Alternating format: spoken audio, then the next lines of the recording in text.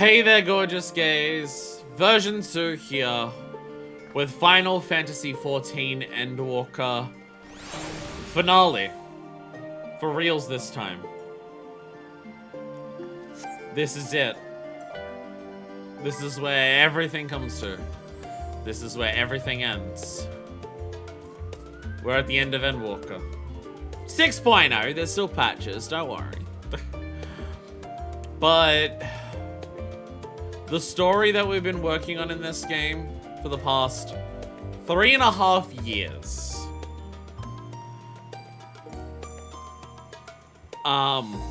is about to begin.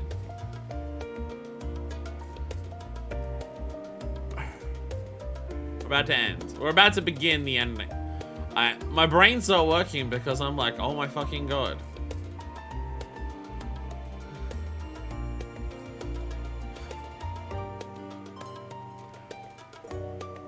Just thinking about everything that this game has been to me for the past 3.5 years.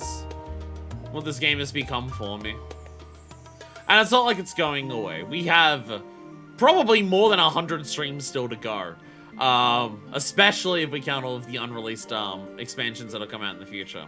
We've got many years of this game still. But everything that the game has been comes to a head today.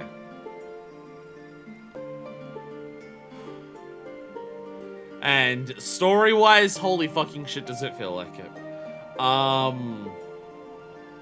Especially the last couple streams. Game has done a very good job of really selling the finality of all of this. I was going back to the last stream that we had.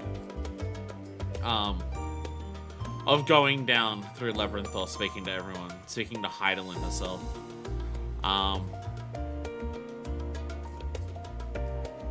It's one of those things that really made me realize like what the journey is like felt like.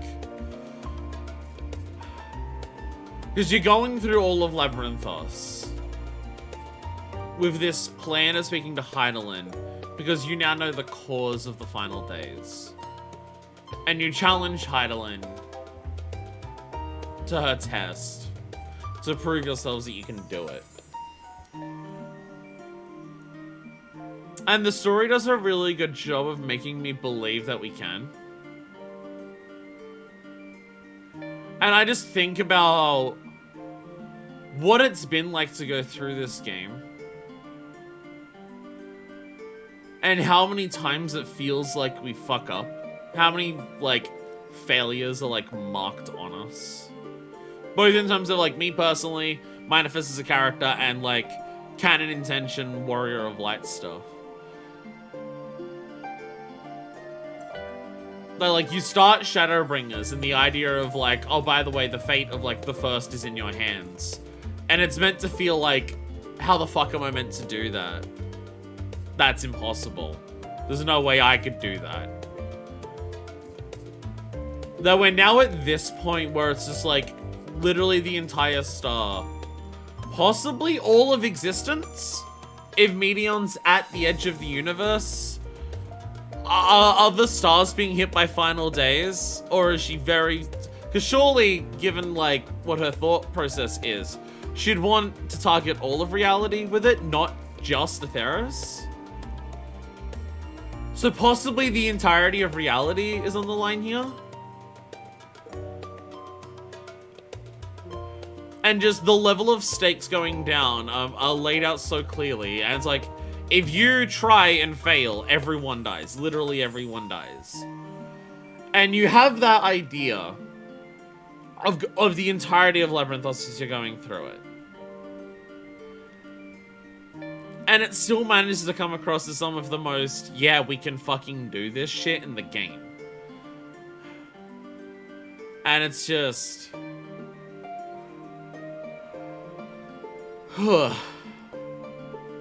It's a lot. You might also notice we have an emotional support pancake. I deliberately left you out. One of my friends in the OC. Lillian, actually, you may have seen her in, like, I think the treasure hunt stream. Lillian gave me emotional support pancake.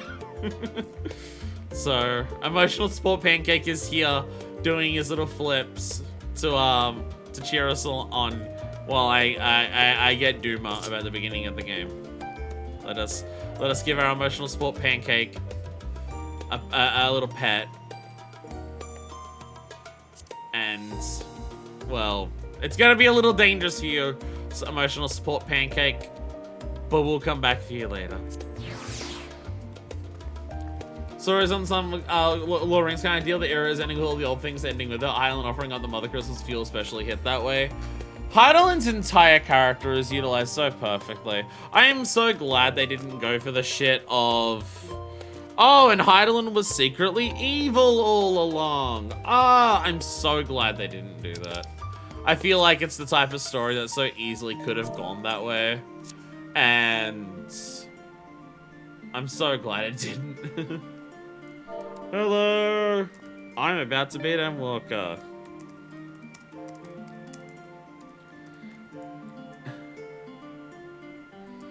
At long last. Smiles. Also, we have chat bubbles.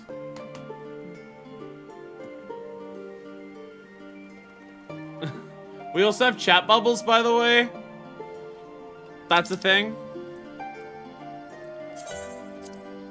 That also apparently happens. People in my FC were telling me about it. Yeah, chat bubbles are now a thing. Yeah. When you're talking next to each other, it actually appears above your head. They also added that. So, that is our big addition we have for the finale. Oh dear God. Oh dear God. Hi, Saru. We didn't speak to Saru last time. It is why it took him this long to add that. Hi, Saru. A great many of the helping hands have delivered the adamantite is still here in Charlian, and I for one couldn't be happier. Between the Aether burner to be refurbished, supplies to be transported, and meals to be prepared, we'll need all the assistance we can get. Even Lord Amanaline has been doing his part, albeit at a snail's pace. Still, it's the thought that counts. But a bit more effort wouldn't go amiss. It's very important that we shit-talk Amanaline one last time. Very important that we shit-talk him once more. A bold decision. Kryl has urgent news. Manifest, I trust you've had a good rest. An envoy of Master Fortune has arrived not long ago with a message. The Loporits have determined Meteon's location. We've been asked to gather at the restaurant. I'll meet you there, along with the others. Oh dear God, here we fucking go. Same dialogue. Here we fucking go. We have to support in his newly discovered antagonistic boyfriend arc. To what point? Look. If Amanaline getting a problematic villain slash boyfriend is gonna make him stop trying to flirt with me, I'll gladly support it. I will gladly support it. It's so funny that because of the way 14 does, like, its gay male relationships, which is to say never explicitly confirmed, but always very, very, very heavily implied. It's really funny that you just see... We gotta do the thing that Yashola does, where she walks down the entire stairs around. It's very funny to see Sekard and Amanaline talk to each other and immediately realize, oh, okay, so they're gonna be lovers soon. Okay, understood. But they're very Sans and Guide-a-lot vibes here. They are about to be lovers. Understood. Hi, everyone. There's a lot of everyone's. While the form is not here in its entirety to brood and glare at us, Master Barney's presence alone is enough to put me on edge. Before coming, I thought to inquire about our comrades abroad. It seems like the final days have been observed further and further north of Garlemald. For a blessing, those regions are largely uninhabited. Good, because they're so fucking cold. But in any event, we mustn't interpret this as a geographical spread. There's no telling where in the world the phenomenon will strike next, unfortunately. Well, we can't analyze celestial pathways as well, like celestial currents. Not feeling any focus on the ashes scope, are you? I was playing test subjects for this new aetherites. Even the mention of aether sickness makes me feel a little queasy. How did you sleep? Well, I should hope. It's like the last opportunity we'll have to take a proper rest for quite some time. I probably could have done with a few more winks myself. Ugh. Oh no! Graha's gonna approach the apocalypse! Tired, no! The thought of what's to come was keeping me awake, you see. So I thought to do a bit of research, hoping I might eventually feel weary enough to doze off. But before I realized it was already morning. No need to scold me, I already regret it. I'll probably only feel that regret more keenly as the day wears on. So it's only all of reality that's on the line, Graha. It's fine. Hydaelyn, the heart of the star is gone. And yet on the morrow, the sun will rise, and life will go on. When I look upon Sharlayan and its idyllic surrounds, there are moments when our absence feels unreal. As do the final days. What's so? You can take a nap on the bus. Since the final days first manifest, we've been tested as never before. Even more so in your case. Nevertheless, our work is far from over. We cannot afford to falter now. Not when the end is in sight. What played that sound? And it's any pop-ups appear like this. I fear our recent travails within Labyrinthos and the ethereal sea have taken their toll on my mind. For last night I received a visit in my dreams. Moonbreeder. A vision not to the woman she was, but the woman she would have become. Oh, mail. Why am I getting mail? Who's sending me mail? Gods, I can hardly believe the Loporits managed to find Meteor out there, hidden among the stars. The sheer distances involved are mind-boggling. Living where? What took you so long? We were discussing scant time to do it. If you would know the reason for this assembly, you had better ask Master Leveilleur.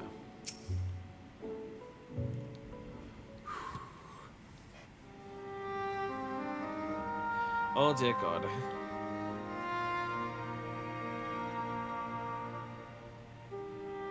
Oh come on, mate.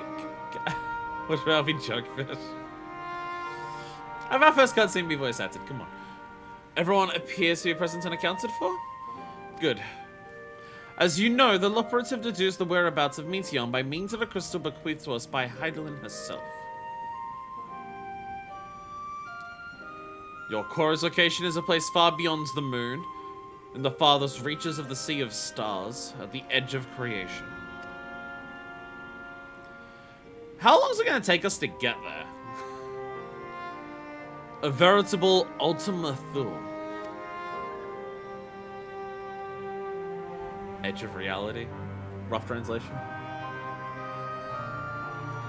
Or edge of everything? Indeed.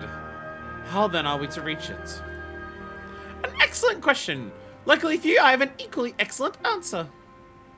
In theory, with its advanced propulsion systems, the moon is capable of delivering you to Ultima Thule, but the myriad other facilities housed within would greatly impede travel through the Sea of Stars. Even the Mother Crystal may not possess aether enough to bear so massive a vessel to our destination and back. However, if we integrate our Hyper Hopper into your aether burner, we should be able to fire up things and jump our way to the edge of the universe in no time. Oh, you have lightspeed travel in the moon. Oh, okay.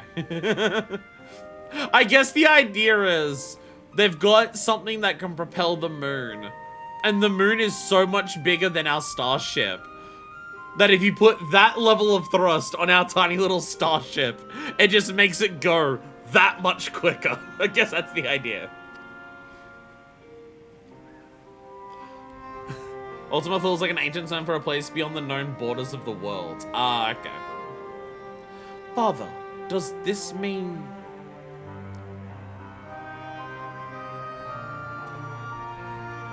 Bear in mind, this decision was not made solely at my discretion, but with the consent of the Forum.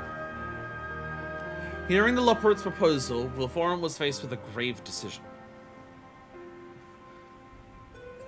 Time to look up, man.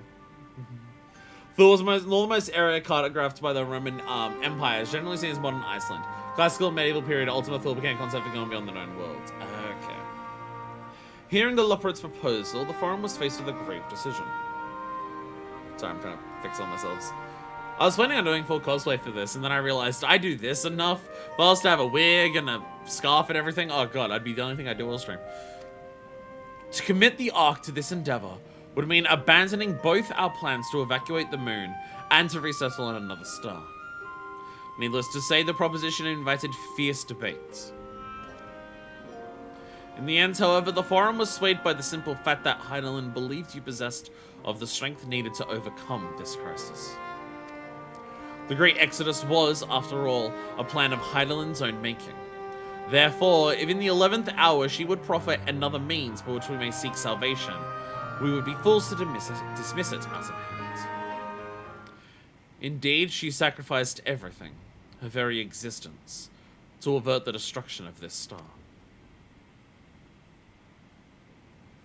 That is why we have chosen to place our faith in Heidelin. In you. The Ark will be made ready for your voyage to Ultima Thule. What of all the people that have labored so tirelessly to prepare for the evacuation? They must be furious. I don't think they're gonna be mad that, oh no, I went to all of this effort to pack to move to another star, and now you're telling us ours isn't even gonna be demolished? Oh, come on, I'm so pissed. I think us saving the star will alleviate their concerns about how much effort they put into it. I would not be so sure. They've not forgotten your deed on the Mataglakis. Nor did your instrumental role in orchestrating the delivery of adamantite go unnoticed. No, the people do not protest, quite the contrary. They have expressed unwavering support for you and your mission.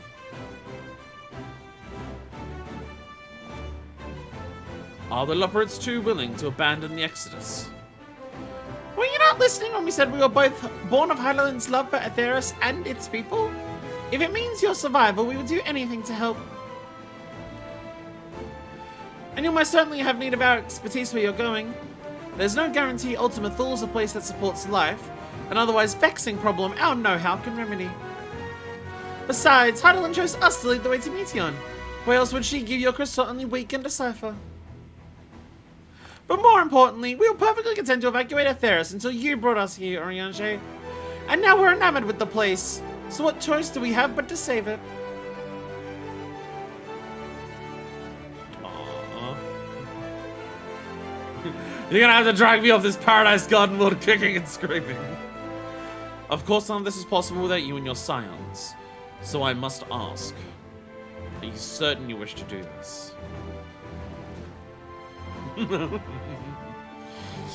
Everyone looks to me, of course.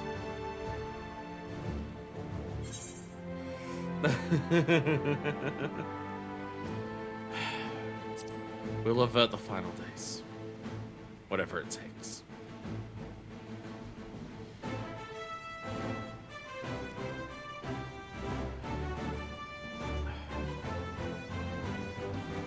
Very well. We shall inform the forum of your decision, and begin preparations to bolster the Ark with the, Hyper Hopper. The Luperits will coordinate with the Ilsawad contingent to have the necessary components transported via the Tower of Battle. Of course, it'll take time until the work is complete. Oh, we get some more rest, thank God. God, good Grahag can get an actual sleep now. For now, pray take your ease. We've rested for this conversation, now we take a bit more rest. So it seems there is naught to do but rest and prepare. Shall we? He really didn't expect the rabbit. The Hyper Hopper will save us all, don't worry.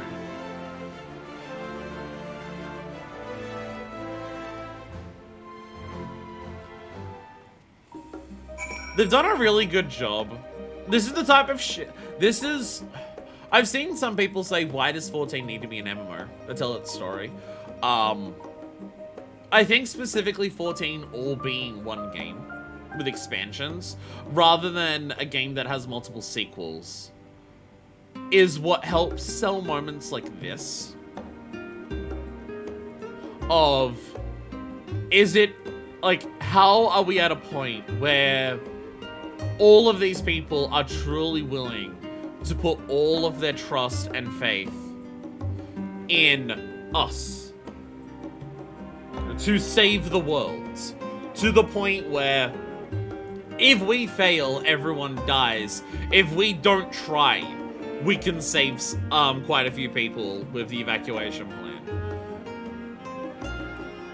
And it's just, you've gone through an entire game of, like, proving yourself to so many people to instill that level of hope that something like this can be possible. That it, like... the idea that the entire Star is putting their faith in you to do this is something that I feel like it feels really earned because it's an MMO, because it's an ongoing story over several years. The amount of people you've interacted with, the amount of things that you've done in this world, like, and even as we saw last time, with all the side content coming in to help and everything like that, really does make it feel like so much more of it really is like the entire world that is doing that. No need to worry about lending a hand with the High Papa. We already have more than enough help, so go and relax while you still can. There is much to be done before the Ark can be made ready for your voyage. That I can be afforded time to speak with Alphino and Alice. Alas. I can but pray they find a moment of quiet calm before the journey to come. As you can imagine, not all the forum members were willing to endorse this plan.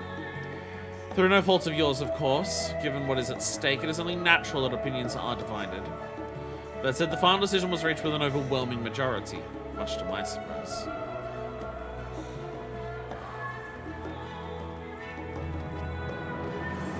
Forum, why do you design your place so the only way people can get out is by jumping over stairs constantly?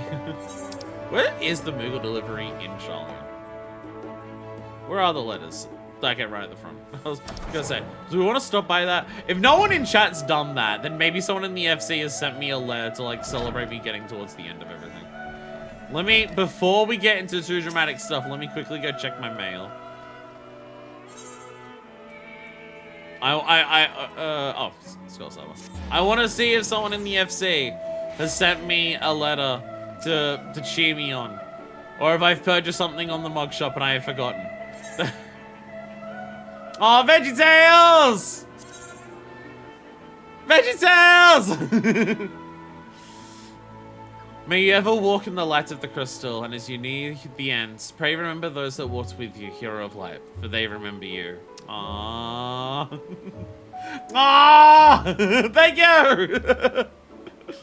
Black Hayate. Yay! I'm glad I checked that. I'm very glad I checked that. We have dog.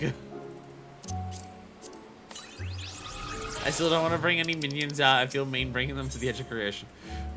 But thank you.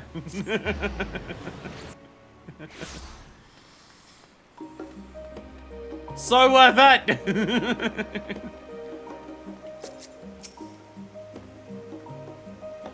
Oh, let's spend time on our hands. What should we do?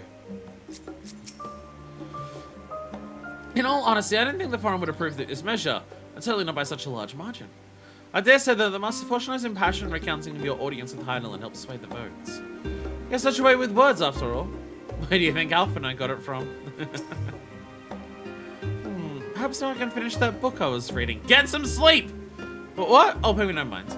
I'm sure you have better things to do with the time afforded to us. Get some sleep! Max! I'll be lucky until I fall asleep. Good luck and have fun. Thank you! Thank you! I should very much like to speak to the Loperates once their work is complete. The display in Highland has trusted them with a great deal of knowledge, and I expect there is more they could teach us. A rare opportunity to rest. I say we make the most of it. Grahar, I swear to you. Sorry. The Forum hath placed the fate of mankind in our hands. We must not betray their fate. They bid us rest, but I'd rather find something productive to do. Sorry, I didn't do that description, did I? I suppose now's a good time as any to hone my lance. Not that I've ever found it to be dull. Still, it eases my mind on the eve of battle. So, are you also about to save the world, or are you like just arriving here in Charlene for the first time? It's hard to say. You want to join us to save the world?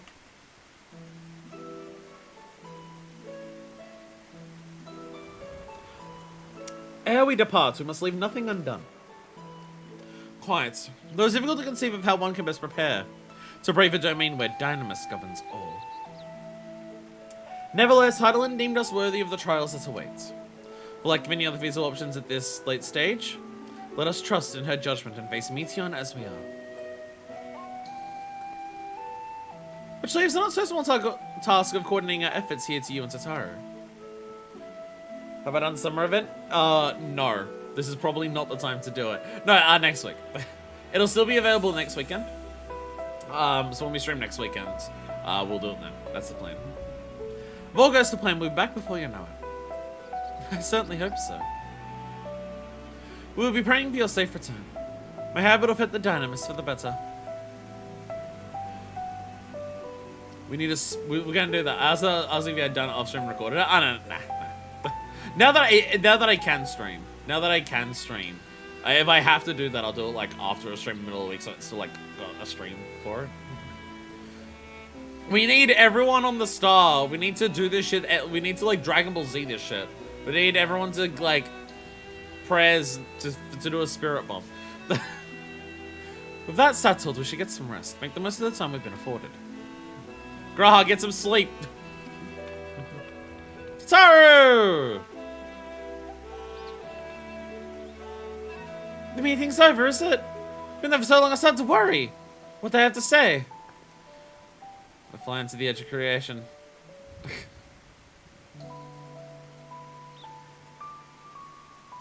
The edge of creation.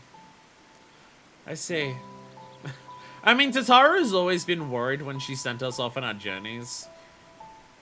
Of like, I'll bid you later that you're going somewhere that I won't be able to follow you. And now it's just like, you ever gone to the edge of reality? Yeah. Yeah.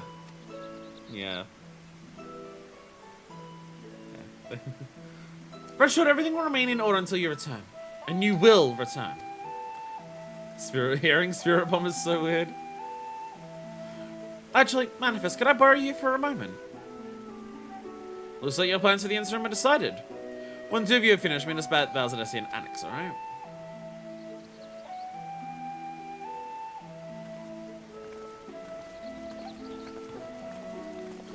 What's the plan, Saru?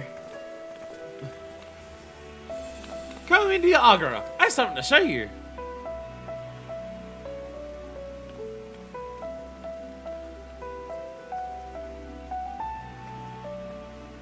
Don't tell piano keys.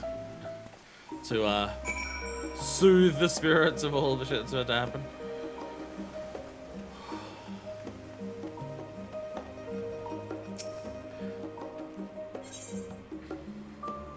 This section's doing a really good job of like building up the tension.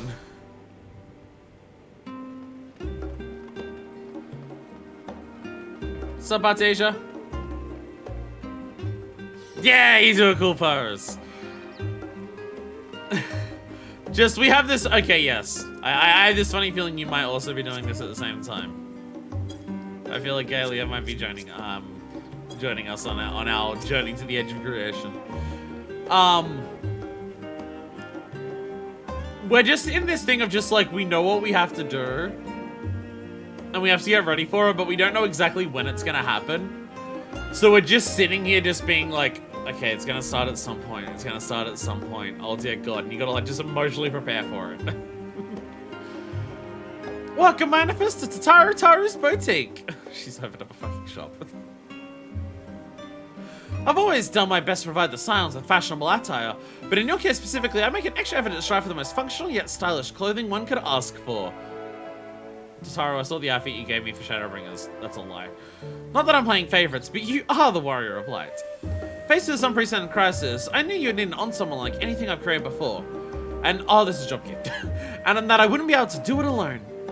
And so, after enlisting the aid of the world's finest artisans, I finally completed my career-defining masterpiece that I won't be wearing. But then inspiration struck and I saw a golden opportunity just begging to be seized. Those of Vathnarian refugees, I decided to set up shop here in Sharlayan. Of course, I'd never charge you for any of our works. Perish the thought. Vasarud, how are things coming along? Everything's in order, Mr. Sataru. We'll be ready to open shortly. Which is why I brought you here, to be our very first patron. Would you mind waiting here a moment longer? You will be checking it out. I mean, if this is job gear, I already know there's multiple pieces here that I do want.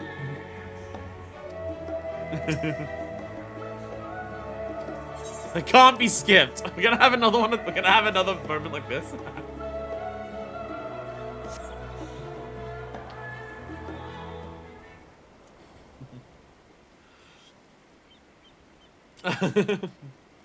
Another moment like this. Again, we're just building up the tension of just, we're waiting for it to happen. We're waiting for the end to kick in. No, not the man in the soup can. No. Too much armor, my guy. Ah, I didn't expect to find you here.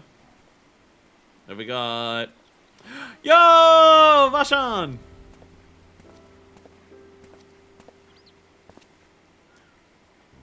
I imagine that Dana would also wish to offer her regards. Alas, after delivering our dragon scales to the engineers, she remained to assist with their work on the Aether Burner. This Simulican tomb will stay in Charlie and will oversee matters in Ratzathan. It is a rather convenient means to keep abreast of developments pertaining to the final days, or anything else. It also allows me, after a fashion, to watch over my people in this distant land. Well, Shan, I was hoping you could stop by. Can't thank you enough for allowing your artisans to work with me here at the boutique. Please, it is I who should be thanking you. This establishment has restored a sense of normalcy to their lives. You have blessed them with newfound purpose, and a means by which to support themselves in these troubled times. What's more, when they at last return home to Ratzathan, the experience and knowledge they have gained in your employ will no about prove a boon to the artistry and commerce of our land. In fact, I came here to see how your new employees are settling in, and express my gratitude for granting them this opportunity. It's an opportunity for me as well, believe you me. Your artisans have taught me so much about Vathnarian craftsmanship. Their resourcefulness and ingenuity are nothing short of inspiring. Can't wait to see what kind of wonders we come up with. I pray you every success in your endeavors, Mr. Sataru. Before coming here, I heard word of the forum's decision, of what will soon be attempted. It was only then that I finally understood why my father called this star the last bastion of hope. Indeed, it was the last bastion, for the flame of every other star he encountered had likely been extinguished. In the boundless dark, the light of brimming life must have been blinding in its splendor. Your journey unto the heavens to protect that light. May the scales of my kin serve you well. I have faith you will prevail, and restore peace and tranquility to this star.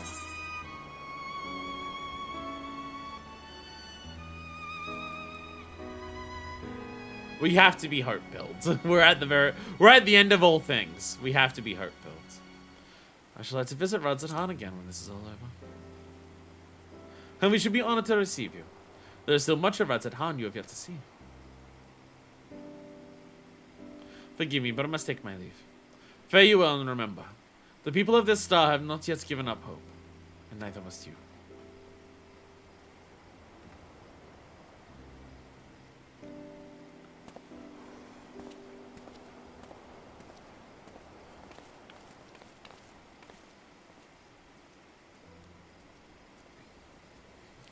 Turns out this section also does all the side content, so you do actually speak to everyone. So because I've done all the side content, this cutscene will take about 2 hours.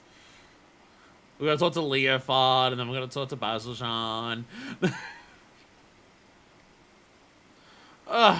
Where must I go to get a meal with some flavor in this wasteland of taste? Oh god, no. Oh god, no. No! Pretend you don't see him! Pretend you...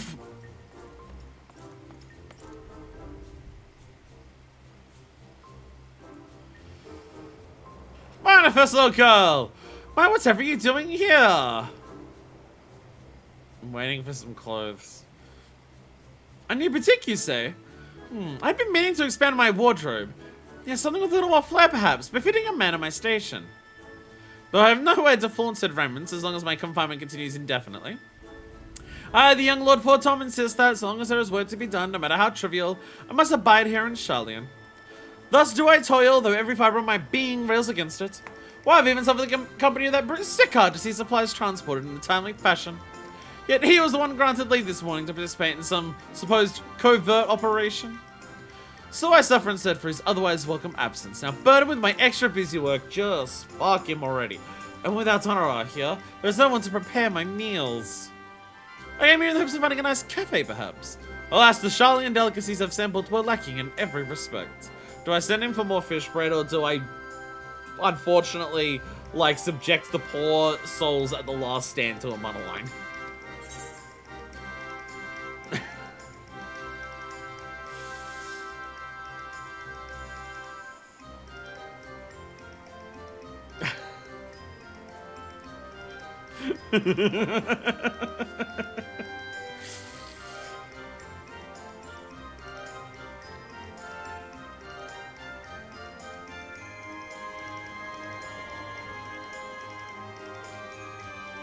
Well, that's a bit of payback. We tried Archon Loaf. It's in all the shops. Archon Loaf? It sounds sophisticated. Like me. I thank you for the suggestion. With a full belly, I dare say I can endure this purgatory if only a while longer. Tataro, go!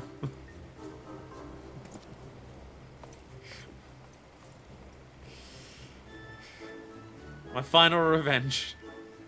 My final revenge on a monoline. I wanted to cut over and pan to him, and he's on the floor dying from the food. Because he's still over there.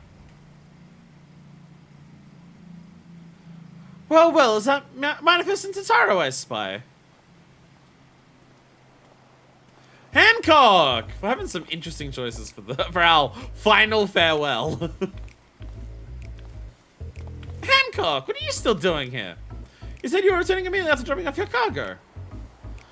Yes, that was my original plan. After all, any expertise required aside from delivery of goods is well beyond my purview.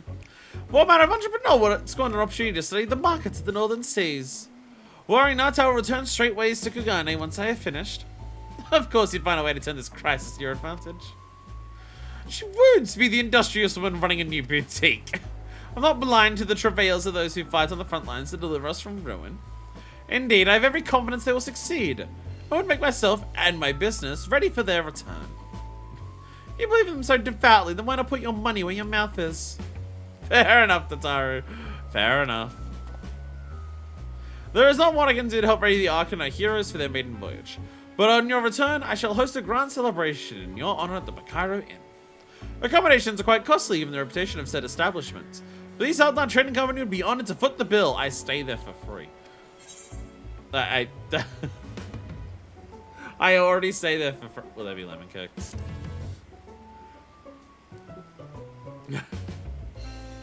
Oh, woman of tart tastes, I see.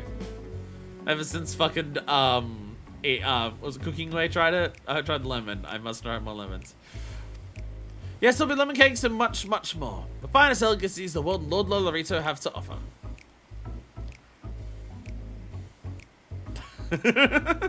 But let us speak more upon your return, lest I draw even more of Tataru's ire. Until next we meet.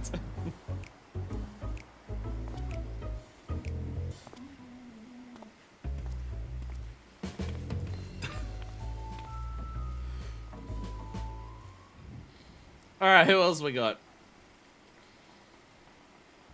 This is not quite how I expected today's venture to start. Guy in the soup can is still dying. Someone should help him take off the armor. It's clearly not good for him.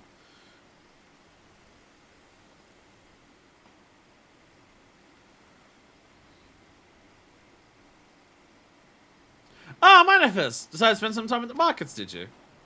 Who we got? Biggs Wedge! Yo! Tataru! Biggs Wedge! I take it the work on the arc proceeds apace? Aye, it does indeed. Collaborating with the greatest minds of Charlie and Ruds at home has been a rewarding experience. And to say nothing of what we learned from the Loperates. The arc is unlike anything we've ever had the pleasure to work on. Even Nero was rendered speechless on more than one occasion. Holy shit, Nero actually being humbled and being like, yeah, this is better than what I did. They couldn't put that on camera because you couldn't manage to, like, make it believable. I can't wait for you to see it. And you never guessed who passed the visit before we came to Charlian. Alpha! I think he sensed the coming danger and returned to check on us. I mean, I saw him on the boardwalk with you, but, you know, Eddie mentioned Alpha. He always was one to turn up in a time of need, and I suppose that's why he decided to join us here in Charlian. Good thing, too. I don't know how he does it, but he has a knack for brightening your day just by being there. It's because he's best boy. Still hard to believe we have the means to send you off into the great expanse, though. To the farthest known reaches of, well, everything. Never thought I'd live to see such marvels, yet here I am. More often than not, you and the Sans are the catalyst that sparks the need for those great innovations. To think how much I'd miss out had I not been a member of the Ironworks. An awful lot of work, to be fair, and the privilege of being what's like a cart chocobo. Oh, there is that too. As busy as we've been, I wish there was more we could do for you, Manifest. But no matter what happens, we have to keep believing. For a brighter future. That might do, my friends. That we do. Yeah. When you head back, would you tell the engineers I'll be along shortly with refreshments? It's very kind of you, Tataru. They'll be glad to hear it. Here you go. And on that note, Wedge and I should get going. Still got a few more supplies to gather before we return.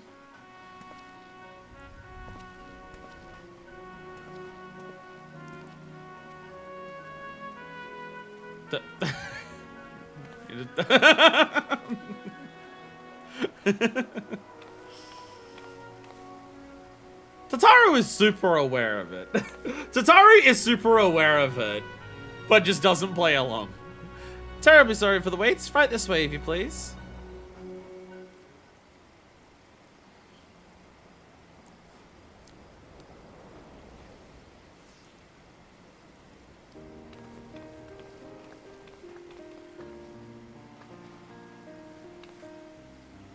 Right, I don't believe the two of you have been formally introduced. This is Vassarud from Palika Stand.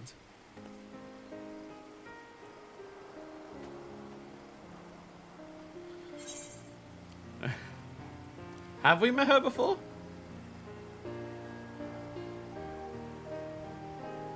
We've been to Palika's stand.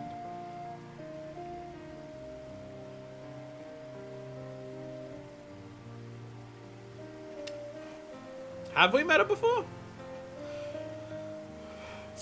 I'm gonna say this. We've been to Palika's stand.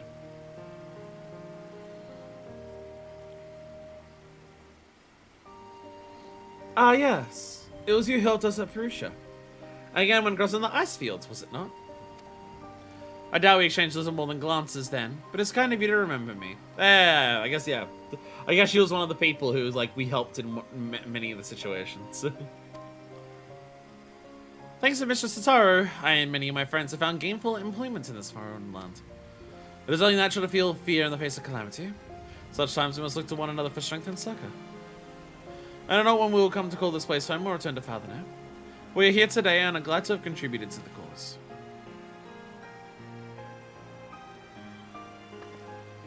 And contribute they did by helping to make your new garments as durable as possible.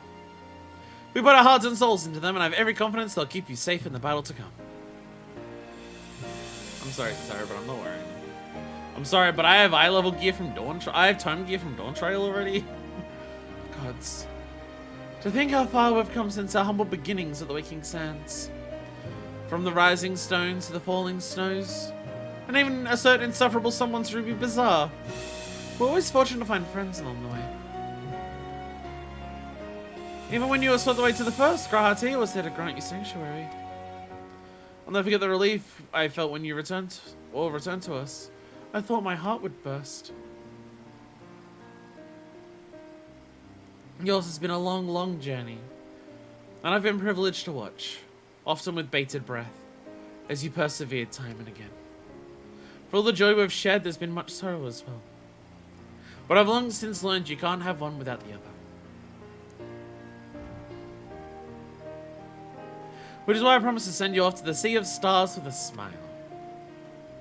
And you can be certain I'll be the first one to welcome you back on your return.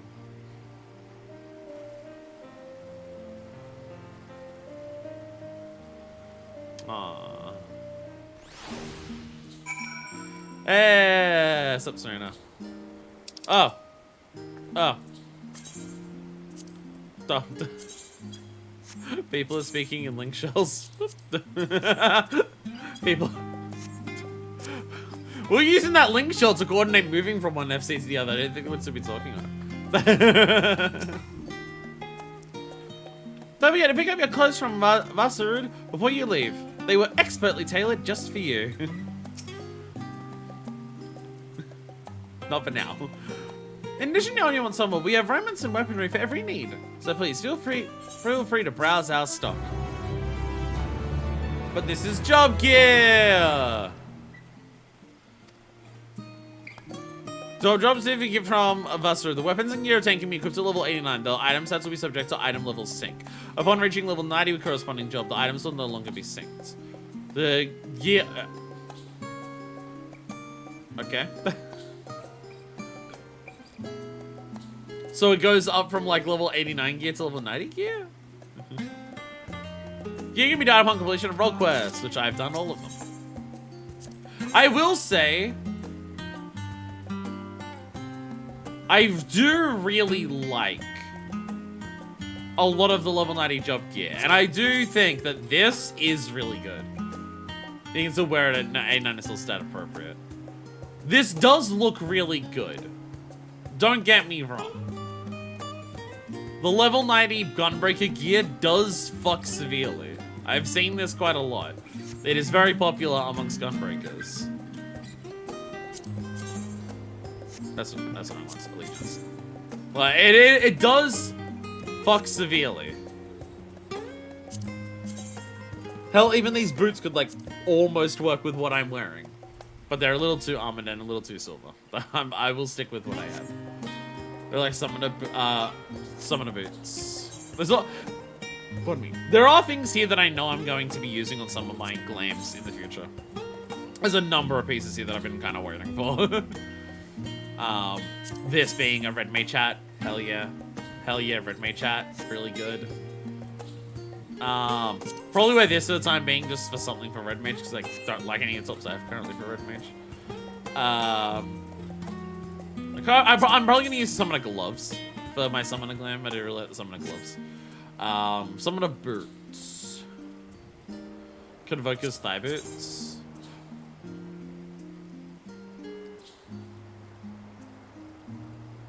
If you could cut off the straps.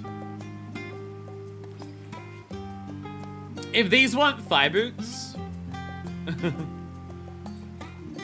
All free glamours points in Soul Diable, because we have done every job quest.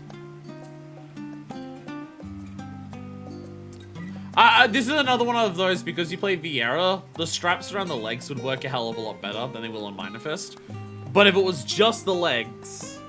Like, if I had a coat that covered up everything but the feet, that would work really well for me as well. But the straps are just a little bulky. First time in the game that someone actually has a good-looking job set in full. Summoner gear has pretty historically been, terrible. But, that's the wrong one. Convoker. Oh, is it Convoker? Yeah, Convoker.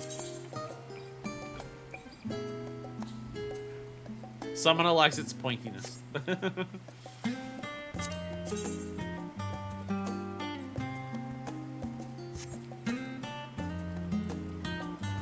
Man, there's a number of pieces across all of this that I know I'm going to use across various things. Magic, you can't see the sleeves. I guess that is a good point, yeah. Though it does look weird when you're, like, cutting off half of it. Oh, yeah, the sleeves do bring it together a lot more, yeah. Yeah, the sleeves help bring that together a lot more. Not for Minifest at all, but that is good job. That is good gear for summoner that, like, aesthetically looks like summoner gear, but actually looks good. This or 100 Reaper that people really like. This Reaper should be, like the standard one, I believe.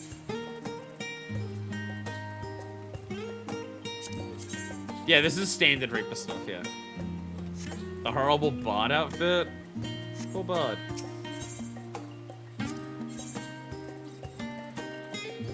So I just noticed that... God, they don't even give you a dyeable version of the fucking Viper one.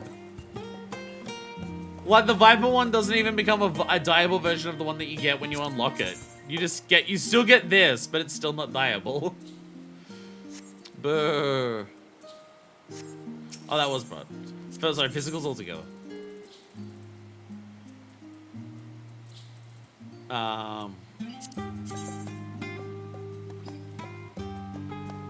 That doesn't feel like Bard. I'm okay with the look, just for a job that isn't Bard.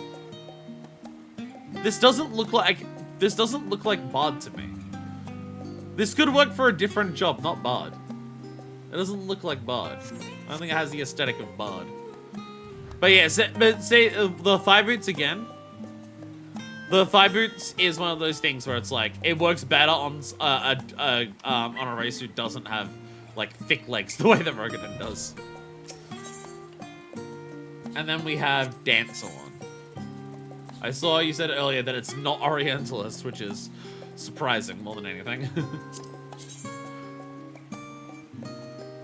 It is very pretty. It is a very pretty one.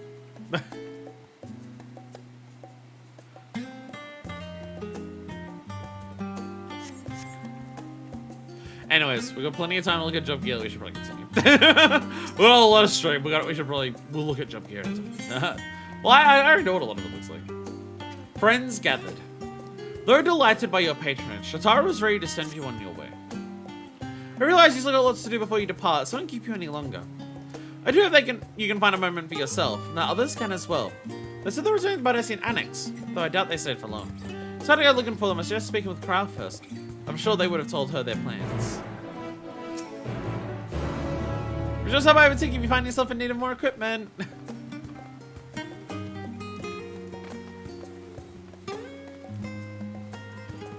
Oh yeah, also this is just over here now. This Lot's box is next to this mysterious maiden. It's just glowing there. It's just glowing constantly now.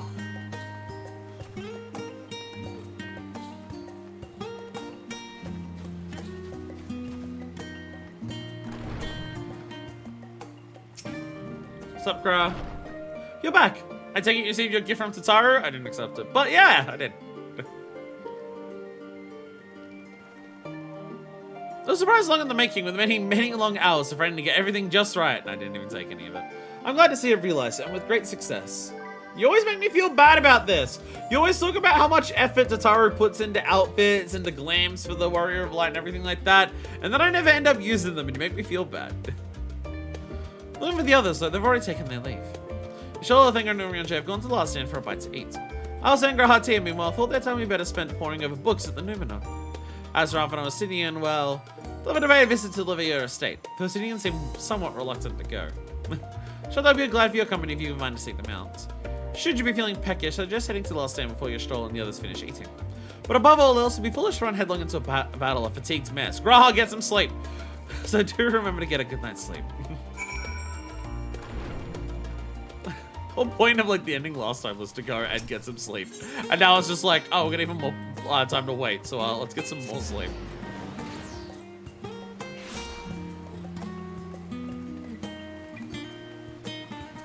Yo! Yo! Yo! As like talkable, interactable NPCs, yo! Bleep bloop.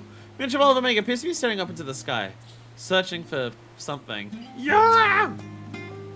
Quack-row! Alpha seems distracted by something off in the distant heavens. Can I ever wonder what he senses out in the sea of stars?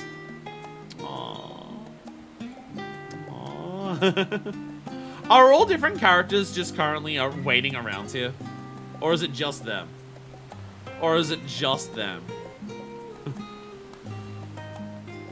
Because they said people were still around, but I guess a lot of that was meant to be like that interaction that we just had there.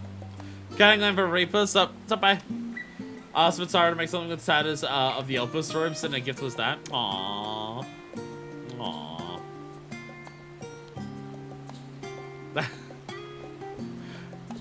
Enjoying a bite to eat here. Oh Jesus! Oh, you're in the desk again. I was about to say I've never seen Serena show so much skin. Dancer Glim. And Averell, who's here on summer vacation.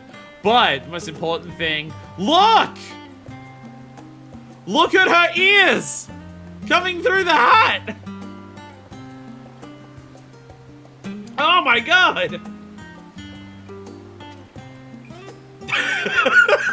It's so cursed.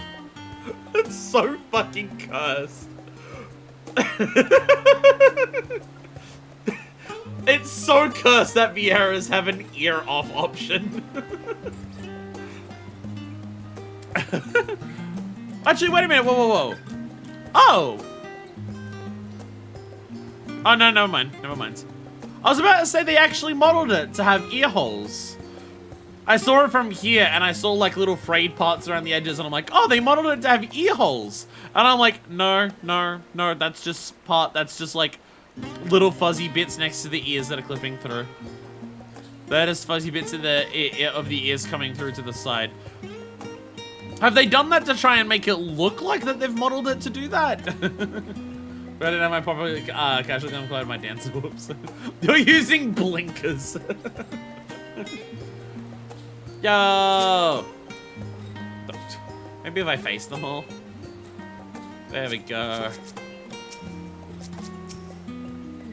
Why can't I not sit in front of people? There's a part of ear 4, okay. Try Ashley Mine. Tataru has no chance of standing between you and a hearty meal. Don't worry, we saved some for you. Hast thou perchance had opportunity to partake of the rainbow pudding? Owing to its striking flavour and somewhat garish appearance, 'tis quite popular. It is what we last stand stock hath been entirely exhausted. Gay cake! I should hope at the very least. Putting away did sup upon this most delectable of desserts. Mine first. Gonna make our trio a courtois, have you? Please have a seat. I'll see about getting you a drink. One last brew before we hit the road, and by road I mean edge of reality. Your business with Tataru was finished. Yashole's actually drinking alcohol. Like, she's actually drinking wine. Holy shit. She normally goes for tea. My, what a thoughtful surprise. Whatever would we do without her? Indeed. And she's right, you know. It hasn't been all doom and gloom. Feels like a lifetime ago that Master Louis Soir gathered us together to form the Circle of Knowing. Before my time I was here. Since then, we have experienced much. But rather than feeling wiser, the more I learn, the more I find my knowledge lacking. You sound like someone else that I know. As a student, vainly did I believe that I held the secrets of creation in my grasp. Yet that which I had seized was but an insignificant sliver of what awaited in the wider world. Every encounter, every experience hath served to open mine eyes, enlightening and humbling me in equal measure. Even from those whom I called enemies have I learned many a valuable lesson.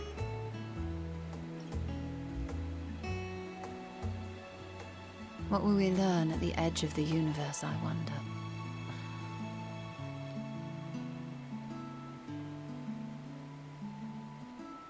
Ultima Thule, where the bringer of the end makes her nest. I, for one, can't possibly imagine.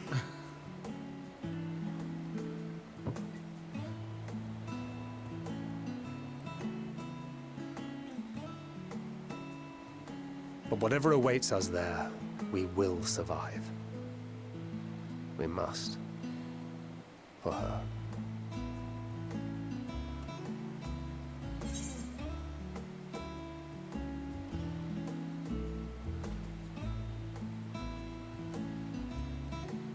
We get through this. Together.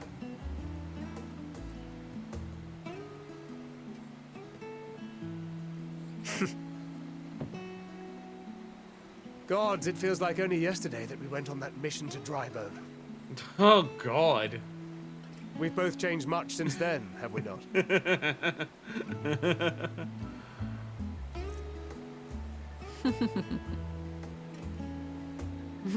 We've come far together, and if we have aught to say about it, will go further still. Aye, we will avert this calamity and return home. In preparation for which, we must give thought to what we hope to achieve after the proverbial dust is settled. What with the primals and Ascians all but dealt with, I suppose we'll need to look for new hobbies. In all seriousness, though, in uniting to overcome a common foe, the disparate peoples of the world have found a way forward together. It's a truly gratifying sight to see. Indeed. Though it was many years in the making, we have successfully set in motion the gears of fundamental change. With this, we have fulfilled our humble role as a symbol of hope. And I dare say it is time to bow out. After all, there is no shortage of hands to bear the torch in our stead. Said an fascial era has had its dawn. You know, I never really considered I might live long enough to see an after. But even if my time as a scion came to an end, I don't expect that much will change. We'll still be doing the same shit we always do. Traveling the world, going wherever the wind blows, lending a hand to those in need. Adventuring. A journey for journey's sake. It doth suit thee well. I must confess, I too have yearned to see more of the world. If thou art amenable to the suggestion, I would accompany thee. Mine ability to Everyone's affect an air plan of after we normalcy save the through world is artful just going to be disguise is all not the silence are just improved, going to thou become must adventurers. Aye, well, improvement is relative. You still look suspicious no matter what you wear.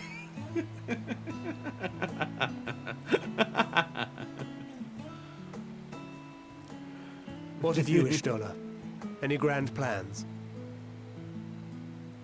Why, continue my quest for knowledge, naturally. To begin with, I wish to know the state of the reflections, to which end I must find a means to travel between You're allowed to worlds. say you want to go and save Runa. 'Tis the least I must do if I'm to keep my promise.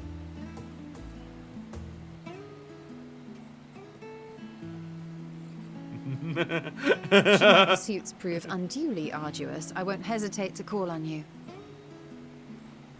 And in return, I will take you to see Reen one day. I'm sure you cannot wait to see the fine young woman she has become.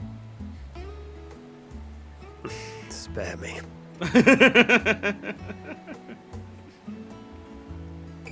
And what of thee? What wouldst thou pursue at duty's end?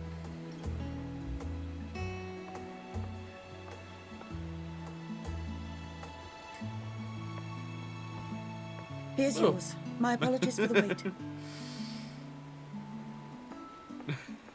Well, shall we make We a are toast? once again interrupted.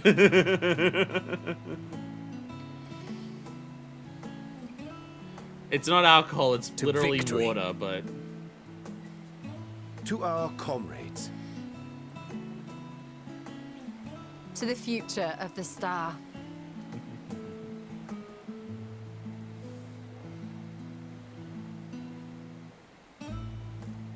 It's literally water.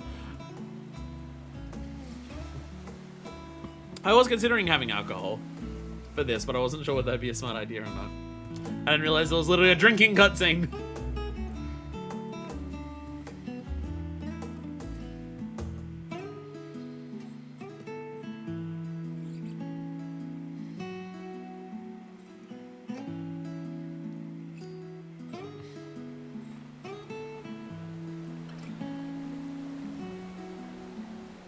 Up there for like favorite cutscenes in the game. It's probably because of also what my age is. It's probably because of that. I've asked the kids now. That's literally the comparison I was about to make. It's probably because of the age that I'm at. But a cutscene like that, I resonate with that a lot more than the one that we had back at the Badassian Annex. And that is very deliberate. It is very deliberate that it's literally like hanging out with the, like, even though Graha is in a lot of ways the oldest of all of them, he's found a renewed youthful vigor with the new body that he's in and everything. He's basically been given another chance to be young again. So having like that comparison of like the more like the silly things of like they're playing with their food, big greasy burgers, like Alice say like not having no pickles and everything like that. That comparison compared to this of just like all like, because all of us, and Minifus would be in like a similar age bracket. She'd probably be the youngest one here, but like at this point she'd be like probably turned 30 at some point, like end of Shadowbringers, beginning of Endwalker. I kind of ballpark it as like 5 years between ARR to this. Then I always said that she was 25 at the beginning of ARR. Well, very, very much like this is a conversation of a bunch of adults who have already seen a lot and have already done a lot in life. But in a sense of it makes them realize how much more they still want to do. Like the ones that we had with all the kids hanging out up there, of like the twins and Kral and Graha and stuff like that. A lot of that is about just like the possibility of the future in general, as they're about to get to that point. Whereas this is, we've seen so much, and all it's made us realize is how much more we want to see and how much more we want to do. And everything like that. And also, I do really appreciate that they, like, this is absolutely the type of mood, conversation, and setting where, yeah, everyone's going to be sitting around with a drink. Everyone's going to be sitting around drinking alcohol, even Y'shtola. I really appreciate that. I very much appreciate the use of alcohol there, of just being like, that is what would happen. That is realistic. Can always count on your friends to help you maintain perspective. Benny mind take a perverse pleasure in it. I'd like to think I give as good as I get, though I'd fare better with the occasional assist from our consummate nodder. But it's all in good fun. I wouldn't have it any other way. Even in this close to the end, they're determined to character work like this. Endwalker is so heavily focused on it. Endwalker is so heavily focused on having as many moments as possible to just highlight the little moments in life.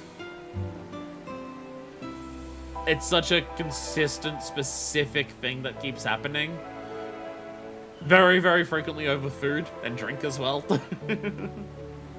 Like, even for Euless, after we actually, you know, got everyone back to Broken Glass, the thing that broke Euless was being able to share a hot meal with people who cared. Is Endwalker the best thing ever? Some may say so. I say, Manifest, whence came this simulacrum that standeth beside thee? I'm not Dark Knight currently. It's not there. I see falsely. But Y'shtola and Thancred but moments ago employed the self-same doubling magic. Alright then, keep thy secrets. I do appreciate that Oriange is drinking beer. I do appreciate that Oriange is specifically drinking beer. Leaving so soon? I suppose it's for the best. If you'd rather not explore the bottom of a bottle with Oriange. I dare say the others would welcome your company as well. If you can find them, that is. Okay, as long as you make the most of your time, then that is all that matters. Oriange is apple juice. We will remain here a while longer. The very least until Oriange finds his legs again. Yo! Yo! What's up, everyone? This is what you meant by fish table. This is what you meant by fish table. There's fish everywhere. What's up, everyone? We were comparing fish. Chat bubbles are so good! Serena, what's up with your fish? Serena, your fish looking a little different to the other fish. I'd get out my fish, but my fish is an emotional support pancake, which is also a little different. Fish! Serena's fish wants tombstones.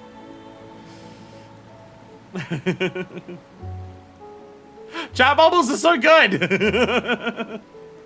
Chat bubbles work so well. I didn't get the fish memo. The chat bubbles help so much for little moments like this. It helps so much. Oh my god. Just sitting down next to everyone like this, I didn't realize how much like would be improved by it. Alright, I have to go look after the kids apparently. I have to go speak with Alpha and Alistair. Oh hey bye! Bye's also over here. Hello. What's up? Well, might be in a sorry to say, but I always find peace coming here and having some syrup with my sweetheart. Oh. What's up, bye? Oh, you're getting some food. Getting some food in. Understandable. Up here's everywhere. I feel blessed by it. I know that it's one of the things they no longer have to mod into the game.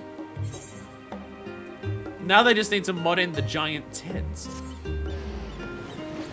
Or they can do the male Vieira mods of modding in pants that hang halfway down your underwear and highly toned abs and graffiti style tattoos across the torso, which is apparently a thing that I've learned. What? Surely this is the first time you've seen me without my armor. Yo, he's in the Falconer shirt. They've also, this is yet a different, this is another different look for him. This is not the shirt he was wearing when, for the other cutscene. When he, like, came into our room and jumped out the fucking window. My Vieira boy's a soft gay nerd, keep that shit away from me. Not one of the people who made those on Rothcast to be fat. my hair. Falconer's boots. Is he actually, is he just in full Falconers? Can't tell from like the chat box is covering everything. Oh no, they're not Falconers. Well, sure, the boots might be Falconers, but they're not Falconers pants, I don't think. They're in a less hobo outfit. So they're experts in armor, let him have this. Hey! Falconer shirt's a good one. I appreciate it. I approve. So I didn't realize he was wearing something that wasn't dragoon blue. I must dye it.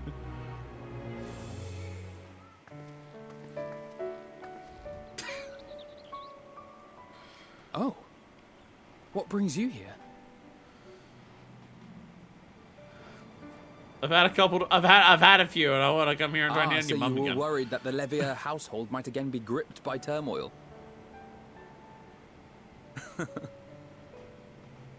All is well, I assure you.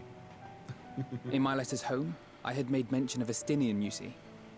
My mother wished to meet the legend in person, and so we arranged to have a spot of tea together. Where were you in my hour of need? Fell beasts I can face, but I'm not made for idle chit-chat with lords and ladies. Estinian, you come from Ishgard. How have you not practiced this enough? Mother was the picture of delight. I might have been delighted myself, were we in a tavern with more agreeable drink. Should have come drinking with us. The thought of fleeing crossed my mind, but what then? I'd never hear the end of it, least of all from Tataru. I'm sorry. 'Twas not my intent to cause you such distress. It's just... It was one of the things I didn't want to leave undone ere we set forth. That's not to say I think we won't be returning.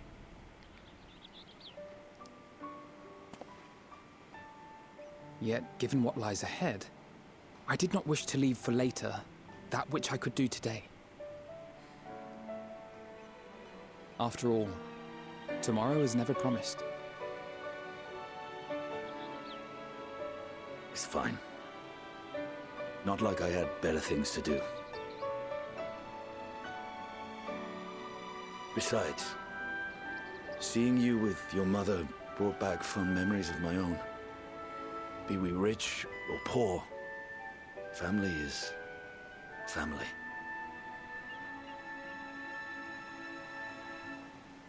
Well, it's past time we were on our way.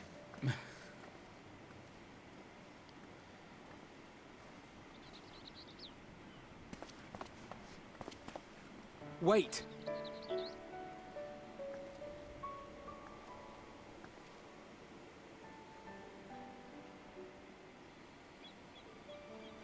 Since I left home, I've made a great many mistakes.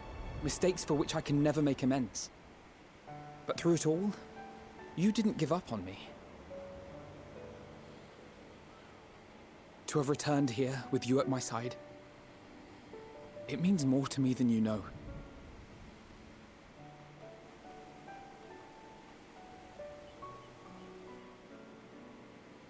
Thank you. From the bottom of my heart.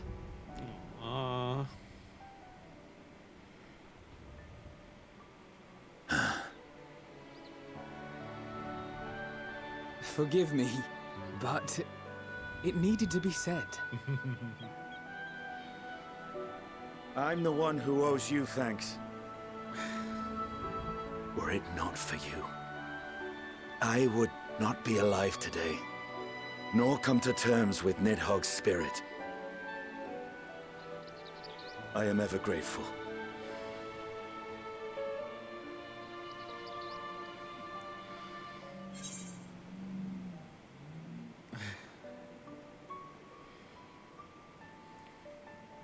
I suppose I have to thank both of you as well.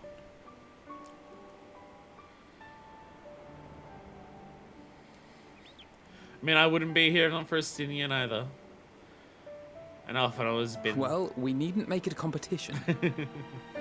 You know, this must be what Hydaelyn meant when she spoke about depending on one another. However treacherous the road before us, together we will prevail.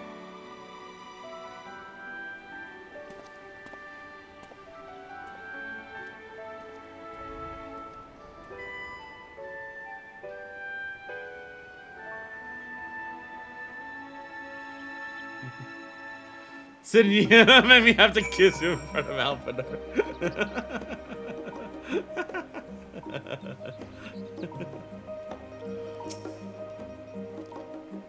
All that remains is to return to the annex and give my armor one last polish.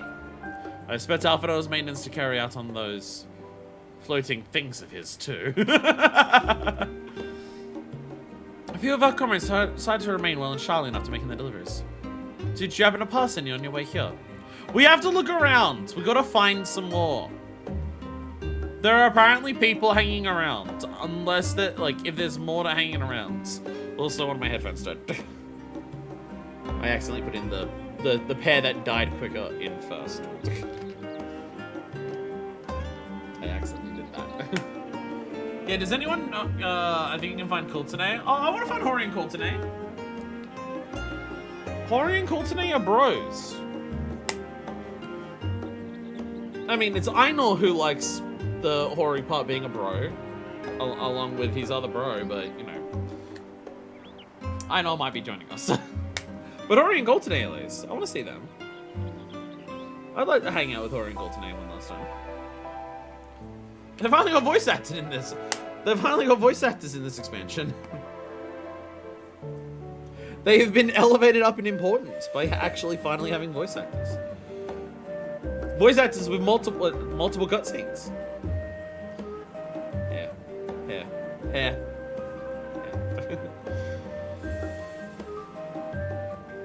This jacket is slightly tighter around the arms, so if I'm slightly slower at changing over headphones,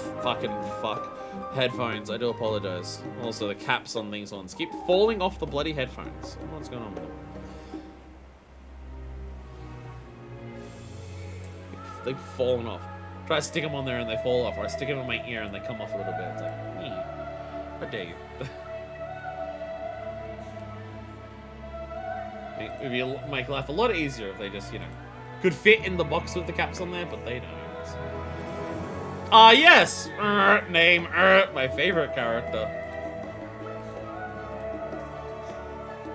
Stop having Hydaelyn sing at me!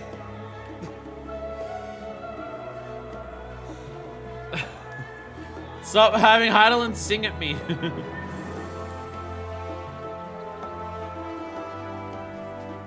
You can't make me sad already. We've got plenty of that to do later.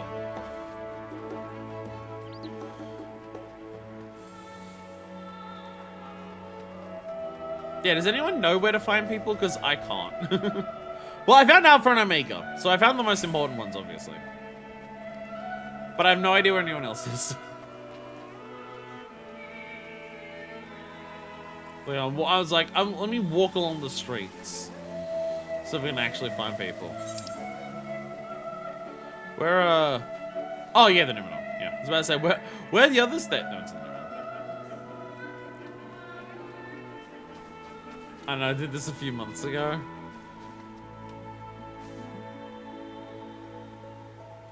Remember everything perfectly in your life. I have terrible memory. I'm the one with like, awful forgetfulness. So if you're gonna join my stream, you are legally required to be able to remember everything perfectly, so you can do it for me, because I can't. Have I had it on a platform? Okay, well, concussions, that's a convenient excuse, but I will allow it in terms of why you don't remember. Oh, okay, we're not there. I will allow getting a concussion from hitting your head on a platform as an excuse for why you don't remember where people are. Pudding Way! Pudding Way! They are just hiding around everywhere. Ah, Manifest, I've come to this studio in order to study the ways of pudding. That's my creations don't jiggle as they should just yet, but I persevere! Hell yeah! What's up, Serena? Oh, you're in a different outfit. I'll be here for a minute. Something is wrong on the internet, and that won't stand. Oh, someone is wrong on the internet. Are they? I told you to get some sleep, and it seems you are inadvertently doing it. Accidentally. Fucking nuts. Hello? You try speaking of Alice, but she is fast asleep. Oh my god. I told you to get some better sleep. This is sleep, but it's not better. Idiots.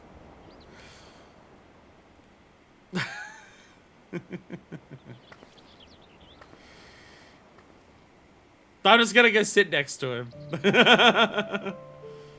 Oh, I'm going for a nap as well. Alright, good night. I'll just get some rest as well. Cryo! Oh.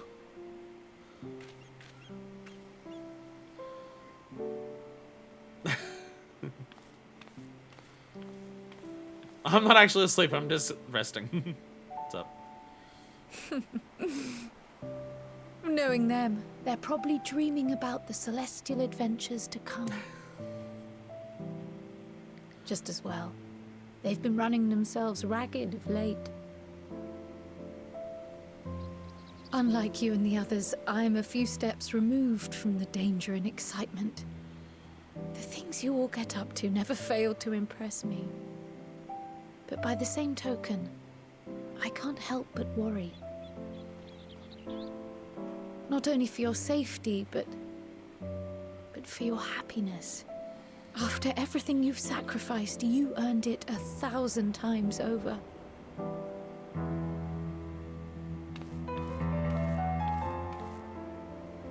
From the simple pleasures of tucking into a hearty meal or collapsing into a comfortable bed, to the grand triumphs of visiting legendary lands or finding true love. You deserve all the joy in the world. There is so much that life has to offer, so much to be treasured and shared with those we hold dear. So promise me this. Come what may, you won't give up on your own happiness. When you're out there fighting tooth and nail, it's all too easy to forget. But in the end, your passions will be your greatest strength of all. Remember that.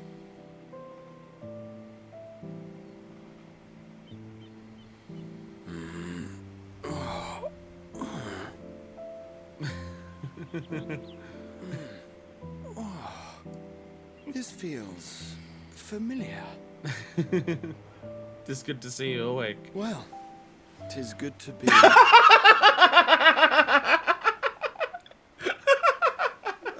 Wait. What am I? These two idiots have been dating for how long and they're Don't still tell me flirting I with fell each other. asleep. I love it. Not that there's any shame in it, but you were sleeping like babies.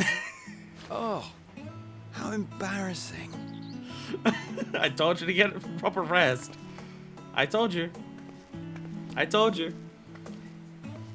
Not a word to anyone. Understood? Not one word.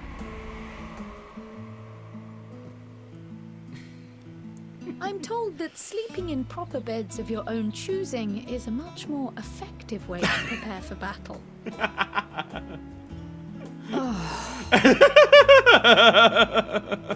So, what were the two of you doing here? I had a few books to return to the library. Thought I'd take care of it while I could. Hard to return them once the world's ended. And you?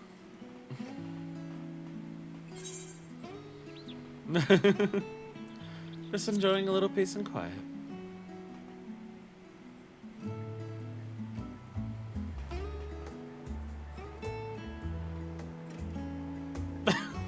Why are you so surprised that I'd enjoy to be in some peace and quiet? Alvaro, you won't believe what I saw. I'm telling. Alice, I'm telling. I do appreciate, like, Kryle's ability to get to people is so good that Alice is, like, trying to immediately be threatening and intimidating. To be like, don't tell anyone about my embarrassing secrets. And Kryle just immediately puts her down with just, like, how about you get some rest in, like, an actual bed? Kryle has the ability to get to Alice the same way that she can get to Alphino. I like it. God, I didn't realize I was so tired. One moment I was resting my eyes, and the next... I should go and get some help. Maybe a quick bout of training. But I'll sleep. I'll sleep when I'm dead. That's enough reading for one day. As we don't know how long we'll be away, I best return to these books before we do depart and eat. I'm absolutely famished. What about you? I was actually eating and drinking with the bros down there. I see. Perhaps I'll stop at the last stand on my way back.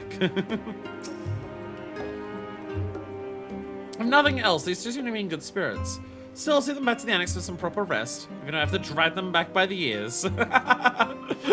You're getting some sleep, Alice, for fuck's sakes. We're ready to fly to the edge of existence. Get some rest. Alright, well, we found a pudding way here. There's gotta be someone, gotta be some other people hanging around somewhere.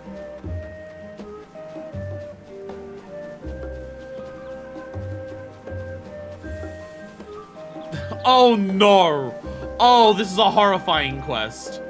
Horrifying quest. That kid's dead. That kid's dead, I'm sorry. Hit my head on a platform again. Well, that kid's dead, so the only thing we can do is to... Do you know the Puddingware? I know Puddingware. I saw Puddingware. I don't think the last time that I had something that you could call pudding. Ash-covered envelope. What a quest starts in Charlie that are concerning. One's got a timid box, one's just a letter covered in ash. One's, you know, Beaver's about to kill people. Pudding's not that great. Don't say that with your near shot of Puddingware.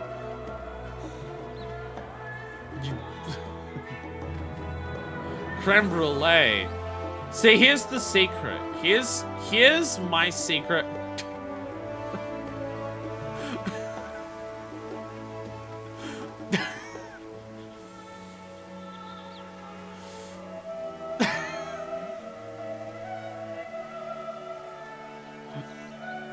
What the fuck, Lorette? Haha, I see. I'm here watching people learn about all the naughty things they do. Not because I don't do those things myself, of course. Perish the thought. So I can probably rebuke others when they do something naughty. Okay. Okay, cheating way. gonna turn a million into it when I'm done with it. Creme brulee is basically just pudding. No, see, here's my secret about creme brulee. I have a secret hot take about creme brulee. I don't think I've ever had it. So I can't really, like, judge. Ifra! I see an Ifra. I got good vibes from that way. I just put gelatin in creme brulee. Does custard tart count as pudding then? Because a lot of custard tarts. Oh, recall today! There they are.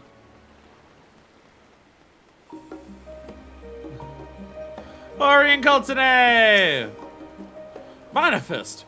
But you've been busy of late. I managed to find a moment's respite before duty comes calling again. Called and now discussing what more we can do to help. Anything should come to mind, please don't hesitate to ask. Tyree, Hori, and I to continue, do what we can to keep our brothers and sisters in arms abreast of emergencies as they unfold. We will take action at a moment's notice, but I pray we have no need to call them to the fray. Yo!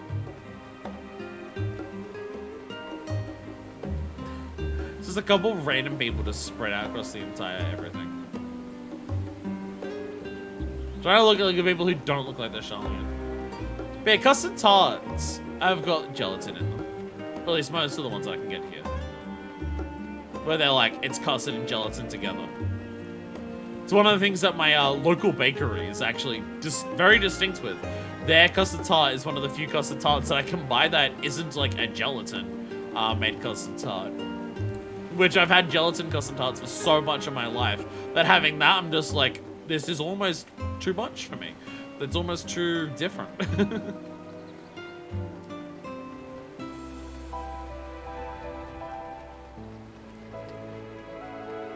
There might be others around. It's like one last dip down this side of like the south area. Over here.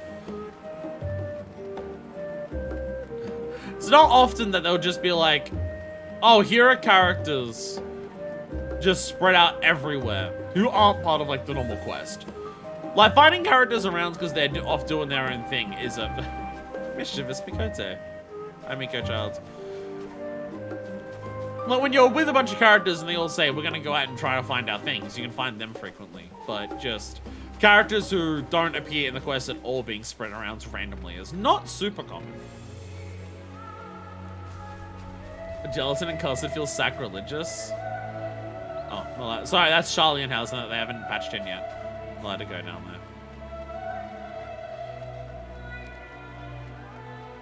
I guess that probably depends on like where you're from, because yeah, for Australia, for custard tarts, gelatin in a custard tart is by far the most common.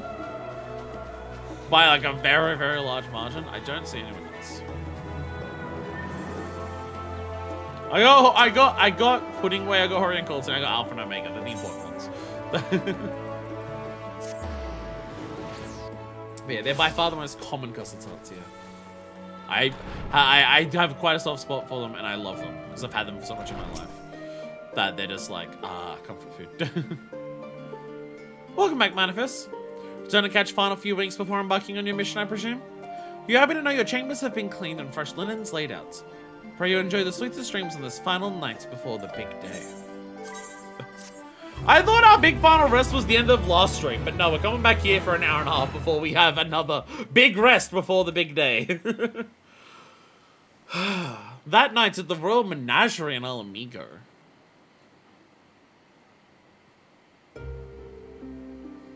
Like Lise and Raban.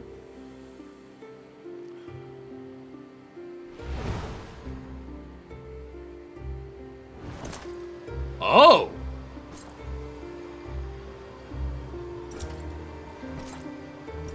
He's come back to where the first fights happened. He's come back to where the first fight happened. Interesting place to return to after our last conversation with him.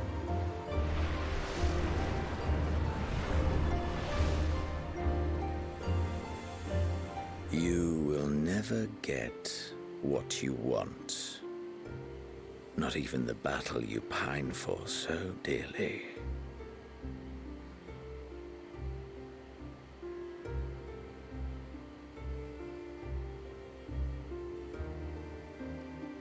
In that transcendent moment, He's probably what forgotten was about that I it. sought in you?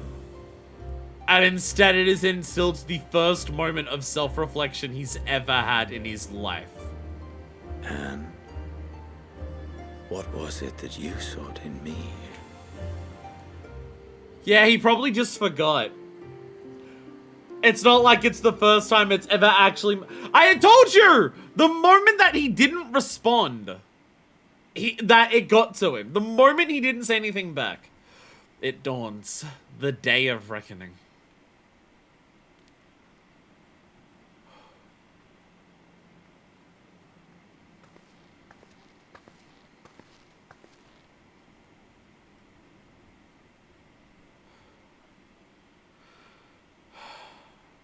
Deep breath.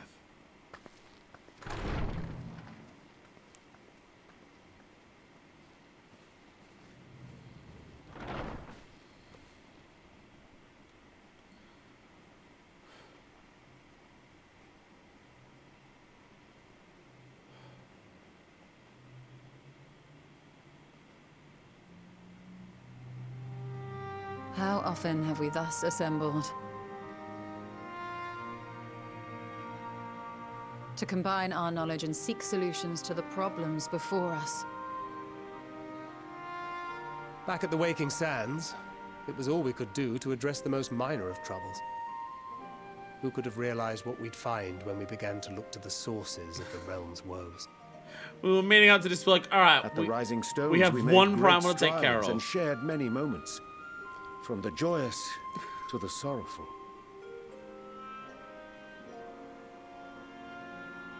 We've had occasion to call other places home too. Be it Ishgard or Kugane, we were fortunate to find sanctuary wherein we might take stock and continue our fight.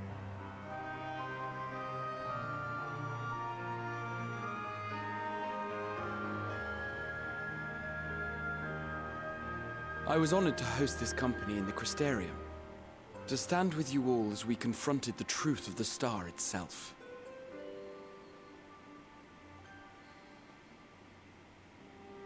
And now from this place, we go to fight the most important battle of all.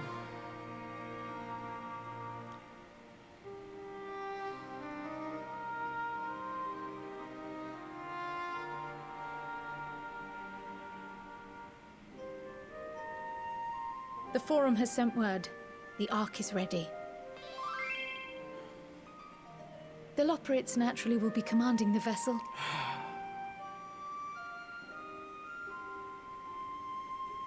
They will see the 8 of you to Ultima Thule.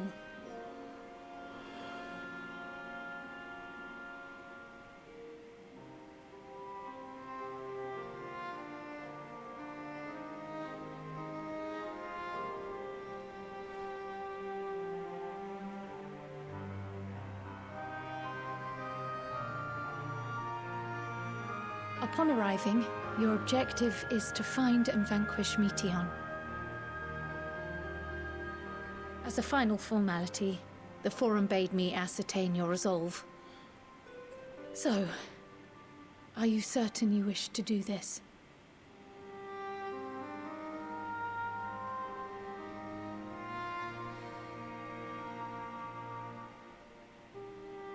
We are.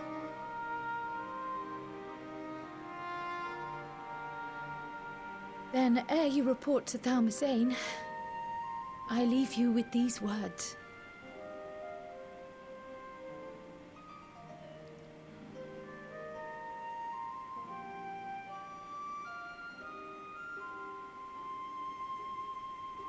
You must triumph. What that means will differ for each of you.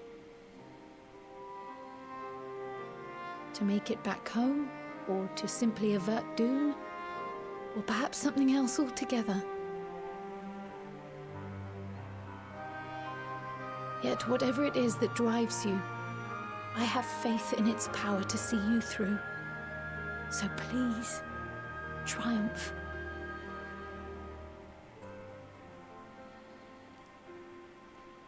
Triumph, as we who remain behind believe you will.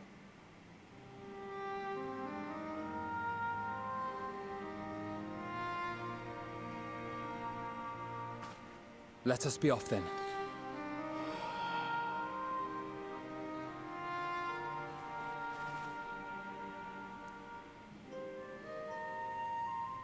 Wait!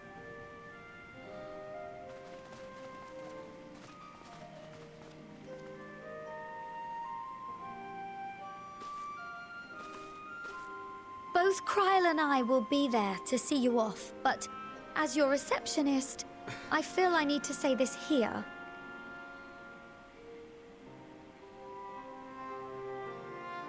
Safe journey, all of you, and be safe. I'm counting it.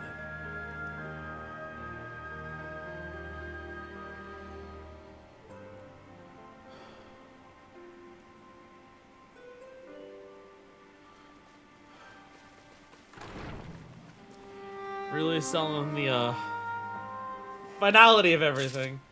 Oh, Jesus. Unto the heavens.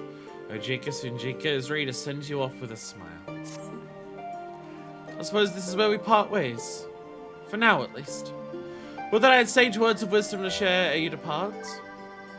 Mayhap the teachings of Galuf Baldesian will suffice? Surrender not to anger or hatred, he said.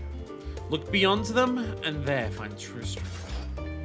What one sees beyond is open to interpretation, I think, but for me, it would be the things I cherish most in life. Things I believe are worth fighting for. Something to consider as you venture onto the sea of stars. Oh, dear God, here we go.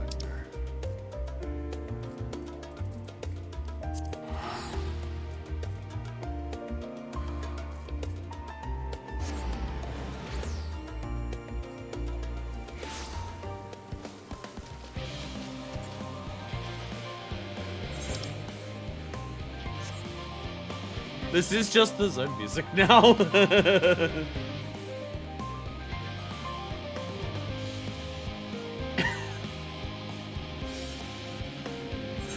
Why do you not like the good song?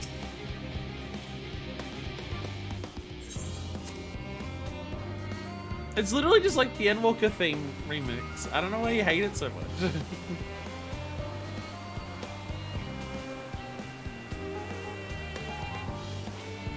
A bitch can't be irked. I just don't understand why it doth irk. I'm just confused by that part.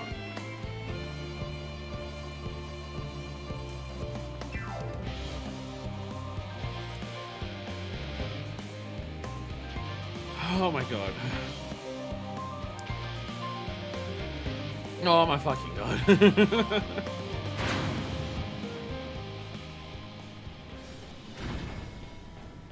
Everyone's here. A lot of everyone's here.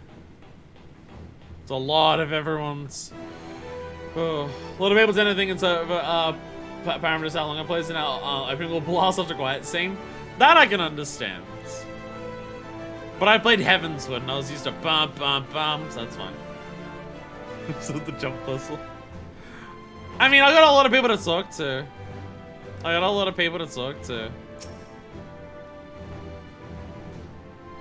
Oh, same dialogue. Tolahi! Alpha! Quack, quack, quack! Alpha appears to be trying to steer you on. I'm being saluted. Beep bloop. And staring intently at the arc. Aaronville! Aaronville showed up! Man said to fear what he does not to know, yet would venture unto the greatest of unknowns. I say to you, daughter of man, that you need not fear. As long as man shares a bond with dragonkind, so do does he share kinship with the heavens, and our ancient home amidst the stars infinite. I pray you go forth and prove this bond of ours, tempered and tested, shall endure unbroken for 1,000 years. First the great Exodus sent out this. Seems there's no end to our work. In truth, more than a few gleaners were distressed to learn that their earlier efforts were for nothing. So easy task convinced them that the new plan was for the best, I can tell you that. Can't tell you every man believes this is the wisest course, but I can say that all will be forgiven if you deliver us from the coming doom. And if you don't, well, at least you won't get the year full, I certainly will. Troubling enough that the brute sick I left without warning, let me to carry those cumbersome containers. Fair to be present to send you off is absurd. I must be more deserving of his attention at a time like this. Not easy to say, leave the star to us, but we must, and we will. As proud members of the Scions, we have a duty to uphold. And we needn't do so alone.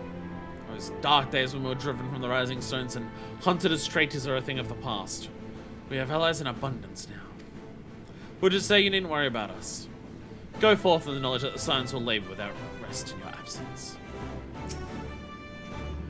Though our fellow Scions couldn't be here, they want me to tell you that no matter what calamity may befall us, they'll never give up. Neither should you. No matter how far you may go, we will be with you in spirit. No matter how dark it may seem, your light will shine and endure. Mr. Scry tells me of investigation into my theories on Akasha and association to the final days have made clear the source of our woes.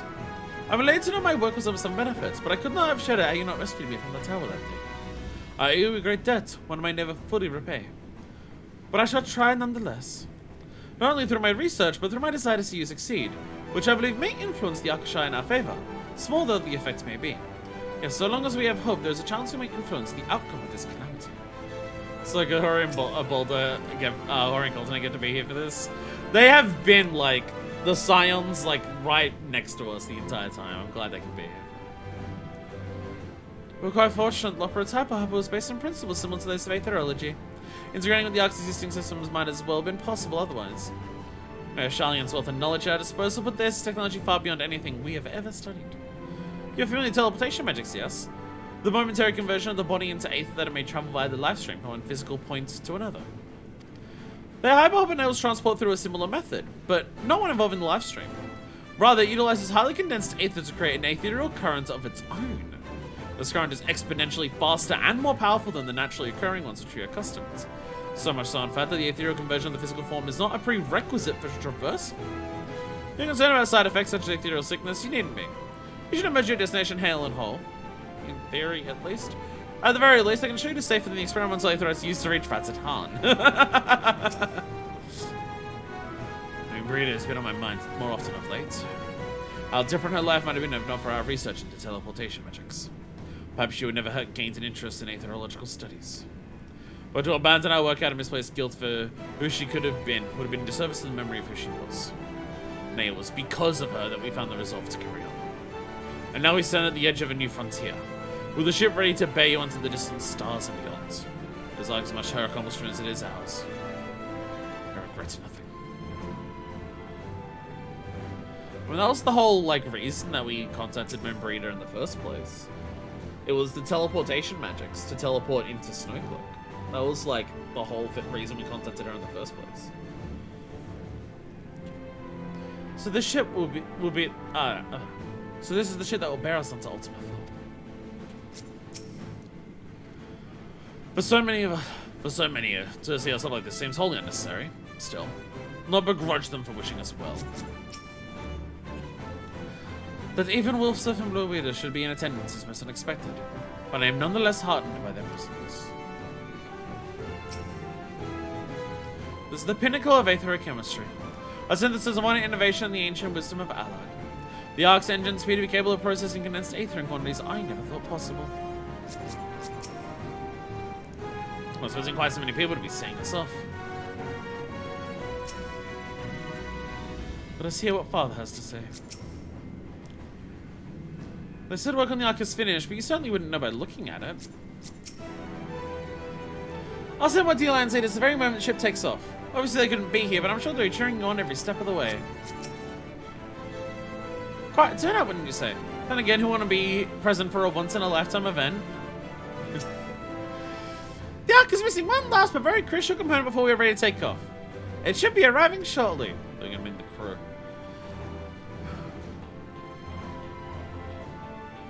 Hey, everyone. Before we kick off, I'm gonna get a drink. I will get one last. Well, not one last. I have a couple drinks. It's gonna be a long day. But I ran out of my liquid death because I did a toast. I'm gonna grab my drink before we continue, so I don't have to like immediately grab one after we like take off into space. So heaving, I ran here. You were doing jump puzzles and I had to quickly go. Ah! But I must drink. Ignore the fact that I'm in shorts. It's totally fitting for my Nefis. Don't worry about it. Very fitting. Don't worry.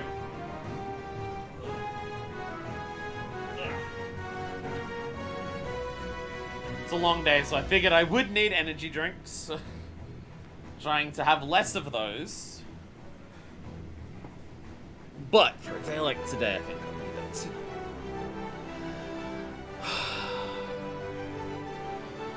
Oh dear God.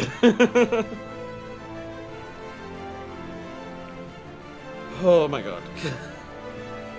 Oh, we're about to do this. We're about to fucking do this. Holy shit. Holy fucking shit. I'm trying to open the can. Holy shit.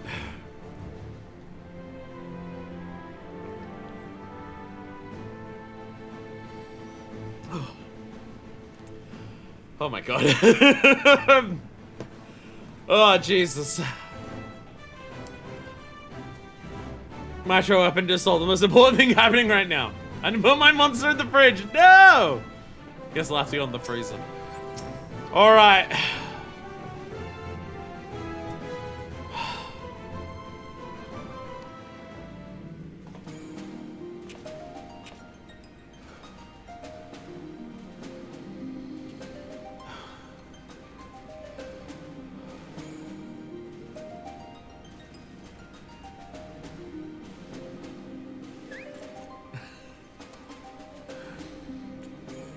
I get a special cutscene camera angle for them. Yay. All present and accounted for. Good. Oh God. As you will have heard, the Ark is ready. All that remains is to board and be on your way. Oh, fuck. I've seen my fair share of tight schedules, but this was bloody murder. Zed. Squad. But we did it. We finished the ship. It's safe, fit for purpose, and looks good to boot. Aye. It's a garland through and through. Okay, to be fair, most of the ship was there before you really put your don't hands know on what it. we'd do without you. Thank you for everything. Ah, don't mention it. Ever since that episode with Omega, I've been toying with the idea of star-faring vessels. And as they say, necessity is the mother of invention. We've learned a lot, let me tell you. I love that Alpha's here for like the most important cutscene in the game. In case you're wondering about payment, the ongoing existence of the world ought to do. Feel free to throw in a colorful recounting of your journey on your return.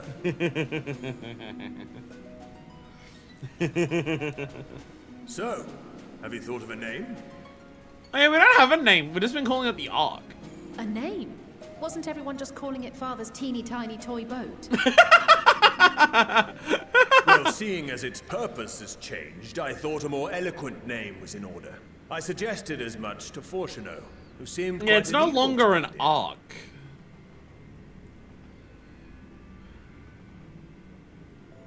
As you know, this vessel is the culmination of heretofore unprecedented collaboration. This vessel is the culmination of all of said history. collaboration Yes. is owed to the Scions, there is another whose noble deeds made our work possible.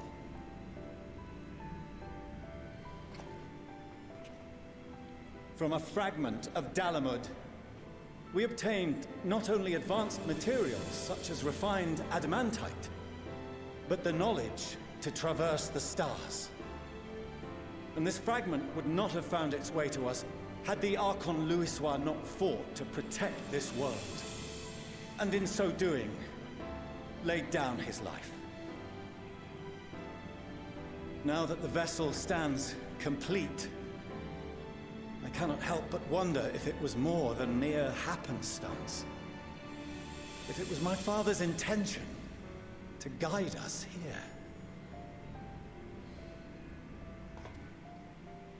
In the hopes that his guidance will see you all safely home, I name the vessel after that self-same fragment of Dalamud he delivered unto us. This is a really good way of bringing it all back around to 1.0. The Starship Ragnarok. It's a really nice way of like, this is like full circle moment, not for just a Realm Reborn, but for 14 as a whole.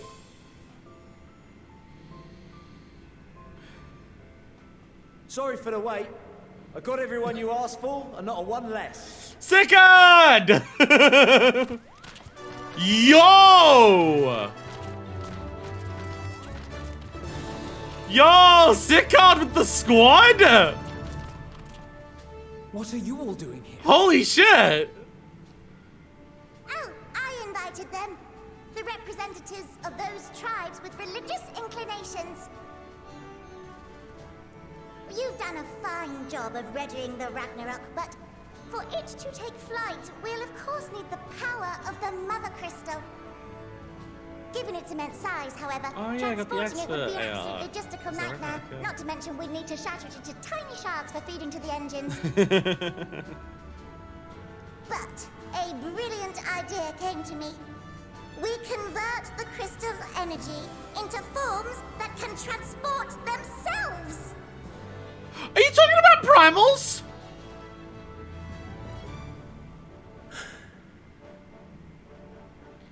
Thou wouldst employ summoning, or should I say its precursor, creation magics. Care to explain for our benefit? As you may have witnessed at Bestway's Burrow, the Loporrits are capable of creation magics, which they use to shape the moon's environment. Yet simple though they make it seem, 'tis a highly advanced and exacting art. To perform it correctly, requireth that the wielder... Oh, so they're gonna have the concept for it basically in their minds, and then the Loporrits are gonna use that for creation, so it's not meticulous management of summoning a primal and like tempers them. Drawing upon this art, the Ascians conceived of summoning as we know it. A derivative that replaceth the complexity of concepts with the simplicity of zealotry to make manifest a creation.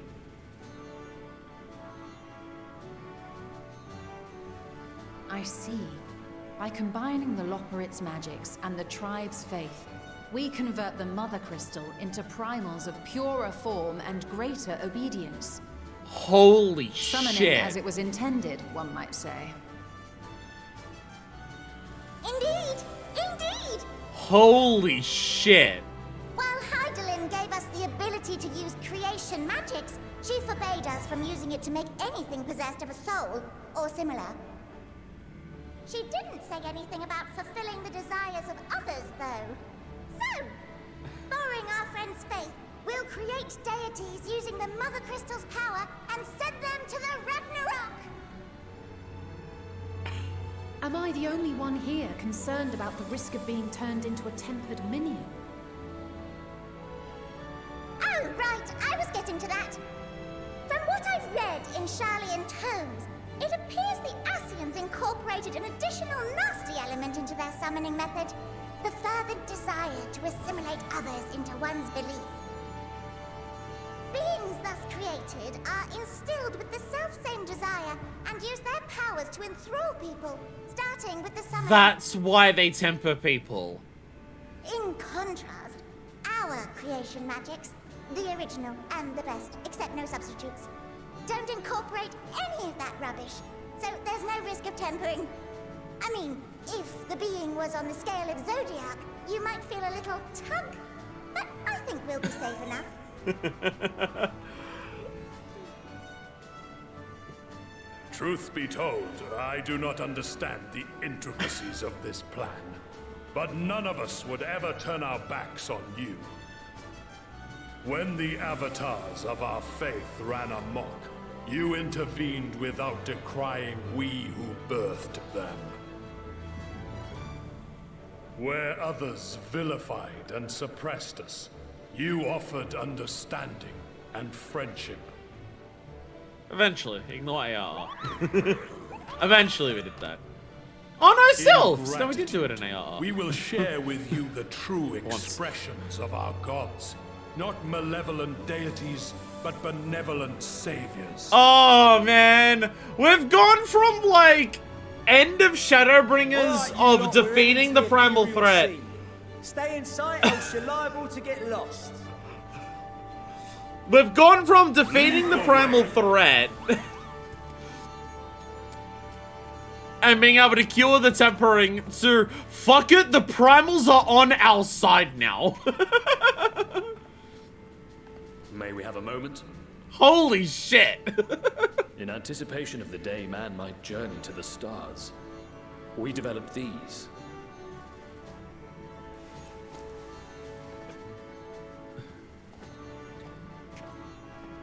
Button. Portable teleportation devices. One for each of you, designed to work in tandem. Press the button on one, and in a matter of moments, all 8 will activate and send their owners back to the Ragnarok. There is no telling what hazards you may encounter. If you find yourself separated or lost, please do not hesitate. We have a panic escape button. Be safe, all of you, and come back. We have a panic escape button. And in case everyone else is too injured to be able to do it, it'll cover them as well. Looks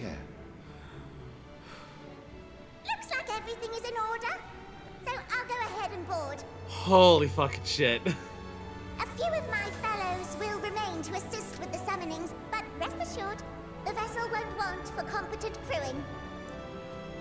Oh my fucking god. Oh, Jesus. If you are ready, Ah! well. Go. And Godspeed. Oh my god.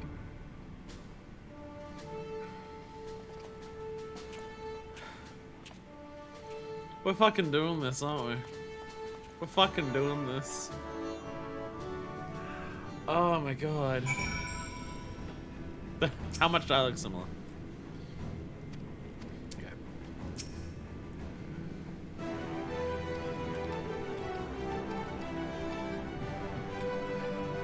Well, you'll have new dialogue. You'll have new dialogue because you're now here. Well, it cannot end now. No one but scratch the surface of Loporrit's technological know-how. So right along now and do what it is you vaunted heroes do best. Well, shall tremble for my genius soon enough. Assuming you're able to prevent its destruction, that is. Never got anything, have you? No repairs or commissions? Delivery from retainers, perhaps? Yeah, I think I might have capped on Poetic, so I just gotta turn some of those in first. Bon voyage, good luck, don't die! Nothing else, have a safe journey. Oh shit, I think this gathering node's about to pop, actually. Ragnarok's a collaborative effort in every sense. Culmination of knowledge from the world's greatest minds, both past and present. Without question, the greatest ship ever built. Hell yeah. I remember thanks to Tara for her timely provisions of food and drink. Poor Wetch would have been long since given up from the exhaustion otherwise. You're on his one-track mind. Now it's up to you. Come back safe, alright? Maybe we should repair. There we go. This. Just make sure everything that we have is indeed repaired. I don't think it'll break, but just in case. Who the fuck is that King Smash person back there? Eagle Life. You don't know Eagle Life? So the stage is set. Cambo, hope we are prepared to play our parts when we arrive on Ultima Thule.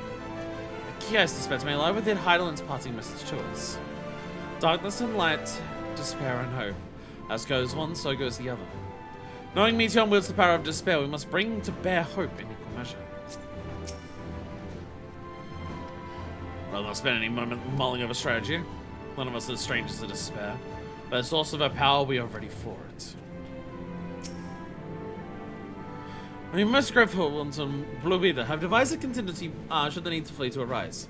Though I pray it shall not. We must need strive for victory to the last, that Zephyrus and her people survive, and that her champions return home, without exception. Primal summoning, as it was intended. Never dared to consider that they could be invoked without the danger of tempering. Changes come quickly to this star, and greater change yet awaits in the days to come. All the more reason we must not fail. Venturing quite literally into the unknown, we have to be ready for anything. As I said before, whatever awaits us there, we will survive. We must. Millions will not be joining us, I'm afraid. Should not bear to watch our children embark on so perilous a mission. Make no mistake, I feel the same. Cannot tell you how many times I had stepped away from my duties, so distracted by thoughts of all the ways it could go wrong. Even now, part of me wants to drag them away and forbid. Well, not that they would listen. So I'll see them off with pride in my heart and a prayer on my lips. For my children and for this star they love so dearly, you must prevail. Quite turn out, wouldn't you, sir? Oh. You didn't get any dialogue? Aww. Mother, father, grandfather. We will save this star and return home. I promise. The Ragnarok. And thus does grandfather's legacy live on. We mustn't waste any more time. Let us board and set out for Ultima Thule.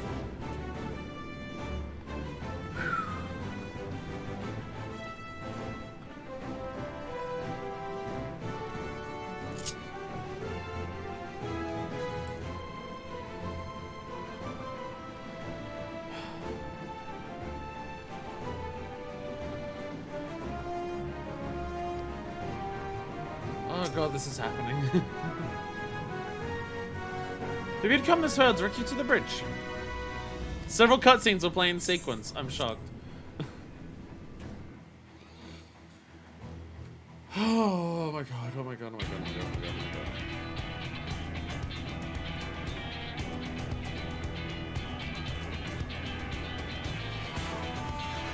This is theme of everyone coming together to transcend to the heavens.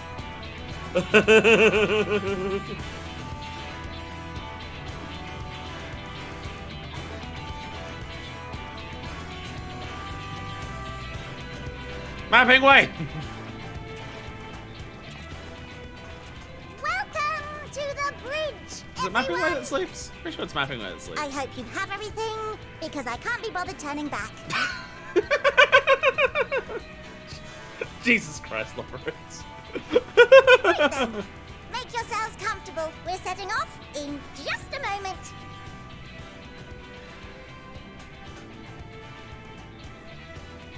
We literally can't go on reverse.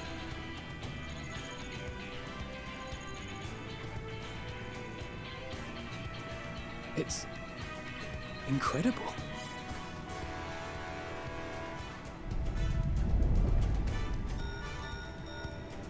This is Fortuno. You guys are gonna have to learn how to monk real quick. The preparations for the summonings are complete. In accordance with the 14th phase of the plan, we have moved the Ragnarok to the launch site. The gates are open. You may depart when ready. So, are we ready?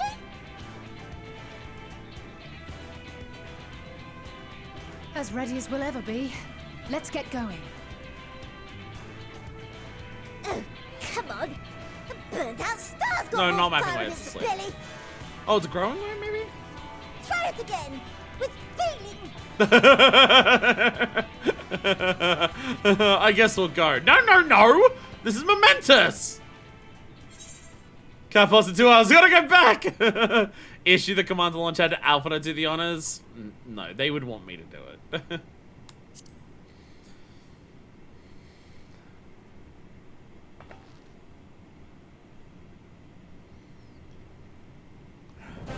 Ragnarok! Engage! Engage! Engage! Yeah! Let's go!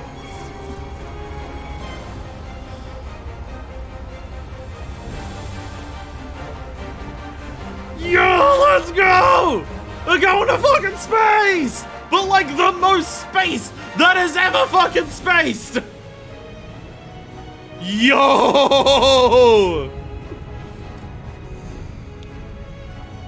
Let's go! Yeah!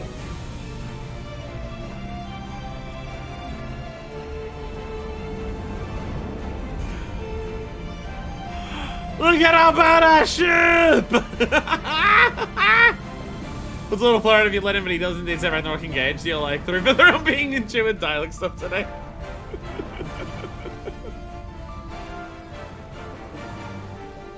It's so obvious, Star Trek. You have to say engage.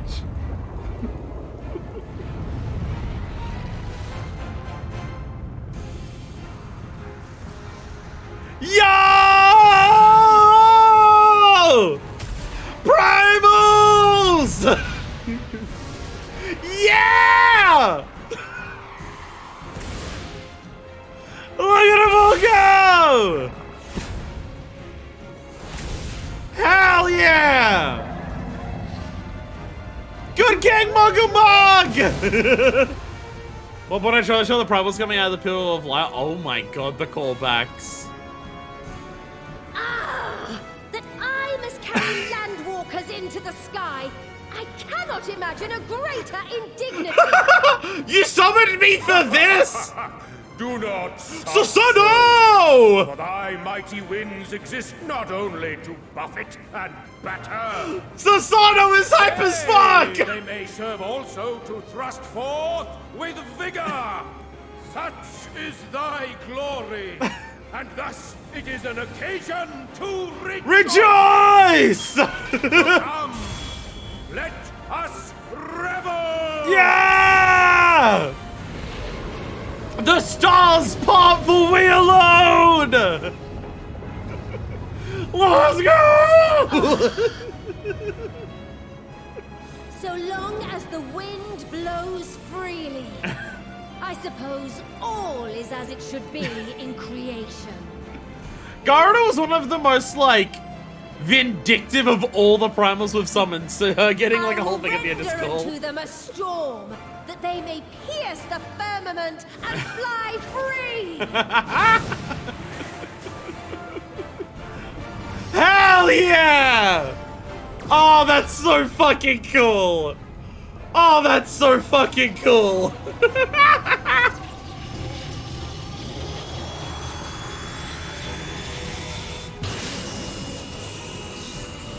Boom! Yeah! Holy shit! Engage the warp drives!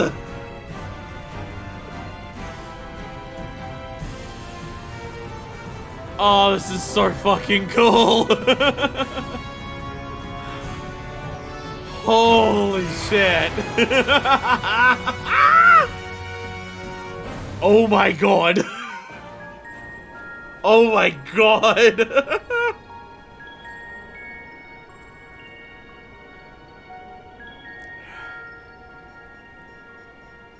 So you say reuse the skybox from Diamond Weapon. The skybox from Diamond Weapon may be reused from that scene on the Enterprise where you give Sid back his goggles from AR. Sleeping Way? Report? Oh, it is just Sleeping Way. All's well. I thought it was a different one that was Fantastic sleeping all the even. time, but no, it is literally just Sleeping Way that sleeps all the time. Thanks to the power of those primals, the engines are roaring and we're ripping along. Yo, Primals! All values are also within projected ranges. Time to destination is 8 carats. Perhaps 7 at a pinch. What does that time mean? Jonathan Bailey is Sleeping Way? What the fuck? All right, let's go over some points of caution. destination, as you know, is Ultima Thule. Lest you wonder, the place is not a star so much as a patch of emptiness. It's just there?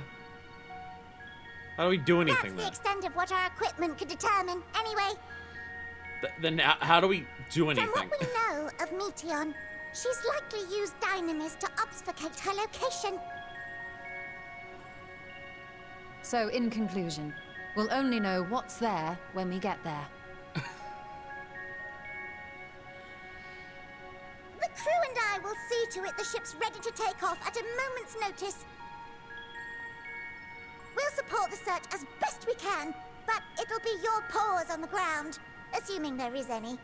Yeah, there's no like if it's just empty, what do we But do? everything will be fine, I'm sure. Hydaelyn believes in you, so you ought to believe in yourselves. Just don't do anything I wouldn't, like waiting too long to use those portable teleporters of yours. Personally, at the slightest sign of trouble, I'd mash the button to bits, and you should as well. Can we like go back and then just come back out and just keep trying? We promise to be careful. I suggest you brace yourselves. We're about to arrive, and the vessel will shake a good bit.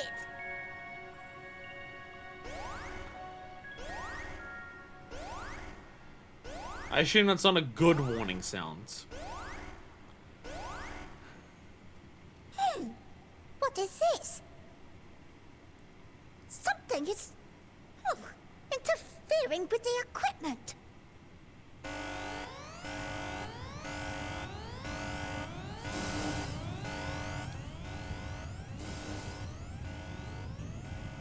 .404 messages appearing everywhere.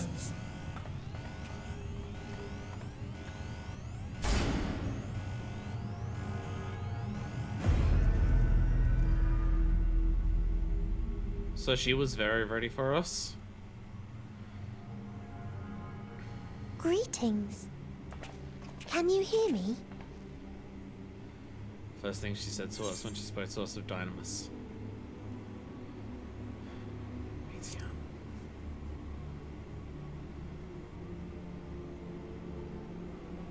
So this is Meteon. One of them. Oh. Have you met one of my sisters? I don't remember meeting you myself. But I do know that you're from Atheris. Why have you come? All you had to do was wait. I would have delivered to you your ends.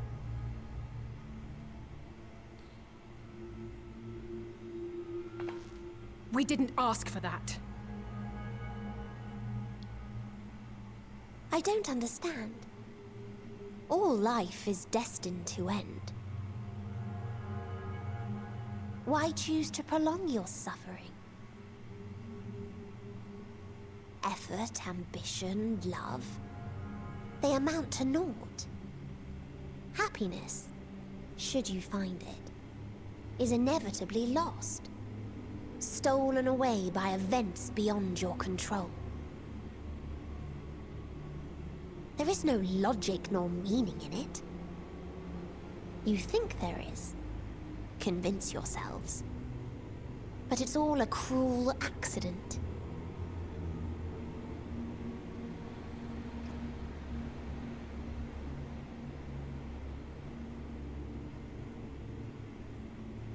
Come now.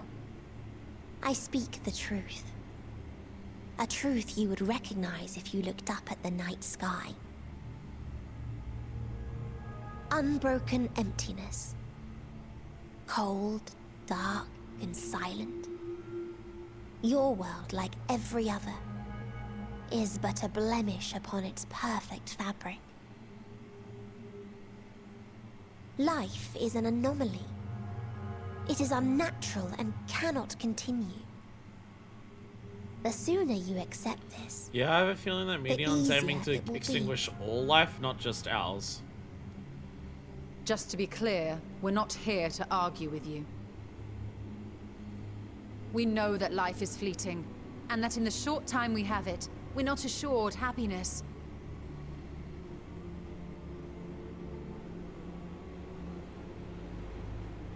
Indeed. I've seen far more sorrow in the eyes of many I've met. I myself have plenty of regrets. And one day they'll die with me. Gone to dust with my good deeds and unfulfilled dreams. But we accept this. That our existence may seem pointless. That sorrow, rage, and despair will always dog our heels.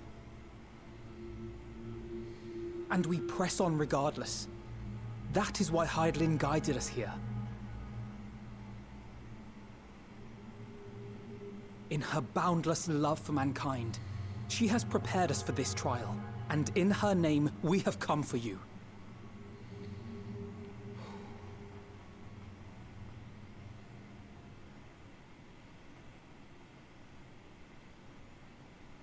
Yes, I sense it. A burning passion like unto fury. I know it well. For the same passion once burned in many a star before yours.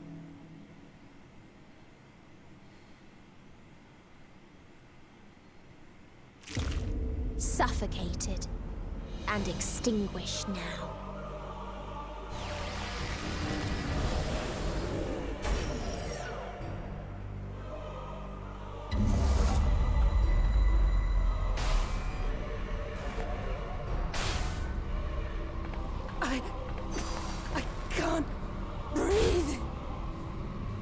You approach the bounds of my ultimatum, where emotions dictate reality, where resignation and acceptance unite to embrace the end,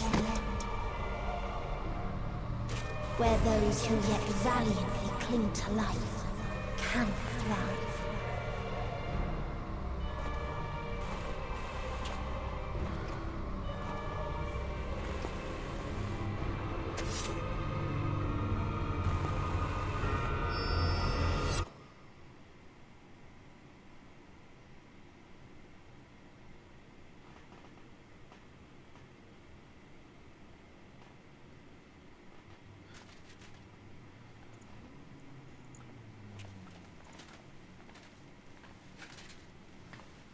By the Fury.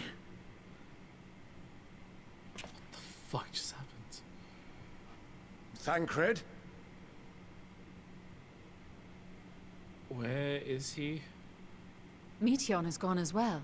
Mayhap he awakened first and gave chase. It's not what it Everyone? looks It like. appears we are at our destination. This is Ultima Thule. Not that we knew what to expect, but I wasn't expecting this. From atmospheric composition to ambient temperatures, all reading to within permissible range. This place is capable of supporting life.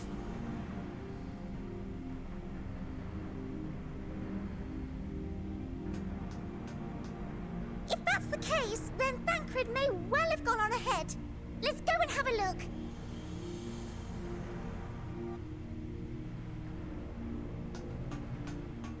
Meanwhile, I want the rest of you to perform a full inspection of the ship, as well as a biological scan.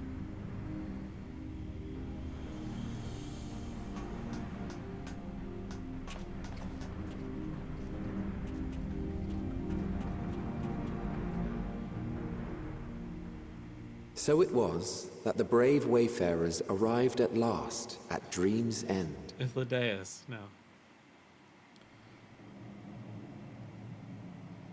In following their path walked and history written, I am made keenly aware of one truth.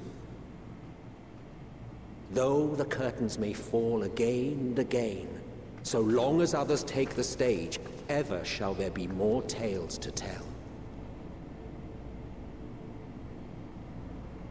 So, let them bring it to a close, I say. Let the curtains fall upon this. The final chapter in the tale of the star.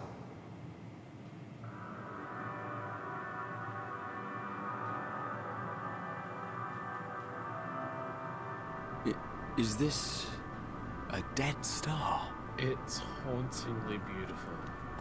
As I live and breathe, I live and breathe. Well, the environment itself shouldn't kill us. Well then, let us search for Thancred while exploring the area. The ship we leave in your care.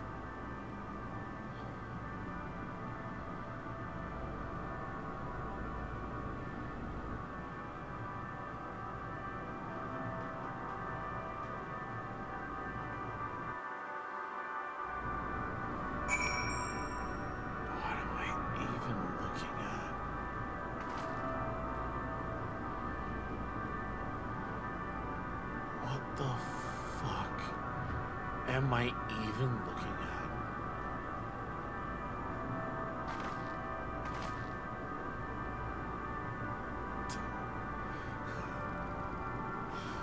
I'm looking at a bike flying through space.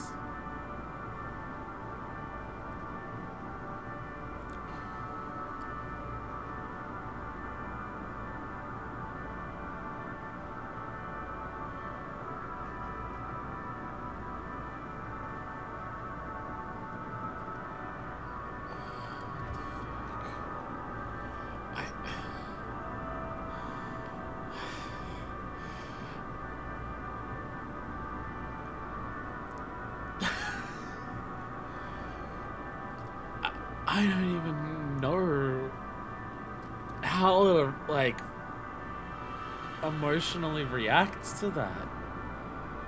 Or anything that I'm looking at.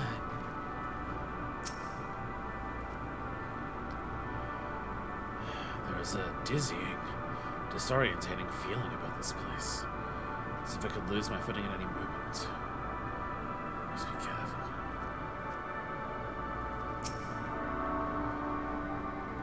So I witnessed what became of Thancred. So quickly was I overcome by Meteor's malevolence that I saw naught of their altercation. It's so dark. I could barely see anything. As Livingway said, I can breathe well enough, but something about this place feels wrong.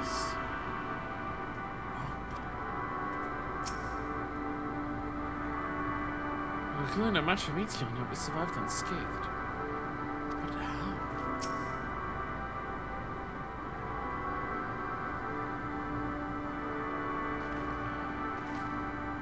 That's what I mean, like... Couldn't say back when I'm talking about Ultimate was one of my favorites. It's just... It's so hard to put into the words of, like... what I'm looking at.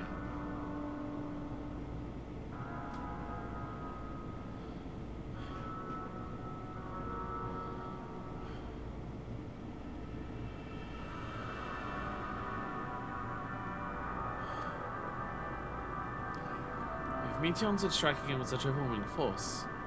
I honestly don't know how we ought to oppose him. Believe that we can. It's dynamite, right?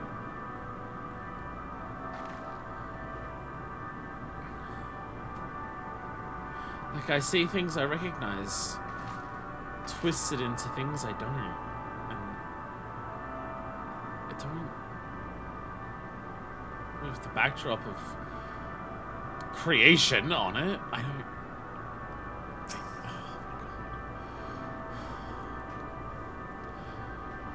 I can't guarantee I'll be of help in these strange surrounds, but I've read a provisions note in case of emergencies. Of course, if you encounter any real danger here, I expect you to return to the Ragnarok at once.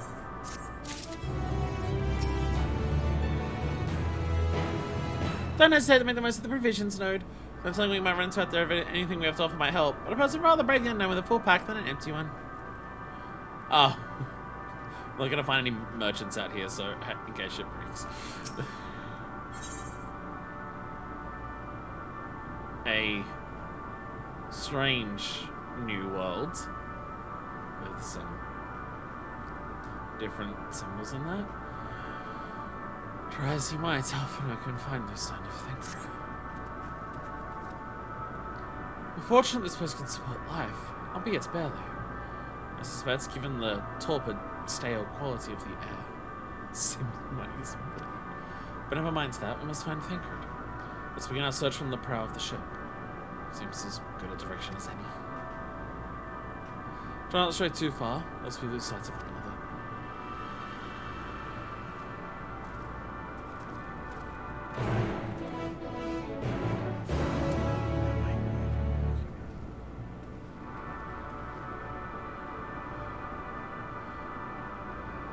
There is life here. Because there's enemies here. Which we'll actually see a lot more of. Most recent update allowed you to increase the draw distance of creatures. So we'll be able to see them from a lot further distance away and see a hell of a lot more of them as well.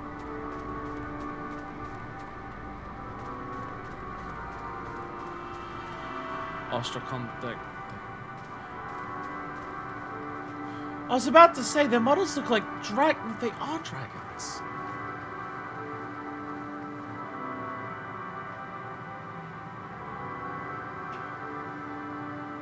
They are dragons. Why? Like, we know dragons come from space. We know they're from, like, the Dragon Cell. That's not, like... But that's not where we are.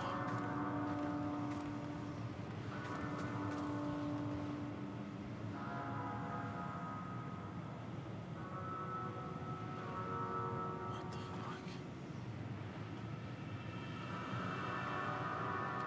fuck? Just...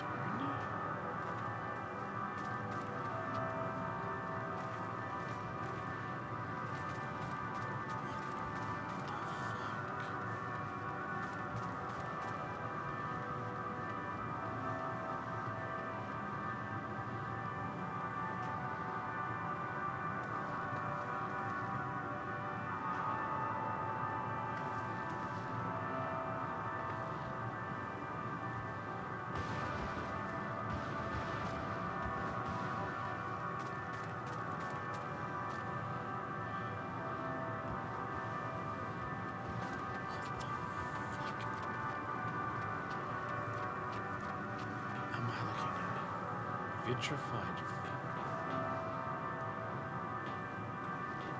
Why?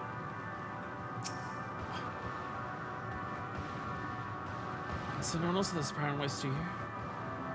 Then why do I feel like we're not alone? But there's another presence with us. Something dark.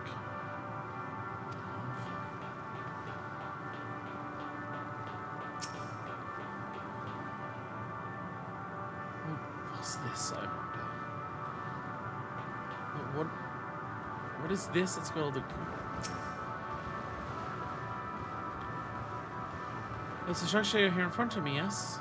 A tower of some sort, partially melted? In a strange twist of fate, it seems our perception of this place is not so different as it would be elsewhere. The world as I used to see it. It feels as though I am dreaming while awake. This is more than the faded memory Métis led us to believe. The world as I used to see it?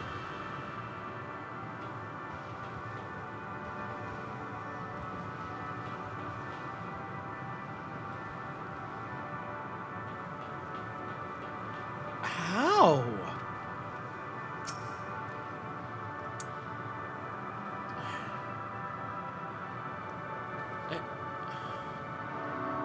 These remains have long since turned to ash, yet they've retained their form.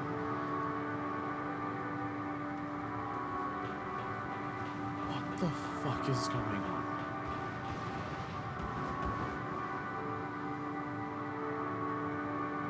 What the fuck is happening? Ruins. But of what, I wonder? Perhaps we can find something here to help us understand the nature of this place. A relic, an inscription, anything.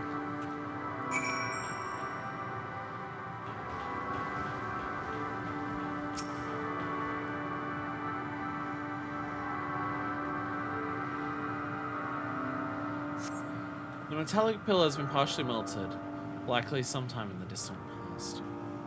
The damage doesn't appear to have been inflicted deliberately, rather caused by the instrument structure and often rots in the heat of battle.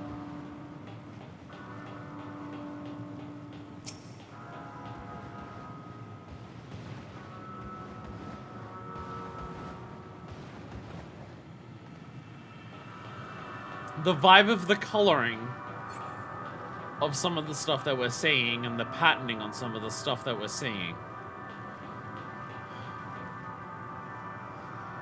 If it's the heat of battle, and there's dragons here.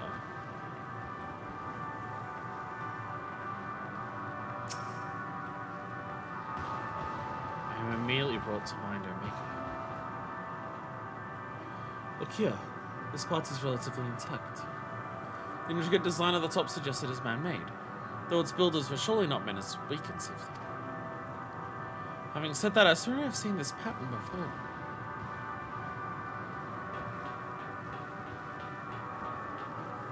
So what does that mean? If there are remnants of, like, a battle between, like, Dragon and Omega.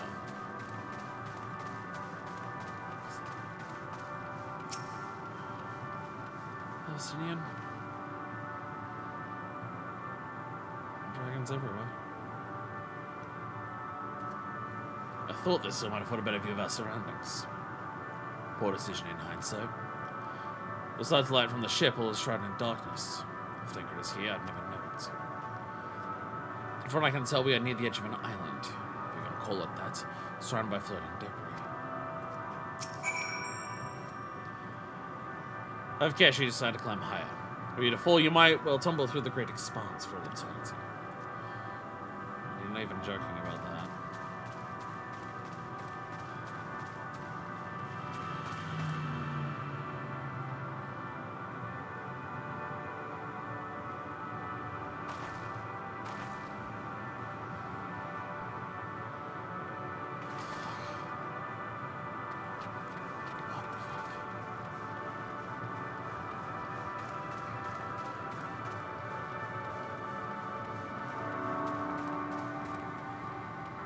Even the music playing here is haunting.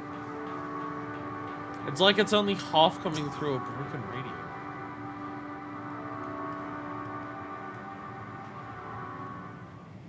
I don't... Were you able to find anything? As I feared, it's still no trace of Thancred. Or me too.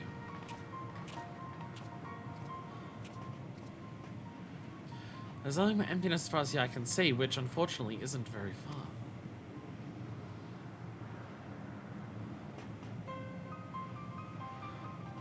Though I can't help but suspect that someone or something is here. There are times when I sense it drawing close, then a chill washes over me, leaving me exhausted. Leaving me with feelings of death and anguish.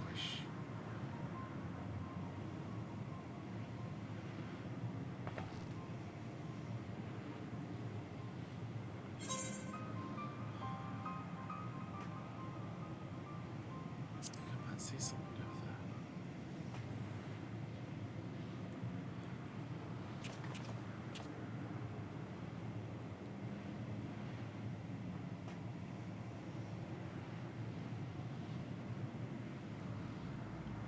What are you talking about? There's nothing there. Okay, so they're not seeing all the dragons that I'm seeing.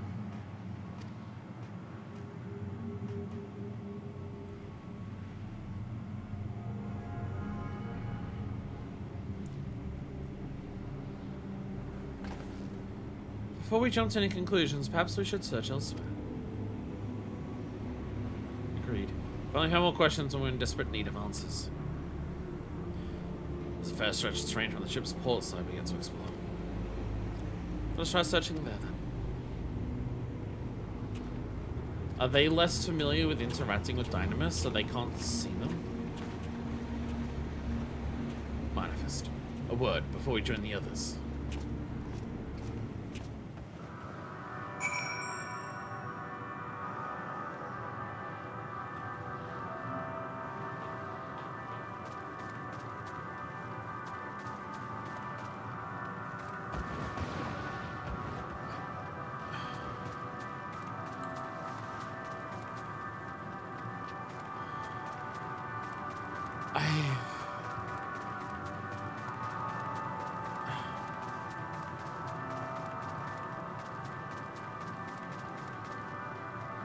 turning that fucking thing with space behind it into my wallpaper, by the way. Turning that shit into my wallpaper.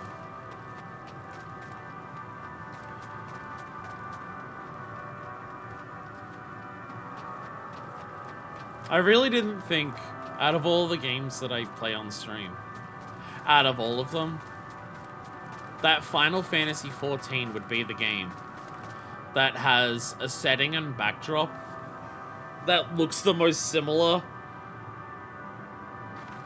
to the backing wall that I have behind the flags of just like nebulas and of space. I don't think 14 of all games would do that. And I...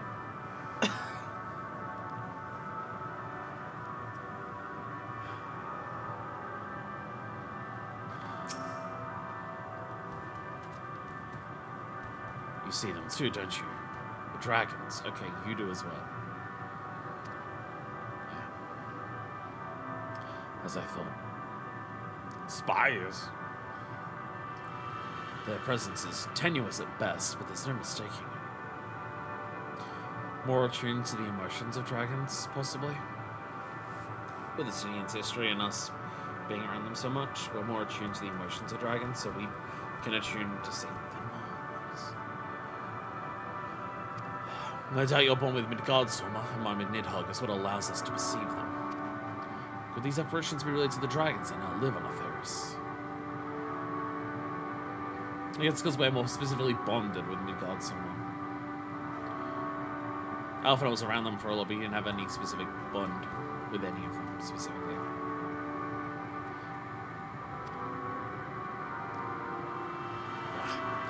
Better leave such conjecture to the others. In any case, we must be careful. We may soon find dragons they can see as well. Death and anguish. What happened to them, I wonder?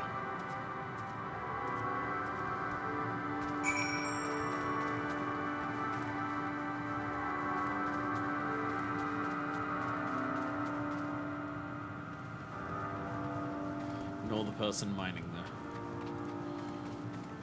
Hey, amphitheaters.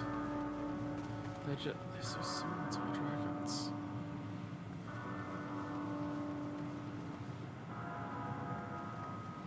They're different. Sorry.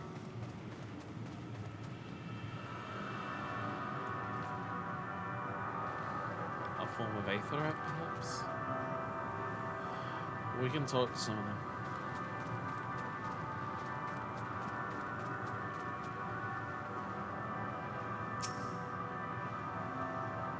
My sight may have been restored after a fashion, but I fear what I fear what I say cannot be trusted. Does Emetion herself has etched these images upon my heart? I doubt not that such a fate is within her power, given that she constructed this sanctuary herself. Surely mine eyes deceive me. This cannot be possible. There! Are those ghosts, do you think?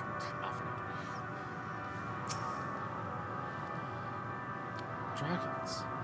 So it's true they are not of our world, but to find them in a prison of despair. Seems these dragons are going to succumb completely to the darkness of this place. I mean, the others should see them as well.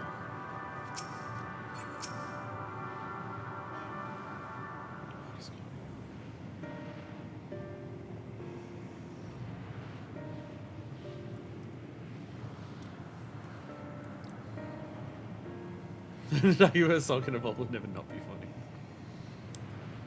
Dragons? Here? We know they're from space, but why are they here? What you see is a memory of a world that once was. A world suffering a slow death, whose denizens cried out for the release of oblivion. This is the Dragon Star? What? Their world is dead? It is. Not a single life remains upon that husk floating in the vast emptiness. These creatures are shadow and shade, perpetuated only to suffuse dynamis with their unending lamentations.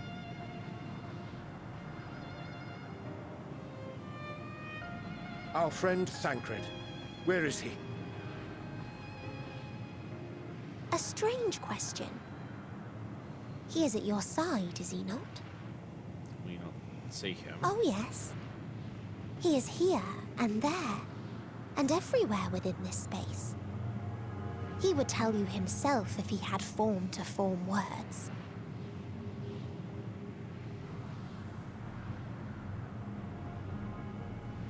Huh. Such loathing and uncertainty. You don't know why you still exist.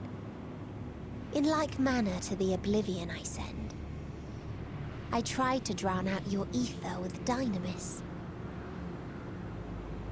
Beginning with this Thancred, who came at me despite being unable to breathe.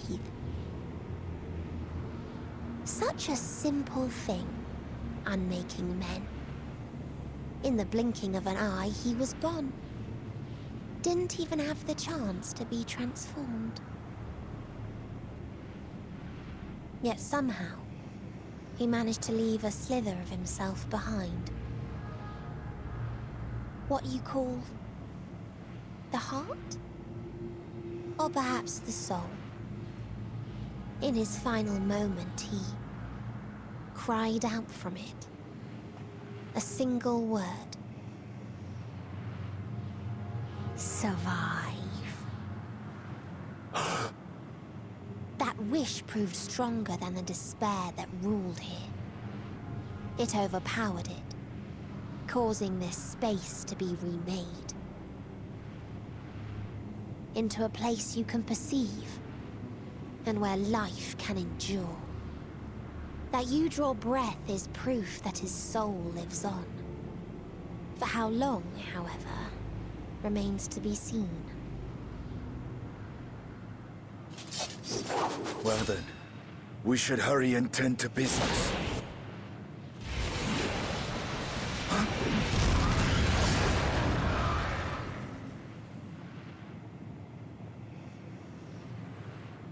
It's futile. You will never reach the true me. I told you, emotions dictate reality in this space. Such changes as you might work will not alter its nature. You may see, but you cannot touch. Walk, but not advance.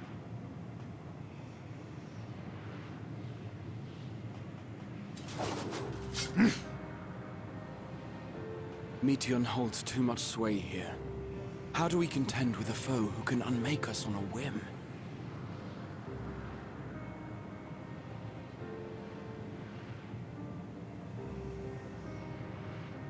I do not know. But Thancred gave his life that we might come this far. We must press on. Agreed. We cannot turn tail here. Not without something to show for our comrade's sacrifice.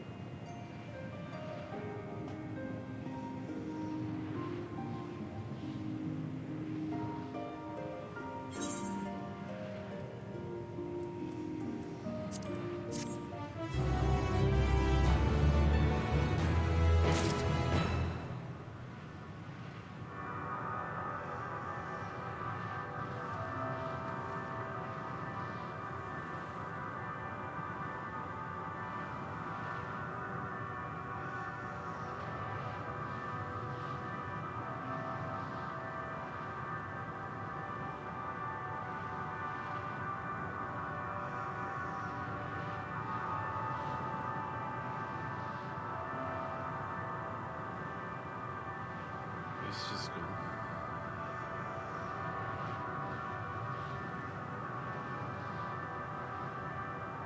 Like that.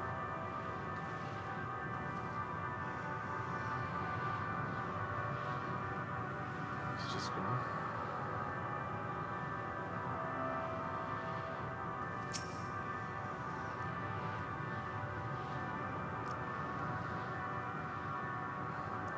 His will was strong enough to reshape ultimate thought that we might survive. That I might see again. The sacrifice must not be wasted. And now at Lockport was surprised to find that this environment could sustain life. The above a thankless sacrifice.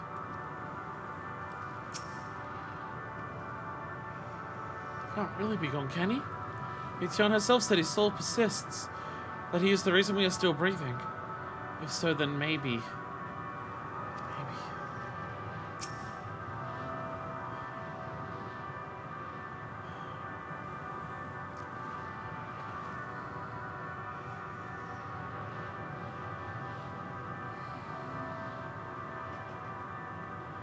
Alice has a point.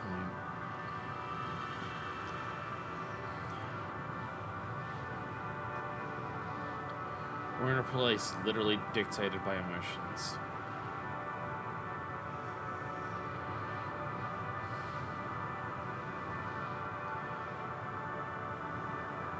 There's a way to get him back. We just have to hope we can.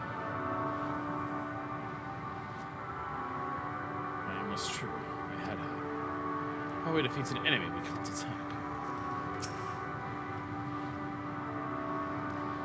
It's hard to believe Thinker was able to overcome Meteon's will. Yet here we are. Yet the price for his victory had never been so high. On burdened wings.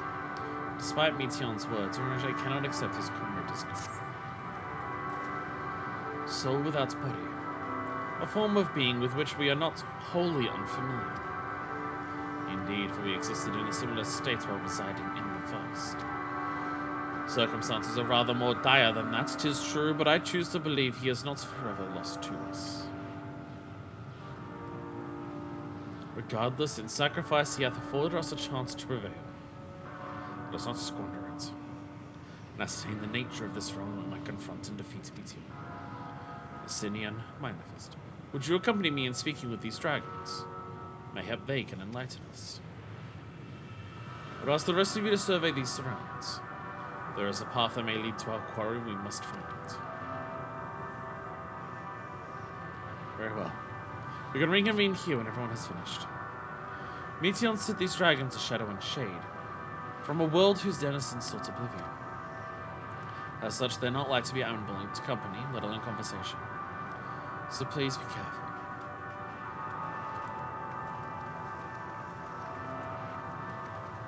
Let us split up and gather what knowledge we may.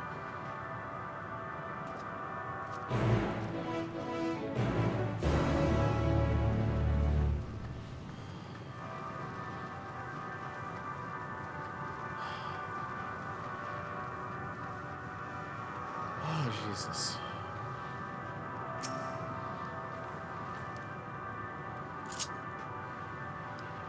A visitor, not of this star. Good thy slender hands bring plaid to our work. Thy breath extinguish life's feeble flame. Oh, how we would adore thee. Alas. With time our flesh shall wither, our souls fade. And so we wait for its inexorable march into oblivion. If thou art not come to hasten our demise, I bid thee leave. We crave not companionship, only silence.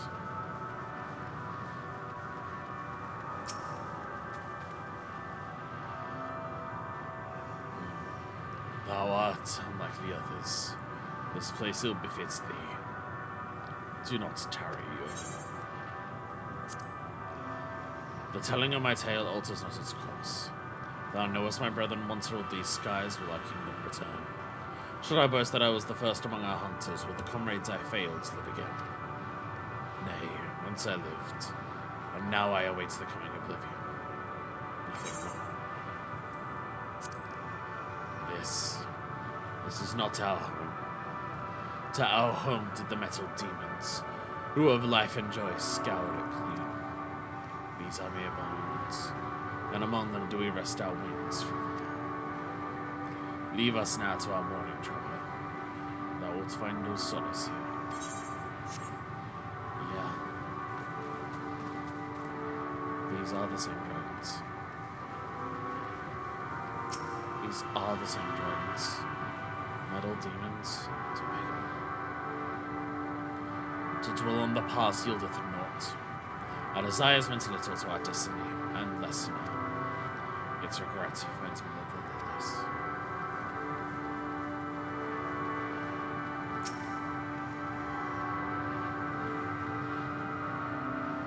Beyond that distant veil, paradise lost. So glorious, so beautiful.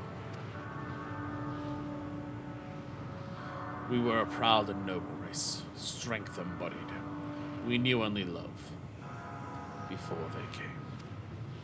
Metal monstrosities of black and silver. No bonds of blood did they share, nor conviction did they have to guide them.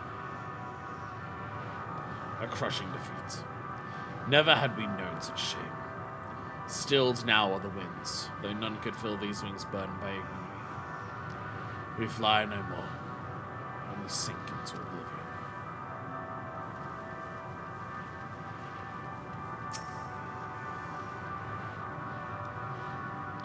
Ere the metal came, my kin were many and splendid. Elegant worms like unto ripples in the water. Worms with a limbs so powerful as to rend the land in twain. Worms I have long since forgotten. Faces lost to the tides of time.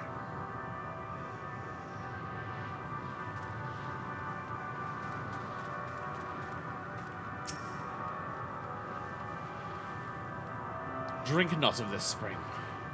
Tainted are its waters, and thy dainty form hath not the capacity to withstand it. Is that why the other one's drinking from it? Poison himself wants to.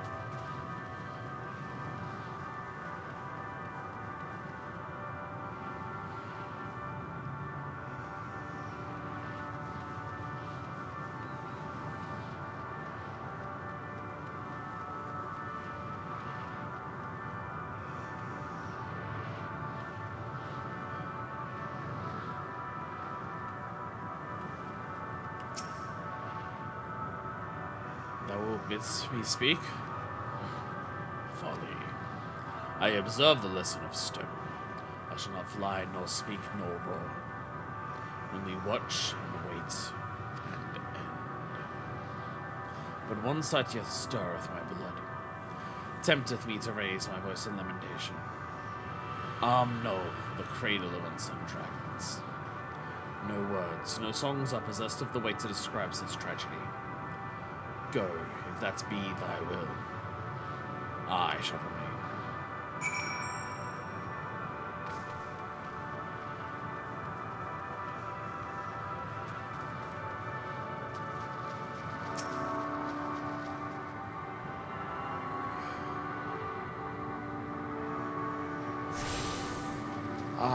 Fucking...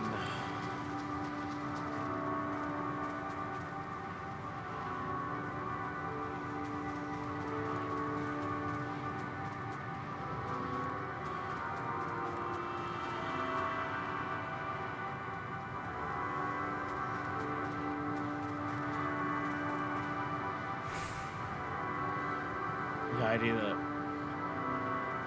we go to the Dragon Star, but it's not the Dragon Star. It's a memory of it as it was dying. Well, that's just level cheat up. That's just straight up a thing that we saw during the Omega Finals.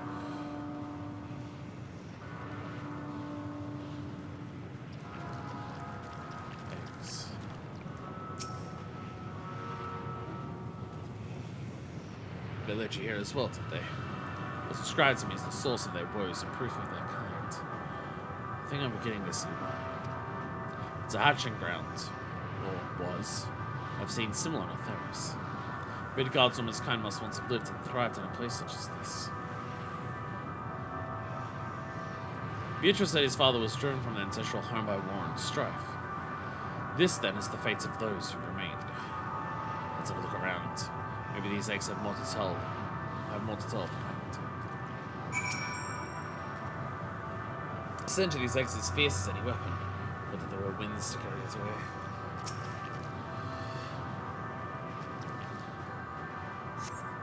Gingerly lifting a large egg from the viscous mire, you peer inside and see a formless mass soaking in a pool of embryonic fluid. Your stomach turns as you return the egg to its resting place.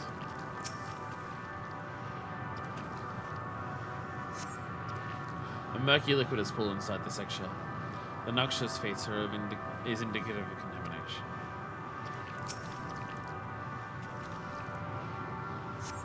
Inside the shattered egg, you find the remains of an unborn dragon. The body has already begun to decompose.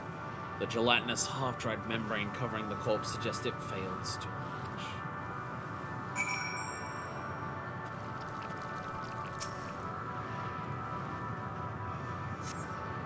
This egg appears to have been broken from the inside out. Perhaps the dragon net within succeeded in hatching. What's this? I thought all the eggs had been ruined. The dragon net was indeed hatched. There's no sign of its here. Or its sire, for that matter. We should look for them. You saw the cliff tops and I'll search the plains.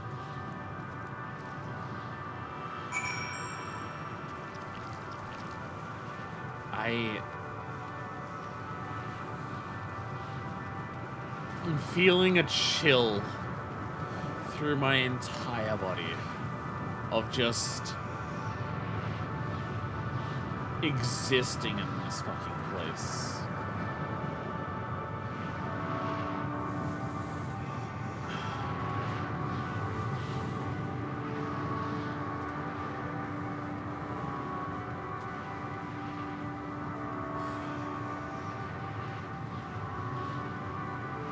There's a dragon now.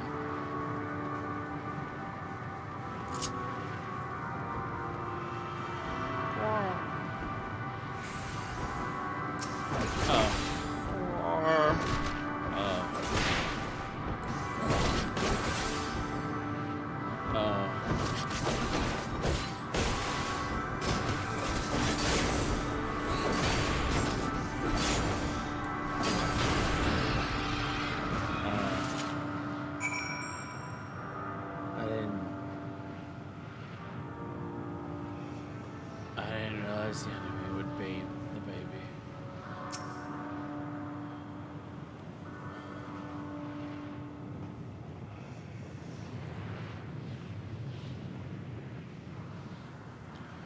The boisterous howling hath been quieted. By thy hand, I presume.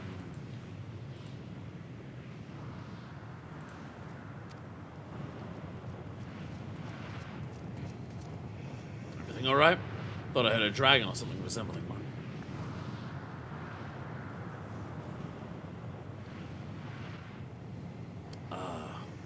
I see what's happened, dear. Was that your child? Perhaps. Some eggs within Armnol are indeed mine. Life within one did quicken, the beast thou hast slain may be of my blood. Yet I do not recognize its twisted and malformed as it is. Not a dragon in truth, but a reminder of our failure. A testament to our shame. Explain.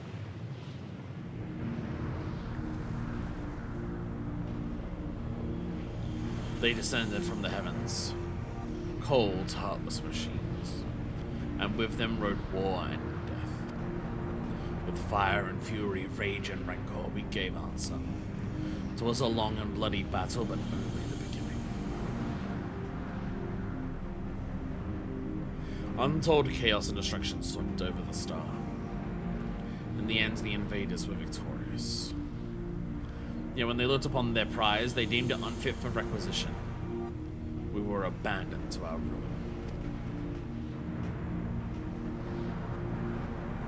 The survivors sought to put away their shame, to rebuild. A futile effort.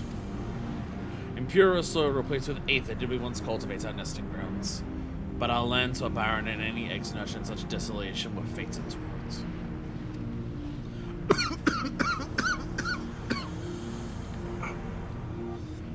What few survived hatch emerges abominations. We shall have no new progeny.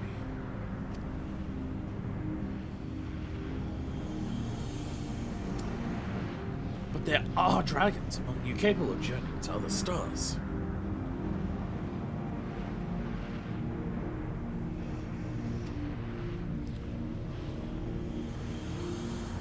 that there are. Many would make the attempt, each bearing a clutch of eggs. The richest stars were home to the harshest rulers, and the arrival of dragons incited contests for supremacy. When the fires faded, the laws lost and won. They too were reduced to ash and waste. 'Tis the curse of those who seek life, to be drawn into conflict, to conquer or be conquered. A vicious cycle we now choose to break. We tire of conflict, of everything. We wait now in sweet, merciful silence, free from strife and suffering, still as stone. Wait, you claim your kind is doomed, but there is another star.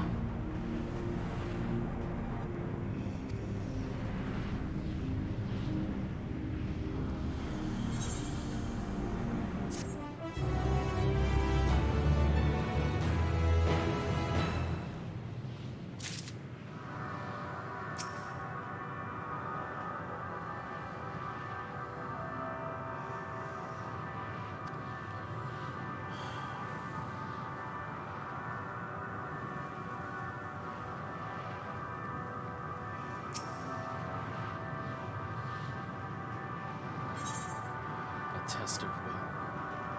The bereaved dragon has fallen silent, leaving Estinian to sigh with frustration. They want only to brood in silence, to be left alone with their grief until time itself comes to an end. The sole reward for senseless bloodshed. A pain I understand, and wish that I did not. What fools we were. But now isn't the time for such thoughts. The others want to hear what we're planned. Come.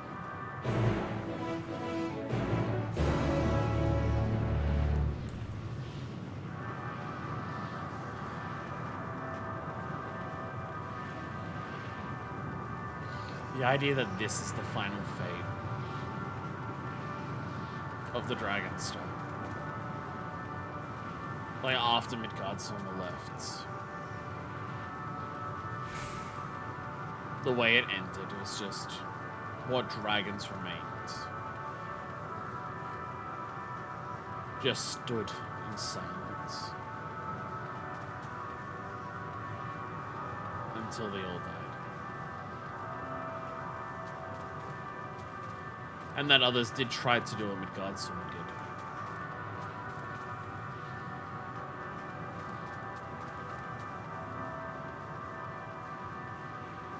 Hell, even with the others, they tried to do what Midgard's did. In terms of, they go somewhere and they find war and conflicts. Not exactly something that didn't happen on Atheros. Luck they'll learn something to help us devise a plan of action. A chance to gain audiences of dragons ever returns.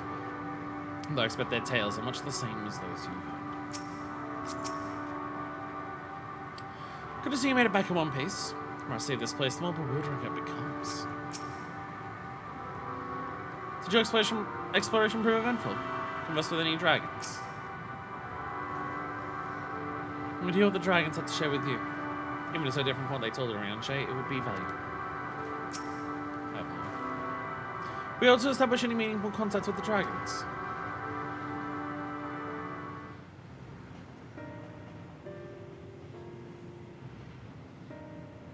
I see. They wish to escape what they perceive to be a cycle of conflict. Thank you, Manifest. Estinian. As for our part, I believe we are more acutely aware of our confines than before. We started by traversing the perimeter of the island to see if there might be a path leading off it. Sadly, there was nothing to be found. So a small amount of debris floating about. Could there be enough to serve as a bridge to lead us elsewhere? I considered that, and so I tried throwing a stone onto a potential platform to judge its integrity. But it never reached its mark. As it crossed an invisible threshold just beyond the boundaries of this island, it vanished, only to reappear above me and fall at my feet. It'll not be too quick to presume that what we see outside this space is as it appears. Rosara returned to the Ragnarok and asked Lopra to search for a potential path. However, search instruments failed to provide conclusive data on the surrounding area. Until we know more, I think it's too risky to attempt flying to another island. What Meteor told us before, that emotions dictate reality here, might be the key. But I'm not entirely sure what emotion might manifest a bridge to lead us to safety.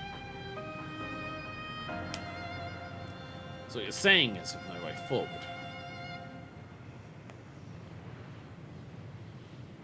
At present, aye. But it is indeed the emotion that governs this island. Perhaps it is not Meteons, but the dragons that hold us here. They tire of conflict and have chosen a path of oblivion to escape it. Or rather, they have chosen no path at all. Meaning there is no way for the dragons or anyone here on this island to advance. A sound theory, disheartening though it may be.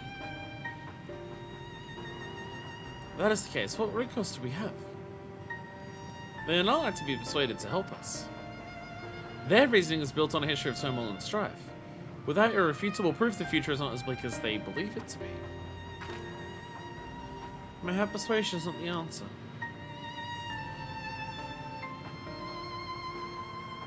Meteon meant to unmake us then and there on the Ragnarok, and she would have succeeded if not for Thancred's determination.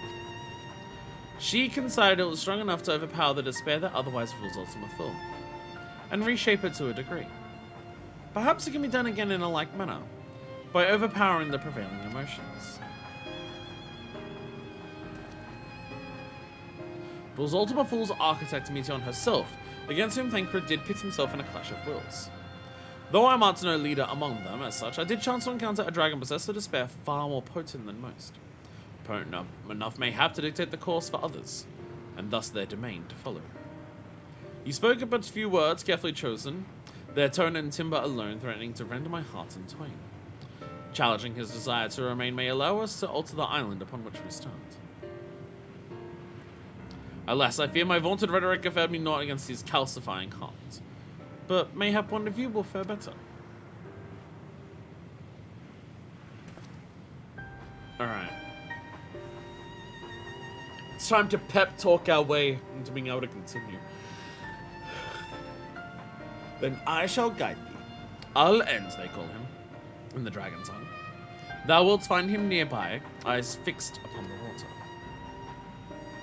Well, what do we have to lose? Let's get going.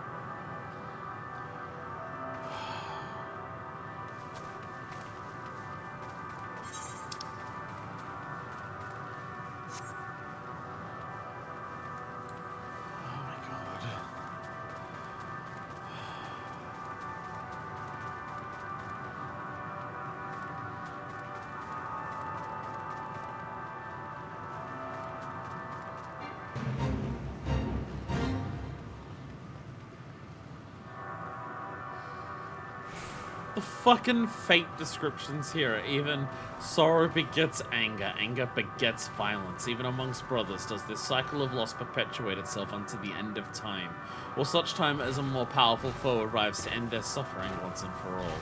That's the fucking type of fate descriptions that we have here. That's the description of fucking fates here.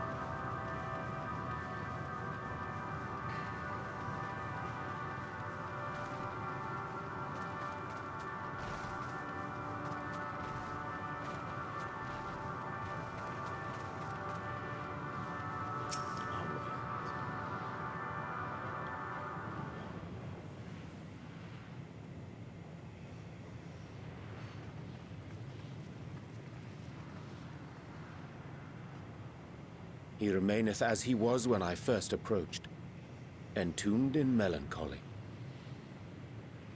I see. Perhaps I could... I'll handle this.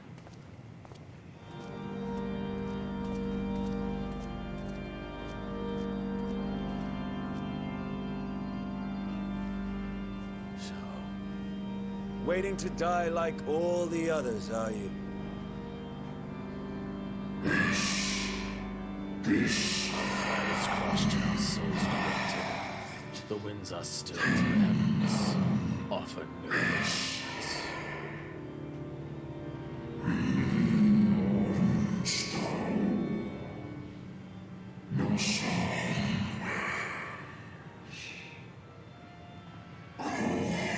There is nothing left for our kind. Our long lives are cursed as we are extinct. Still as stone, we shall become. That's what happened to the ones that we found before. The ones that were actually just So you say. Yet your kind has found a new beginning on our star. One of you braved the Expanse, bearing with him a clutch of eggs. They and their children now rule our skies, their song heard by all.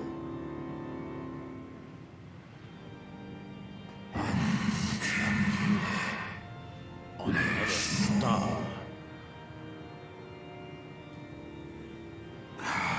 And yet, upon thee do I smell the blood of my brethren.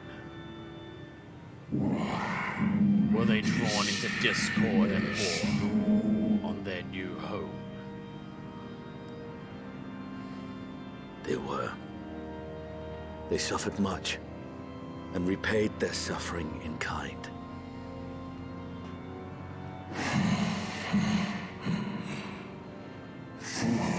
That's true.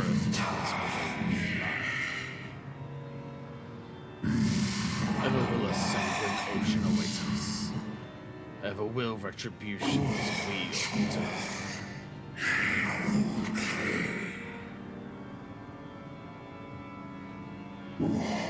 And so, the loss of my pride as a dragon, I break free of this wheel. I renounce conflict, exile myself from the other, never again to be touched by the flames of hatred.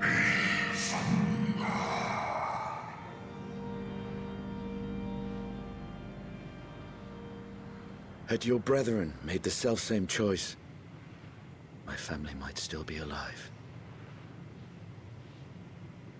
Yet lasting peace does not come to those who simply retreat from conflict. No, you must be willing to confront it, to stare into the face of your foe, and see yourself in him. Only then can you break the cycle of torment and tragedy. This lesson, a dear friend taught me at the risk of his life. There is no nobility in your penance. You wallow in self-pity. And after everything we've endured, we will not let you stop us.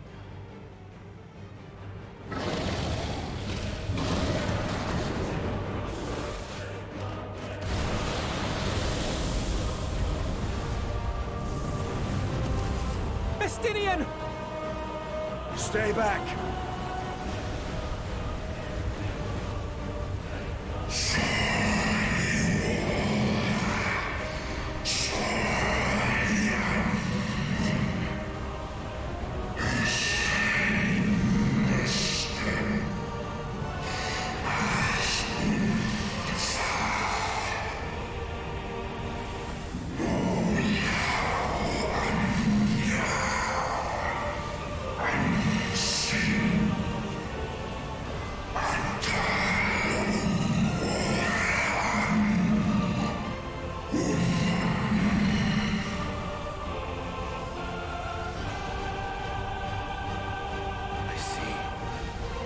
This is the emotion that bars our way.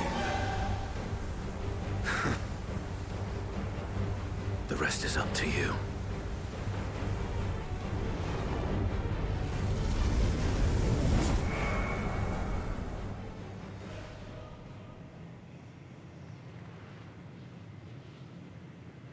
No! Not Estinian too!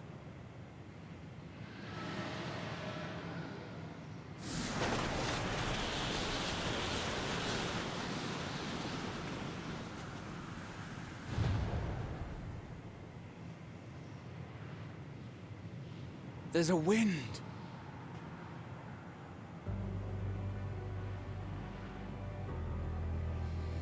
He's opened the way for us. Sacrificed himself to remake this place, like Thancred did.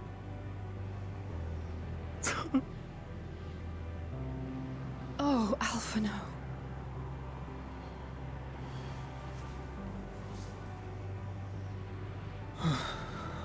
Come. Let us follow the wind. It will not lead us astray. He would not.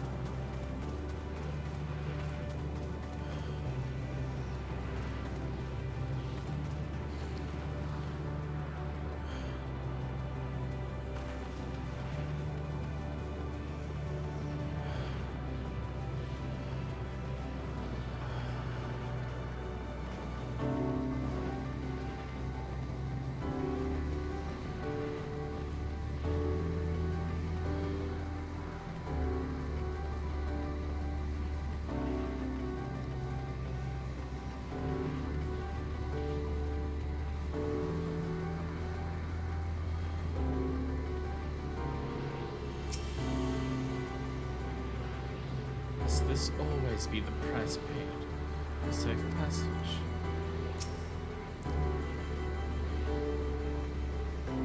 If I had known this place would claim Estinian too,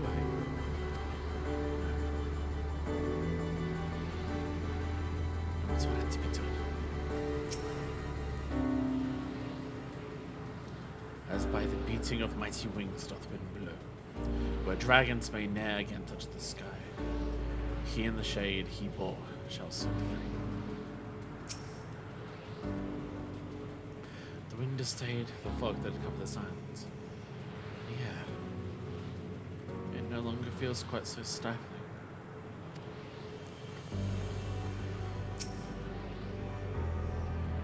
Look there. The wind. This is Estinian's doing, I'm sure. We should ride its flow and see where it leads. Forgive me, Marcus, but could you go on ahead? I need a moment to gather my thoughts.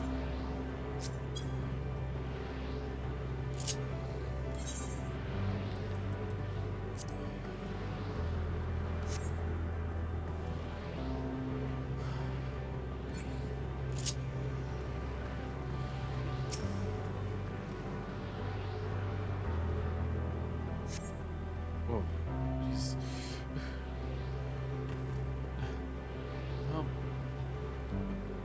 Hello!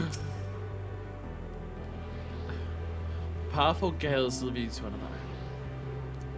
Yeah, the sign should arrive before long.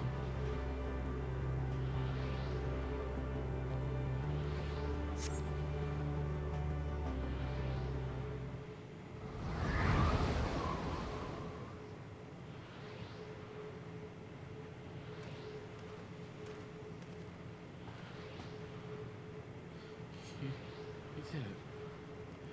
You found a way forward for us.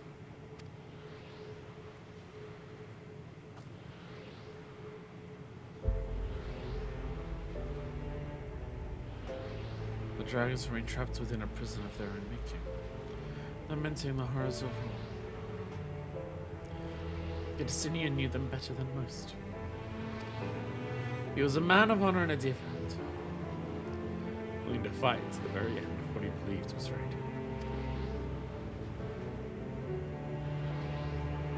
And he's still fighting Alpha, just like Thingrid.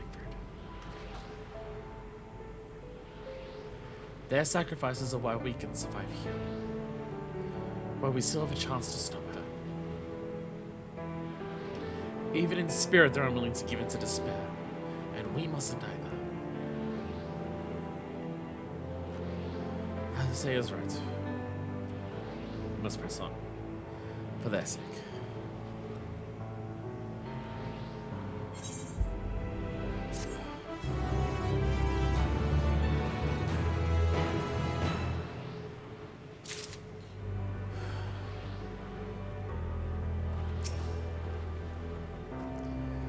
We have to keep going.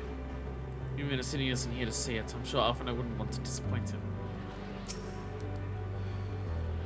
No choice have we but to march onward, lest we squander their noble sacrifices. To feign bravery with bold words is a simple matter, but without the strength of will to match, we are powerless against enemies. Not less than unshakable conviction will suffice, which makes me question if I'm up to the task.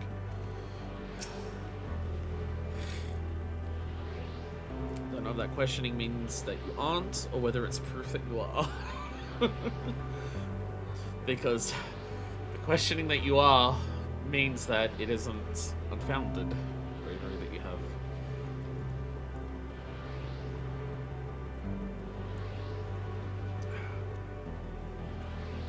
Though it pains me to say it, we can ill afford to stop and grieve our comrades' passing. Oh no, there'll be a time enough after.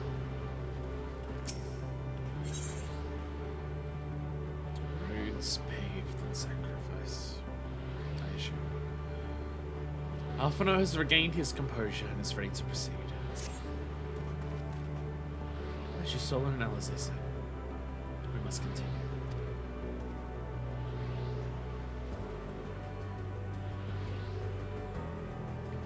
Notice the change in our surroundings? Perhaps this is the memory of an altogether different world. So it would be prudent to learn more of it then. Tread carefully, lest we lose our footing.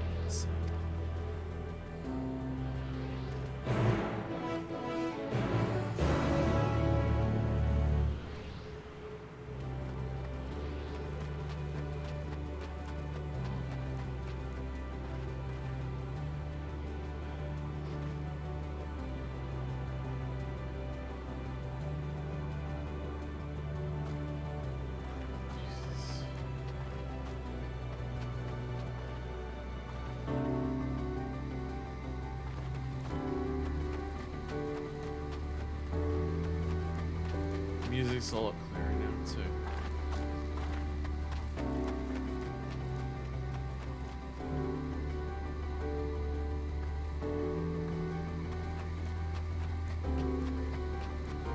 Whoa, where are we?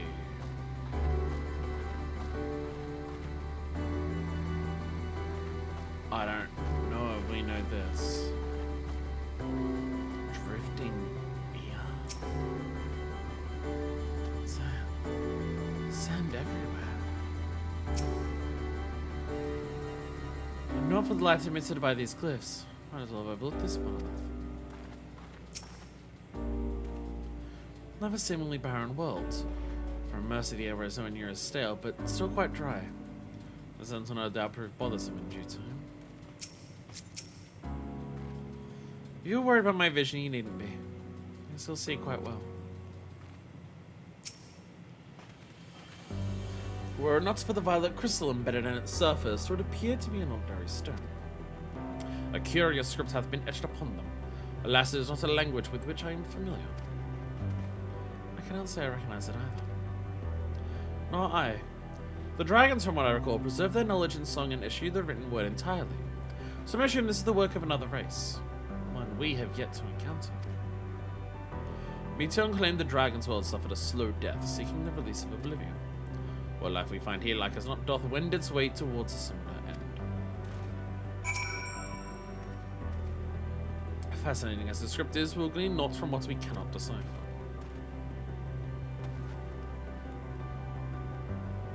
Yeah, completely different writing. What do you suppose that is over there? The corkscrew? Corkscrew? Or the eyeball creature? Other one. I'm not sure. It's hard to make out at this distance, but surface seems to bear the same crystals as this monument. Meaning there's a chance we may find whoever built them both. We should go and have a look. Come on.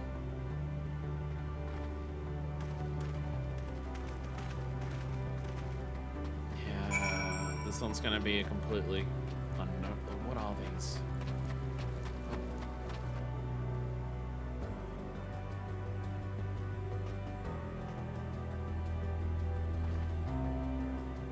Yeah, we don't know what these are.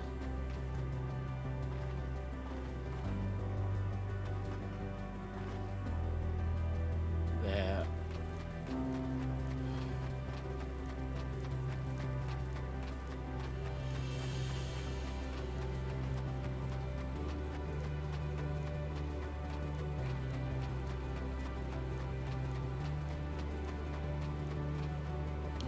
What was that?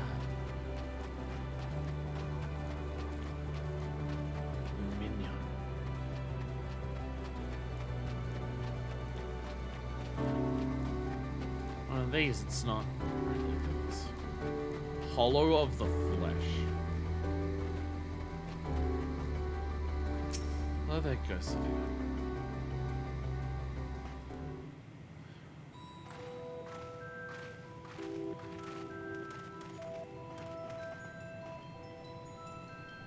Hail, travelers. This is a most unexpected occurrence. Oh, hello there. Is this your home? Indeed it is. Ah, forgive me, I had forgotten. An exchange of introductions is expected when first meeting those with whom one is unacquainted.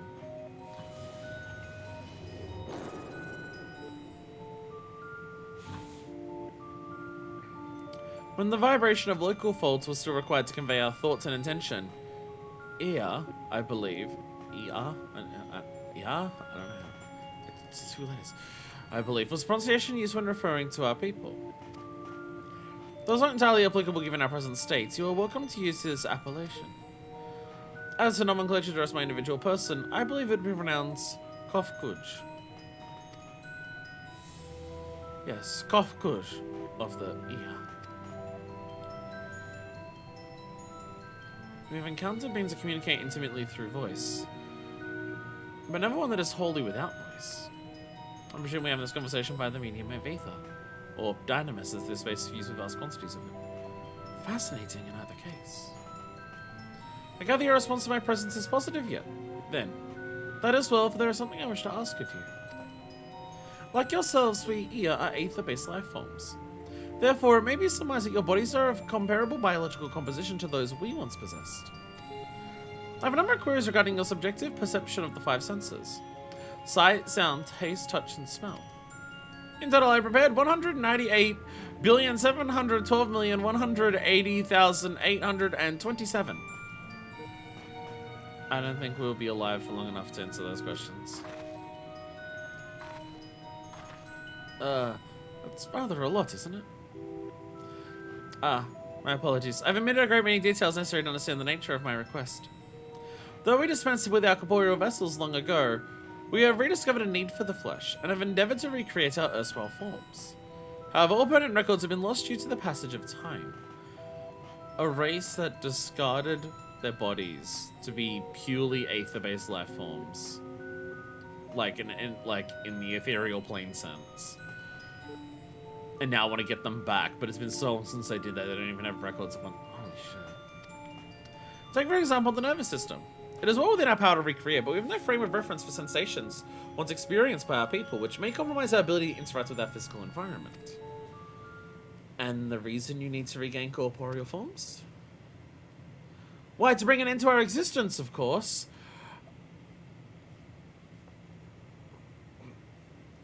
Okay. Okay.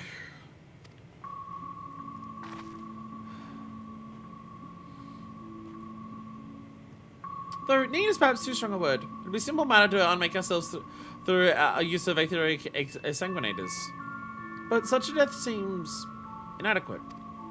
The traditionalists among us believe proper death requires an inescapable sense of impermanence in one's final moments. An experience found only within bodies of flesh.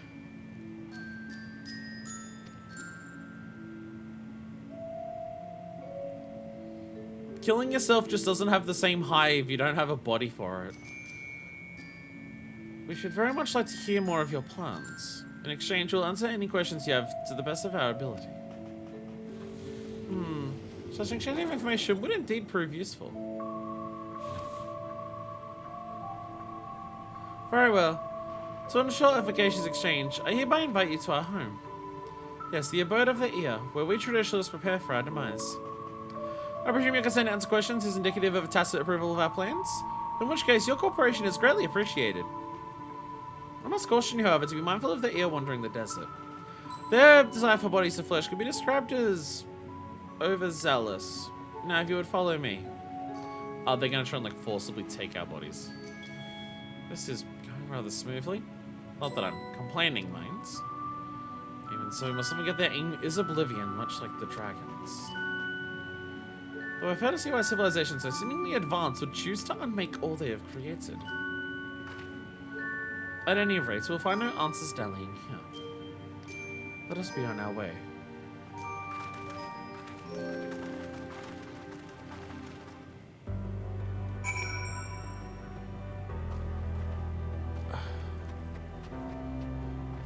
For all these suicidal people, they sure are cute.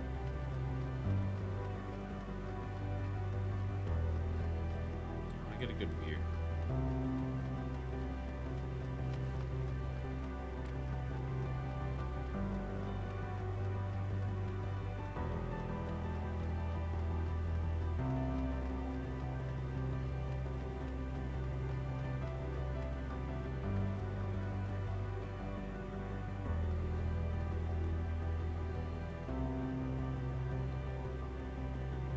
What is that? Swirling blue there.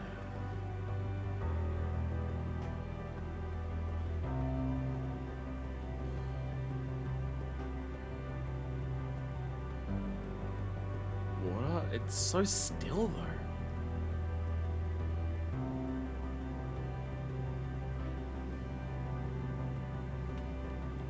Do you want to be joined? This is crazy to place like this? Yeah. This is a 7.3 thing. It's not set to default. You have to change it to that, even on console, which, like, it doesn't affect the frame rate at all. But, yeah. As you can see, there's shit that far out. All the way over there, right above Manifest's head. So, ironically, one of the new settings introduced in the most latest patch of when I'm playing this for 7.3 has introduced the ability for way more enemies to appear in an area, to help a place feel more alive. And the first time that we're seeing that in my playthrough is the zone that is Dead Worlds. Of all places.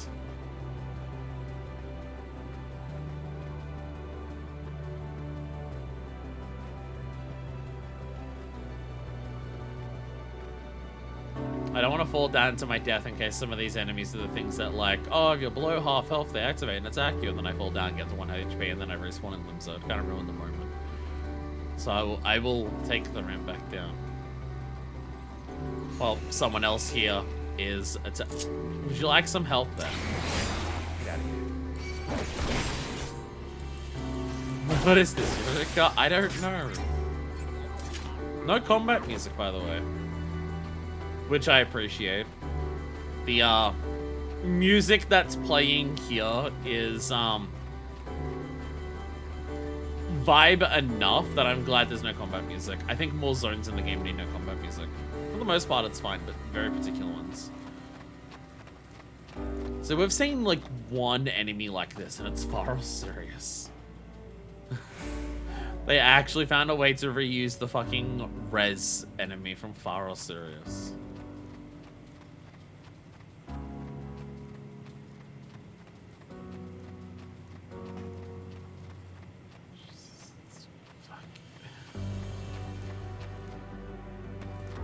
You know how we've had the discussion in previous like expansions of, my god, what is the final zone going to be? Ever since Heavensward, they kind of established that the final zone has to be ridiculous. Stormbloods isn't that much, but it does, like the giant water thing under there kind of does do that. But then for Shadowbringers, there was like, okay, it's very obvious there's 5 places. What's the last one going to be?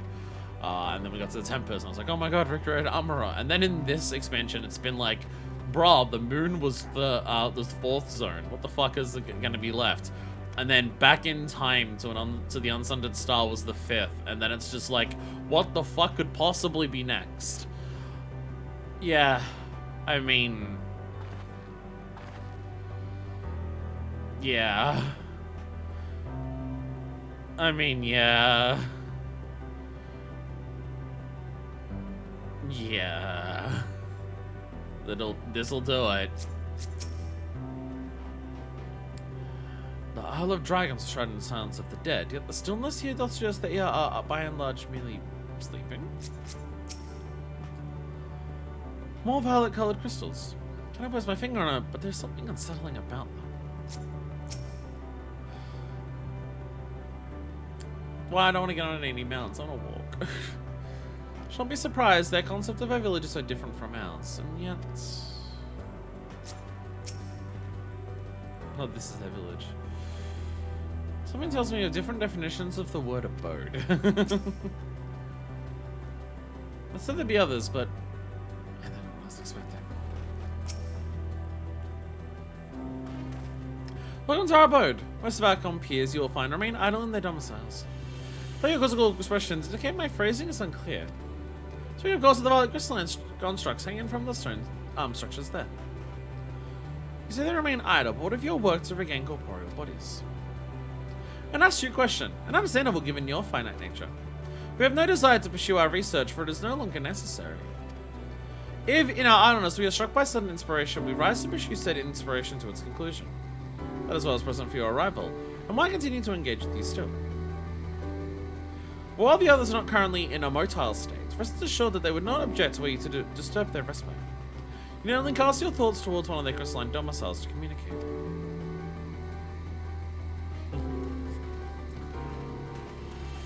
We want to die because, well, we don't have the because yet, but we all want to die, so we're all trying to find a way to do that. But also because our ultimate goal is death, we don't want anything, so we don't even work towards it for the most part, or do anything outside of that because we don't want anything. My guy, how did your chocobo get on? You brought your chocobo on the starship? Brought maxing the race. Jesus. Even should they let not to emerge, you never cast your thoughts to the crystals to communicate with the ER with you. It's the only way I can think to pronounce that ER is just, it's literally just the letters, just say ER. I suppose there's logic to creatures comprised of spiritual energy utilizing crystals as living spaces. But it is nevertheless surprising to see.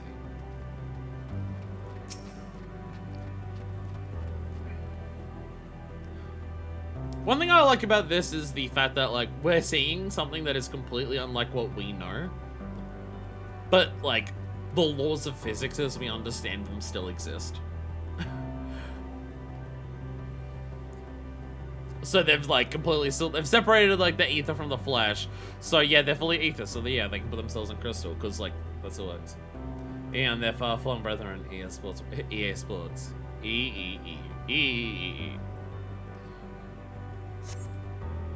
Gosh, your thoughts toward the crystalline domicile, but there is no response. Hi. I thought you were meant to talk to me. And also another aetherite. Devs challenging themselves to, hey, we have a zone, like, we've already been doing a lot of differently, like, designed aetherites throughout Endwalker because of the various places we go to. We now need a zone where every aetherite is of itself a different design.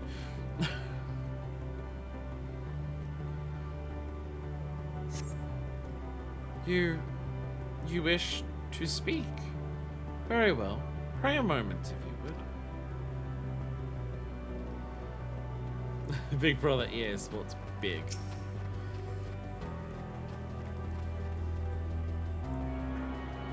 I shall attune to the aetherite.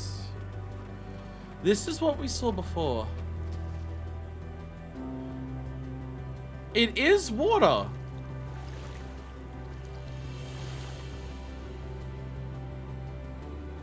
It is completely still. I guess that's the idea. There's no wind. There's no gravitational forces.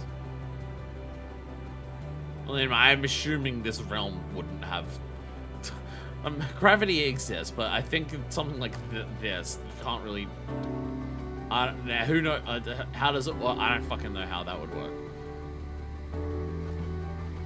But just seeing a thing of water that is so still.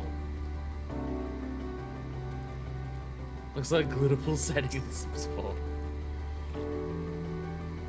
It's not strange they have passion to research that which they desire above all else. We are fortunate that ears and these crystals will shed light on this contradiction.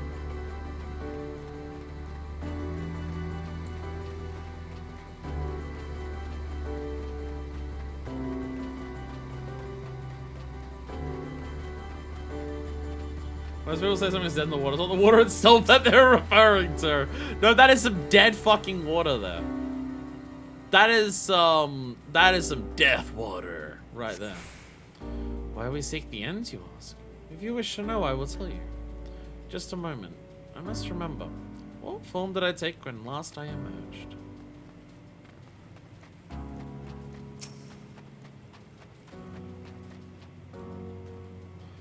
Despite my best efforts, mine overtures have elicited no response from this crystal. I cannot assume its resident sleepeth most soundly. Or so I hope.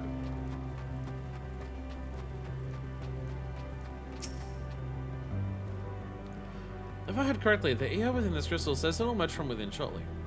Do you suppose they'll appear as Gofgush does?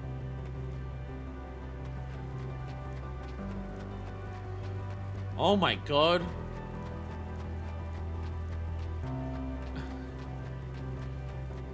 Luminions in the shape of spiders. Interesting that they've got the same name. Or is this one of those cases like when you attack it, they go into the human form, and these ones are just hanging out in spider form? Proficient enough captured an ear that tried to drown itself. You could be completely and utterly accurate, and I would have no idea. What the fuck is fishing like in this area? I think that's how you pronounce the name of their race. Strange foreboding comes and goes, but soon fades into silence.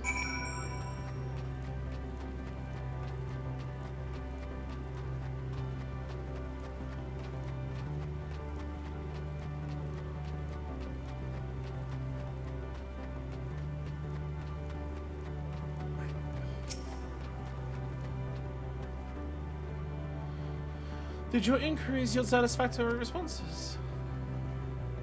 I said all they're gonna make. I see. They failed to answer is likely because their minds have unraveled due to prolonged idleness.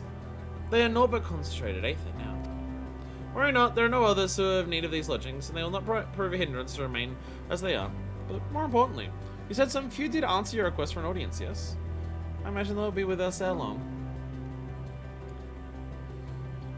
Have you seen the level 89 Fisher trait? Not off the top of my head, no. So they can dry, maybe they'll dissolve like cotton candy, or they just spread out like oil. Jesus.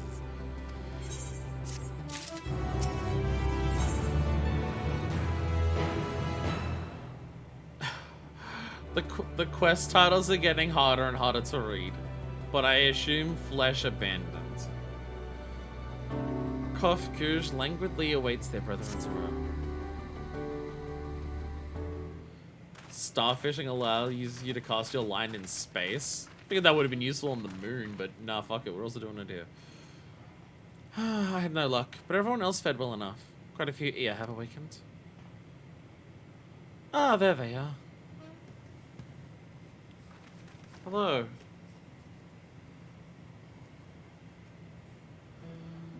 May I introduce you to Lalak, Diodik, and Nainij. Hello.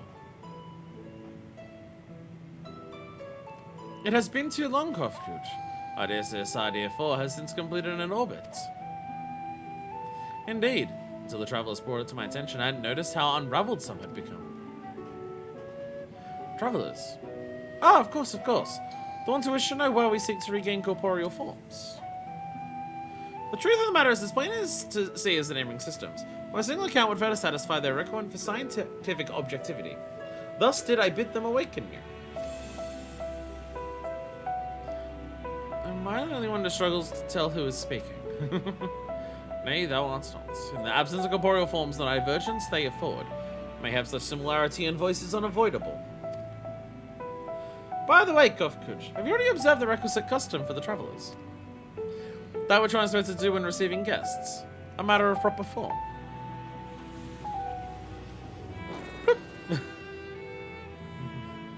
Ah, yes, so long as it's been completely escaped my mind. It still does. What was it again? I can't seem to remember. Boop. I mean, races feel the same.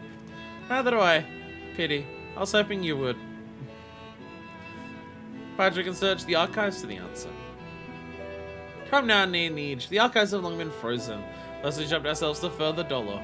Surely you recall that much. Ah, of course. Food! The custom is to serve food. Beings of flesh such as they must regularly replenish their aether. By contributing to their replenishment, we communicate our friendly intention.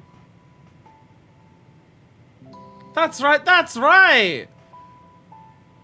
They're not gonna know what food is. They're not gonna... We do invite you to join us in communal repast, of which we may engage in leisurely conversation. They're like trying to remember what it was like to exist.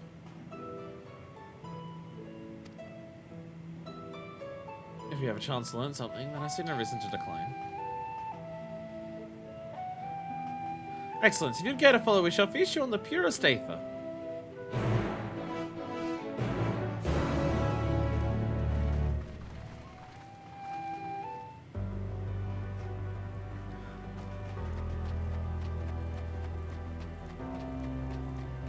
Oh.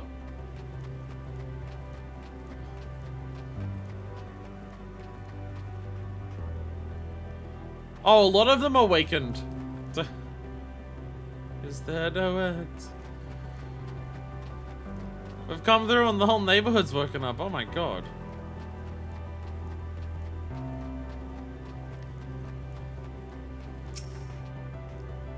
Engaging this classic debate with being of similar insight is a most delightful experience, no? At the moment, discussing with acquaintance the ideal way in which one might end one's own existence. Might you care to enlighten me with your own thoughts on the matter? Ah yes, we were just having the most riveting conversation on the best way to kill yourself. What do you think?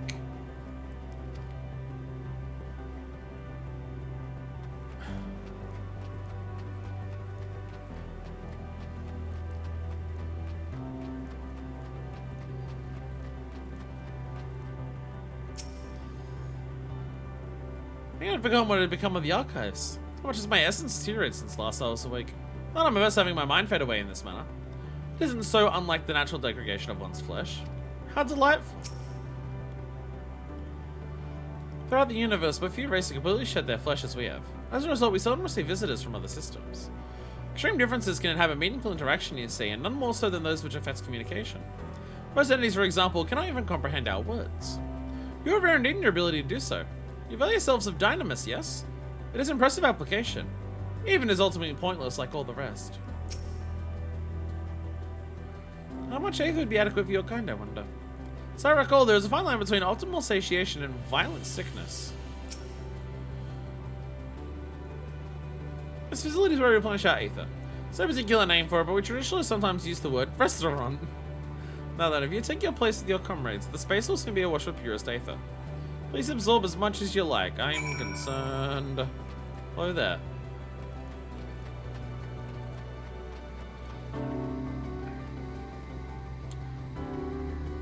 This looks ominous. We're told to send where we like. Strikes me less as a meal and more a ritual. Judging by the construction of this facility, it would seem that you directly draw upon the aether. Maybe they said, but I can't help but feel a bit nervous. They others have to replenish their aether. The loss of vital sustenance isn't like to be the cause of their demise. I cannot but feel a rush of excitement when I see your pliable yet sturdy form. As I rest to search to open you up and see how it all works. And now be at ease. We're not devolved to such savagery. I have cast off my body, but I still possess some semblance of a rational mind. For the moment, at least.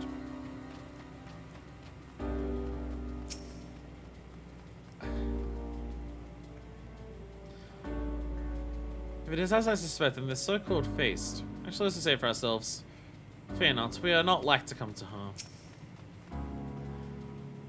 How can they replenish themselves on ether with this? If everything here is made of dynamis.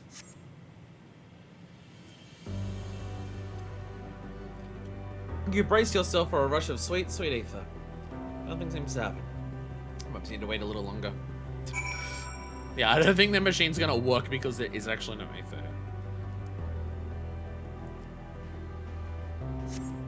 You brace yourself again, but again nothing seems to happen. As I suspected, as meticulously as one might recreate the ES home world, this is Ultima Thule. One cannot simply generate ether here. As recreations, our friends are oblivious to this fact. So the very truth of their existence. Much like the phantoms of the recreated Amaran. However, appearances may seem, we must be ever mindful that it is the memories of the dead with whom we deal.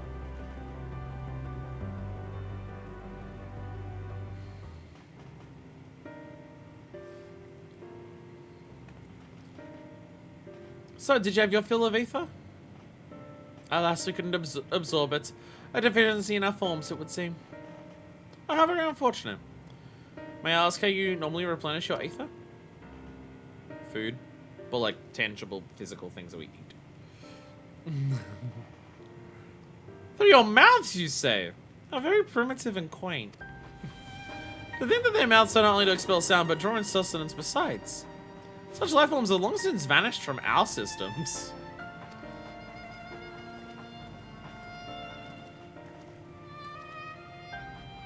Though we regretfully could not partake of your magnificent feast, rest assured we feel your welcome most keenly. In the course of acquainting ourselves with your sophisticated ways, however, we could not fail but wonder.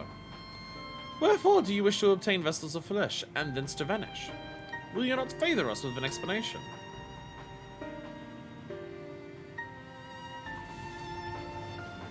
The flesh and blood beings are always so hasty. It does have its charm, though. Very well, we shall indulge you. In the beginning, when the EO yet possessed corporeal bodies, our ancestors dedicated themselves to the pursuit of knowledge and technological advancement. By transcending all limitations, we believed we would eliminate sorrow and abide in true happiness.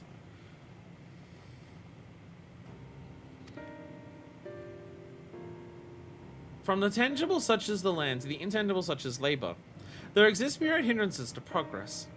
Most confining of all was the flesh itself.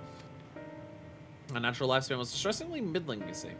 Too short to enjoy unhurried lives, yet too long to be considered disposable.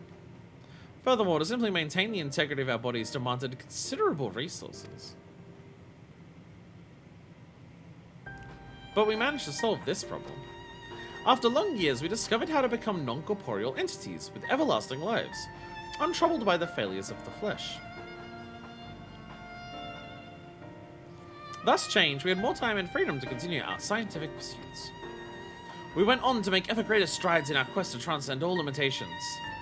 Until we finally decided to challenge the last of them all. The limits of knowledge.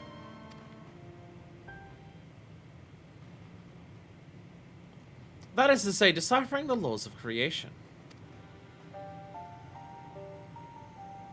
We sought to discover how the universe came into being and explain all extant phenomena, and thence predict the future. If we could but achieve this, we believe that we would be free from uncertainty and anxiety. And did you find the answers you sought?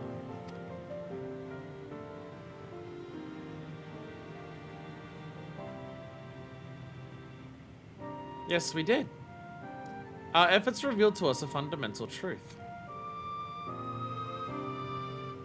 Knowledge of said truth is essential to the continuation of our conversation. If you would learn more, we will share it with you. No, we mustn't. Primitive as they say, it would be unspeakably cruel to deprive them of their ignorance. And their knowledge is what makes them want to die. Which means I feel like I know where this is going. They possess corporeal forms, their lives readily ended. As those who have gone before, is it not our duty to warn them? What thinkest thou? It's Y'shtola. When have we ever run from knowledge?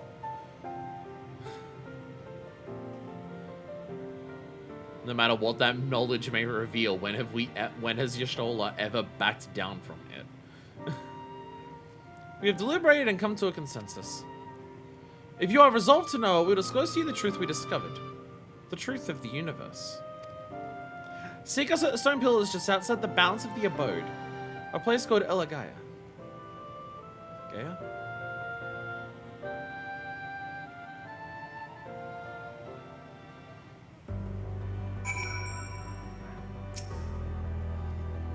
Nakamasi Y'shtola seeketh the truth of creation. How will the truth of the Ea, who uncovered all only to desire the end, fall upon our ears? To define the laws of creation would have been no small feat even for the Ea. Nay, having eternal life and hence no sense of haste, would have only made it harder. Such tremendous drive for knowledge they once must have had, and I struggle to reconcile with the listless beings before us. Whatever answers they found, it did not bring them happiness. You may be intimately familiar with the problem, not at the back of your hand, yet be powerless to solve it. The cause of my struggles, I've often been made keenly aware of this fact. I wonder, have the Ea never felt the same frustration? 'Tis true that a lack of knowledge can beget fear. Therefore, in theory, by acquiring our knowledge, it may be possible to attain peace. But as Heidelin told us, all those peoples who attempted to free their world from life's woes met with failure. And the Ea are among them, as their presence here attests. The tale we're about to hear will not be a happy one. Fundamental truth. We will hear it, of course. Let us learn what has led such an enlightened people to this indolent end.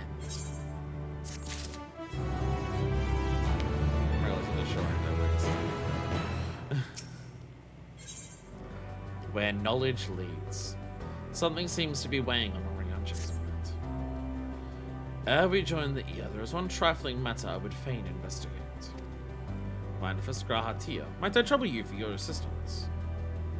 But of course. My thanks. We shall head outside the abode if you would kindly follow me. I don't know what mischief you are plotting, Orianja, but I trust you have our best interests at heart. The rest of us shall go on ahead to Elagaya. Lest you worry, we won't stop without you.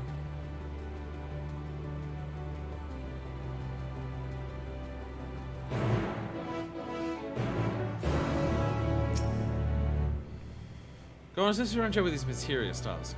We shall wait for you. There's all but desert out there. What could Orianja wish to investigate? As long as Orianja explains himself to you, then I shall be satisfied. Do lend him in here in my stead.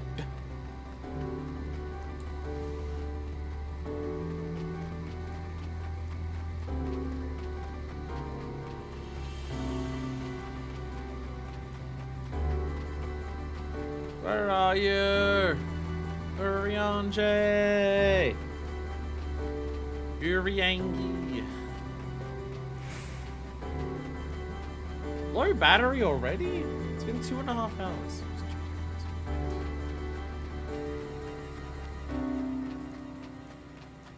Oh, you are far, far away. I'm still not getting on mounts. I feel a little in the mood. Same reason I didn't get on mounts and helpers. Oh, this is near the big pool. Is it? Yeah, it's the big pool. The wellspring of regrets. Jesus fucking Christ. A spring and a susspawn at that. I didn't notice it amidst the charms. You notice the completely fucking still water as well in Ranjo? Aye, this place shall serve. Is it the spring you wish to investigate?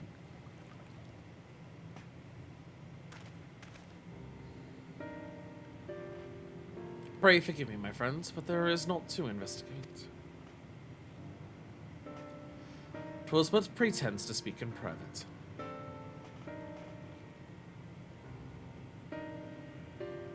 You have our undivided attention.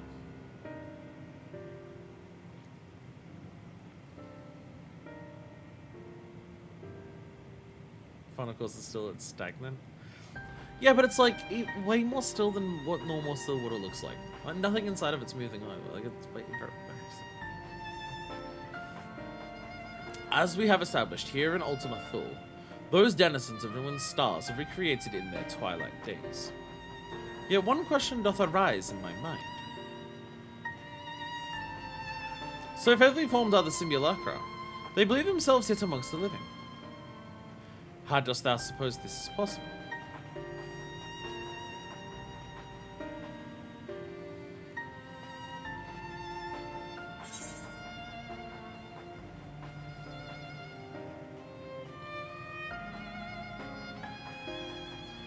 Meteon has taken their hearts unto herself.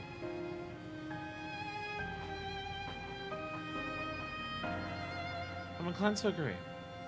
If Meteon can take the emotions of others as her own, I dare say she'd be able to recreate them more faithfully than had she relied on any historical account. Yeah, Meteon's met these people.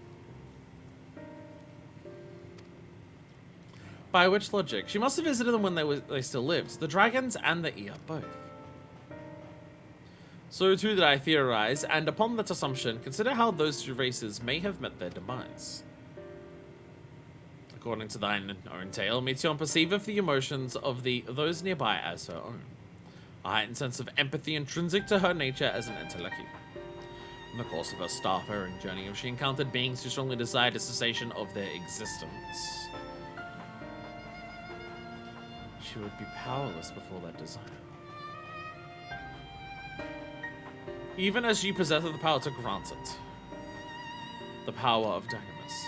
'Tis my supposition that, overwhelmed by their longing for death, Meteon did unleash Dynamis and ushered the dragons and the Ear unto their doom. Oh, she may have been so overwhelmed by their emotions of death that she actually caused it.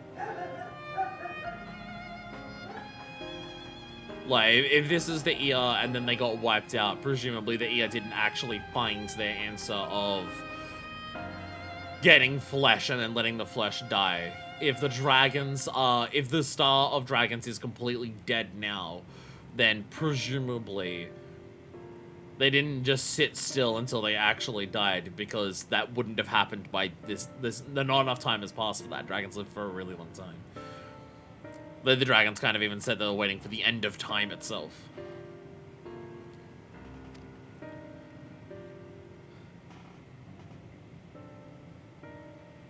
Of course, such was not always the outcome. Full many stars did she find already lost to ruin. In order to create a terminus, however, the fervent desire for the end is essential. Therefore, should you struggle to find the way forward, pray ask yourselves this. In the place where you stand, whose is the soul that yearneth most desperately for oblivion?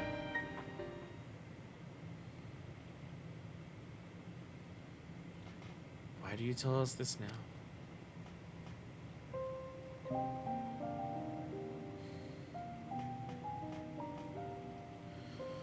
Ne'er again would I betray your trust. This pledge I did make Bringing thee into my confidence, I would remain true to my word.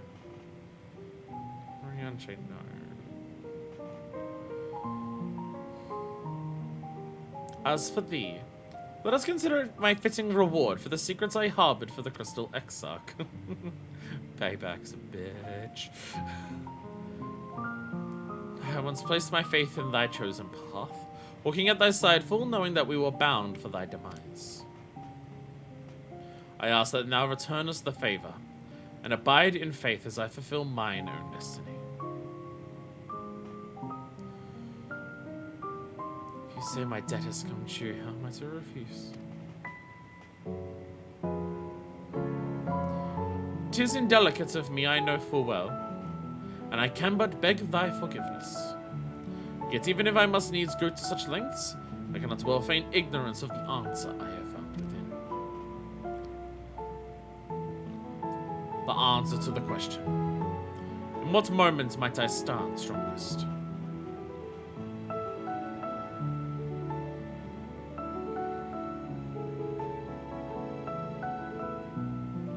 After all that we've been through, I will say only this. Do what you must. Do what you must, and see your conviction through. I shall, my friend. I shall. Without further ado, then, let us go to join our comrades.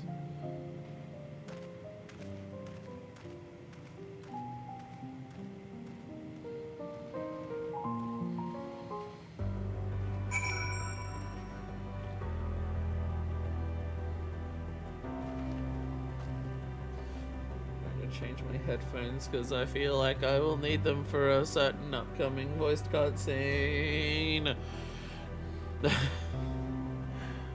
I feel I might need them.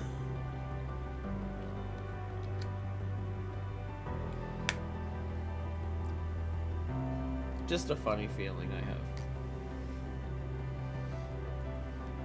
Just a suspicion I harbor.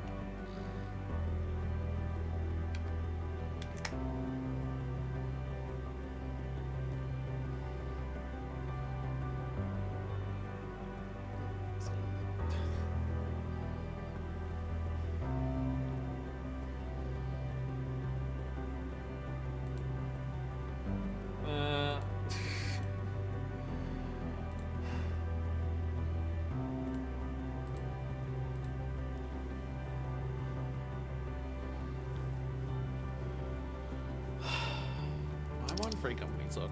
I'm gonna accidentally type something and not realize I'm even talking.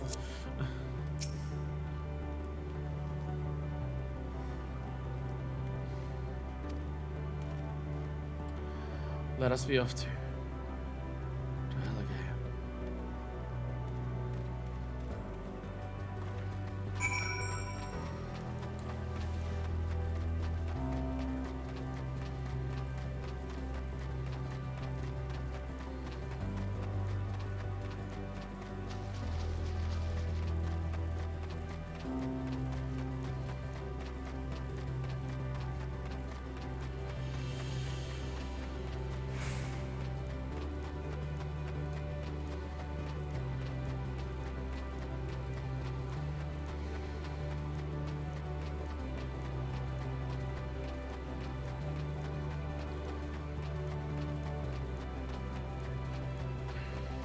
Oh, this sucks so much more because I'm so much more aware of what's about to happen compared to last time.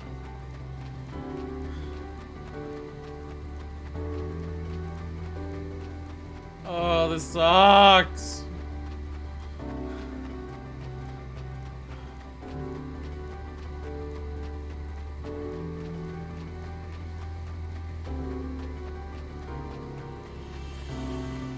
This sucks so bad.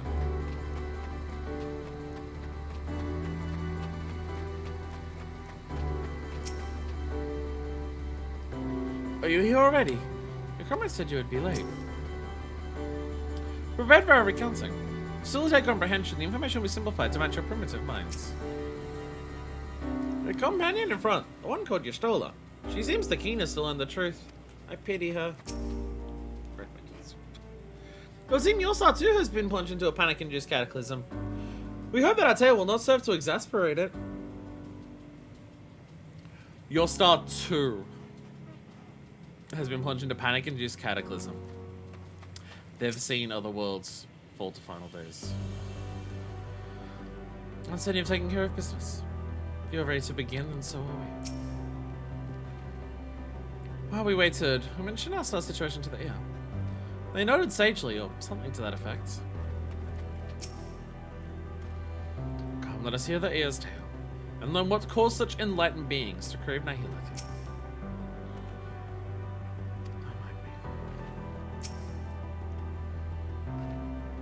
Seems everyone's accounted for? Shall we then?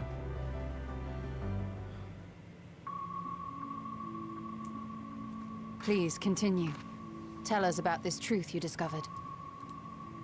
Very well. Bear in mind, however, that the purpose of this conversation is not to impart scholarly knowledge, for such requires that you comprehend the subject matter, which you will not. We will forego the intricacies of our scientific methodology and deal only with the conclusion, the end of our society and our world. We acknowledge, with regret, that your star is in the midst of the same panic-induced cataclysm that befell Deneb 3. As such, in order to avoid causing undue distress, we will refrain from explicitly stating how much time you have remaining. You are entirely too kind. I pray you recount your tale as you see fit. Final days have hit a lot of stars.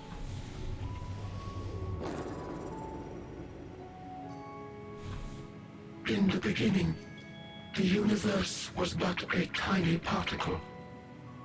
Then suddenly, this particle began to expand. Having remained entirely in the bounds of your star, the phenomenon may be difficult for your kind to grasp. So they're talking about the Big Bang. But this expansion has since continued unabated. And they're talking about the Big Bang. Speculating that the universe could not grow indefinitely, we sought to learn what might occur, and made a worrying discovery. The stars will continue to spread apart, as will their finite thermal energies. And they're talking about the hate death. Eventually, all heavenly bodies will grow cold and freeze. No new stars will be born, and the universe will enter onto an eternal ice age.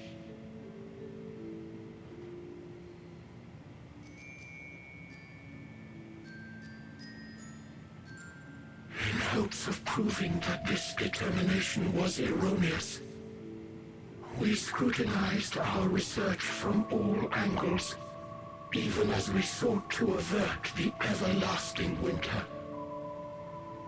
The endeavor proved fruitless. So infamously so, in fact, that it became synonymous with vain effort. The universe as we know it would end, and there is no way to prevent it.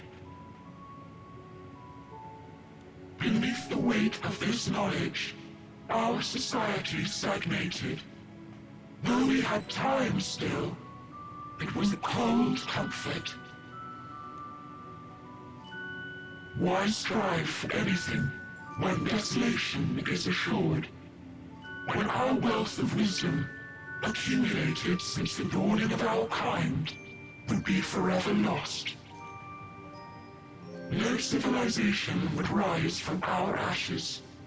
No scholar recover our knowledge.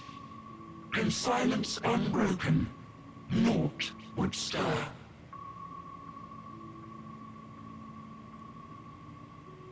Intellect was once our pride. Overnight, it became our shame.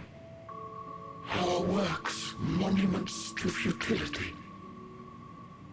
Immortality, our greatest invention, became a source of suffering. Rather than suffer on, many chose to unmake themselves by means of etheric exsanguinators.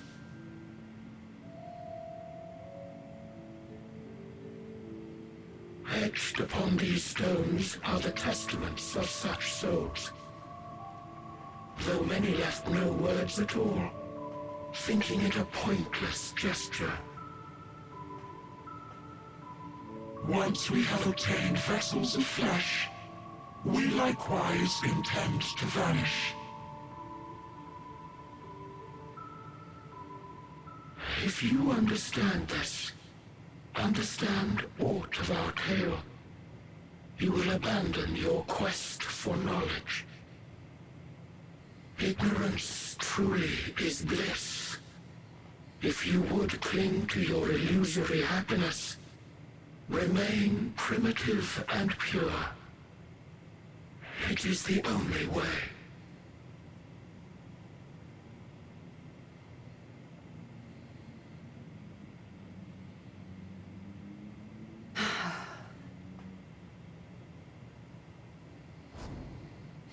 So that's your story.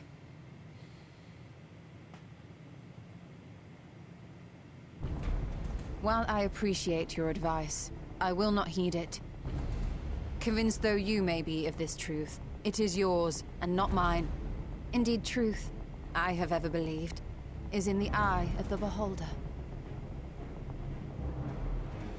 Are you suggesting that we have reached a faulty conclusion?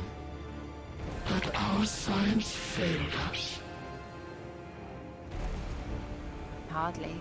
As you yourself said, the subject matter is beyond my comprehension. And that, I accept, is true. I do not possess the knowledge to prove or disprove your conclusion. In my mortal years, I doubt I could even approach the wisdom of the Air.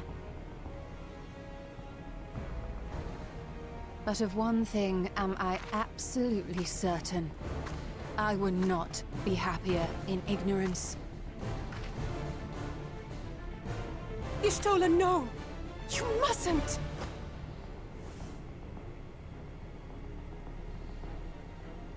The most important lesson I've learned is that learning isn't simply passing one's eyes over words.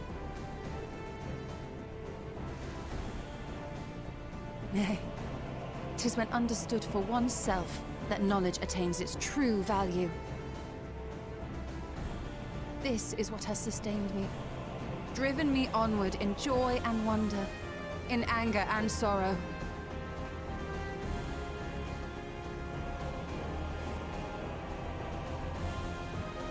The universe may end, and all may be for naught, but I will live as I always have. I will always seek out new knowledge, and no conclusion of yours, no matter how grim, can dampen my desire.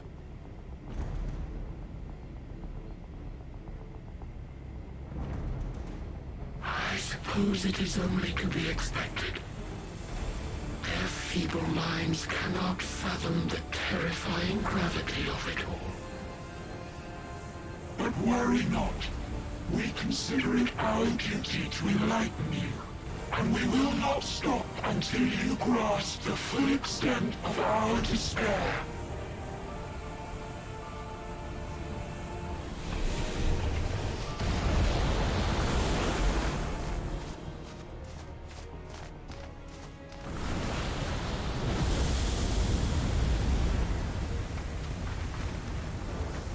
Keep calm and listen well. Though my body will soon dissipate, there may be a way to restore it. Azim's magic. So long as our souls remain, you can use it to summon us back.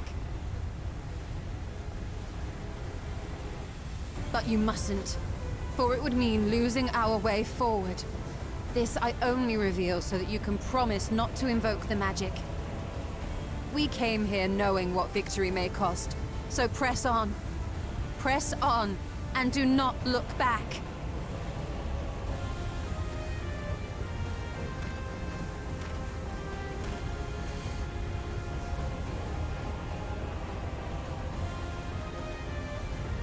I shall join thee. As subterfuge is not required, thou shalt not suffer for mine absence. Riange. My resolve hath never been as strong as thine. Full oft have I wavered in my decisions, and afterwards been stricken with regret. In spite of this, I may still stand with my comrades, supporting them as they attempt the greatest of feats. This truth I have learned in the course of our journey. And many though my shortcomings may be, I may also claim to excel in prophecies.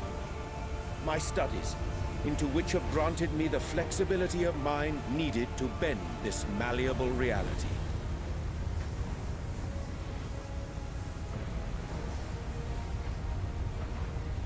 Thus shall I hope that thou mayest have the strength to resist, and our comrades the strength to continue.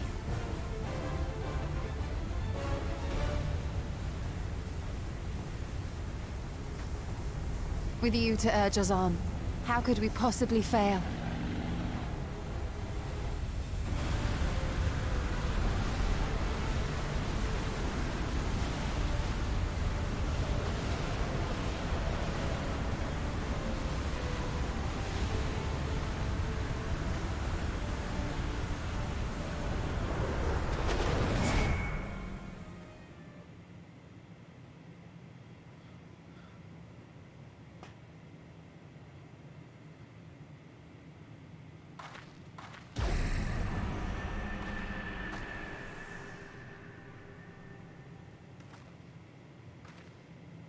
What's this? An extinguished civilization. Rekindled.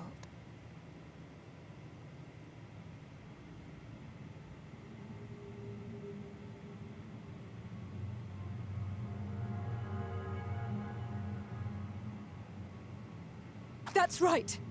Our quest doesn't end here. We'll press on, and we will find you.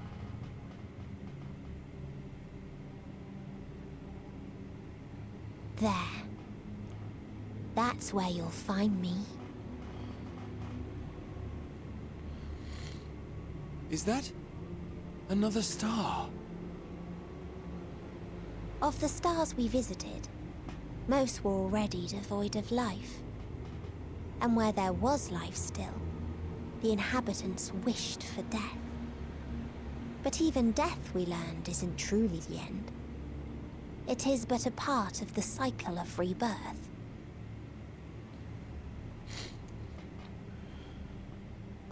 Souls return to the star, or in its absence, a larger flow. And eventually they are reborn. Alive again, to know suffering anew.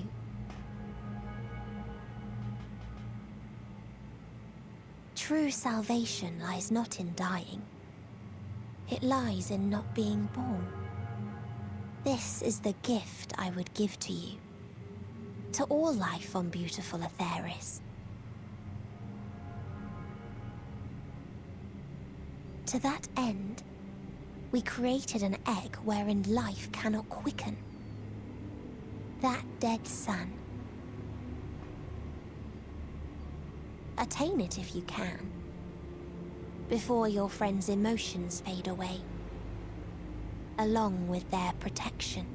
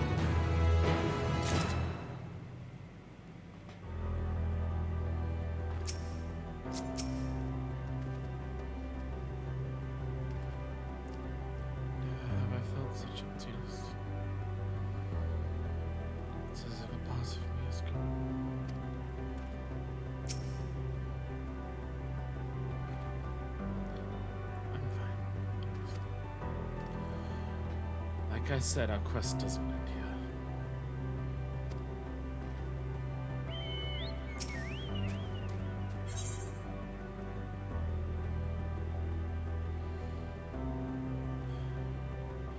Victory. Something. Lost. Hurts here. Regards his comrades in Solomon. You are ready to continue on. And let us make for where that ledge. Shalari and Jay have opened the way for us.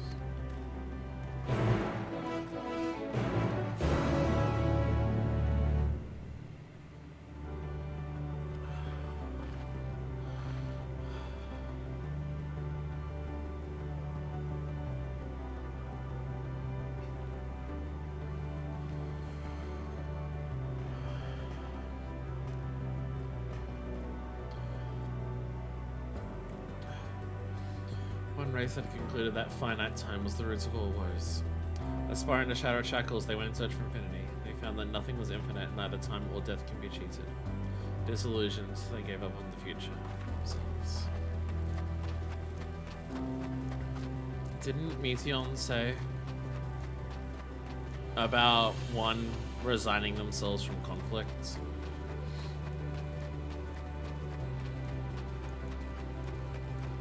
Wasn't that also one of her, like, specifications?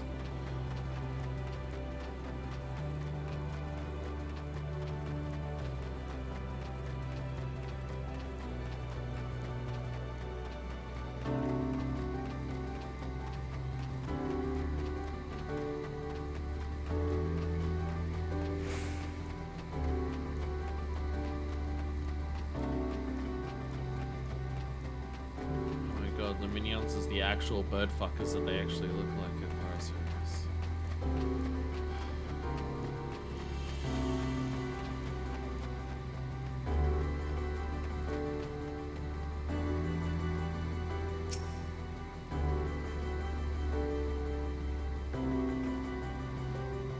Some man over here to us.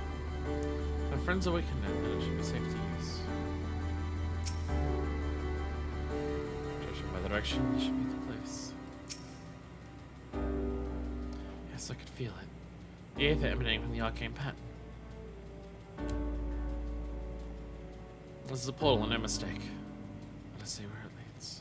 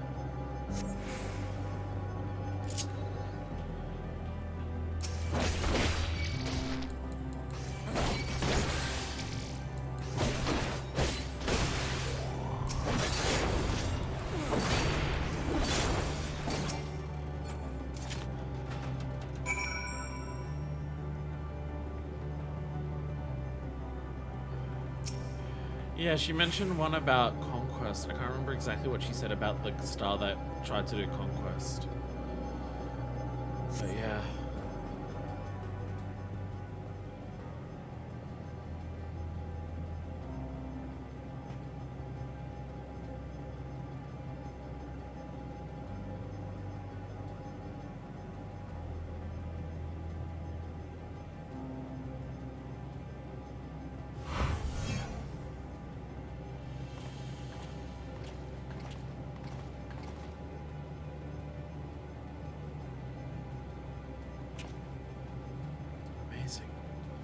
another civilization. Attacked as soon as you arrived. Not the most welcoming of places, is it? Let's try to find denizens who are animal to conversation. Should also get a lay of the land. See how far we can go. I'll help Alpha know of that. Meantime, you and Grahar can search for friendlier folk. Game audio seems to be glitching out. Going down in volume as soon as you stop talking. I think it's just quiet. Apart from hostile beings, take care of your footing. I mislike the look of this tree. Not knowing what the locals are like, you best take care of yourselves. We'll find you once we're finished exploring. Yeah, I feel like this happens a lot, Cross, where just Twitch freaks out on your ends, makes the sound bad. It happens quite frequently. Where the sound goes fucked on your ends, and everyone else says it's fine. I think that's just Twitch being Twitch. If it's doing crackles, then it could easily be like, it somehow reset the signal and done crackles specifically, because that I know is like a known issue that I can't hear that you can.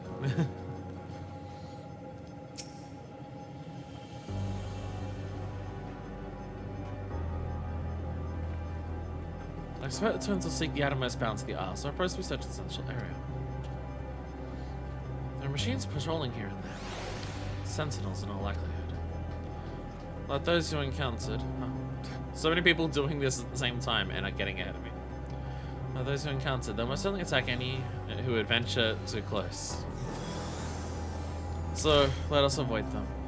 Look for others that appear more approachable. Get in there, White Mage. Yeah, I believe in you. White Mage in the new White Mage robes. Do you want some help? Do you want some help? You do White Mage damage, it's very slow.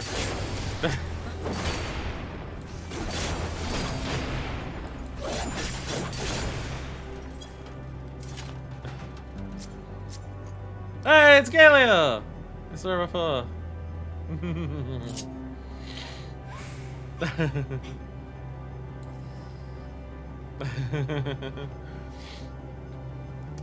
Actually, this is funny because we saw her at the thing. We saw her at the spot to get the clothes, and now she seemingly is wearing the White Mage gear.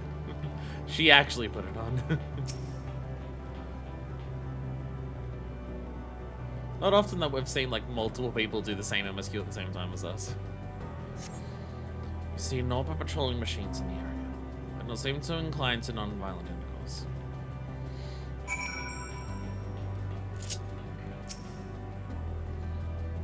These are the most violent, like this. Their whole thing was conquest, so they're all the most hostile ones. Hello, hello, hello, hello. Beta. Shutting down. Hello.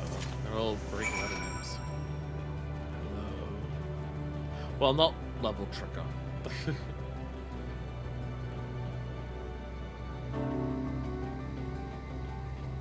The map for this area looks so funky because it's all of the like odd shapes.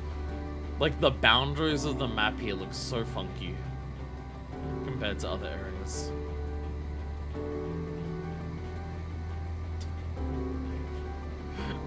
We found striking dummies out in the wild. They're level checkers. Hell yeah. Hey, the current. Oh, okay, I'm assuming we're not doing the blues today.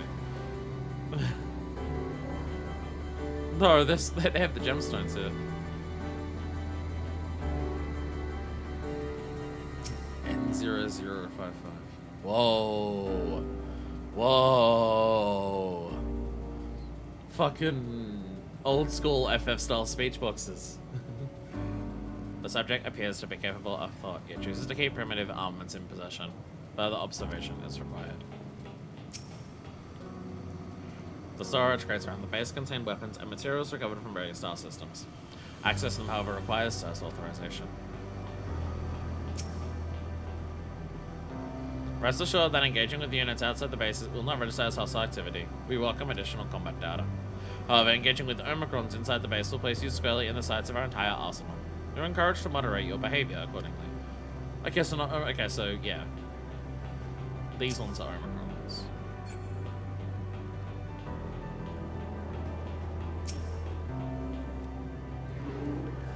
Greetings. Any request you have of this unit should be made in a clear and concise manner. This unit has been designated M051. The unit is responsible for the supervision and operation of the on-basis energy plant. Please direct any complaints or suggestions regarding the plant to this unit. This unit will respond to them as efficiently as possible. This is Base Omicron, an outpost constructed to also engage in combat with unfamiliar opponents. In accordance with Stigma 1's most recent orders, we are currently shoring up our base and our forces. Now we are waiting further orders. Your cooperation is requested. The little thingies. They are very cool looking. Fucking, oh my god. I mean, we go to space, and the whole purpose of going to space is going to a place that's dead worlds. So of course they're going to immediately give us both the Dragon Star and Omega's fucking home base. Like, holy fucking shit. It is a shame that this unit currently takes on hostility from you. Combat with the flesh-based life forms like yourself would prove useful to many here. While we do have data, many units lack adequate experience. It would be great help if you decide to engage in your combat loop. Please test out your rotation, so we can judge it and laugh at you for when you let your GCDs drift. Additional entity detected. Manifest. Machines here do not appear hostile. Let's see if we can communicate with them. Begging your pardon, but we are searching for the denizens of this star. Unknown life form detected. Assigning generic label, interplanetary travelers. Greetings and welcome to the planet. The planet. Could you please repeat that? It appears your hearing organ is unable to process the name in our tongue.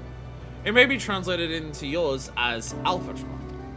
Our people, meanwhile, are called the Omicrons, and you stand within one of our outposts. So Omicron is the race of people who made Omega. Is Omega something that they made? Is Omega one of these that, like, has a bigger vessel? The Omicrons, you say? And what is it that you do? We are preparing for war.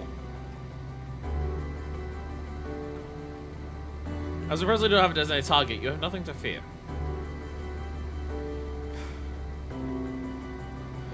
That's just what they do.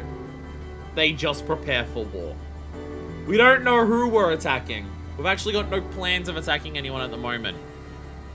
But we're preparing for it. Should your star become designated, however, you'll be taken into custody and or terminated.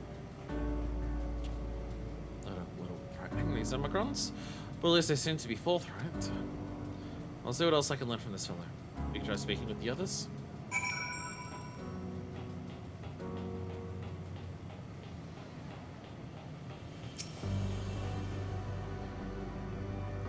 Greetings, traveler. When venturing outside the post, beware of malfunctioning units. They don't hate Sir's commands and indiscriminately attack all non-Omicrons. Burns and confusion, be advised that Sir is the alias of Stigma 1. Sir executes instructions to our forces as the foremost of the 6 strategic matrices that bear the designation Sigma.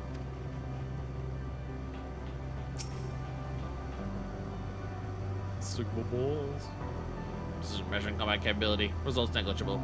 Subject falls outside targeting parameters. Greetings, traveler. We are the Omicrons, and our objective is self-enhancement. In order to achieve this, we venture forth in conquest to acquire combat data and resources.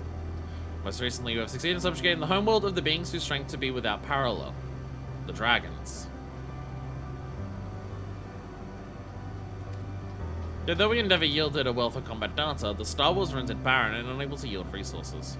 Our subsequent costing determined that the losses incurred exceeded the gains. They went to war with the dragons to just, like, steal from them and take everything. And then after killing most of them, decided, oh, actually, there's nothing of value here. That was pointless. All that suffering the dragons have gone through, all of the everything. And for what? For nothing, as it turns out.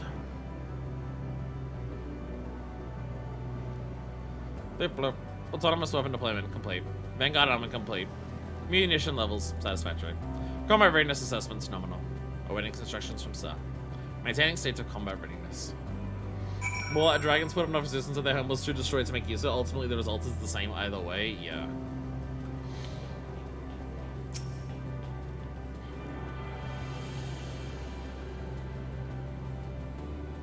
I mean, even they designated that basically they couldn't compete, like, nothing else could compete with the dragons in terms of strength, except for them. I mean, even, and then you get specifically to Midgard Summer, where Omega basically admitted that Midgard Summer was the one that, like, the strongest dragon and the one that then none of them could defeat. And a few things, so did I. We share our findings, however. I believe it best to step outside the outpost. Come with me. I feel like this section's got to be completely different whether you've done the Omega Raid series or not, because if you haven't done the Omega Raid series, you have no idea what any of this is. But if you have, you're very familiar with what's going on here. Ah, there you are. We finished surveying the area. This comes as no surprise, but there was no way forward. The reporters don't want me to get here, but those that words only sent us to isolated isles. As before, we must look at the embodiment of the emotion that bars the way. I say that so casually.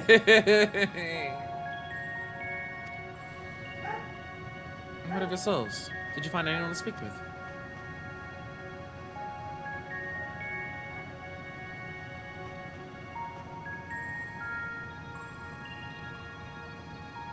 Sure, we have to explain about Omega and everything like that, right? Surely it's gotta come up. So the Omicron seek to advance themselves through conquest. Following their victory over the dragons, they stand ready for the next campaign. But their leader is yet to issue new commands. And so they wait. So this is literally the whole point of like the ending of the Omega Raid series.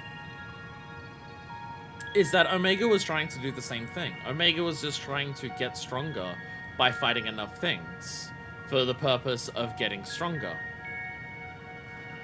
And Omega could not understand why it wasn't getting stronger compared to us and why we were able to defeat it.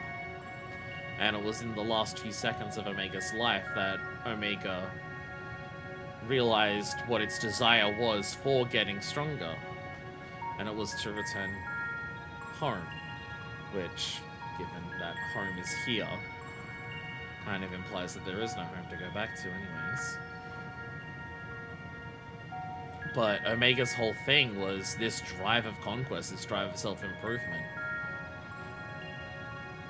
It wasn't even aware of why it wanted to do that. So I'm assuming that'll be reflected here in some capacity.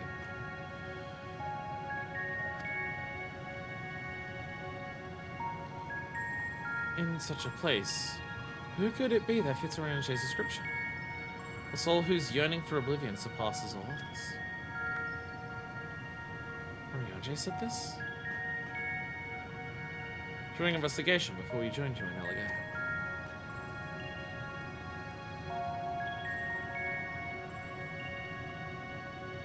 So that's the way of it. Why couldn't he just say it to all of us? Given what we know of this place, it's certainly a curious state of affairs. While the dragons and the air long for death, the Omicrons long for conflict. As much as that may lead to destruction, it must be considered as distinct to design.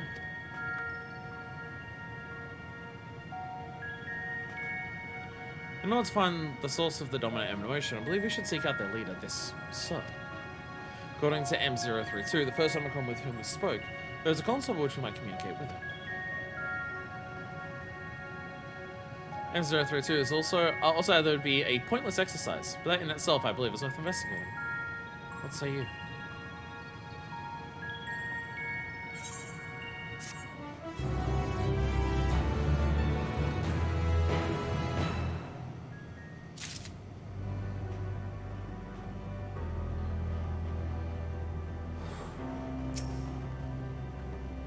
Pointless exercise. What does that mean? I don't know. Certainly I'm a single-minded character. The lack of new orders does seem unusual. I hear that we should seek out their leader.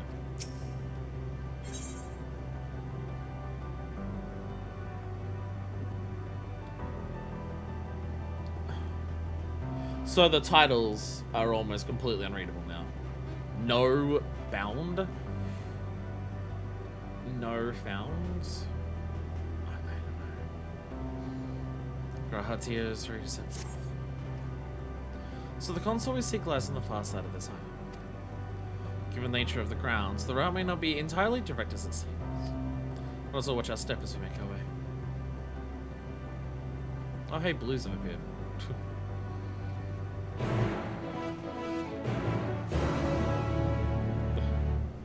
This is possibly the zone that feels the most... The normal, typical MMO thing still happening here feels a little weird. What the fuck is the possible explanation for how we ever come back to this place? The whole point is that going here took the entire Mother Crystal. Home not found? Oh, because I had like the lines kind of like the age at the beginning. This Delta is 3 universe.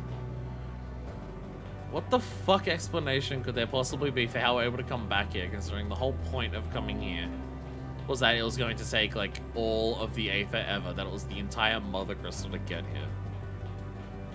That doing the, like, what is the explanation of how we're gonna come back here to like do Fates and like do blue so we can get fly here? What the fuck? I mean, flying here being something that's harder to unlock. The whole point is that we can't, like, us not being able to fly makes it harder to get through, so that makes sense.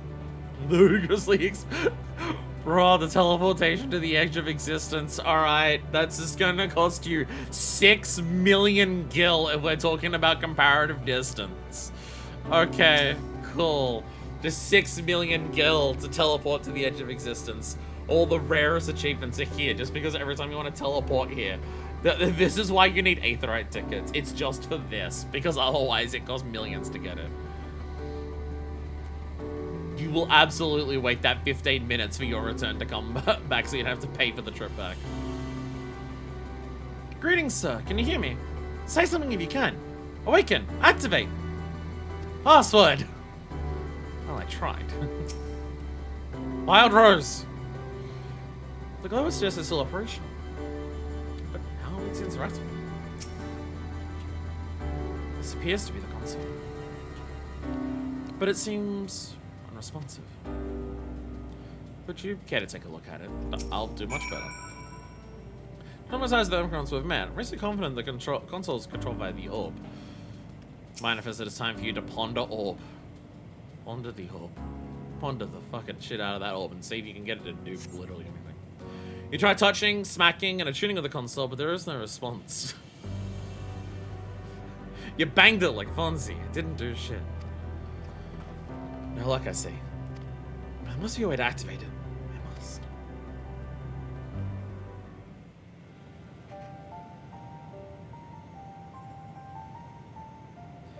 We were told pointless exercise, which is even the idea that it's pointless is a bit... I'm out of ideas. As am I. Operating such consoles is trying enough. But if we can't even activate it... Perhaps there is a way.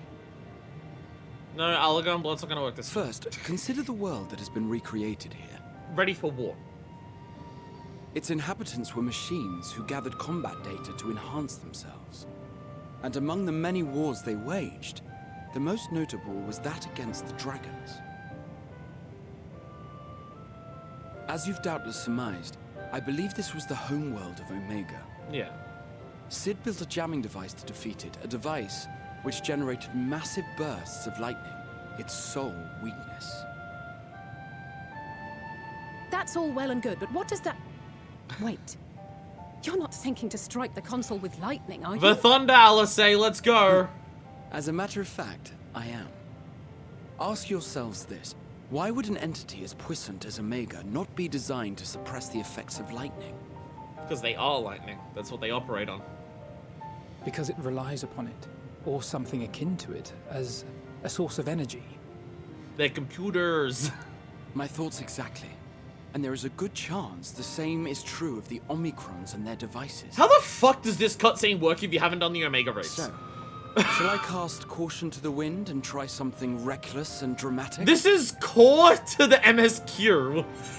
Relying specifically on Omega. How does this cutscene function? I could use my custom-made Omega jammer. I got that. What if I have the Omega jammer and I go bang at it? What if I do that?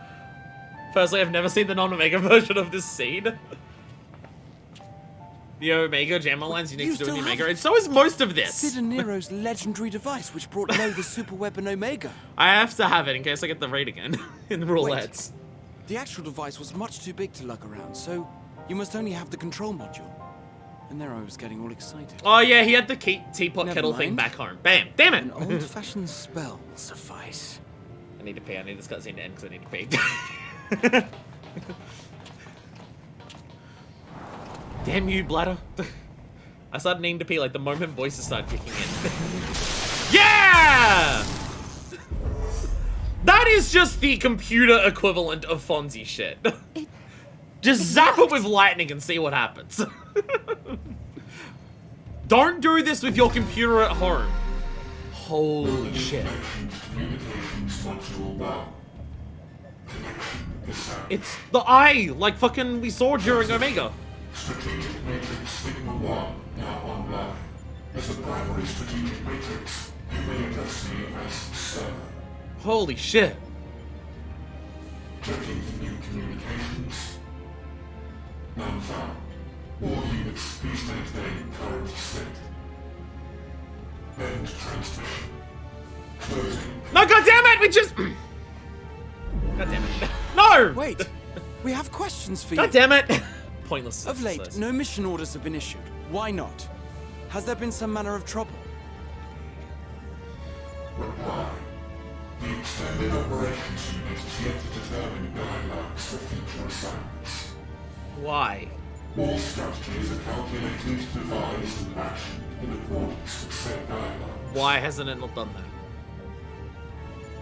In the interim, all citizens are directed to maintain a state of combat readiness. End reply. Awaiting query.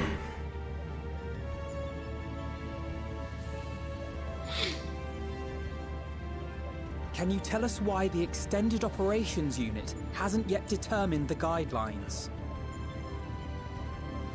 Unable to comply.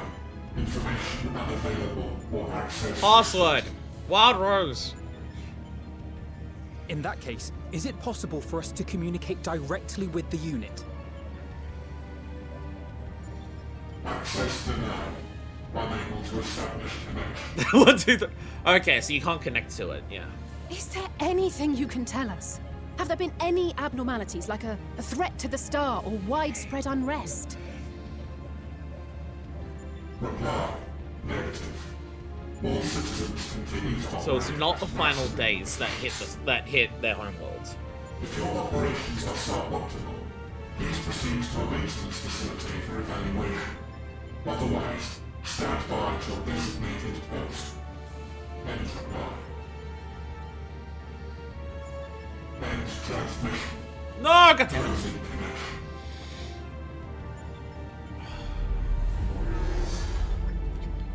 Like I almost need to pause the cutscene. I could activate it again, but I doubt it would be productive. What do you think? If all the Omicrons really were running as efficiently as it claimed, then I doubt they were hoping for life here to end. Yeah, this is... What's going on here? As this Sir told us, there just haven't been any new instructions, and everyone is standing by. Is the standing by just making one specific person just want to die? Standing by at any rate. If there are those that are neglecting their duties, perhaps we can glean a clue from them. Yeah, how long have they been waiting? How long has they've been we waiting? take another look around, and also try to find the operations unit. Curse my small bladder. I go from needing to pee to desperately need to pee in a couple of seconds.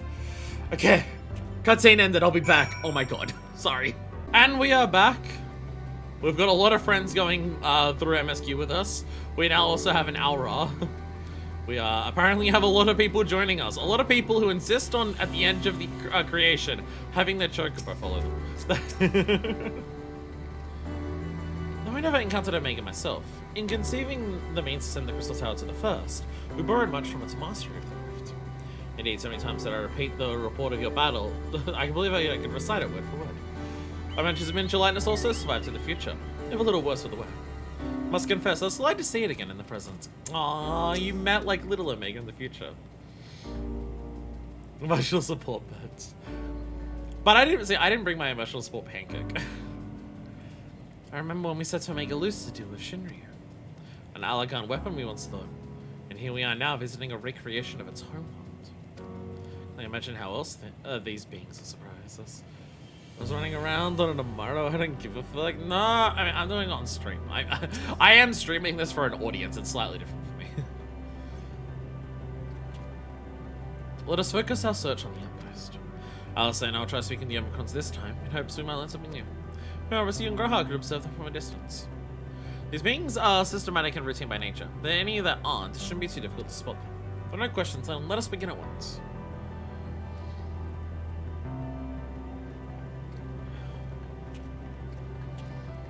As we came this way, I believe I spied of a promising vantage point. Follow me.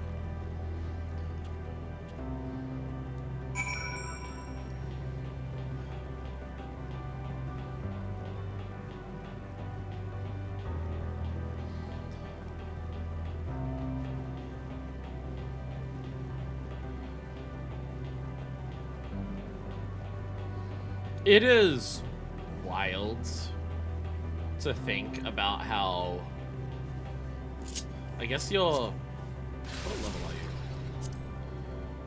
are you? Oh, you're level 91. You are within the range that the enemies will actually attack you.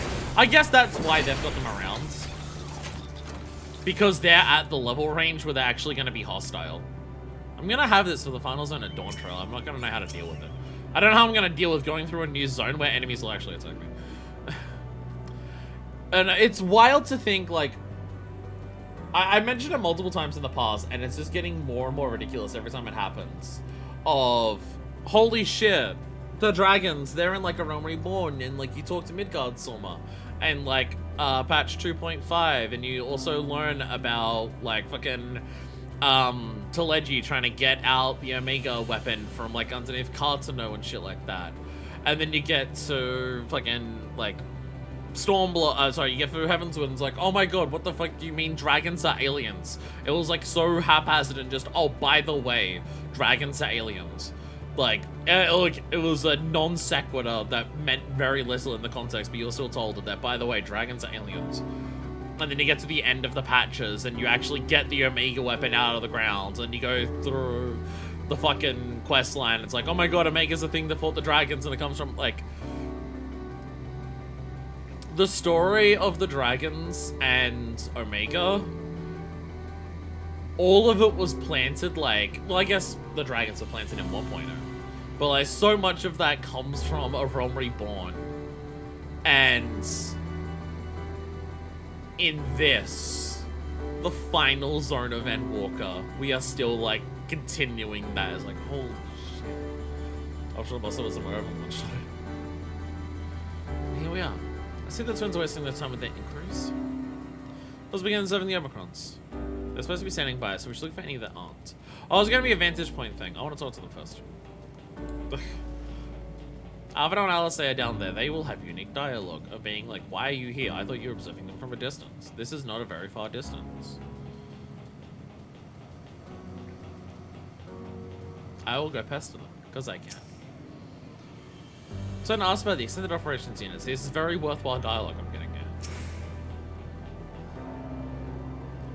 Not only look the same, they say the same things as well. See, this is very worthwhile dialogue. It was very important that I came down here for that. Very important. Don't fall off. Don't fall off. We don't know where falling off goes to. Well, actually, no, I'm pretty sure I do know where it goes to. It goes to nothingness forever. Holy shit. How bright it is at the bottom of this zone. Holy shit.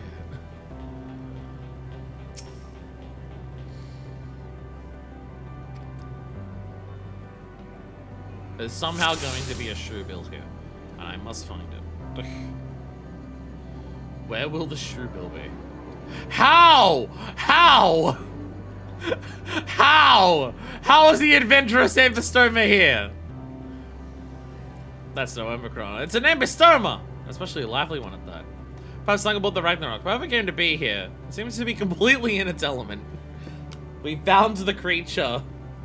We have found the creature that can survive in a realm made of despair. The ambystoma. Not Shubil. No. Axolotls are the Endwalker thing. Shubils are the previous thing. Can I examine LSA?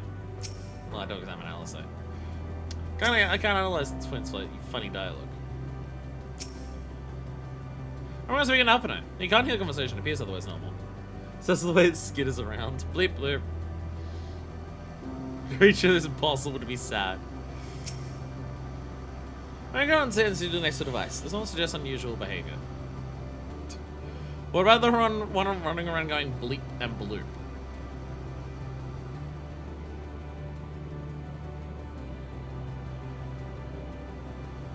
Is there anything else I can analyze? Give like funny dialogue.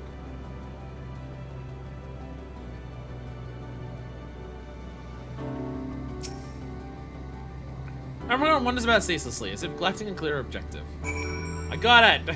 Moved out very quickly, but I found it.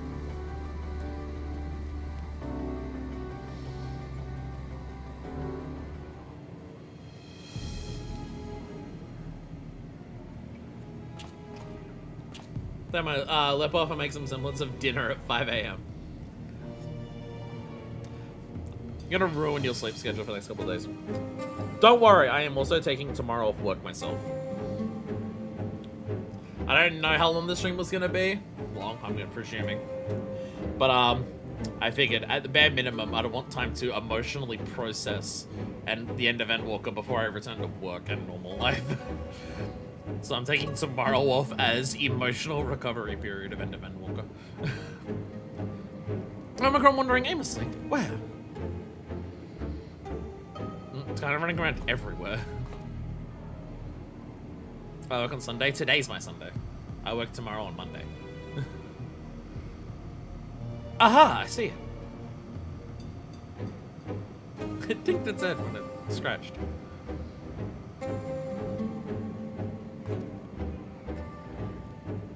It's off the base. Let's follow it.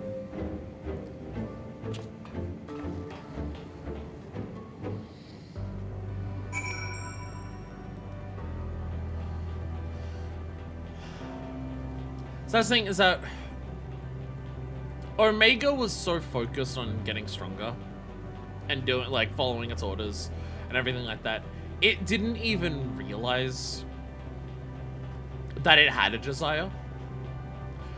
Omega wasn't even aware that it desired something, and it was like doing everything it could to achieve something. It didn't even realize that until the very end, when it started gaining a semblance of, I don't know if the soul's the right word, I don't know if it had or had one before, but an understanding of like emotions and shit.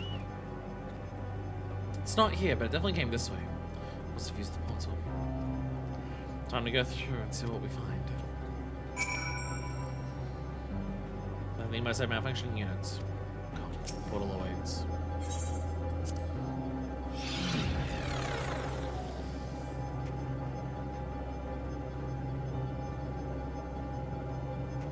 Jesus Christ. Leftover chicken and rice or leftover lasagna? Clearly the answer's both. But I'd go for lasagna. I love leftover lasagna. Lambda. Holy shit. I guess the Omicrons developed weapons for any kind of potential combat.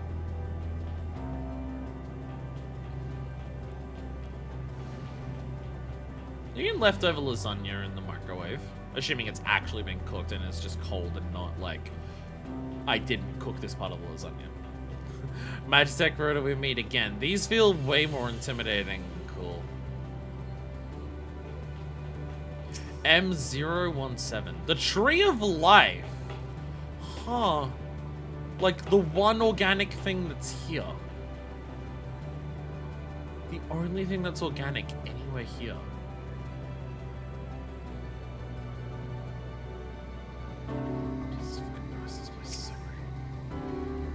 In like a...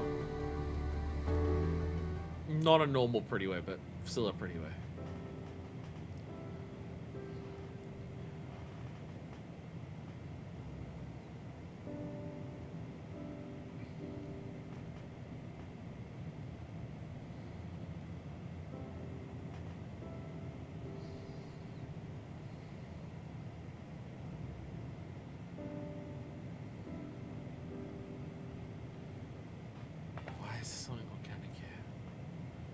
Why does this one care about it? What is your query? Oh, you found it. What are you doing here?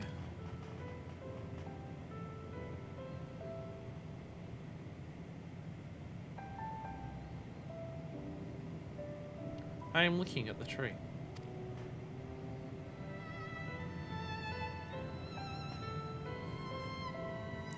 Quite an unusual specimen. What is the device attached to it?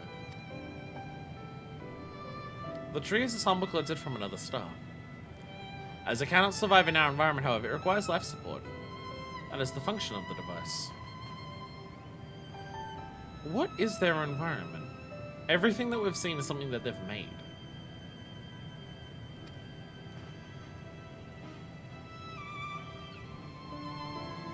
To go to such lengths to sustain it. Is there something special about this tree? Being foreign matter, protocol requires that we study it. As this task has been completed, the specimen may be discarded. However, when I behold the tree, I am made to feel as though there is a problem. In order to become strong, we continue to enhance ourselves. Like we did countless others, we conquered the star once this tree came.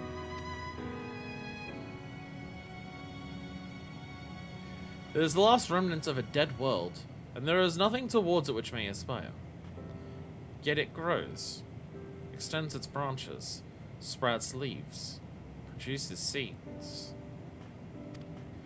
Why does it seek to continue? Why was it made to behave in such a way, and to what end? I do not understand.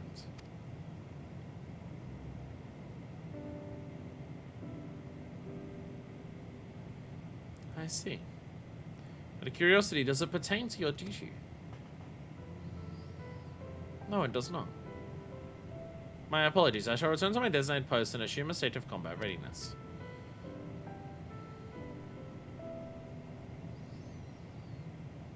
So is that thing outside of orders? Perhaps it's simply malfunctioning Omicron.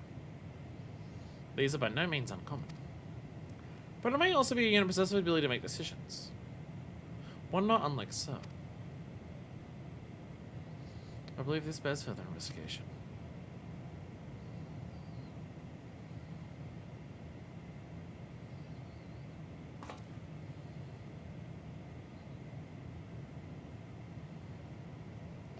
To endeavor to live even if we must depend on the forces beyond our control.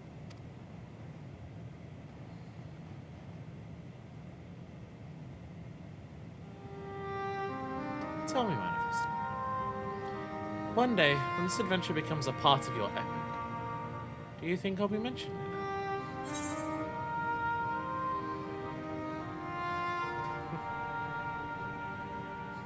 Of course, why wouldn't you be?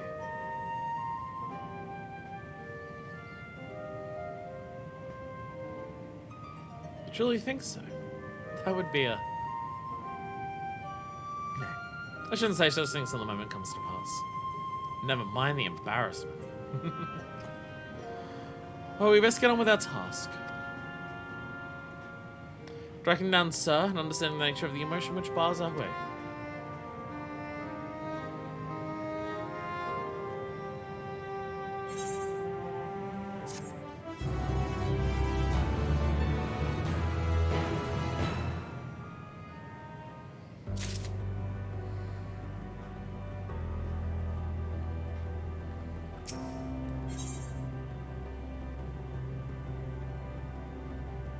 In all text that I can read.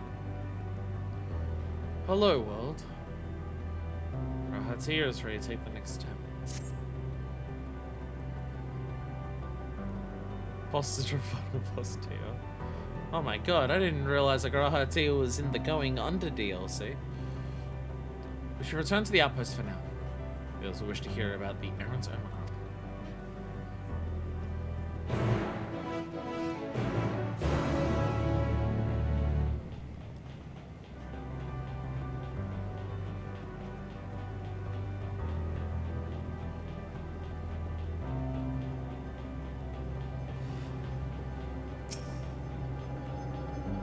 That game, neither have I. I will stream it. Although being Omega's big fancy attack in the Savage version, it has an attack called Hello World.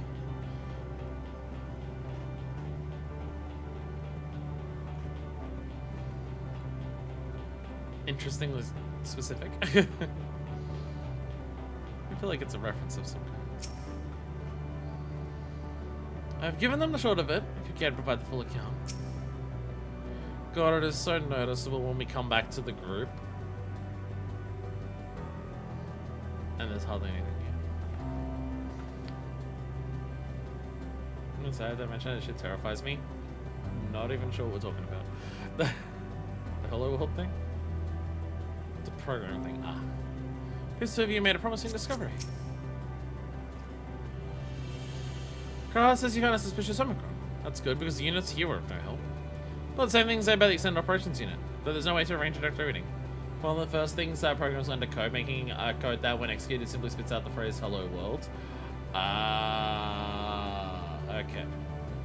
Okay.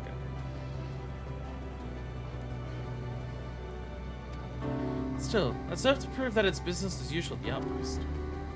But enough about us. Tell me you learned something more useful.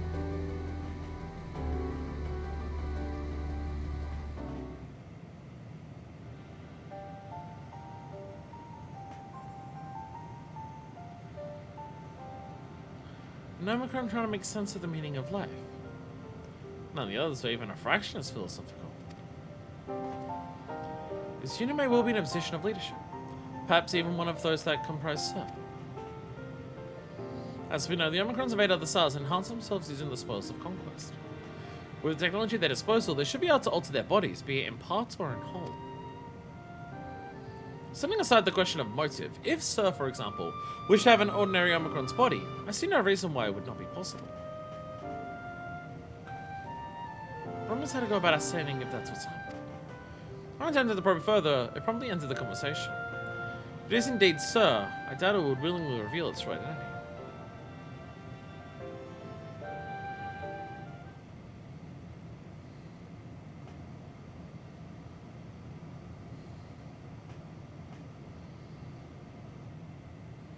I have an idea.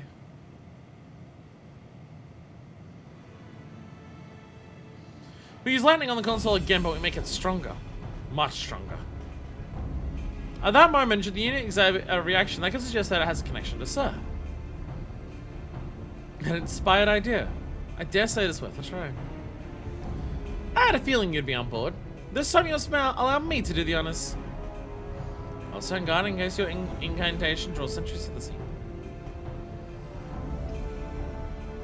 For my part, then, I'll approach our suspect and divert his attention. During which I manifest, I want you to observe it closely for anomalous behavior. She mentioned that shortly before you returned, an Omicron appeared from the same direction. Rather than entering the outpost over, it headed off towards the console. I assumed it was a unit on patrol, but perhaps... that could only be our errant Omicron. Let's seek it out and begin our operation at once. Alright, I'll now stand by at the console. And when someone unleash a veritable storm.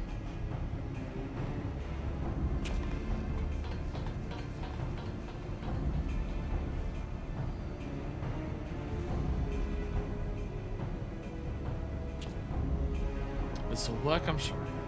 After all, our comrades are watching over us. Come, my friends, let us find this doubt-plagued Omicron. I was he's on the zap shit. I think I'll say this was zap shit.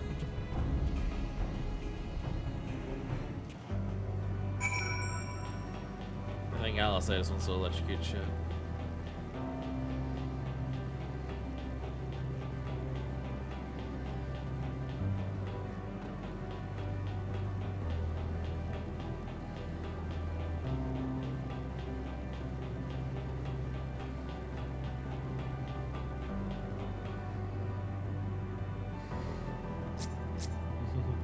There's another person over there.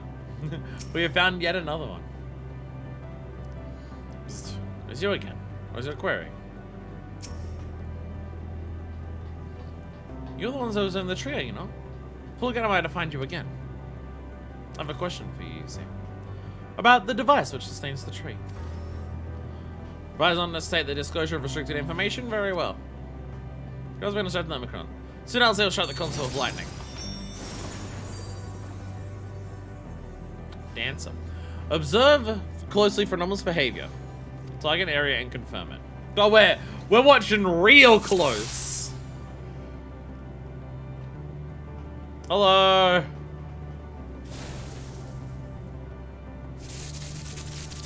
Yes. Yes.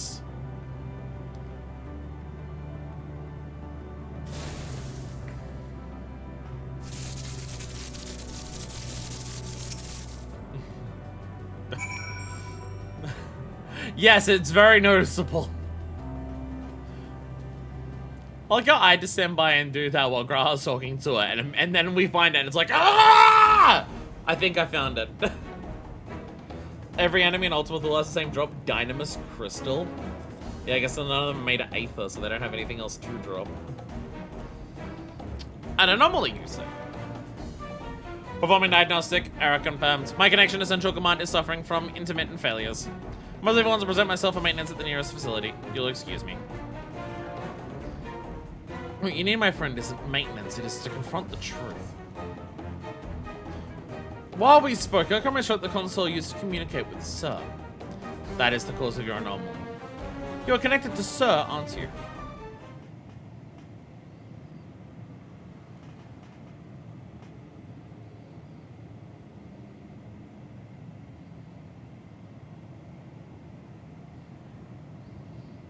Affirmative.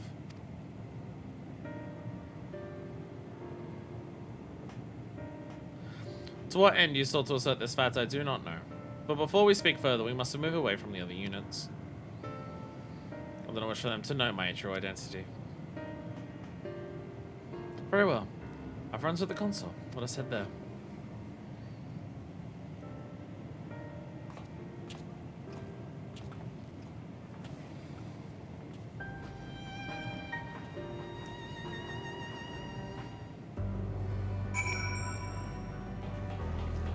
Is it that like the realizing the purpose of conquest and getting stronger is like not getting anywhere? Not as I miss the other Omicrons, I dare to hope we have found that which prevents it further advance. A little jolt works wonders, doesn't it? Also to have this Omicron divulge the truth to us. Headphones are now fully dead. This unit struggles to understand why the tree continues to grow despite being destined to die. Let us shed light on its doubts that we may shine the way forward. I feel like I'm having to swap the headphones out very rapidly comparatively for this compared to other streams. Oh, we're not even 6 hours in. This is like the third change. Though I did start with the bad pair. I did start with the pair that lasted now, so that's probably a big part of it. But then even the other pair only lasted for 2.5. I can get to 3.5.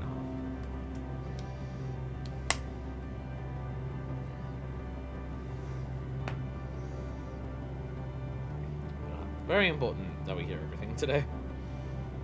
So, change as many times as need be. And hopefully they charge each time. And hopefully they actually charge each time. That's an important part of the year.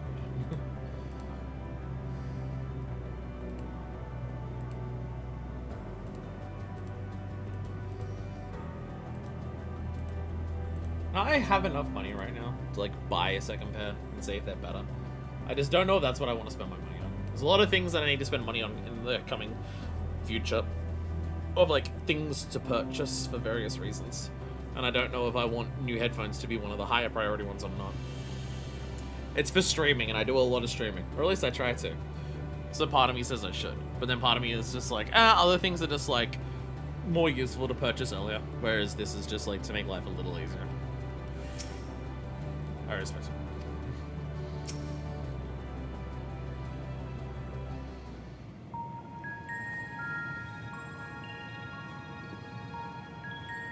As you have surmised, I am part of the shared intelligence of Stigma 1. It was my charge to determine the optimal path to achieving our prime function. This body had been abandoned by its former owner and lay unused. I took it and abandoned my own, and with it, my duty. May we ask why you did this? From what we gather, it seems to be a personal matter.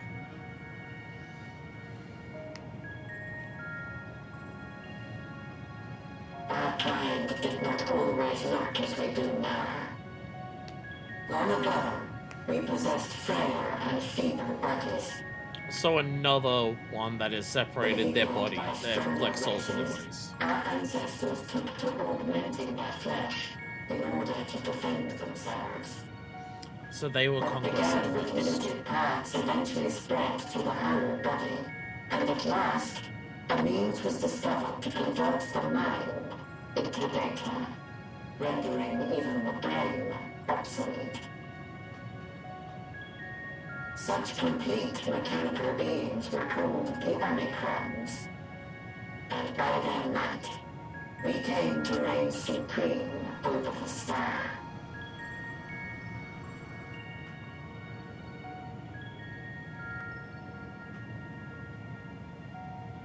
But even then, we did not feel secure. For we knew that the universe was home to civilizations aside from our own. Civilizations that may be stronger still than us. Rather than risk becoming the subjugated, we chose to become the subjugator. We began our conquest of the stars, that we might acquire the resources and knowledge we needed to reign supreme. We were successful in that endeavor. So powerful did we become, we could lay low even the mighty dragons. But then something unexpected happened. I began experiencing an error. I could no longer determine an optimal path. Once you're stronger than everything that you know, what do you do with it? You were malfunctioning. I performed numerous full system scans, each time finding no issues. Yet the error persisted. It was then that I speculated. What could happen if we grew so powerful as to have no equal?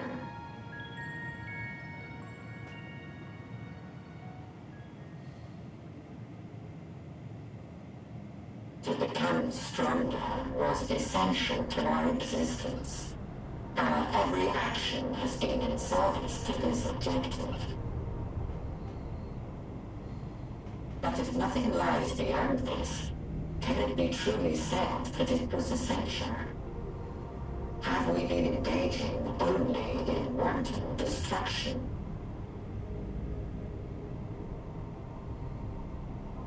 You could find no threat to justify your purpose.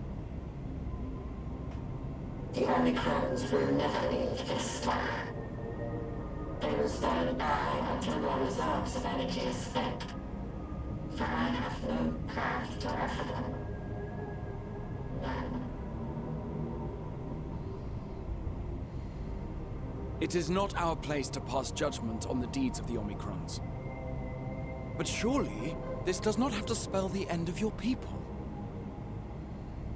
With your power and knowledge, the possibilities are endless.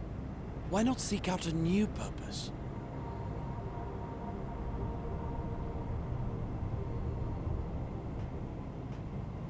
That is impossible. In the beginning, we had a higher purpose than our pursuit of power. But we lost sight of it when we so irrevocably altered our fundamental forms. When we cast aside our flesh, so too did we cast aside all that defined us. Nothing remains of who we once were. I have no aspirations. No longer can I dream. The vital spark is lost. Lost amidst circuitry and code and commands. Ah.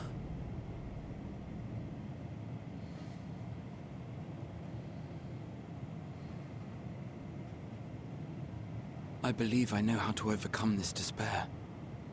The words are ready in my mind, but ere I speak them,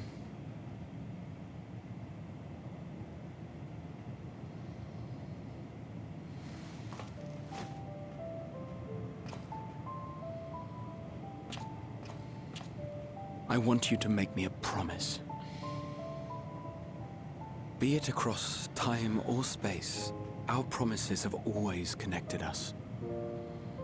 And so I ask that you indulge me once more, that this won't be the end.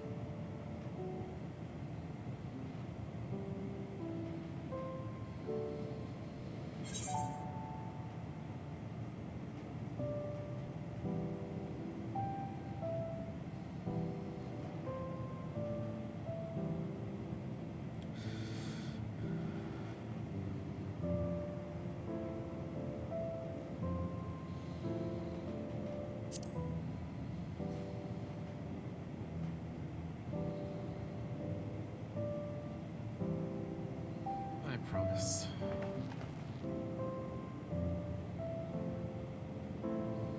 Is that so? In that case, I won't hold back.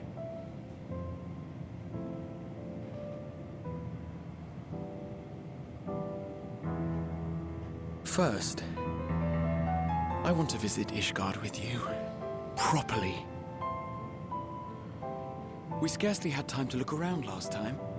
I should like it very much if you could show me the sights. Next, you must regale me with your greatest adventures, in the places where you lived them, if possible. I may have read about all your deeds, but there is no substitute for a first-hand account. And last but not least, a new adventure together, unlike any we've experienced before. We'll travel the lands, cross the seas, and take to the skies upon the eternal wind, and it will be marvelous. It will.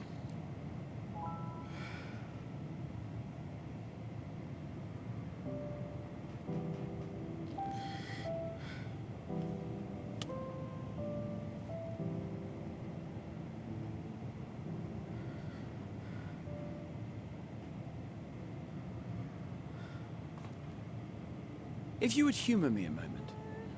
When we awaken each morning, how can we prove that we're the same individual who retired the night before?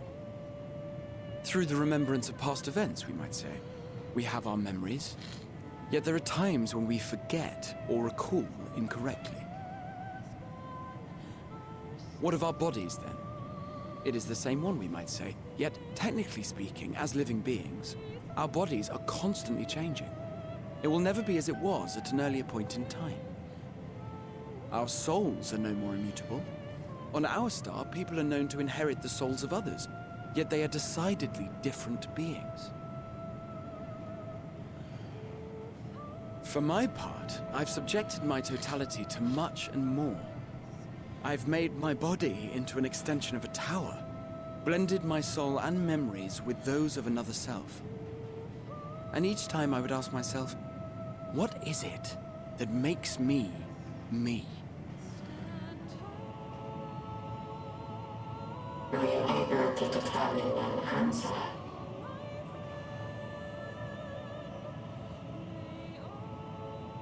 No. But that doesn't mean I'm confused. It simply means I'm the same as everyone else. So I posit this. Who we were need not prescribe what we now hold in our hearts. Whatever came before, what matters most is the present. For me, that is being here with my friends, full proud of how much we've grown together. So I urge you to not give up. Heed your heart's desire and hope that the future you long for shall be realized. I cannot. We cannot. We cannot understand desire, nor comprehend hope. We do not know how to create such things. We are not unlike, you and I. I too have struggled to find the courage to express and embrace my wants. If you like, I will tell you a tale. A tale of a world on the brink. Of a people who never gave up on the future. Of a man who realized his grandest dreams and then awakened to a grander reality.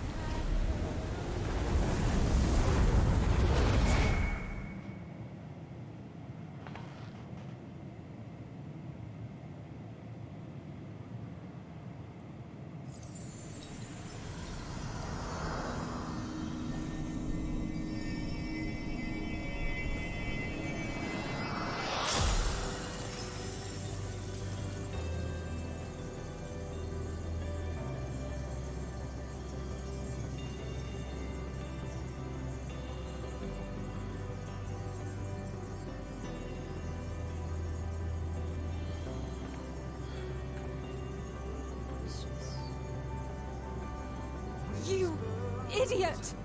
Just once, stay with us to the end.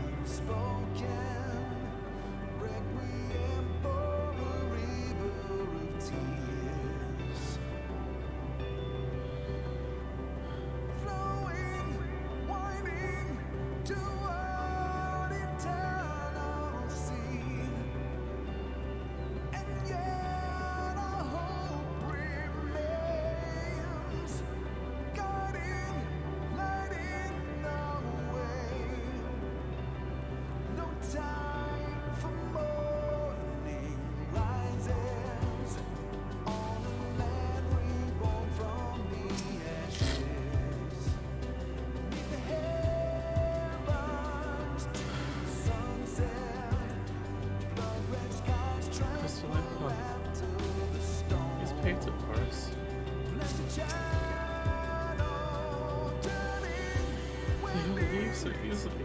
It's nothing. How do you think we feel? Nice somebody make me up. I'll give him such a flick. I'm just the stuff.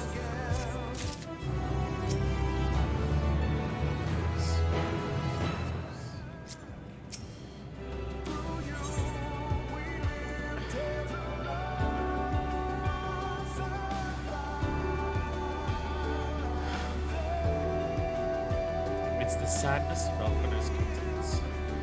Because of my felt so much. But we still went. Girl has picked it for us. As it is for us to bring up. And all the way to see. So come. Let's seek the paths we can.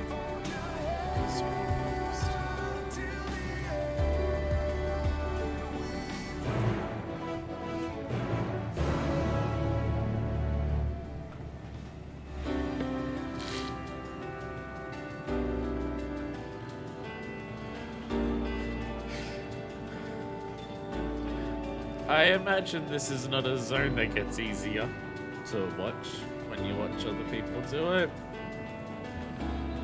I also didn't realize this song had fucking lyrics.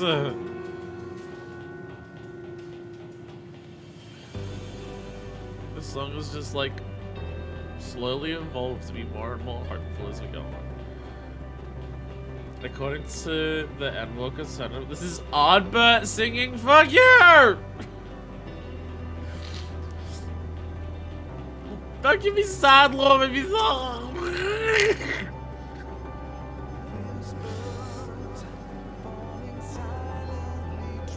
Let it break me to you, Harry. I never have and I never will. Look, my harvest. Portal is opened. Usually to the first stream.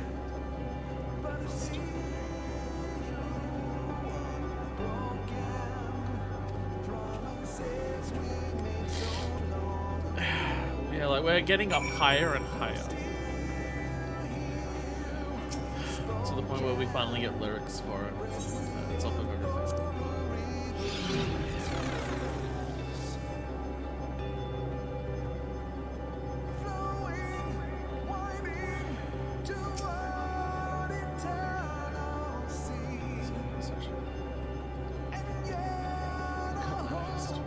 So the stars being devoured by the dead sea.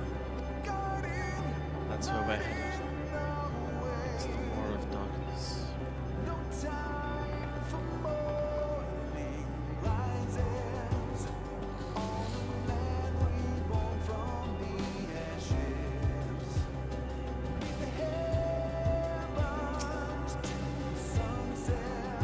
Here's where the path begins, and then it descends to dizzying heights. Let's make our way. One sure step at a time.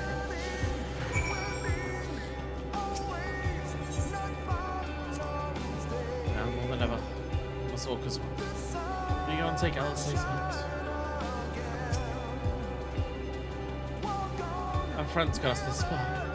Their courage, their strength, their wisdom, their love. We owe it to them to continue. No matter how long it takes.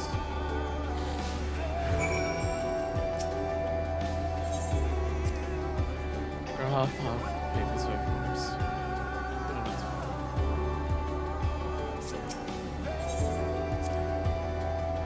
Should you start to fall, we'll be here to catch you.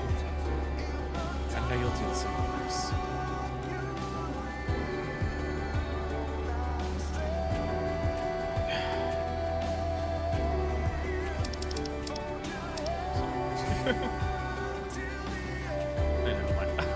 I was gonna say my jog speed is making their walk animations look sped up, but no, they're just doing that anyways. I was thinking as well, Alvaro said here, canonically you're holding their hands as you go up.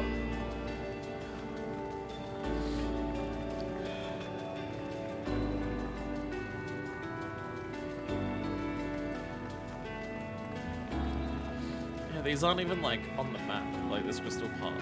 It's not even on the map.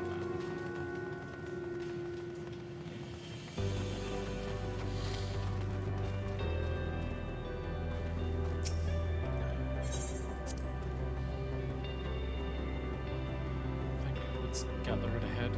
Stoller and Orion J would trade opinions on esoteric subjects. Grau would join in their discussion. We'll chat with me and Alice about the mission. Sinian would be at the rear, parts yet present. All the while you would come and go, wherever you are needed. Together we would travel. All I can hear are my footfalls. My heartbeat. So much quiet. But the fact that we can breathe and continue is proof that the others are still with us. They are. They are. Aren't they?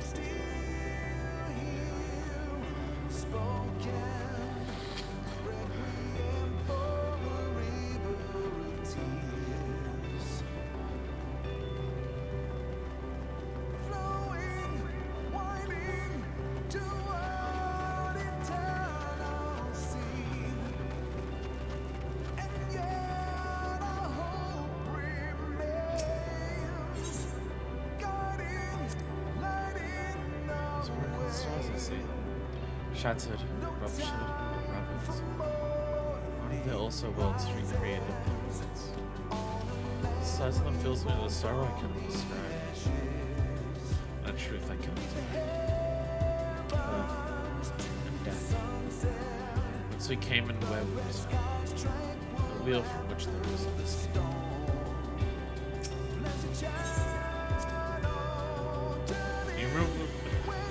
The innumerable lights that shine in the distance. To think that they all could have passed civilizations. To think that everything they built is gone to dust. And peoples lost to despair. Of the stars floating in the sea of midnight, ours is a lonely aberration. Yet, no matter how many worlds are at their ends, with you and Alice beside me, there is nothing. Our ocean so vast I cannot cross.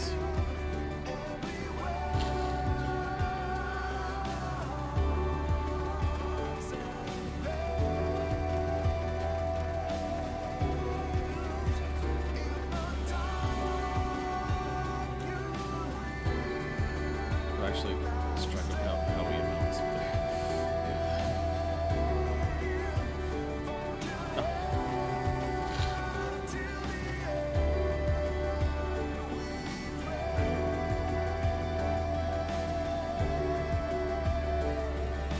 Oh, I think that was like an Italian option.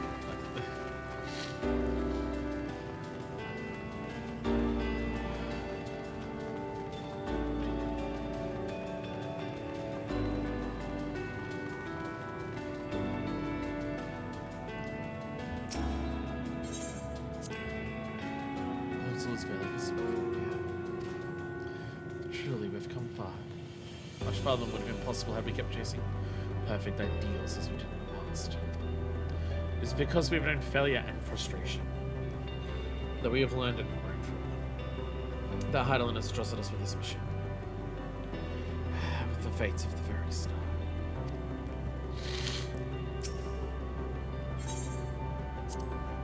It's all a dream, isn't it? A long, elaborate dream. Any moment now, I'll wake up in my bed, still as true, grandfather alive. I'd go about my day, relieved as the fragments of that other life fade away. And that would be happiness, wouldn't it? But none of it. No, I won't give up these experiences. Good and bad, they are mine. They are mine.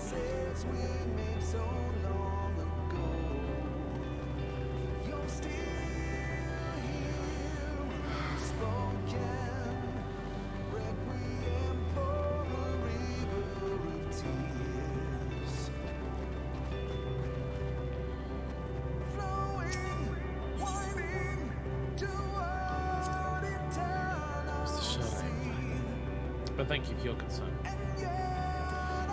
What of yourself? Though we can't afford to be too leisurely, neither need we rush on truly. We've crossed an impossible distance to start where we are now. We're but a few steps away from journey's end. We'll be over before we know it. Me? Oh, I still have plenty of legs left in me, don't you worry. It's you I'm worried about. You always push yourself so hard for us. For everyone. While we're here, I'll make sure to bear our share of it.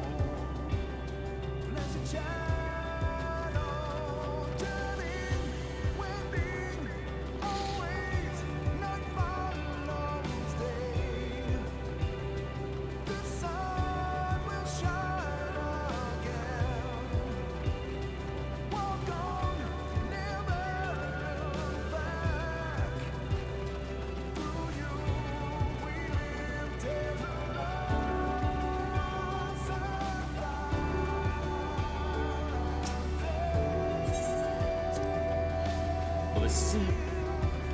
The end of the path. The beginning of whatever awaits. There'll be greater hardships. We've been made to feel powerless. And come what may, let us have no regrets. Let us have pride in what we achieved. What we achieved. Never changed us for the better. It's worth fighting for. And dying for.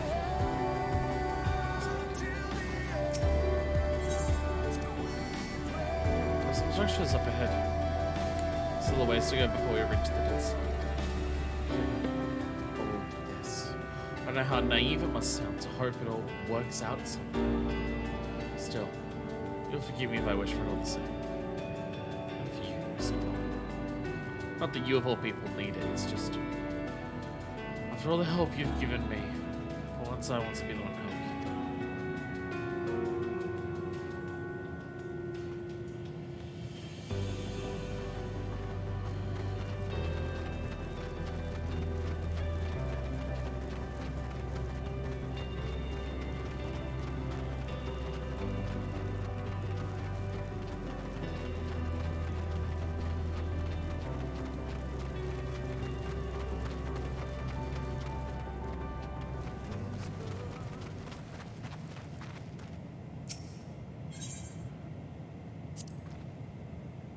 Of all the recreated worlds we've seen, this one feels the most familiar.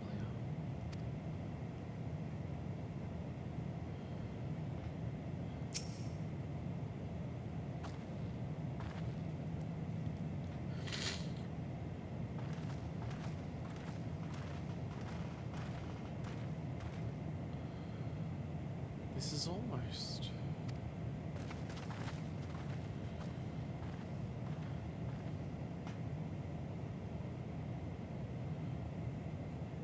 tables, benches, the bar. Normal? It's not unlike many cities we know, but it's deathly quiet.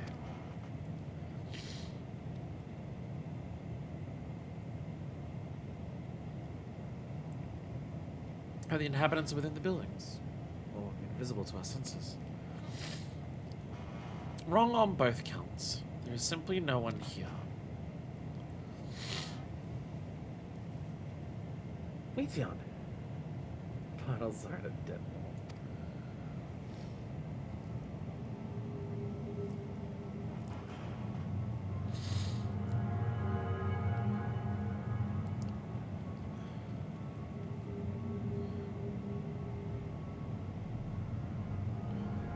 This is how I found her when I arrived.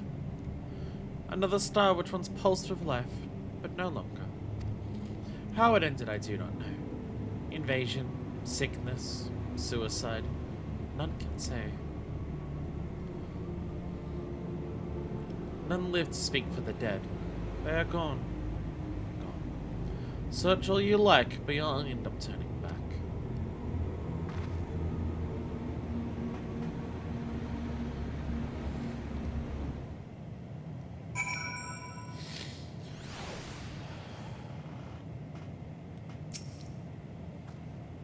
What if Meteon says it's true? What are we supposed to do?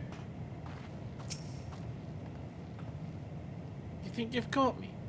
This one was barely a drop from the ocean that swells within the dead sun. Even so, I could easily unmake you. You are only still alive because of your comrades, but they cannot protect you forever. Until they fade away, I'll satisfy myself with watching you try, and fail, to find a way out of this lifeless place. There is no one here, and neither should there be emotion to bar our way. And Meteon seems convinced we'll turn back. What riddle is this? One way or another, let's find a way forward. Let's make our through this edge of the city. You're not alone. Valse is discouraged. She betrays no hint of it. Whatever Meteon may have said, we should confirm it with our own eyes. We need to have a look around. Indeed, at the very least, it doesn't appear to be a sprawling place like this before. If we split up, it shouldn't take too long to cover the area.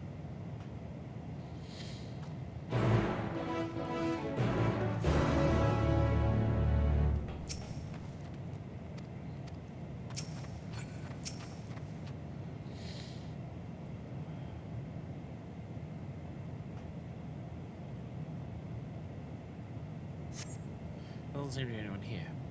Perhaps you could try calling out. Hello?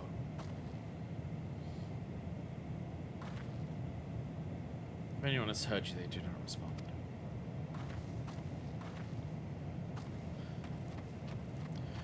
The music was giving us vocals. Well, it was giving us like radio static, then music, then vocals. And now it's nothing. Nothing but the silence of a dead world. The place is reminiscent of a bar. No, the patrons don't stop for anywhere to be seen. Egg-shaped containers line the shelves, a loose few sitting on the counter. Vessels for beverages in all likelihood. A venue bustling with activity. Until it was not.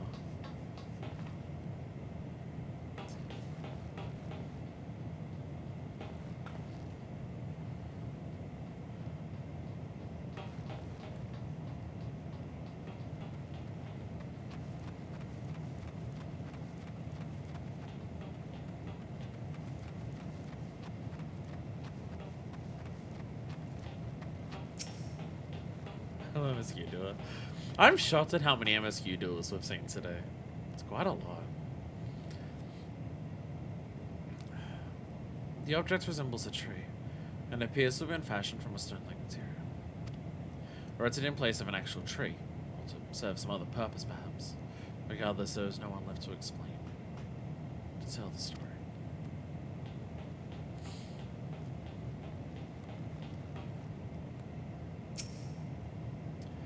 It's like everything. It is just like abandoned. Or enough of the thick layer of dust. I can imagine someone drinking these cups moments ago. Like, what end happened here that it's this? Where it's like all, like, where everything is still here, but the people. Rusty door.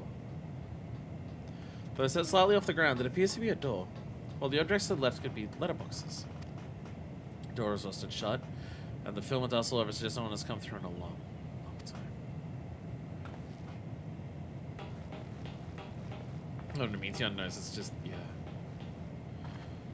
As that's kind of the point where it's like, for the other worlds may have ended, and everyone died there, but like, at least Meteon remembers them. They live on in some capacity because Meteon remembers them, but for this world, there is nothing.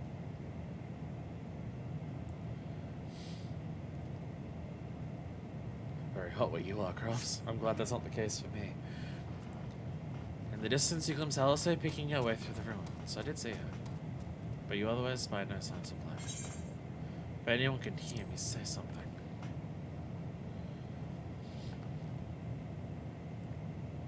Your call echoes faintly before being swallowed by the silence.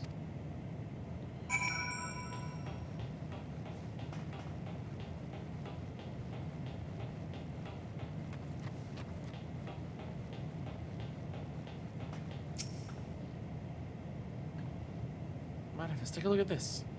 The road was a little longer. We could take it to beneath just the dead sun. Not that platform there. But I suppose this is where the reconstruction ends. How about you? Did you find anything of interest?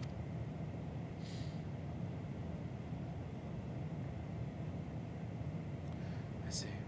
I noticed the same things. Cups left upon tables. Chairs out of place.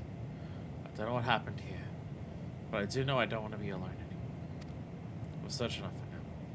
Let's find Alpha and compare what we've got. I think this place is so mundane like Lost Civilization. You can imagine how people lived here, which adds to the eeriness of the situation. Absolutely. Well, that's the word that they keep using for this. It's familiar.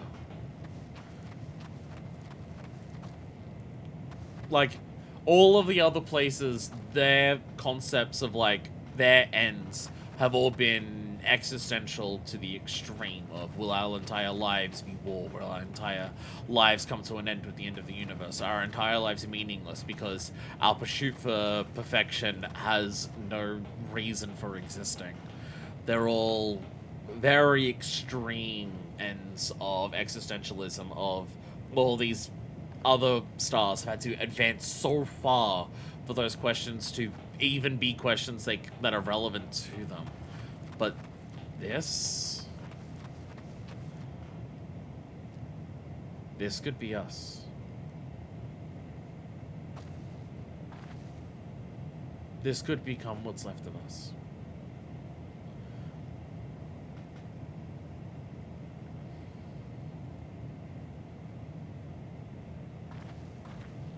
Not even getting to ask those questions, not even having anything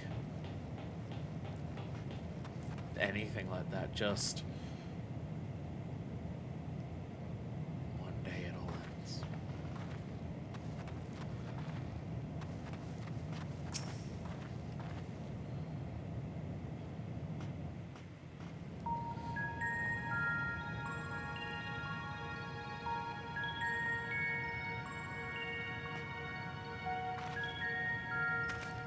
Did you find anything? No. This place is completely deserted. And I can't see how we're supposed to move on from here. Neither can I. It's quite the quandary. There are no denizens to bar our path, yet there is no way forward. For another mystery, we did find signs of very recent life. You'd swear everyone just vanished into thin air.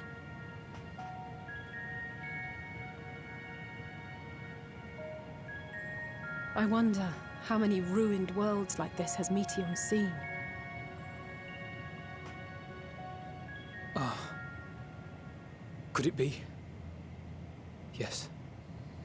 Yes, I believe I may have puzzled this out. Despite how it appears, it's no different this time.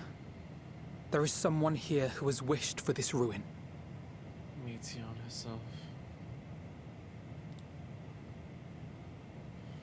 And I believe that together, Alize and I can overcome their will. No, no, no, no, fuck this. Fuck this, no. Stop, not another word. You shut your fucking mouth over it. You shut up. I'm sorry, but there is a chance, and I must seize it. For everyone. And for myself. I will not pretend otherwise. I have my fears. Not for myself, but for you. The last to remain.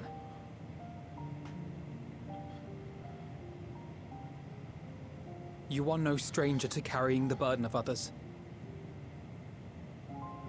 But I can only imagine how heavy the weight would be this time.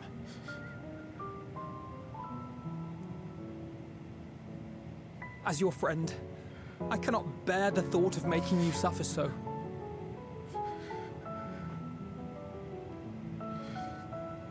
Then why suggest such a thing? It's too much to ask of anyone, even her.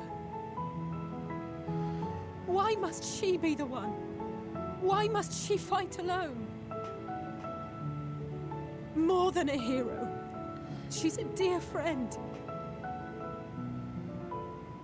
Not only to us, but to so many others.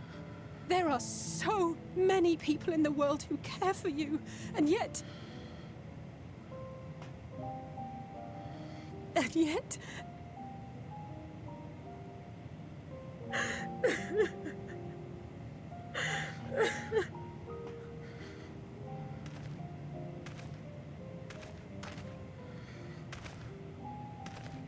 Alize, I have an idea. Given the nature of this realm, it may be possible to do more than unbar our friend's path. We might also pave her a new one.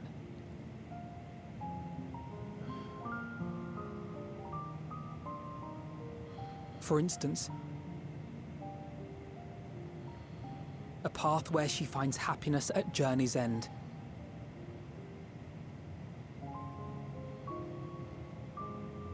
This much, I think we can believe with the utmost conviction, no matter how deep our despair.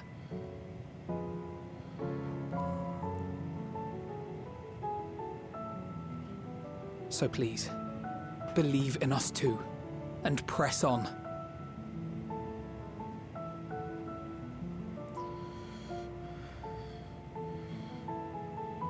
Thank you. What are you? If the plan's decided, then let's not dally.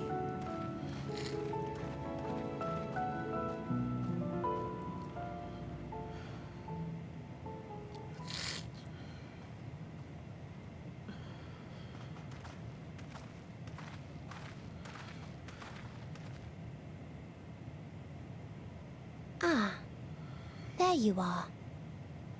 It was as I said, was it not? It was.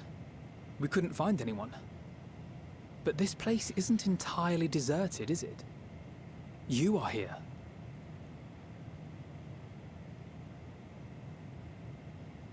You sought out a star of promise and found a ruined husk. Like us, you explored the devastation. Like us, you were stricken. Horrified by the thought that so many lives could be snuffed out as if they were worth nothing. And the thought that you would have to bear the terrible tidings to Hermes.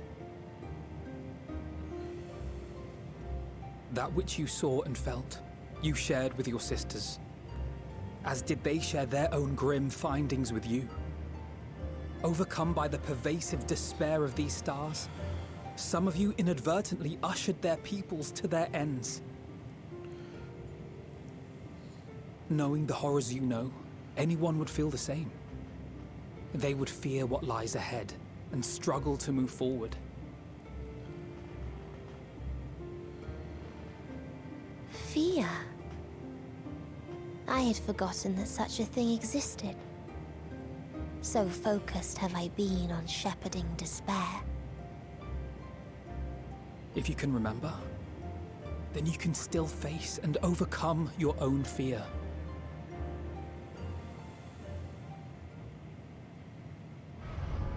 Why would I bother with such an insignificant emotion? If the despair I command is as a raging river, then fear is but a trickling stream. It can do nothing to alter my flow. You spoke with the Aya, yes? Heard their tale of what awaits the universe. It's true. The stars grow colder and more distant. Eventually, all will enjoy frozen solitude. Using the power of Dynamis, I'm hastening that process. In so doing, nothing will be born ever again. Everyone will remain dead. Alas, it will take time for that to happen. So in mercy, I sent you my gift, to spare you needless suffering.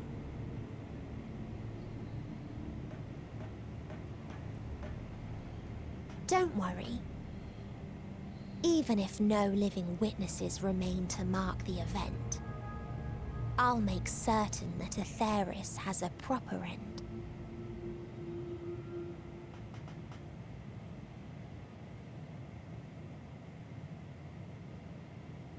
For all the power you wield, you're more fearful than the familiar you used to be.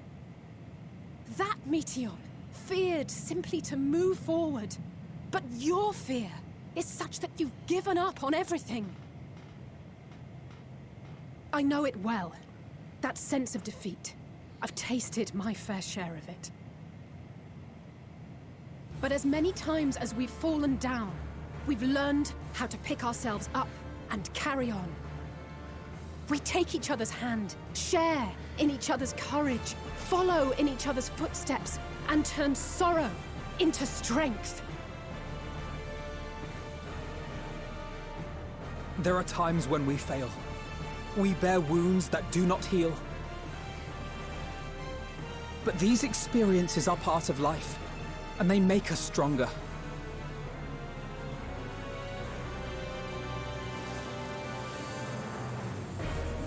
We rise, fall, and rise again.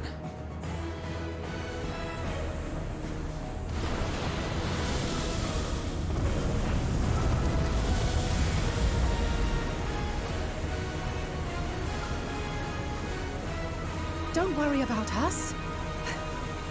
You must take the next step, and all the rest after that.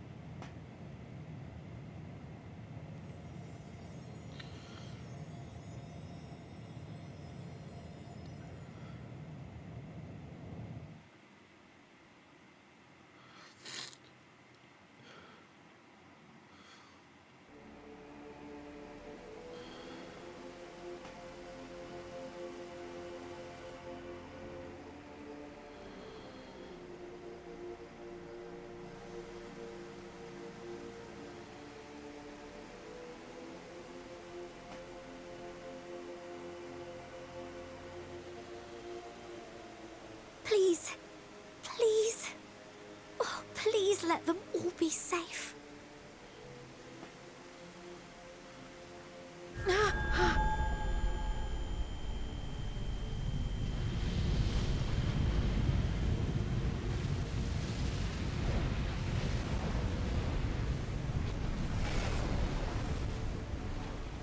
Cryle? Are you all right?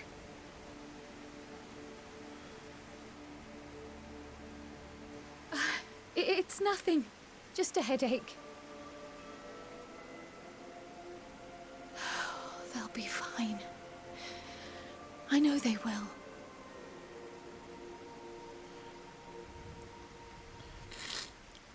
Apologies for the interruption. A man arrived on the last ferry. An associate of the Scions. He wishes to speak with you at once.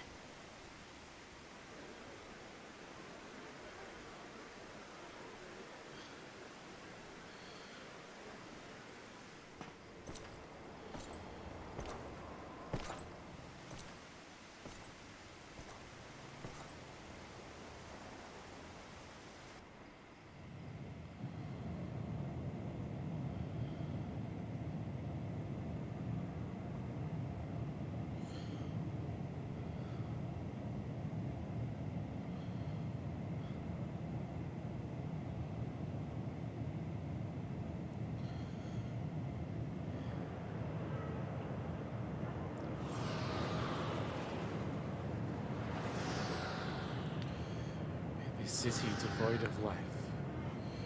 You sense the presence of another.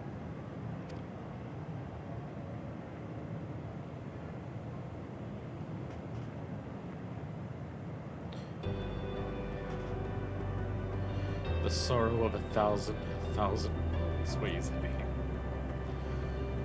and yet you can walk on.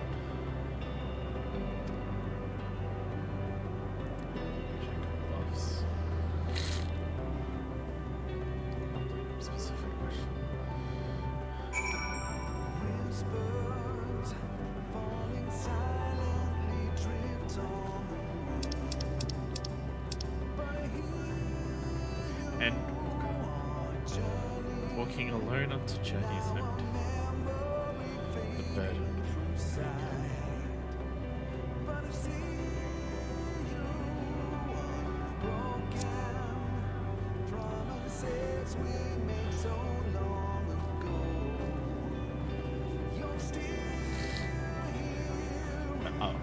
If you need a push, I'll be right there behind you.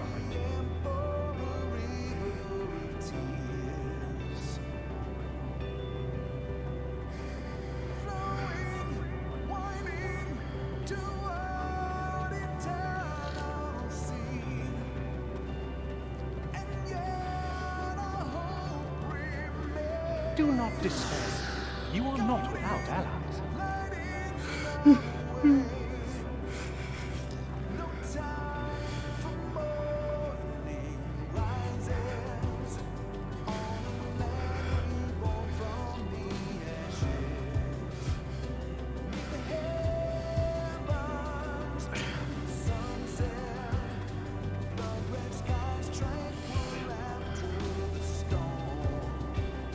What we have sown in blood, we have reaped in suffering, and it cannot go on.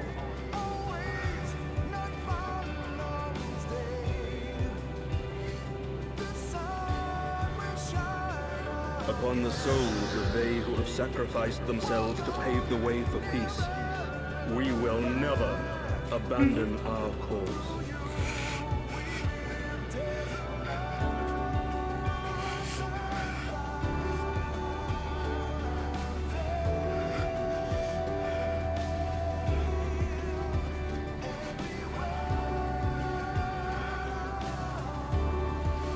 While it is true that man succumbs all too often to anger and avarice, he may yet overcome his baser instincts through the forming of bonds with others.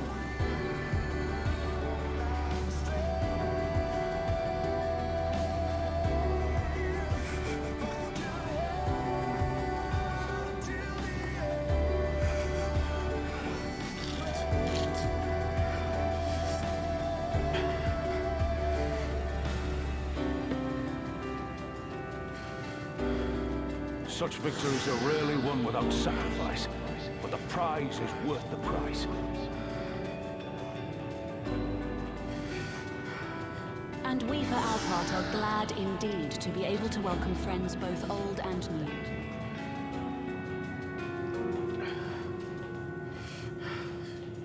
Save your tears for the morrow. You may be sure we will have ample cause to shed them, be they for joy or despair.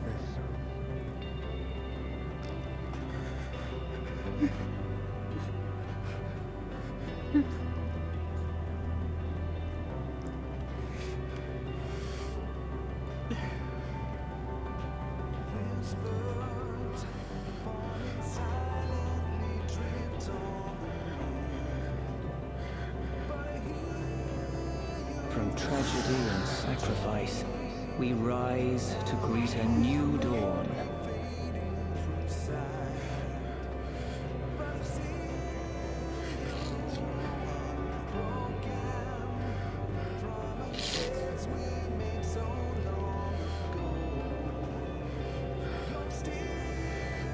A future shaped by the choices we make in ways we could never have foreseen.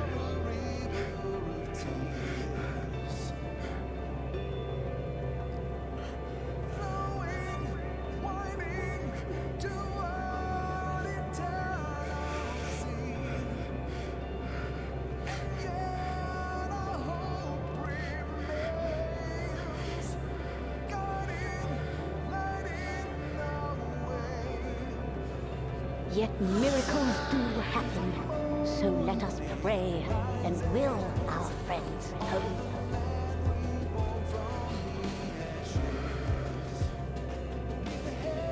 I won't stop praying until I know they're safe.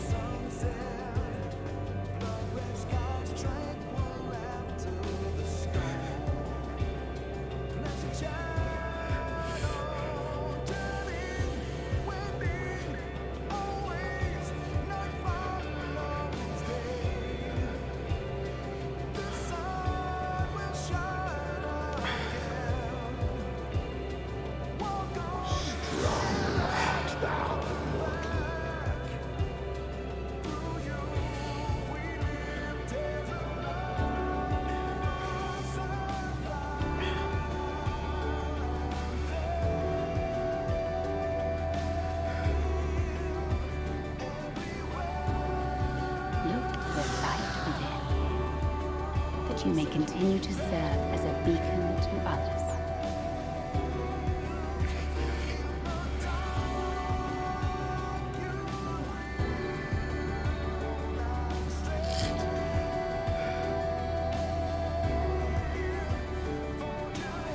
Let's finish this.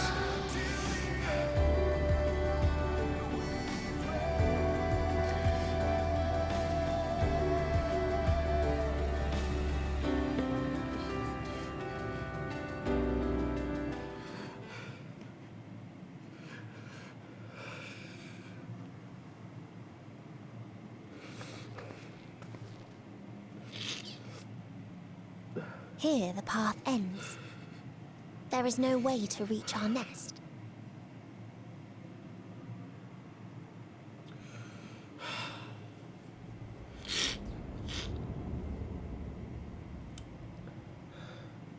I told you. Resignation and acceptance reign in this place. The rejection of life by those who came to curse it. Those whose dreams were unfulfilled. Whose prayers were unheard. Whose labors were unrewarded. Hope cannot deliver you unto hopelessness. Our refuge is beyond you. Always has it been. Such is the nature of this place.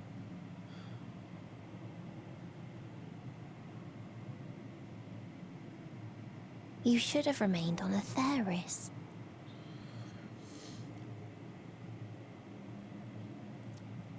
Struggle will avail you not, nor will it grant your comrades peace. Come, let me relieve you of your burden. You've suffered enough.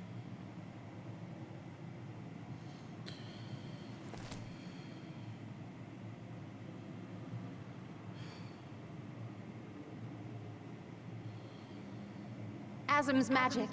So long as our souls remain, you can use it to summon us back. But you mustn't. How do we make peace? That's why it's too soon for this to end. There are so many people in the world. You must triumph. Be safe, all of you, and come back. I am ever grateful.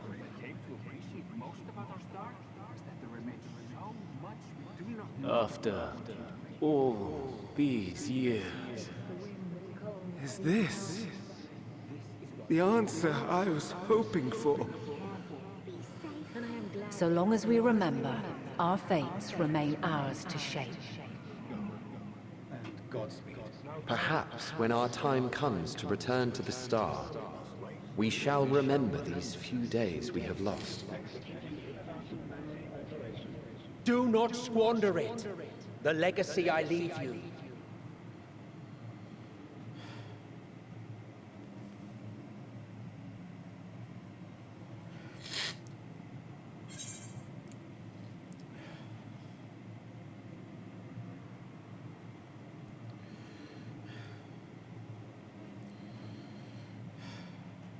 I'll reach you. I'll find a way.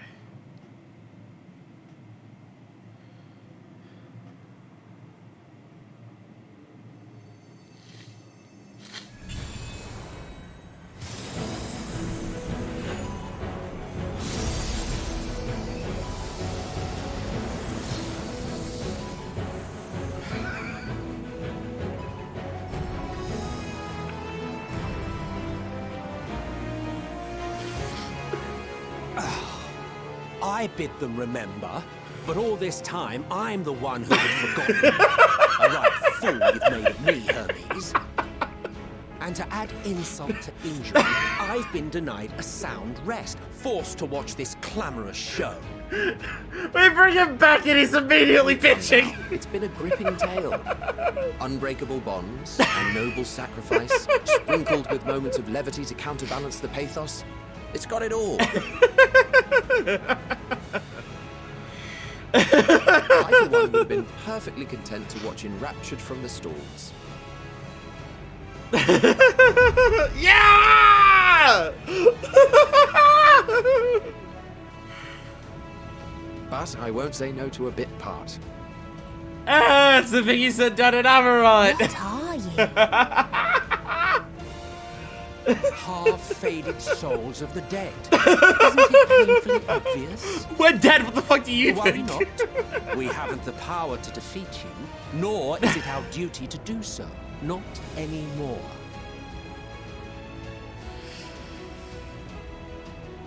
That being said, we do have a score to settle. So here I am, Vinar. I suppose you needed me to tie it all together, these frayed threads of our history. But knowing you, I suspect there's a joke in it too. Oh, yes. I can imagine you gloating over my forgetfulness. Oh my god, Emmett! Were I feeling charitable, I might assume you had left room for the possibility of this outcome. My god. Even so, you'll get no applause from me. A single gesture will not lighten the burden I've had to bear. My god, this guy. He's the pettiest man alive and dead. Still, you must be commended. Our methods would not have brought mankind this far. And so, as a show of respect to the last of us, I make this declaration.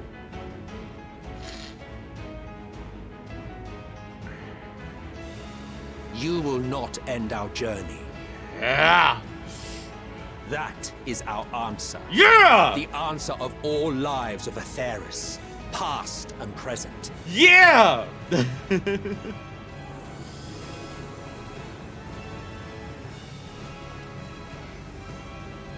As you've called us to the stage, so shall we perform.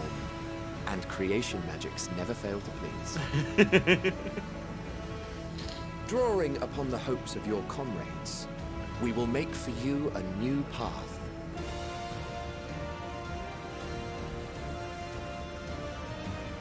What form said path takes depends on you. So focus. Focus and envision that which rejects the claim that you cannot attain your goal.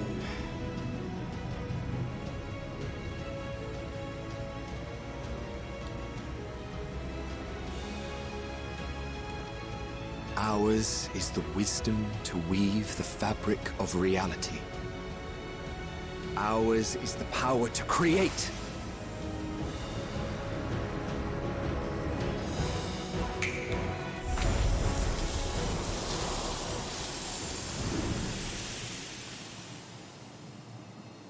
Alpus flowers.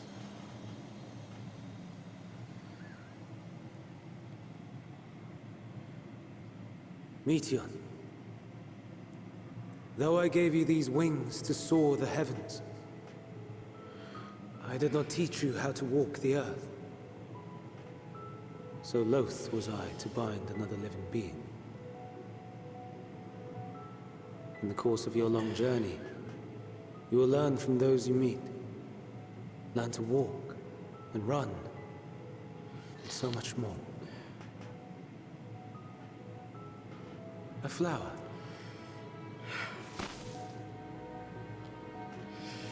Yes.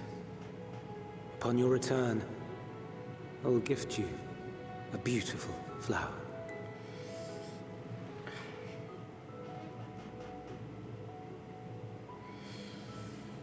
These Elpis blooms serve as proof that this realm is not utterly devoid of hope. No more can you deny its power. No more is yours the dominion of despair.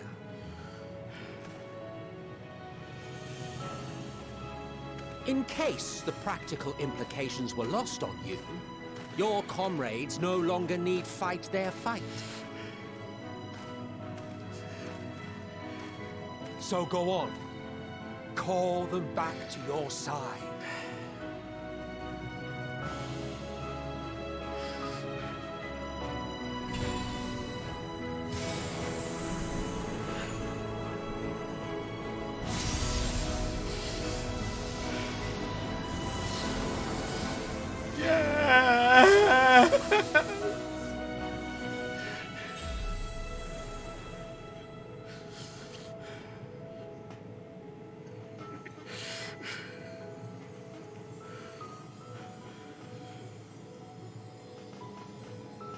May you ever walk in the light. Form to the formless. Good work.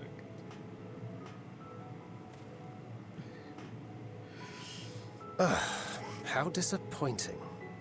Not even a single scar in the making to brag about. Oh my god. You'll find a way regardless. Honestly, this is far more than any of us could have hoped for. Let us be thankful. Indeed. That we thus stand reunited is a gift. Let us not squander it, and see that we all return to Etheris. Aye. As soon as we've averted the final days. Good to see you again. Our heroic sacrifice paid off, I take it. You did the thing that you hate, Alice, and it worked! Come, my friends. Let us carry on and finish it. Together. Oh my god! Oh, good. That's the snot side open. Keep the snot side and the tear side separate. Ah. Ah.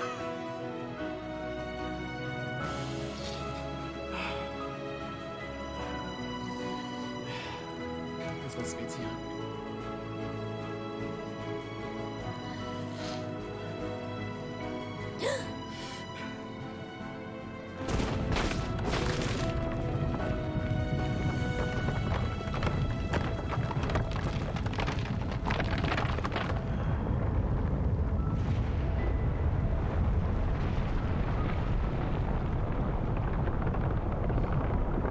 Dead sun is breaking.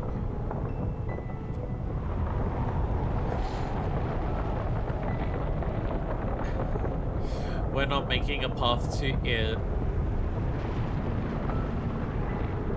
She's bringing the path to us.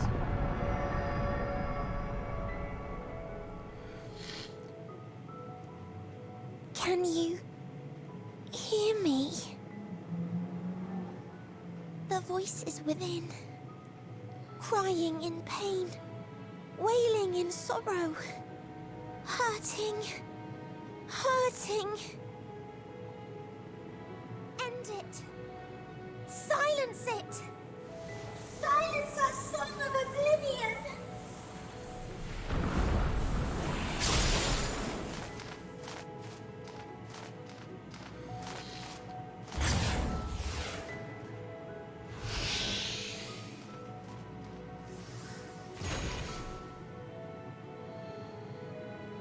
The way is open. They can proceed. So it seems.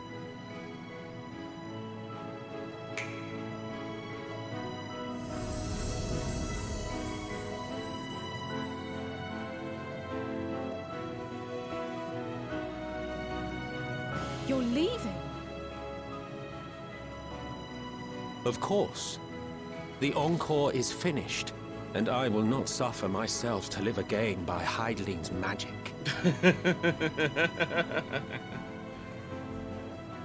But more than that, the future you seek is not the past we loved. That is why we fought, and why I lost. But though you defeated me, my ideals are inviolate, invincible.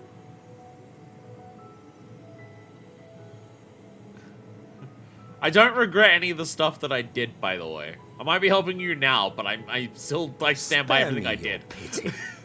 I have no use for it. If you would do something for me, save our star. See this tale to a triumphant conclusion, and with elation in your hearts, bid the final curtain fall. Only then may it rise again, and a new tale begin, with new parts for all to play.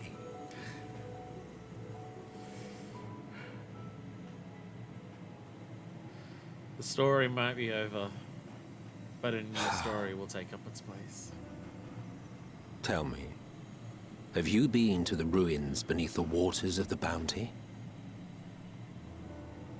Or the treasure islands beyond the frozen waters of Blind Frost in Offerd's north?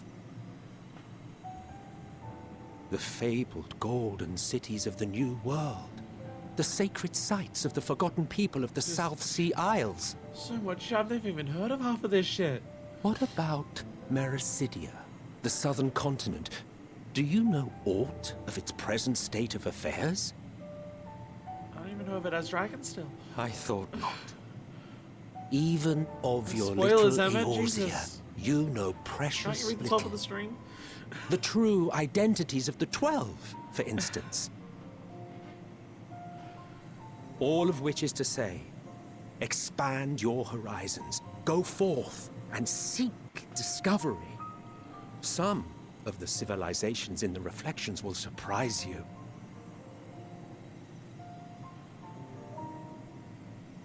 As the bearer of Azem's crystal, you may consider your duty to see at least that much. You're the traveler, aren't you? I certainly did.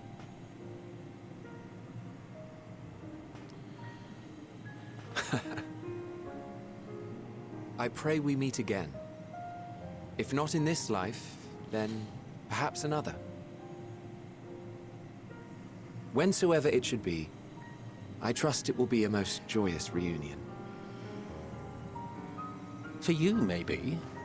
I want nothing to do with it. Oh, don't be that way.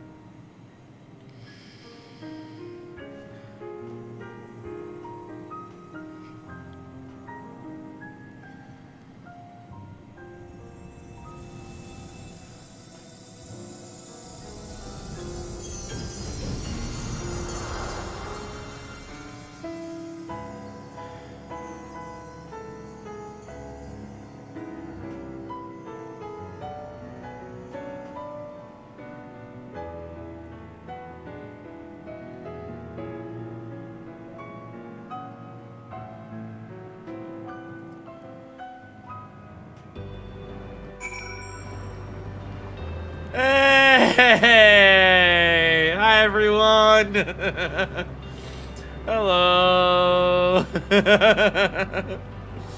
You're welcome to one of our other friends with us, too! Hello! Hey, everyone! Oh, Val, you're here! Glenn, I didn't even realize you were here today! Hello! Oh, hi, everyone. And hey, who's that guy? Who's with us? Orlando. Hello.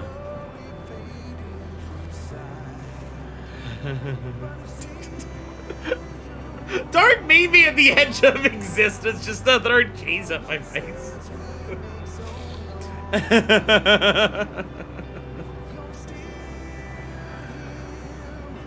That was...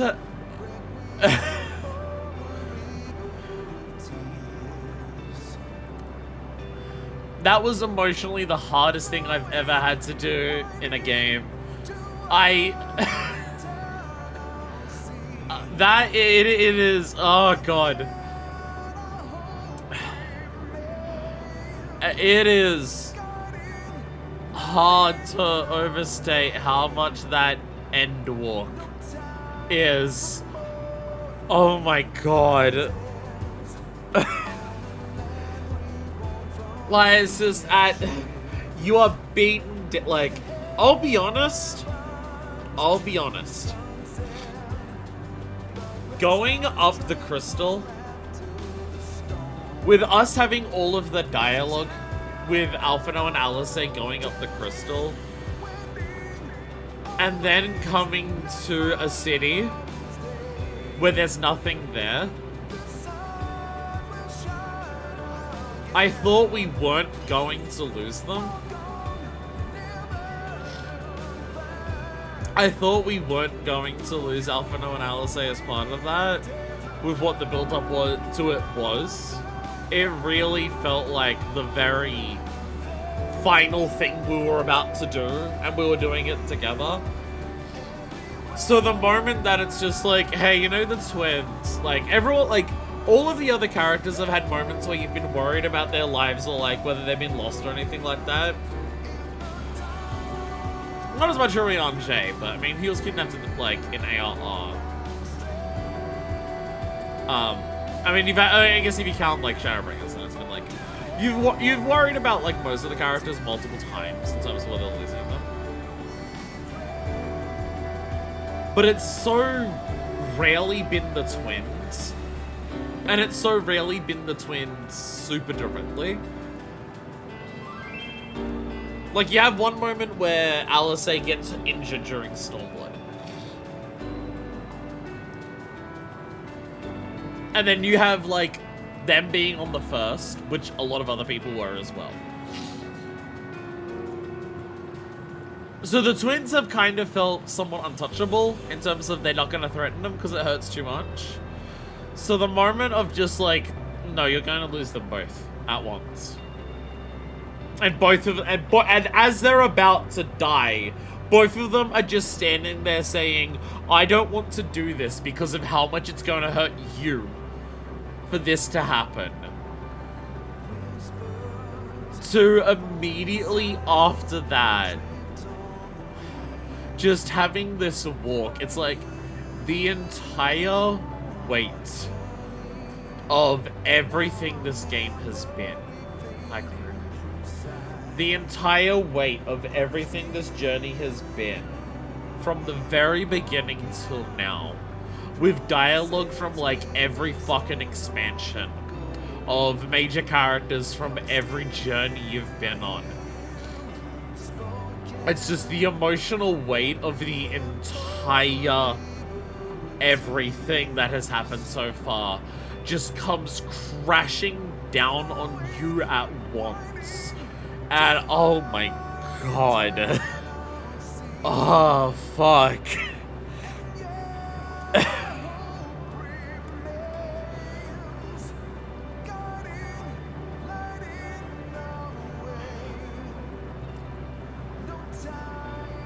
And like it all comes crashing down on you in an explicit moment of, even with all of this bearing down on your soul all at once, you keep walking.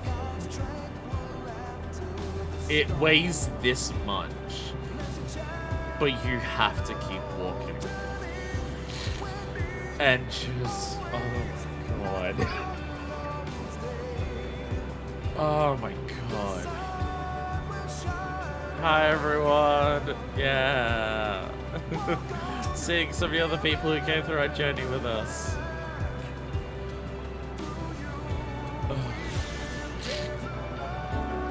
Is everyone as mysterious as the ancients may be?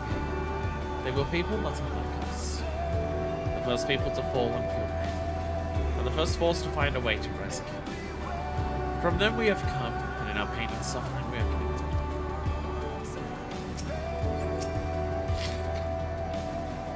Can't claim I fully understand the workings of this place, but in that moment, I felt I knew what I needed to do. I felt that it was the right time to offer up this life I owe. I could risk it all on the way to the rest of you would manage without me. Well, glad am I to see those friends. No need to explain. I have a rough idea of what happened while I was gone. You didn't even get any emotional parts to it. But I guess, like, that's kind of like, Thancred didn't get a farewell emotional speech or anything like that. But I guess that's also kind of Thancred's role. And also, like, the way that Thancred has been, like, that is Thancred's opportunity. Like, Thancred's thing is about, like, being able to do what he needs to do for the other people to move on. Like, Thancred's big moment of getting enough resolve in Shadowbringers. Thancred's emotional moment was thoroughly handling how fucking brave to protect these friends on the floor. Well, I think of it as... Think of Thancred's big moment of him gaining resolve in Shadowbringers. He barely said a word. Everything about Thancred gaining the resolve to do what he needed to do was about seeing Reen get it when we were confronting Renji. Yeah, he did this before when he should have killed Renji. That's what it is. That's exactly what it is. It is Thancred getting the resolve to fight off Renji is Minfilia Reen making that declaration and that being enough to give Thancred that. Thancred doesn't need to give his speeches because his come entirely from making sure that the other people that he cares about can. He even had that in Shadowbringers fighting off when we fought off Emmett. Like Alisay's there talking about our world's full of love. Alphinaud's talking about how we rise and everything like that. Y'shtola or Oriange are talking about how, like, we're striving for a better future and everything like that. All of them are throwing words at Emmett, and they're not working. And Thancred doesn't have it, and Thancred doesn't have words for it. Thancred immediately, like, Thancred's role is to immediately attack Emmett so that Rain can jump in and do what she needs to do. So, in a way, Thancred, like, not getting that is really fitting for him.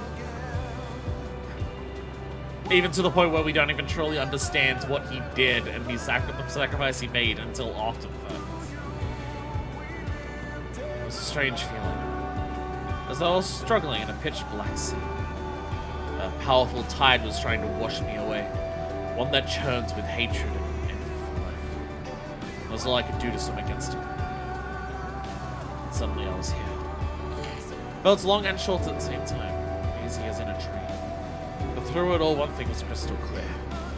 Fought with all your being to keep our hopes alive. Hello. Hey, Jukeboxer. For all the lives on those stars whose light have been extinguished, the ancients who went before us, I offer a song prayer. To go and see all those places and more, I've been so given you quite the task.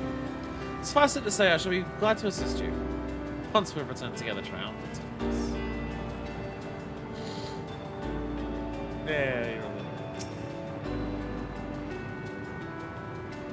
Did any of you even discuss this beforehand, or was it just very obvious you're gonna do this? I feel like this is one of those, you were all waiting for this because you all knew you were gonna do it and it wasn't discussed beforehand. Because I feel like you don't even, I feel like that's a very obvious thing to do. It is my fervent hope that our ancient friends will find a new beginning. They and all their brethren who have returned to the ethereal sea. Are we gonna have a bunch of, like, unsundered souls start being born? Are we gonna start having a bunch of unsundered souls being born? Are unsundered souls just awash in the ethereal sea because of all the ones that were inside of Zodiac? And so if people get born from that, they're just gonna be born unsundered. There's just one that we all leave you alone through the zone till here, but for my part at least I was probably thinking that anyhow. Oh, I've like praised you all for doing that before. You have all like done that like before. You've done that during Umrot and like in Elpis, outside of like giving me the glamour so I could glamour properly in Elpis. Y'all have all done that anyways, which I've been very, very grateful for. I'm glad that I don't have to like walk around to the dead worlds and I've got like 50 people like doing like fucking cheer emotes next to a dead dragon that I have to talk to. For those that come to pass, we must succeed. We must avert the final days and save things. Obviously, I'm going to be hanging out flying like Gunther MSQ. We said random players who MSQ themselves, so whoops. That I'm okay with. The Aether currents in the dragon area, then start appear after things need sacrifice, that's the wind. They go through a text spoiler chat with strips up, we'll just run with it. Didn't reach like an hour ago and remembered all his farming cotton balls right behind you. I think I even knew what to say to that. In retrospect, it always felt like the wrong thing. But the past notwithstanding, he came to your aid in your moment. We are here, we will not squander this chance he's given us. We'll see this tale to our triumphant conclusion, and bid the final curtain fall.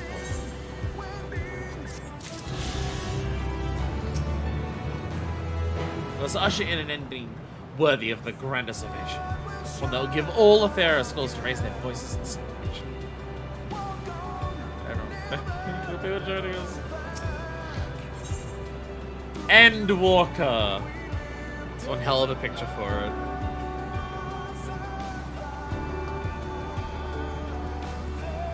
That's one hell of a picture for it. The Scions of the Seventh Dawn stand ready for the finale.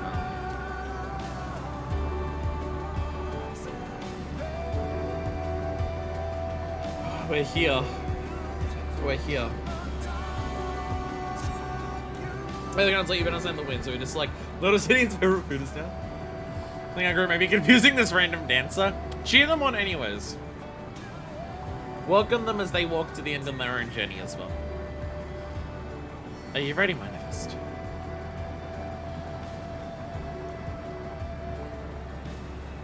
And let us set forth for the reckoning.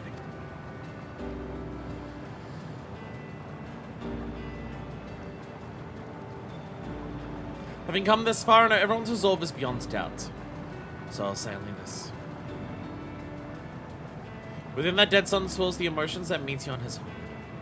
The emotions of innumerable souls who strive for happiness but failed. As it was with the denizens of Ultima Thule that barred our way, it is not for us to rebuke and admonish. It was not by passing judgment on the tragic legacies of others that we arrived at this moment. Rather, it's by opening our hearts to their despair, by understanding and acknowledging their fates, while still refusing to share in them ourselves. To hold fast to hope, not in ignorance, but by choice.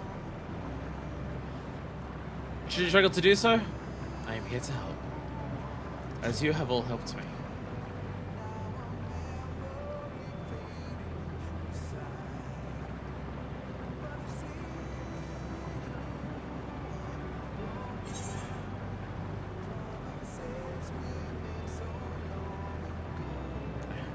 Put an end to the end. I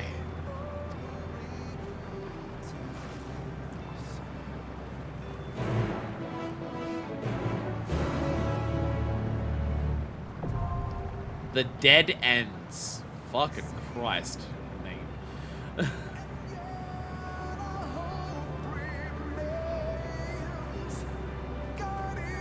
Who wants to run the dungeon?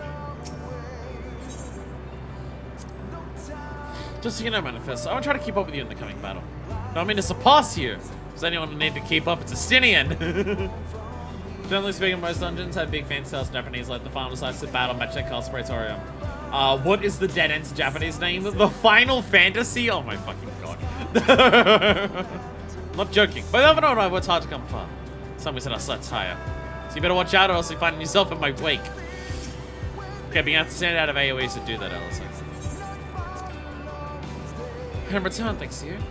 Still have what to do if we have to make our promise a reality. If you're going to show me the sights in Ishgard, then regaling me your greatest adventures, sparking on new adventures together. For these things and more, fight. What? Could there possibly be an adventure greater than this one? Of course! As long as you desire it and dare to take the first step, there is absolutely no limits. We're at the edge of existence, my guy.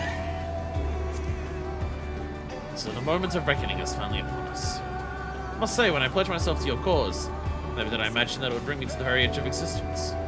Not that I'm complaining, mind you. After casting aside vengeance and shedding title and duty, I must have one thing for purpose. The journeying with you has been an area. The course of it all feels though I've found a new place for myself. It's been a welcome opportunity to see how much the boy has grown. I owe you a debt, but as you can guess, I've ever preferred to express my gratitude through action rather than word. My lance is yours. Seems our arms and armor in order, as are our personal effects. Most importantly, we have each other. I need to finish what we came here to do. About the end. For Minfilia, for Marine, for all who aspire to live. Thus far, we have encountered recreations of some few stars. Doubtless they account but for a fraction of the innumerable worlds whose full Meteon did bear witness. Whirling with torment, the dead sun is forsooth oblivion to apotheosis. It shall be no small coup to breach this nexus of despair. And yet, as this vista doth prove, where there is hope, there is a way. So let us press forward together, as ere we have, and find our way unto victory. What's a forsooth? It's your front teeth. Four tooth. As Alphonse says, everyone's resolve is beyond end. And ere we set forth, there is a thought to which I must give voice. While you were in Elpis, I understand that people assumed you were familiar. In contrast, those phantoms we encountered in the recreated Armorot regarded us as children. As people, albeit naive, Sure. The discrepancy I posit is a reflection of their creator's perspective. Having spent eons amongst sundered men, perhaps he came to acknowledge us, even if only subconsciously. With him at Silkgorn, we may never learn the truth. But all that stuff of this and countless other mysteries to go unsolved. Our journey will not end this day. The fourth time you have to calm someone down is called the Forceus. Forceus is a furry costume. I'm at Silk and Hithodaeus. Grow these flowers from our hopes. If so, why not Alice shall live on here? I hope you'll find happiness in journeys and worlds. So let us go, manifest, and see this tale to its conclusion. Whew. He's gonna cue with randos. Here at the edge of the universe await as many stories as there are stars. Of rises and falls, of beginnings and ends. Of a little bird who left home with hope, yet nested in sorrow. Hearken unto these tales to be told. Shortest dungeon description ever. As I'm assuming, there'll be a trial afterwards. I assume people won't be missing out. I have a personal thought, but if anyone else has their own personal thoughts, you know what I'm gonna do actually? For the dungeon, I'm gonna change my headphones here. This is the good pair. Let's have this pair charge while I'm in the dungeon. Or at the very least not be used while I'm in the dungeon. So I can go into the dungeon with the pair that lasts for like an hour. And then before we exit the dungeon, I switch back over. So for hopefully the rest of the stream. Because then include the people who haven't played as much. I have specific thoughts on who to join on the dungeon, given that it is a 3 people effort. I have a specific thought process. But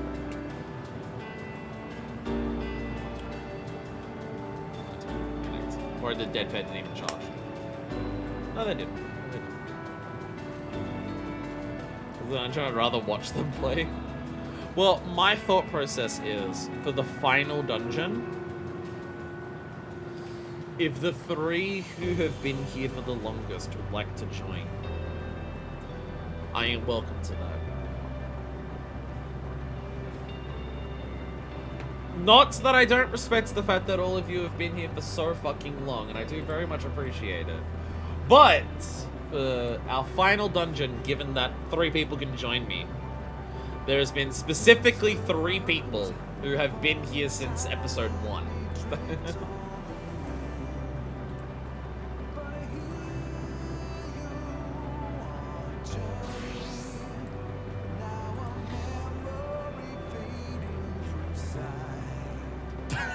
I can see Serena. Come on down, Greenland Shark! I can see that Serena has changed over to a DPS role for that.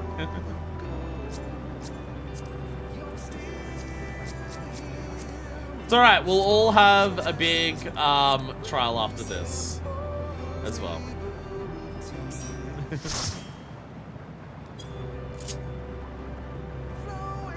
You're very close, Avril. You did join during like ARR.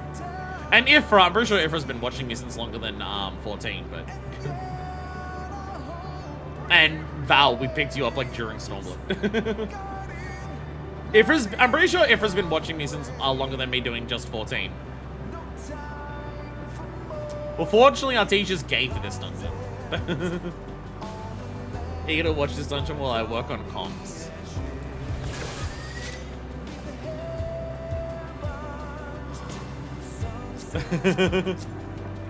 Got some people just waiting for other people. Hell yeah. Okay. Final dungeon, The Dead Ends. One hell of a fucking name. The Dead Ends. I was about to say, do we want to level sync it? And then I'm realizing they've actually level synced the cap dungeon this time. They don't usually do that, don't they? Oh no, they did before. Or is that a new thing?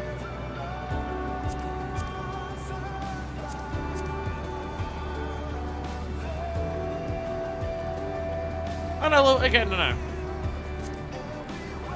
I was thinking the second final's always level synced. I wasn't sure about the very final. I was group half done, so we can just invite you after. Oh well, yeah, because usually cap trial doesn't get synced, is what you're thinking of. Oh, cap trial. Sorry, that's what I'm thinking of you. Yeah, there's the cap trial, which that's what I was gonna say. Probably do the same thing that we do after this, that we did for like what was it, 5.3. At the end of the dungeon, you can all leave first, so you can get the party finder going. Because we're one short to do the trial at midnight level on party finder. We're one short. Max! If only you weren't in the worst time zone in the world, you could have joined us for that one final. We'd have our final, but Mix is unfortunately in the single worst time zone in existence compared to me. So, but yeah, we can at the end of the if at the end of the dungeon, we can all leave, get the party finder going. So we can do that, unless one of you has someone else who like. Actually, we didn't do party finder for 5.3. Then I had someone, I had a friend, but nearby. But still, either way, we can do that. Ready to do this shit? I'm not, but ask if that same friend is free. That would be one hell of a that would be one hell of a way to bring it all around.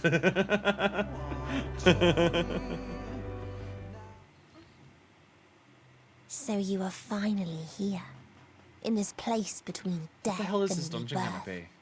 where life knows no dawn. Come then. Follow me down into the darkest depths of despair.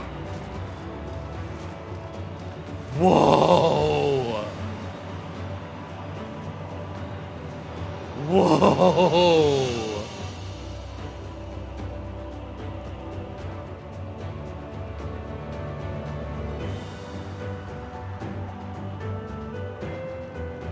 Sea of Stars, the dead ends. It's the music that was playing out there, but dramatic. I feel like this dungeon might take a while. There was a beautiful blue star. I have a feeling this dungeon might take a while, because that fell to pestilence and rotted inside and out. like a diving suit. With like fins on it.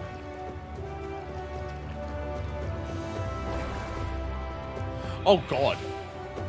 You actually do get poisoned by touching the environment.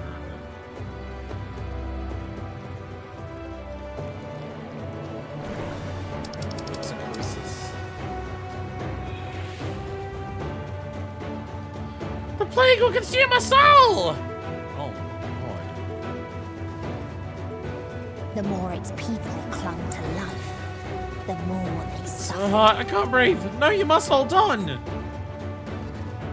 Special weather. Oh. Warped flesh. Oh, God!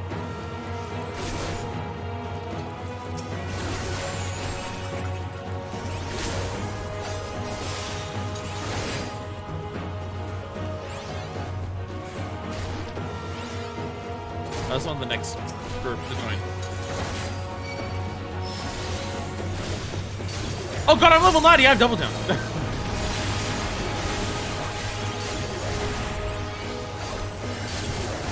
I have double downs. Boink. There we go. It hurts! Is that the AoEs?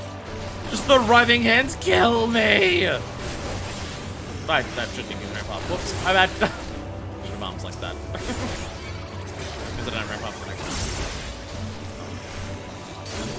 No, I will, because I'm gonna interact in the environment then. So I'll get everything back. We're not rushing this shit. Oh god. Long forgotten seashell. Why do you ask such a question? Do you not see the plague and pestilence that consumes us? Ours is a world of rancid blood and rotting flesh where death is the only remedy to suffering. There's no meaning to be found in such misery. But it was not always thus. Beneath the waves we knew only peace and plenty. We wanted for naught, and it craved more, that our progeny might someday flourish as we never could. Eventually we ventured to the lands above, bearing flame and iron, toppling any who dared oppose our might. What was the house for the taking?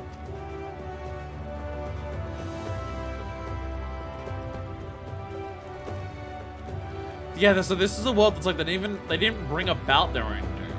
Well, maybe the plague was caused by them. Runs good for the trial. Pog. Pog.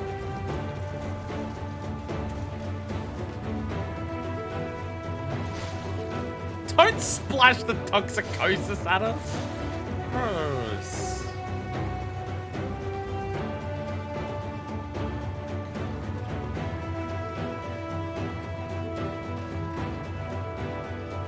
So is this dungeon just gonna be Amarot, but like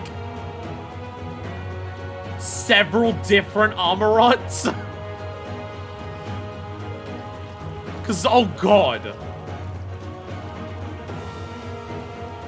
Until they curse not the illness, but their fellow corrupted.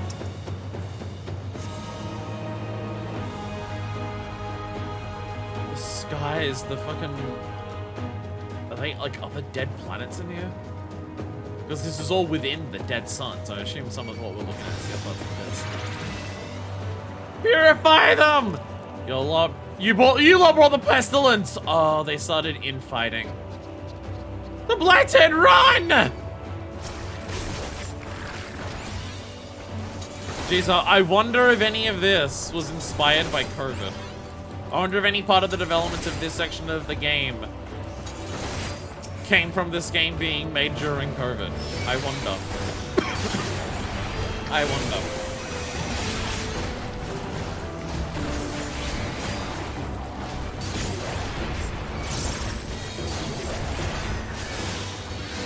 Gargle, kill me!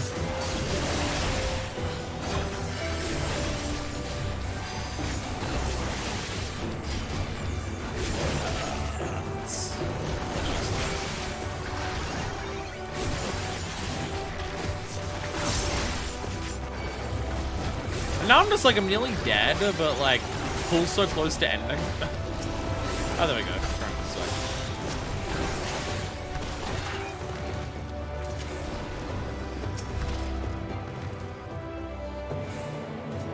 Sword is not the boundless paradise we were promised.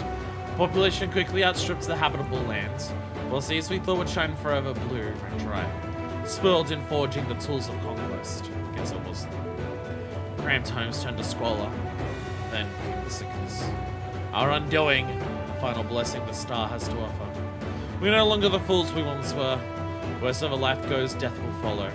Indeed, existence but the most painful path unto nothingness. The wise embrace their obliteration or not.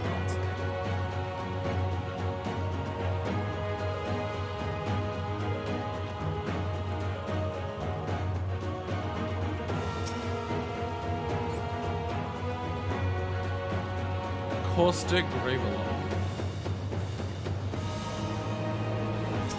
Jesus. Oh, hell yes, also. Do that. I can do fucking. Yeah. Looks delightful. I'm so excited. You have a debuff. Those who die decay.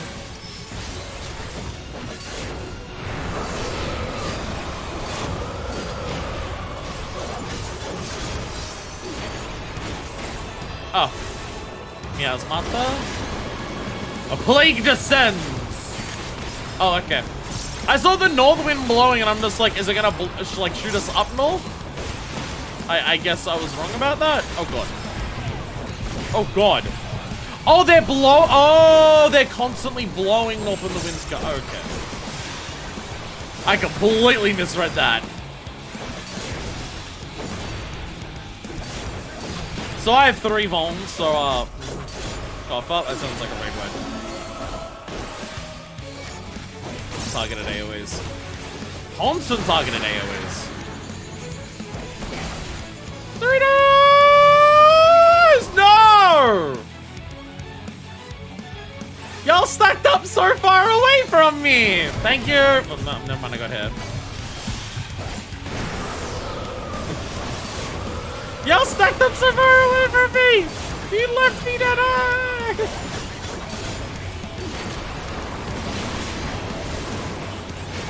Okay, so now, yeah, so now it blows that way. So now we want to... Actually, we want to be in this first, I guess. So that'll go first and then go this way. Okay, yeah. Okay.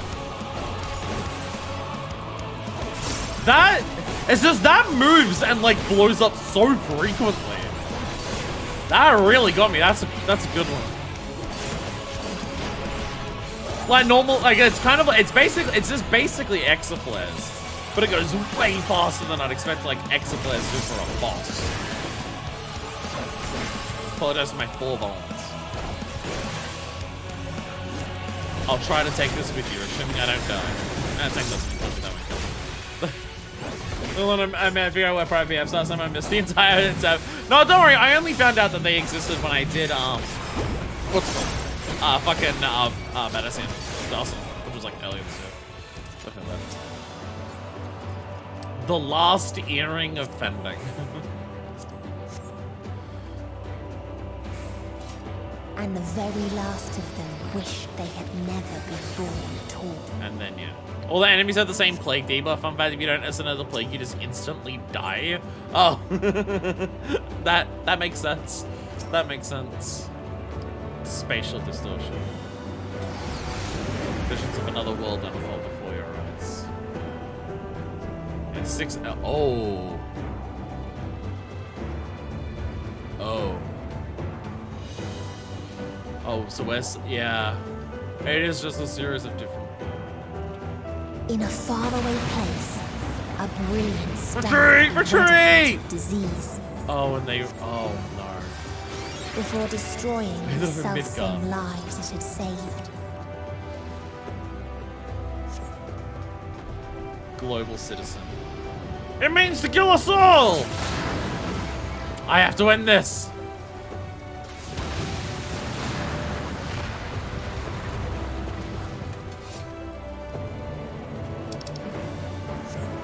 I thought someone picked up a treasure chest. Freedom fighters.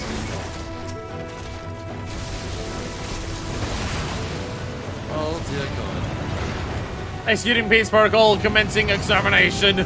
Peace protocol, murder, murder, murder.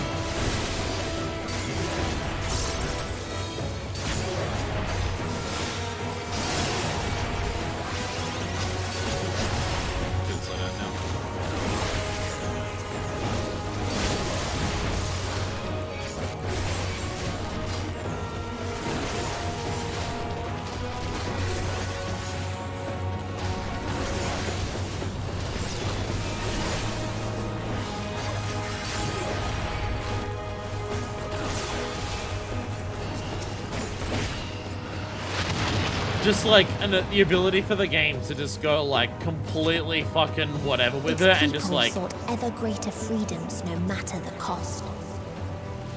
Like just create anything that you want. Because it doesn't even have to be on the same fucking planet. As long as it follows the rules of Aether. Like do whatever the fuck you want. Your compliance is not a factor. That otherworldly being should first grace us with their presence as a sign. Need they understand that we, the global community, are possessed of the wisdom and compassion needed to guide their star back to the path of righteousness. If the freedom fighters dare to undermine us, inviting chaos to disrupt the order we labored so hard to build, they have forgotten the history of this star and its once myriad nations. The wars waged, the countless lives lost. Was he brought to heal, the world united under a single standard no matter the cost.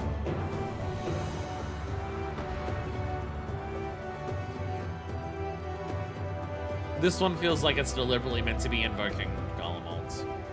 And also, you know, parts of the real world. But this very much feels like, hey, you want to say like what Golem mold's path ends up being?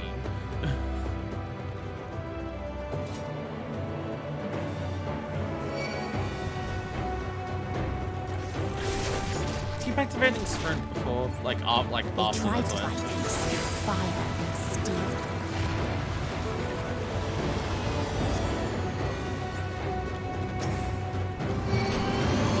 Freedom fighters. to them.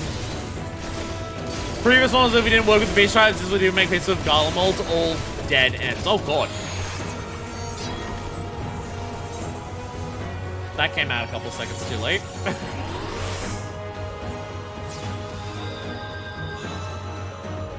Don't worry, I'm here!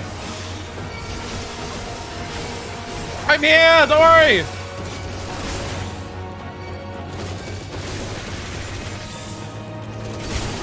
That we went from alive to dead shockingly fast then. That was a very, very rapid. I'm dying again. I am. How are these hitting? I mean, obviously I know like where. How are these hitting so hard? More light, more lighting.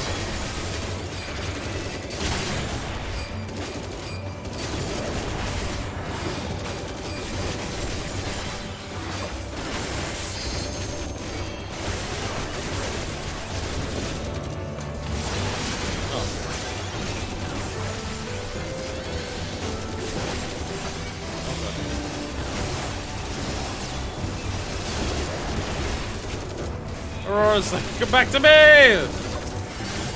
My goodness.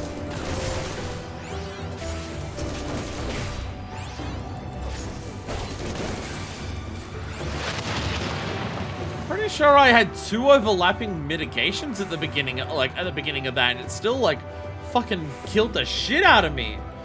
Gunter, who knew? I'm pretty sure I had Nebula and Hardicarundum up at the same time. That still drained me instantly.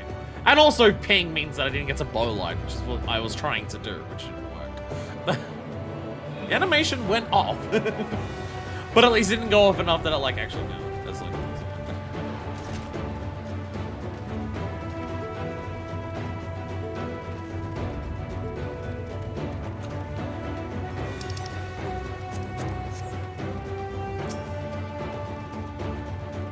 we constructed the Peacekeeper, the pinnacle of engineering and technology. This mighty war machine was designed to rid us of the freedom fighters, as well as any other potential threats to the peace we have so long pined for. Its artificial intelligence ensures... Artificial intelligence ensures that this singular function is carried out with golden calculating precision. The 10,000 Peacekeeper units we've created now route into every threat of peace, including us. All that remains is to stand and fight. And then they killed themselves with AI. And then they killed themselves with Skynet.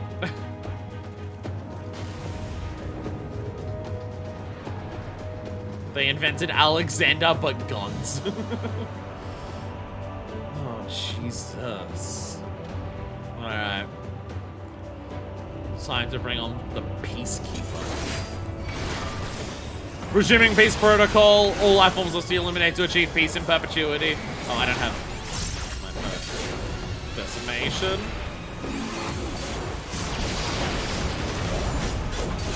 Electromagnetic repellents. Stop back. Deploying perpetual war machines. Please stand by for order to fire. I'm gonna... Oh, I thought that was gas. Send in very small light. I'm guessing they're not good. Huge lasers. Jesus.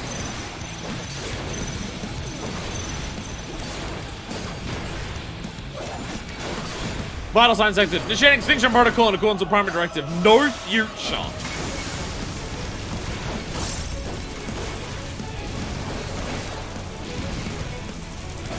I'm about to say, look, there's a safe slot for the entire mechanic. And then there was no longer a safe slot for the entire mechanic.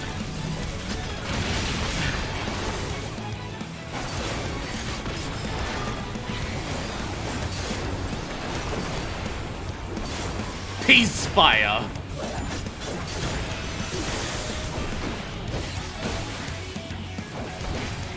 Oh, that's just gonna rotate forever. Oh god.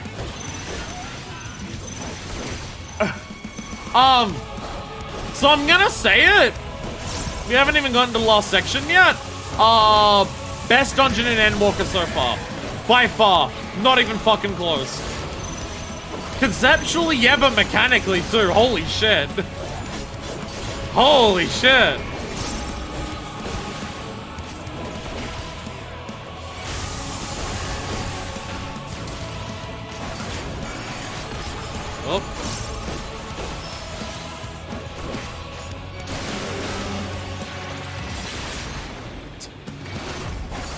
don't even get... Buff and Morgan mechanics is not exceptionally high. That is fair, but like these are really good.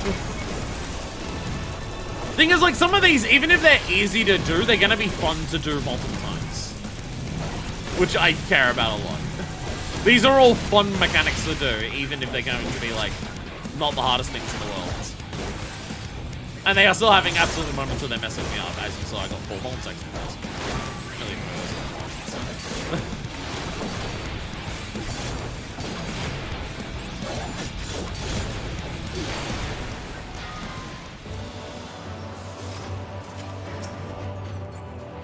just how much of that is just like, peace fire, we fight for peace with guns and explosions in it. You know, kills everyone. And when one asks, it's definitely a go fucking go boss. I see why no one played Black Mage with this dungeon.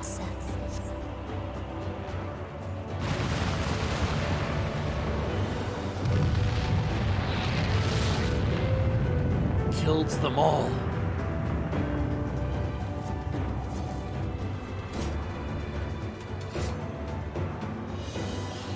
Holy shit.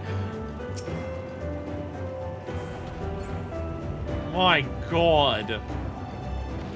Someone in Wilton with the Mahjong achievement play? Fucking how and also why?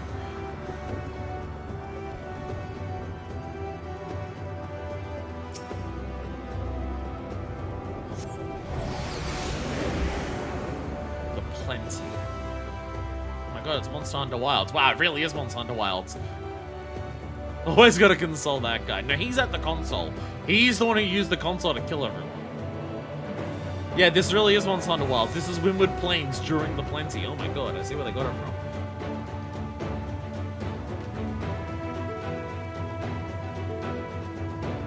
This looks very different to the last ones we were at. This looks very different to the last ones we were at. Father still existed a star without strife. Mercy's gone for us all. Release us at last! I choose death! Where none remembered life's trials or its joys. Our time has not yet come.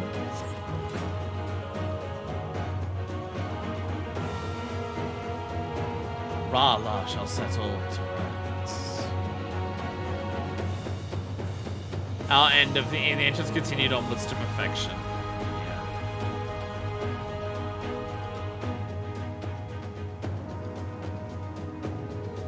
Is this the one that she said in the report? Only in death may we find peace. Orala, bring us sweet oblivion, hear our prayers. Is this the one where they got rid of all sorrow? And then because they got rid of all sorrow, joy was no longer interesting? She did say something about that in her report as well. Yeah. All 3 of these were in the report. Oh, Plague. Yeah, Plague was in the report. I figured the conflict one was meant to be the Omicrons, but I guess also the global citizen. Spare us from the shackles of mortality.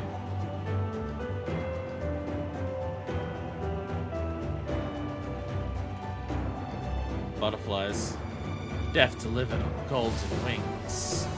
Beautiful creatures, the time has come. Death's sweet release.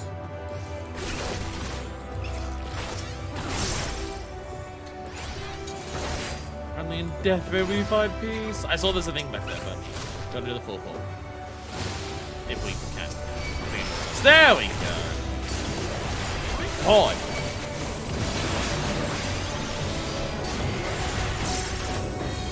Oh my finger. I'm about to say, why are they so much damage? Nothing. Just no, I'll go back for us. Stone focals. I was just making sure I did. That was all.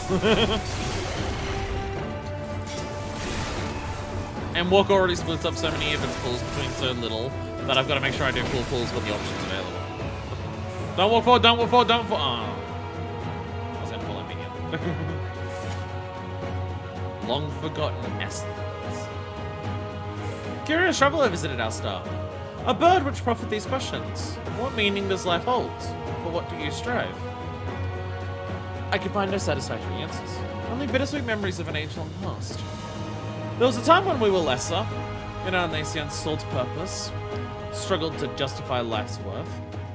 That was, of course, before we achieved perfection. Now condemned to our paradise, we understand the futility of existence. Like the fledglings we once were, the poor bird cannot accept the truth. It asked us again and again, hoping perhaps our answer might change. There's that part. There's that part. That's the part. The reason the Elpis flowers, the reason the Elpis flowers are able to bring about, like, are able to detect hope and everything like that, the reason that Meteion was trying to run from us in the first place is that even when feeling the emotions of despair like this, there's always that part of Meteion that is hoping.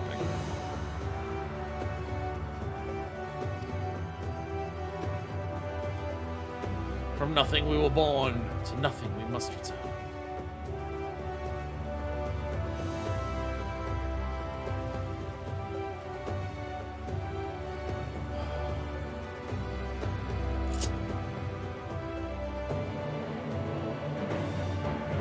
By golden wings shall we know our end.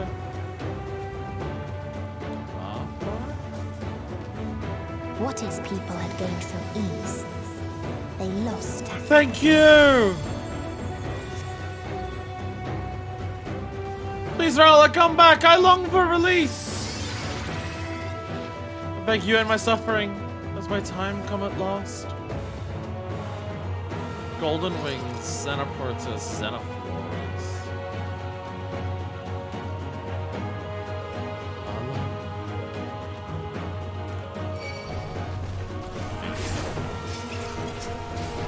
I got like a couple seconds.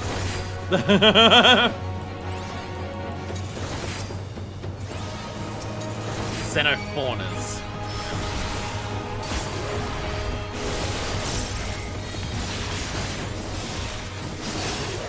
Scooch up a little bit more. And I made it worse. Grand was very hard. Should be in its full. Well, like, almost. I so often just flail my mitigations, and I'm just like, yeah, just use that one, yeah, just use that one. Without, like, being too specific with it in dungeons, and I gotta get better at, like, choosing the midnight good one. Like, don't do arm's length at the end of it. Do that super early. Try not to use Rampart and Nebula in the same one. It's, like, better to use them in several ones.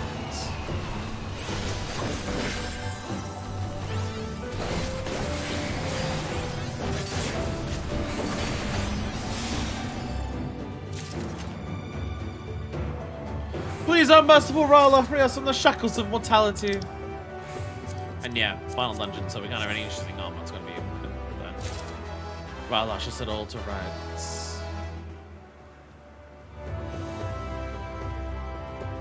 There's beautiful gardens everywhere. I want to throw it all away. Free me from this mortal coil!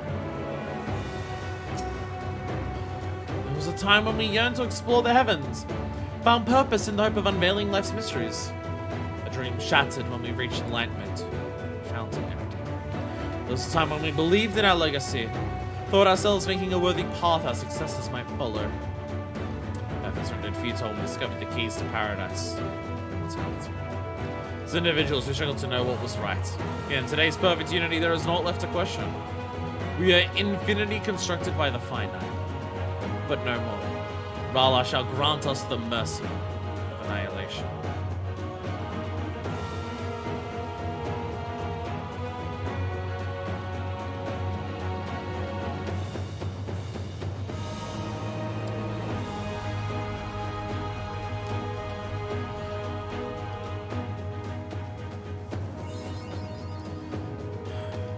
Oh my god. My god, what a beautiful fucking sight. back on me too. The stars are beautifully. Oh, the weather. I wanted to look at that. Inevitability. Fuck you.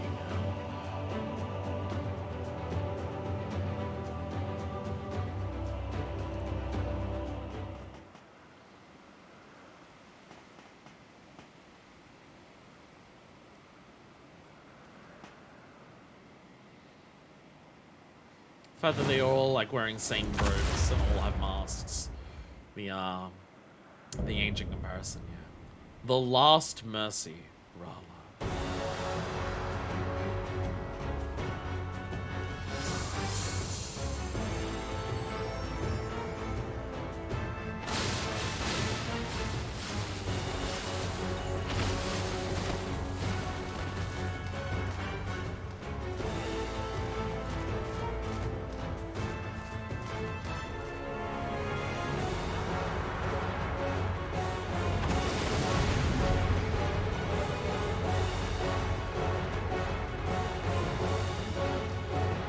They've done a very good job in this dungeon of introducing 3 new worlds that we've never heard of before. Not being subtle the comparisons. You're forgetting I don't have my not idle and dragon at this level. Minion's just watching from the sidelines. They've done a very good job of having all of these worlds that we've never seen until this dungeon, that only appear for a couple of minutes, and painting a really good picture of their ends. And even for something like this, like, we've never heard of this entity before. Why is it the final boss of the final dungeon? But they've done a really good job. They've done a really good job with it. The World's Tree. Alright. Here we go. This thing seemingly can unmake you in an instant, so, you know. So they created the kindest, most gentle of beasts.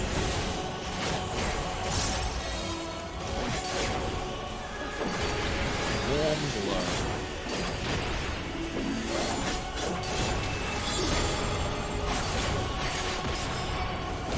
That did decent amount of damage.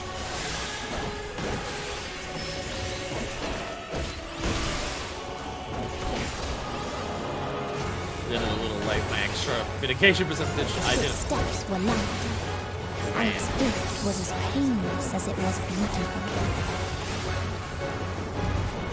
Golden wings flutter above the fields. Oh, there's the thing.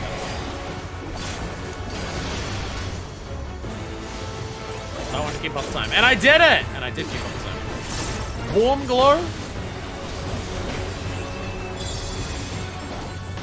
Shit hurts. No! God damn it! Bathed in its golden glow, they all slept happy ever after. Butterflies everywhere. Benevolence. I don't have any more red white mints.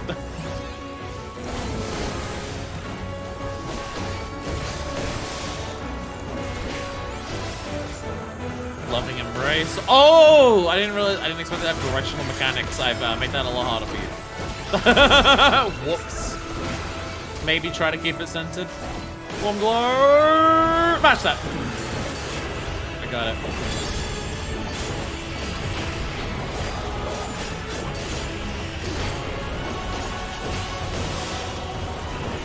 France!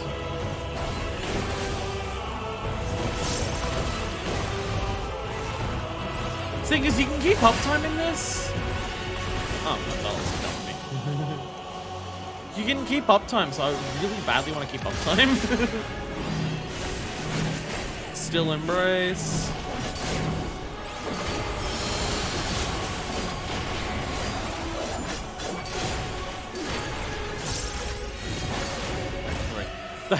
Endwalker, I have 3. I've forgotten what to do. Alright, come over to the middle then. Oh, you don't do that. I guess you don't. Oh, okay, you're gonna stay there and do it this time. Okay, well, that's fine.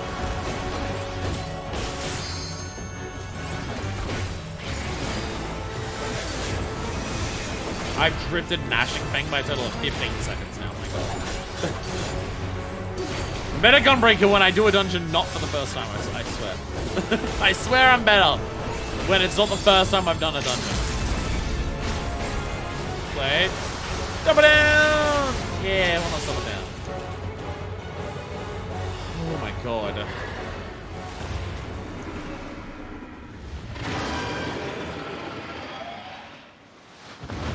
Somehow the final boss was the easiest of those. But I guess the idea is that it can be the easiest. It's only really good at killing you if you know, want to die.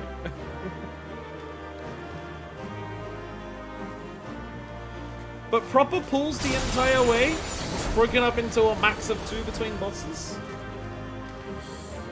Oh, everything died.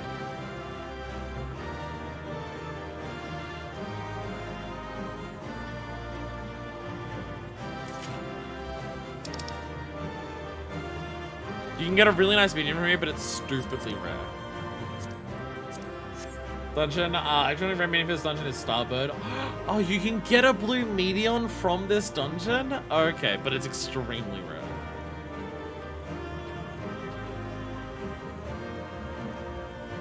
No stranger to despair. I'll be here with you otherwise. We have a deep despair, we cannot give up. Should I think how many more words she watched for? 2563 for PF. At least we now have an idea of what drives them. A great dread nigh beyond description, yes, hang up on me. A calamity of disease or war I can understand, but paradise. They attain paradise and need to prove their own making. That's at all what I expected.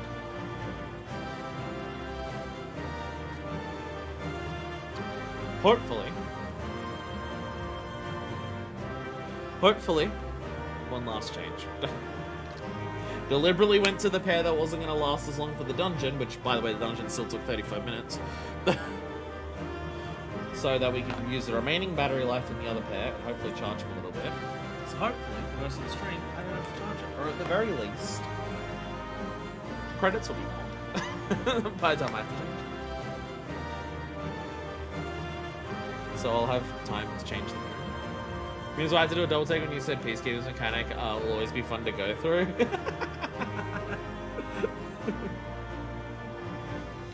But it is fun. It is fun. I just have to do it, like, a lot. No streamer like to drop it now? No streamer like to drop it on this go through? Unfair. Unfair. I'm meant to be blessed. I am meant to have streamer luck. What is going on? This is bullshit. Take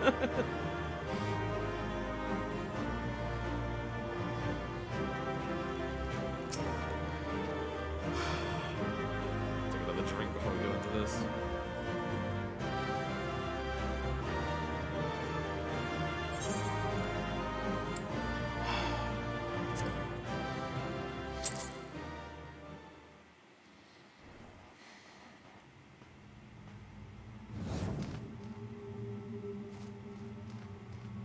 That you still stand. Your determination defies all reason. The souls within me writhe and recoil in your presence. They hate how much hope you have. What must I do? What pain must I visit upon you to make you surrender to despair? I don't understand that you can't do that, can you? No one is unbreakable. What pains one may weather may bring another to tears. But therein lies our strength. For when we fall, our brothers and sisters are there to raise us up again and again without end. I see.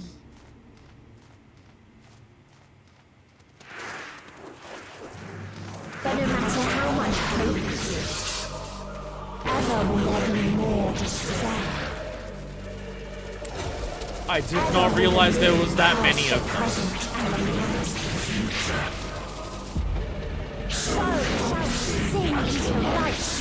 That's a lot more of them than I thought there was.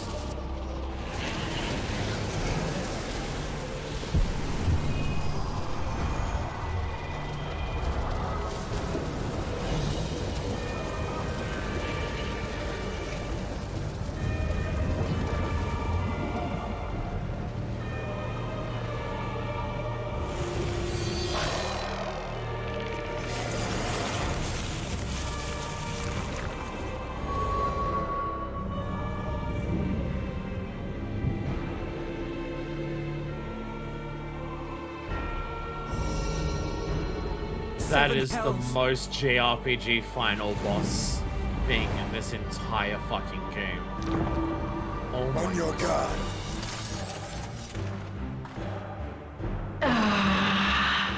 The rage.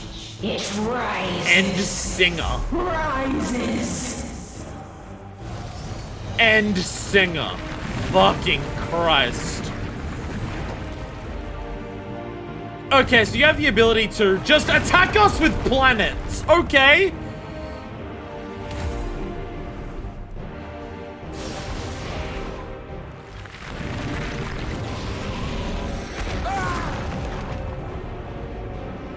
Stop! Calm yourself, please. The one that we reached. Hermes never taught her how to walk the earth, so she has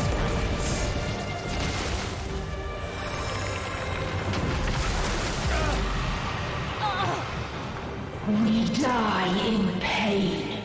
We die in suffering. Who are you to live? Who are you to hope?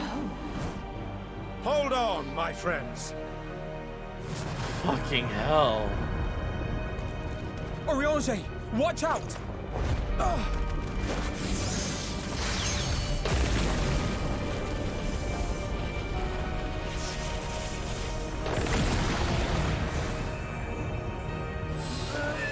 Alphino! We cannot comprehend. We cannot know. We cannot know. Okay, so the strength of all of them combined is like a lot. Don't, please! Don't do this to them! To yourself! Just one good strike.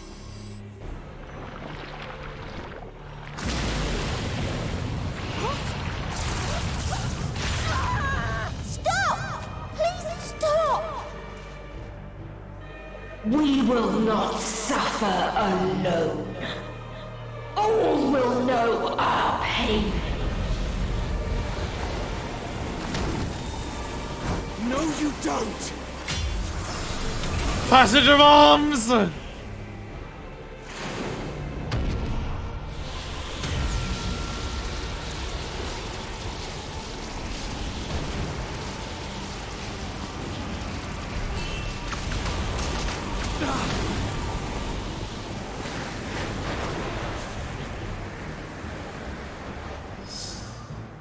All awash in ice, a frozen waste, forever silent.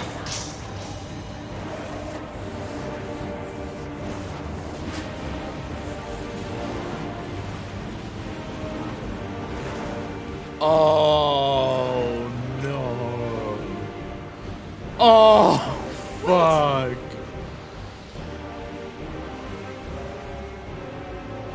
Thank you, my friends. Don't!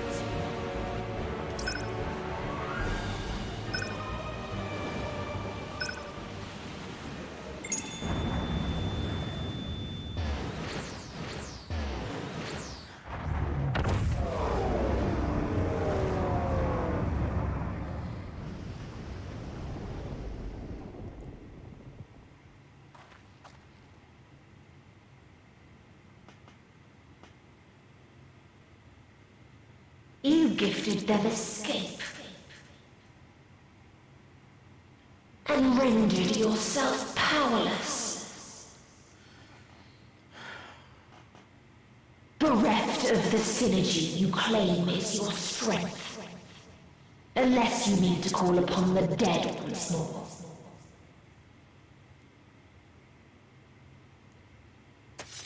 One of you warn me, I got this. Defiant to the last. But you will be one with us ere long. You will be battered and torn and made to crawl. You will weep and wail and curse your impotence. Curse your life as it fades.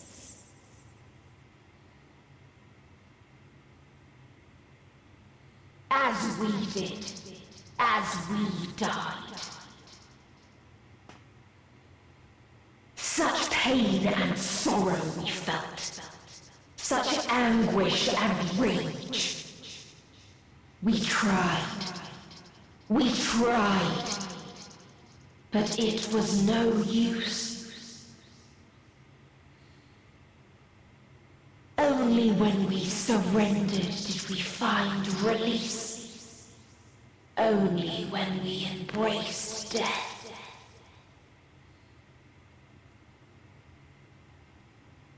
So join us in despair and embrace yours.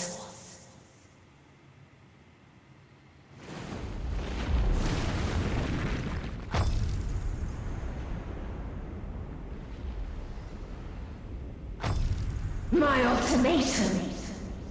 What is happening? Fuck.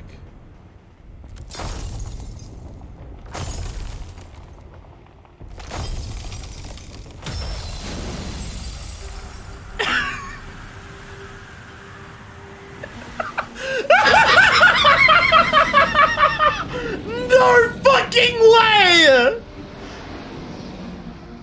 At the end of everything, I find you. I saw something in you once, as you did in me. When at last I understood what it was, I journeyed to Sharlayan to seek you out. Struck a bargain with the woman who shares your gift. Oh, he was walking up there! Oh my god! The scions by aid. I was given the means to come hither. Gorging upon what remained of the Mother Crystal, I reclaimed the form of the dragon. Holy shit! Hungry still for our reunion, I rode the light of the stars. Oh my god! I take it this is your prey.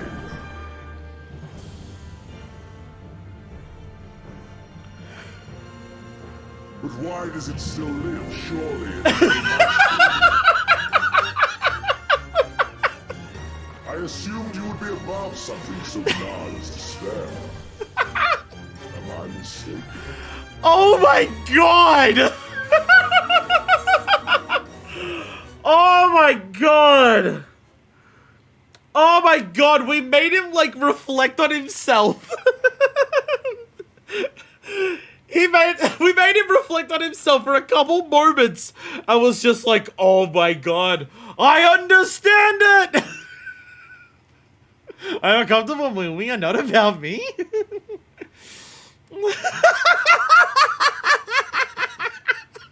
Holy shit! Oh god! I'm saying the second one, but Minifest is saying it with a laugh and a smile in her fucking voice. If it comes to it, I won't save you. I cannot. What I desire of you isn't succor. It is satisfaction.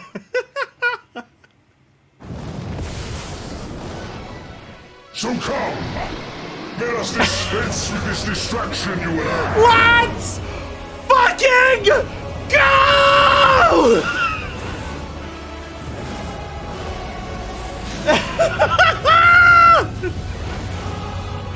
Yeah! You struggle in vain. You will not silence our song of a Let's fucking go!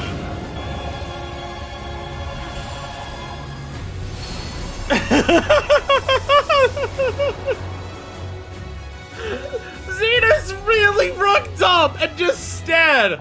I was just like, well, you can't possibly think that she's the main event, can you?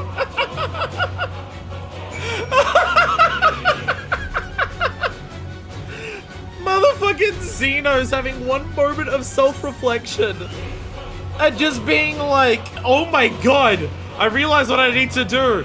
Fly to the edge of existence so I can jackpot with my friend!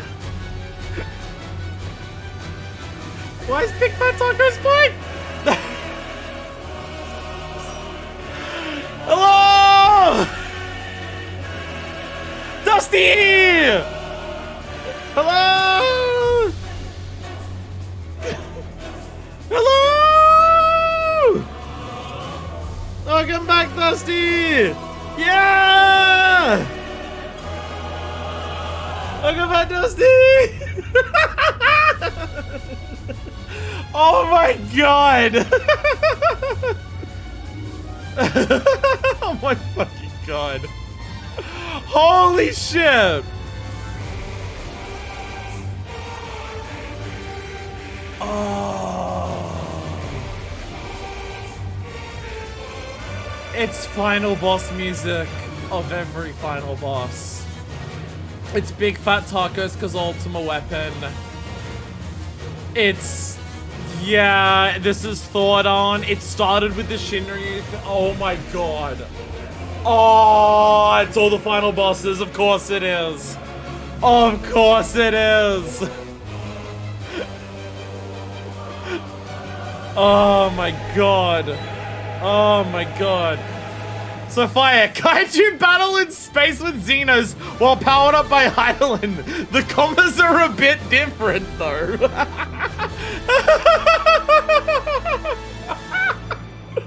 Oh my god. Oh, holy shit. Oh my god.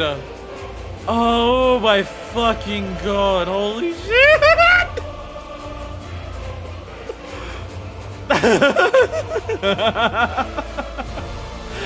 Oh my fucking god.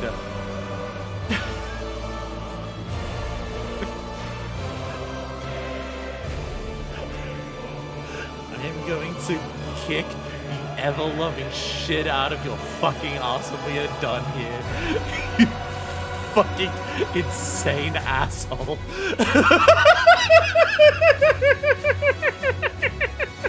My god! Holy shit! Actually, wait, one thing I need to do.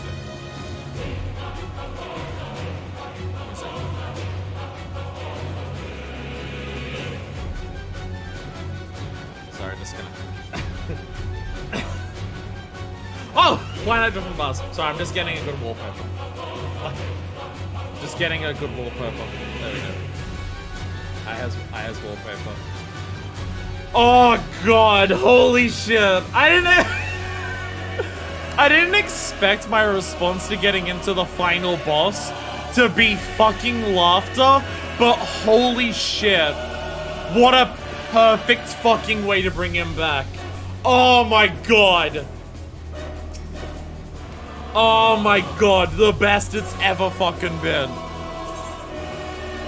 The best it's ever fucking been. Min eye level silence echo. The final day. What a fucking name. Let me move that out so I don't do that in the middle of the fight. The final day. Oh my god. Mityan and her sisters took to the stars in search of prey. They found naught but despair. Wishing to free mankind from his vain struggle, they began to sing.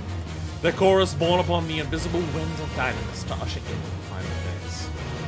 Against all odds, you have arrived at their nest at the edge of the universe. In this place where your emotions dictate reality, the hopes of your comrades have opened the way forward. And it falls to you to take the lust. Transforming conviction into strength, you sally forth upon Dragonback to confront the End Singer and silence her song of oblivion. Oh my god. Final boss ever! Let's fucking go. Oh my god. Oh my fucking god. Holy shit.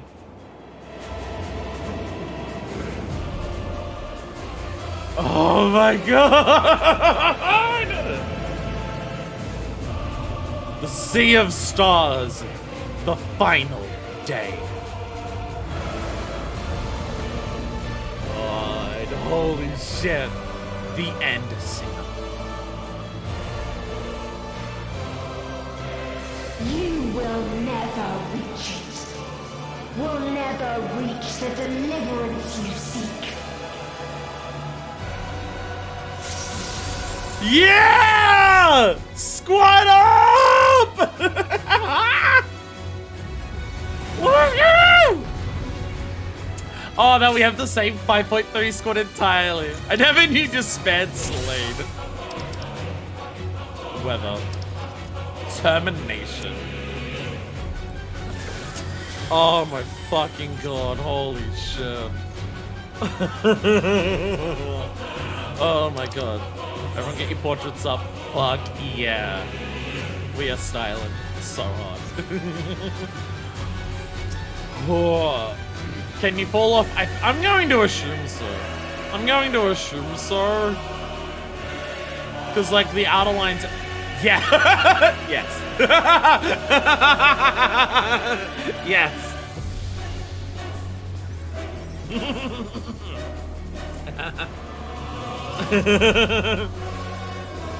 Thank you for the verification, Dusty. It's alright. Your sacrifice was great for research. Alright. Here we fuck. Where's my... There it is. Yeah, that's not... Countdown. You will get a countdown! You will get a countdown because you're dancer. You get a countdown because you're dancer.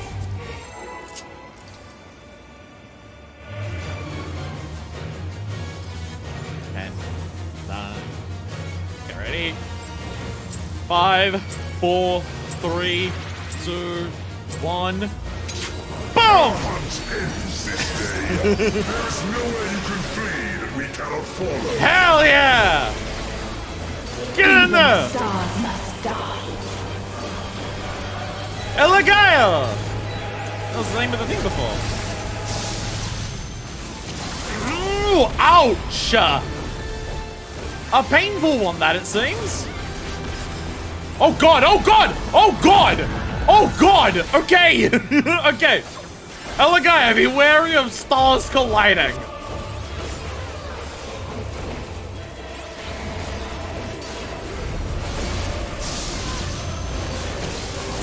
Recreating the despair she experienced. Oh god, oh god, oh god, oh god. Oh my, those are huge!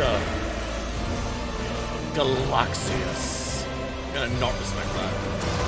Oh my god! You can't arm's length that, wow! That shit's usually set for raids!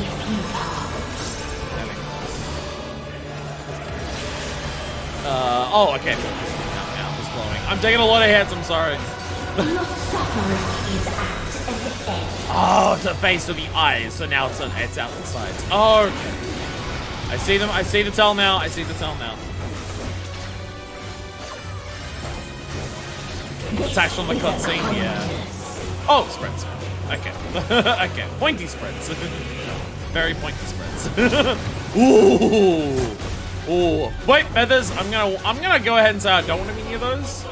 Okay, so it spreads, but then it explodes where we were.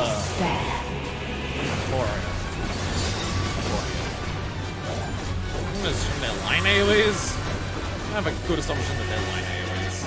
Yeah, those are line AoEs. Well, dual tank busters! Oh, with an AoE on it! I didn't realize that. We have and they hurt. They're real fucking tank busters. Oh god. Oh god. That is a wipe. That is a wipe.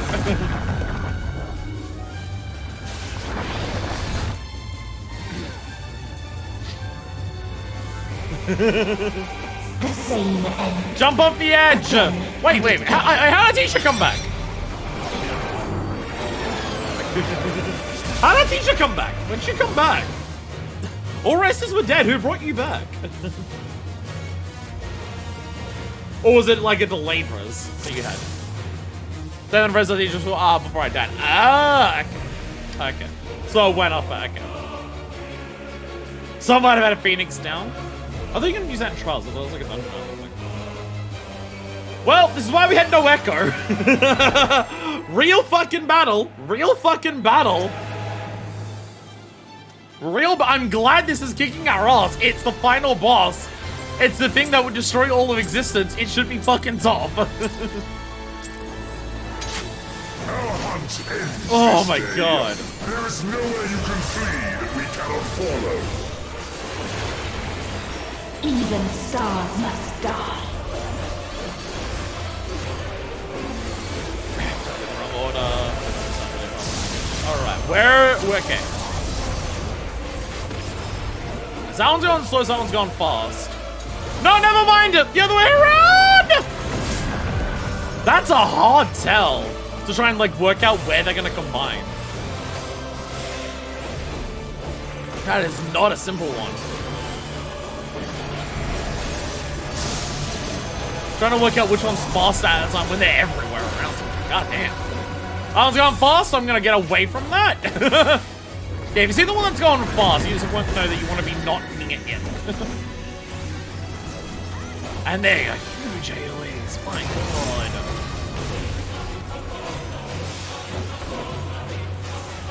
Utterly futile.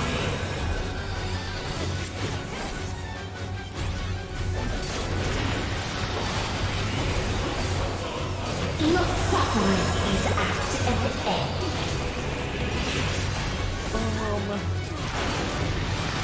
Just terrifying. Tank busters are next. I'm gonna stand over here because I know there's tank busters coming up at some point. Oh, so I'm gonna do this. I'm gonna smash. Because I believe this is where you stand is where the feathers are. So you can make them. That's I really like that. They like there's spread mechanics, but then it baits where you stand. That's really cool. That's real fun. Oh god. Now these are some of the realest fucking tank busters in the game, it seems. I mean, I had Bold Sex last time, but still. We have seen the end. Elegaya Unforgotten. Okay.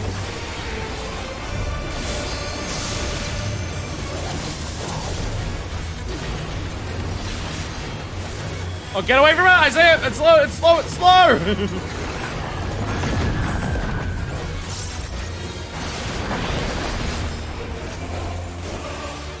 The impact event has been recorded. Oh! Fatalism.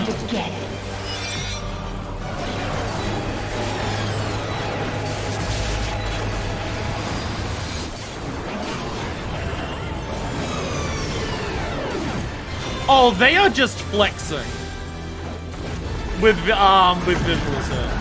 They are just flexing with the visuals in this fight. My God!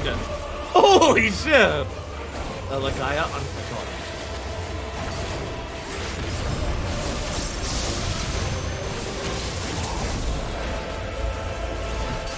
Boss that side. Oh no, it's one this way.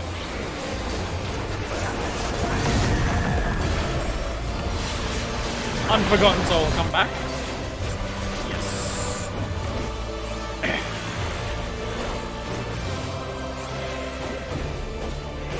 I assume this is going to be combined with another mechanics, the idea.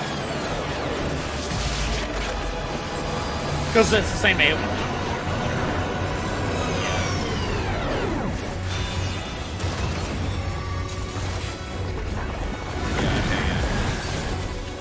So they're gonna give you the AoE and then like play it with another mechanic at the same time. So deep, only emptiness remains.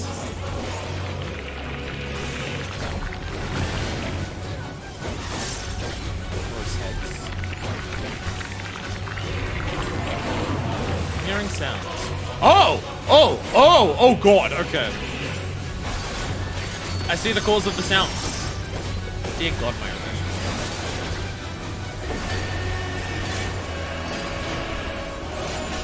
Tis so lonely between the stars. Oh god, oh god, oh god, oh god.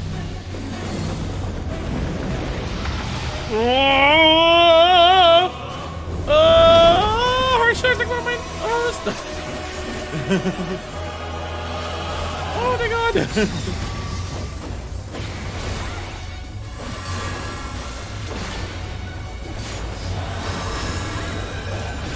Oh, and then, yeah, okay. Then we can find that. The ins and outs.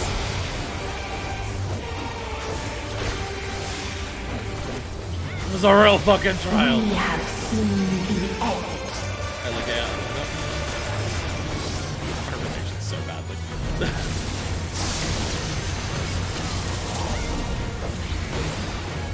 Pass that way!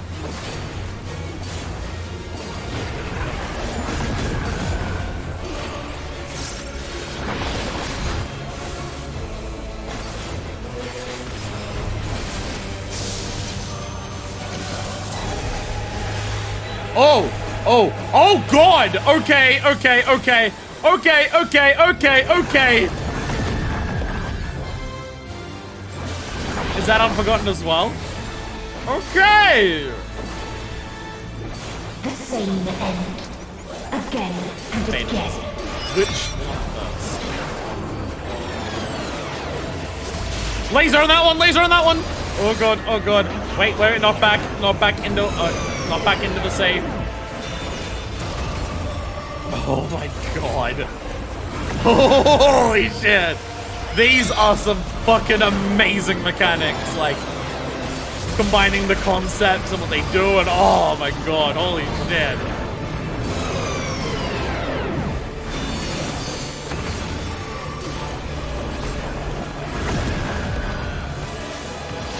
My rotation's so much, because I'm like, ah! We're only at 50%? Is a kindness. Oh my god! Oh god. Oh god. That costs. Oh. Hubris! Okay, that's thankless. Look out! That's AoEs! Oh there god. is no happiness in Planet. life.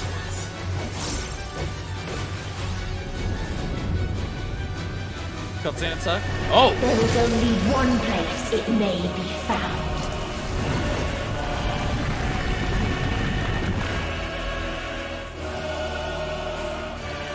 We have an ad phase? Oh, okay, okay, DPS check. Oh, come on. Meteor readings. I'm gonna get away from where that laser is. Oh my god! Oh my god! Oh my god! Holy shit!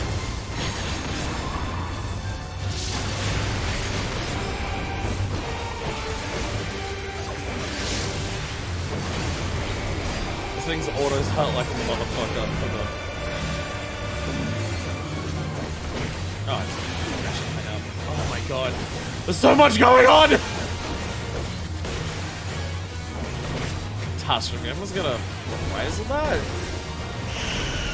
Yes, okay. Oblivion.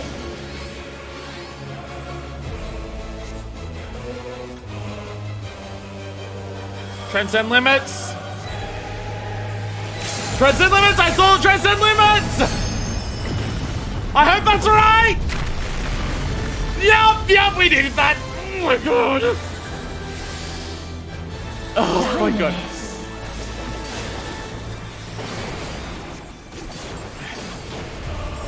No matter.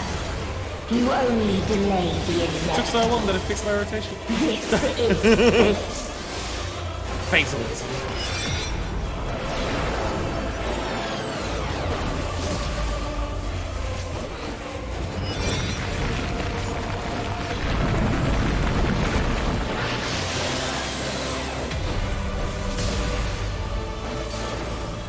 Your time has come. What? It always does. What? What?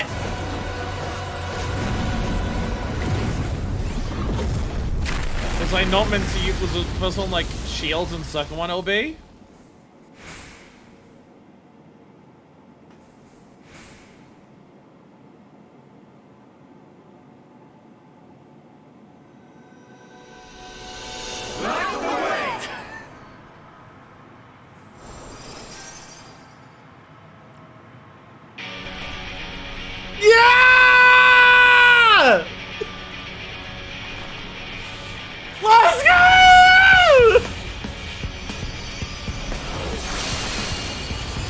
my friends! Join together and sing a song of hope! No. The hatred. The pain. There was a DPS check! But it was for you and Singer! We cannot suffer it again.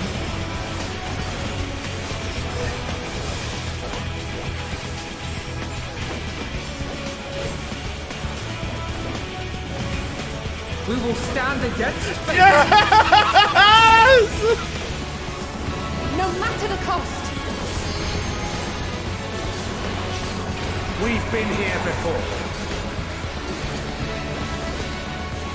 Many a time. Thus do we know. To never give up.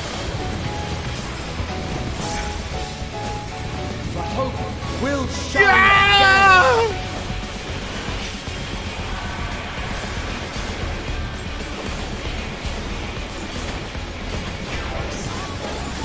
She dances on the wind. Oh, higher. Erebus endure and remain forever strong. Standing tall in the dark to be carried on. On wings of hope, you rise up through the night. Higher. Oh, higher. Carrying our song. Cradle fast within your arms. That it's glorious, my faith for all! Oh, let's go!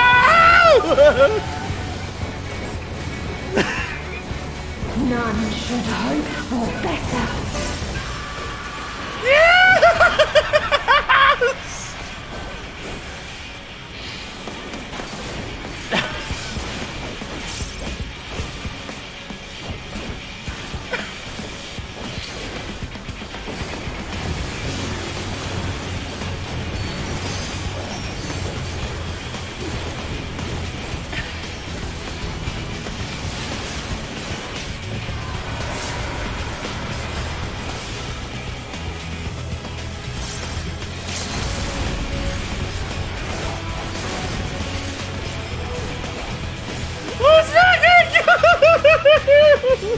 If this was the answer, then what is it? Where lies happiness? It's never been more peak than it is right now! Holy shit, it was Alvin Rage bad! Oh, God. That face hurts to heal. I haven't seen so many of those mechanics in ages. It's fine to be adjusting as players to defeat us so fast they'd miss some of the lines from the Scions. Congrats, Tim, we beat depression. I cannot imagine doing this for the first time. And eye level means that you miss some of the lines from the... If you miss the lines from the... Like, if they're going so fast... If you're killing it so fast, one of the few trials that's restricted eye level, it has to be for this. If you're missing some of the lines from the Scions, you don't even get the lyrics kicking in. An extra eye level thing because you only got like 2 or 3 of the lines. That means you don't even get the vocals. I can't imagine doing that for the first time and not getting the vocals. My God. Oh my God. Oh, holy shit. Yeah! Everyone has a peak performance. You get to None Should Hope for Better and she instantly dies. Very glad they changed that. That has to be, yeah. That is, oh, I feel sorry for the people who did that before they changed that because, oh God. Oh, everything about that is just like, built for that. That is...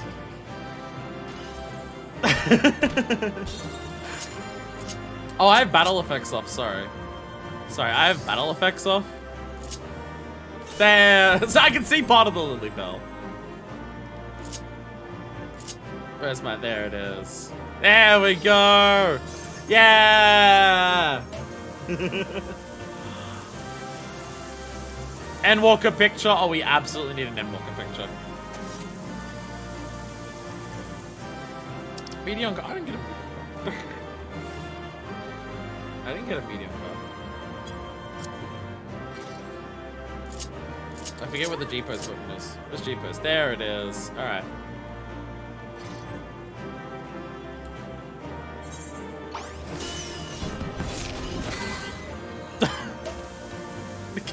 Counts as V-Spring champagne. It's V-Spring champagne.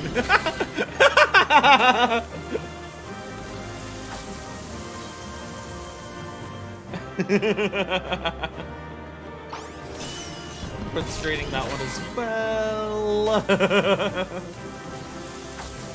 Wait, I got a really bad action one. I got everyone's I got everyone T-posing after their actions.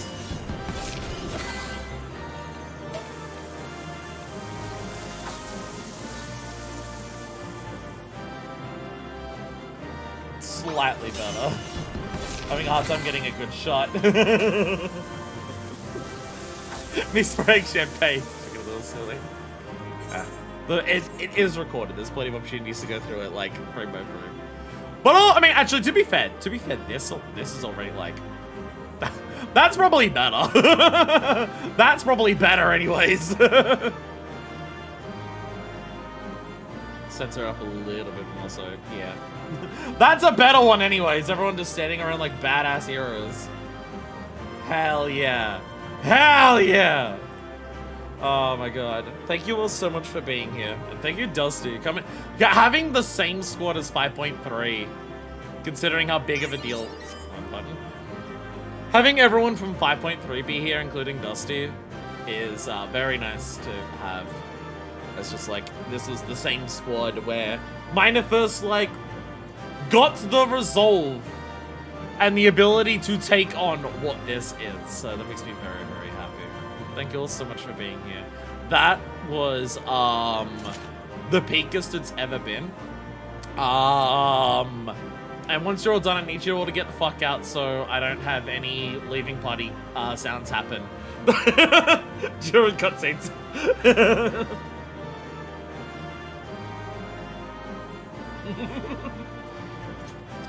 But thank you all for being here. And Dusty gets pets. And Dusty gets pets.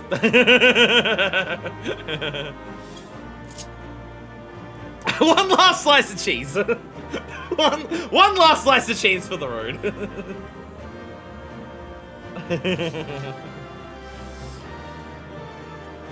Oh my god.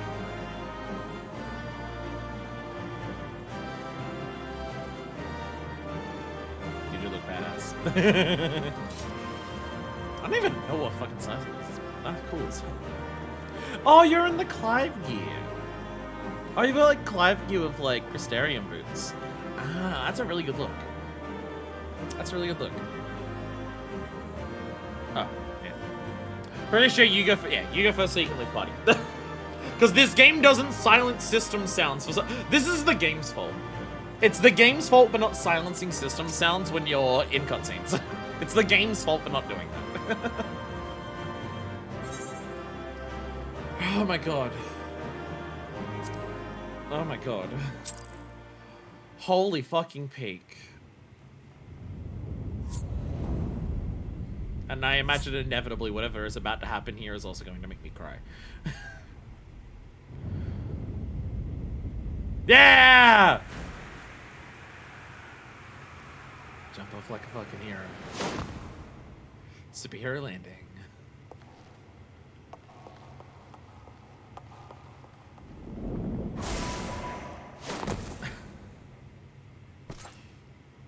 No, we emotion believe that fall damage doesn't exist, and because it's Dynamis. There we go.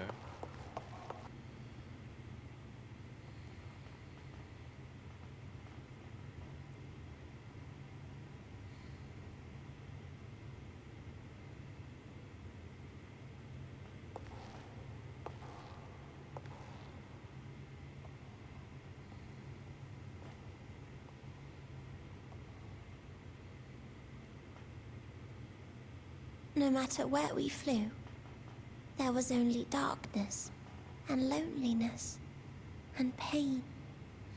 We couldn't find the answers Hermes yearned for. The answers he deserved.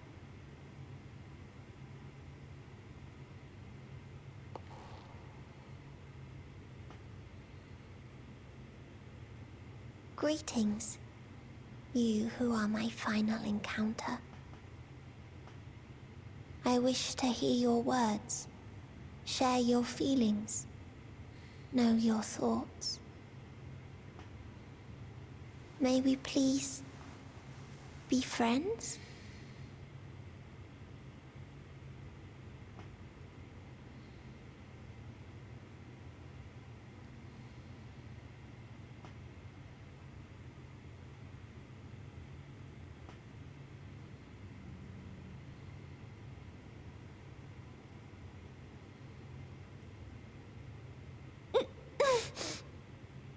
Yes, I can see them.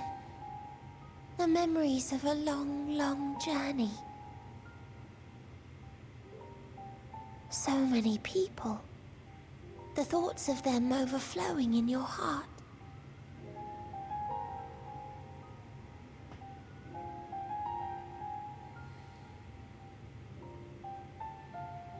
What they live for. What gives their lives meaning. There was never a single answer.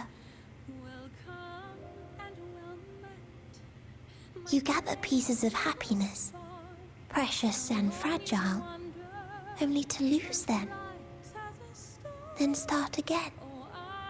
On and on it goes, until death takes you into its gentle embrace.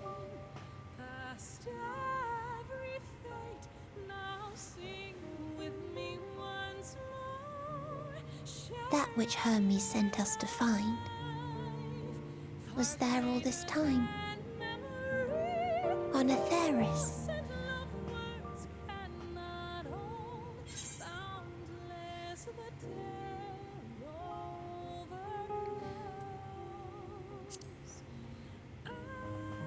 We created it together. Like a field of flowers, perhaps. At first a single blossom. It spreads and takes on more colors. Thank you for guiding me here. To find these words at journey's end fills me with joy.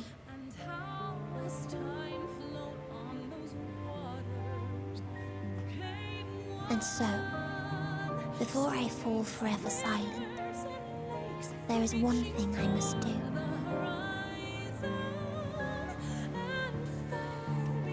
No expression of regret will undo what my sisters and I have done, or restore what we have stolen. But if you would allow it, I would sing one last song. A song of the newfound joy that swells in my heart.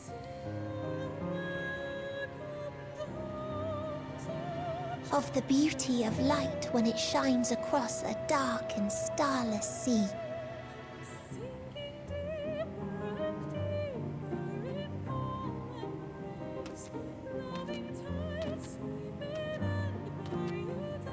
Of a dream that from the soil of worlds now lost to sorrow, life will spring forth once more, nourished by gentle rains and caressed by uplifting winds, a song of hope.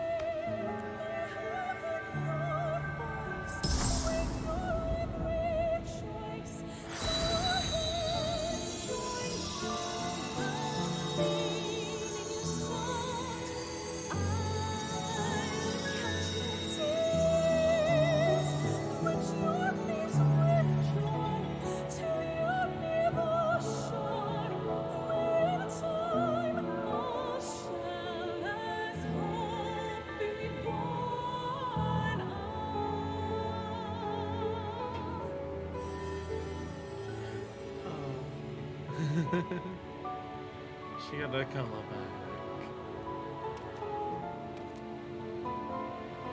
One day, life will fill the universe again. And Hermes will see this and smile. How, I do not know. But I do know that where there is a will, there is a way. After all, miracles happen every day, do they not?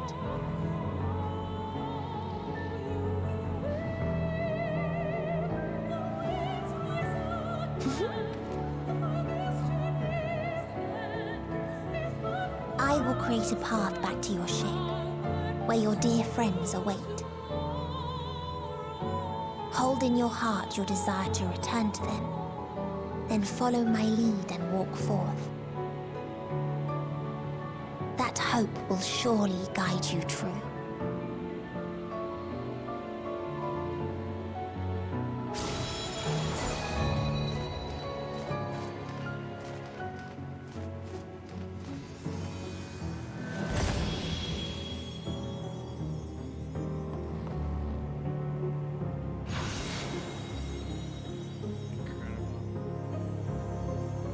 Beautiful.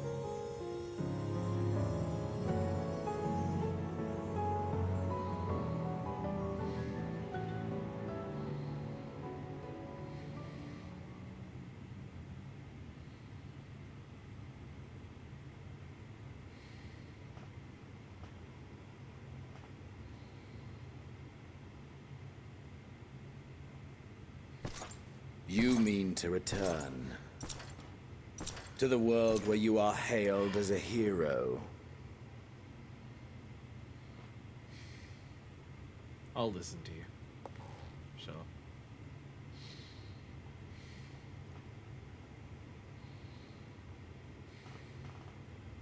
Hear me then.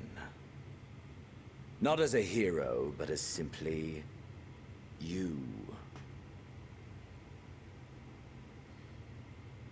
As I learned in Alamigo, you are a formidable foe. Stronger than any I have faced. Against you, I need bring my all to bear. I need burn through the candle of my life. This is the sole pleasure I know. And it is the sole pleasure I have to share.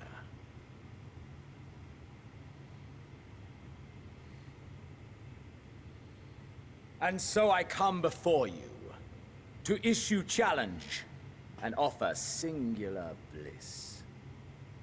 If you wish to walk away, I will not stop you. You value life. You do not burn yours save for reasons you deem worthy. Reasons such as those which brought you here. The salvation of a world and its people. The motives of a hero true.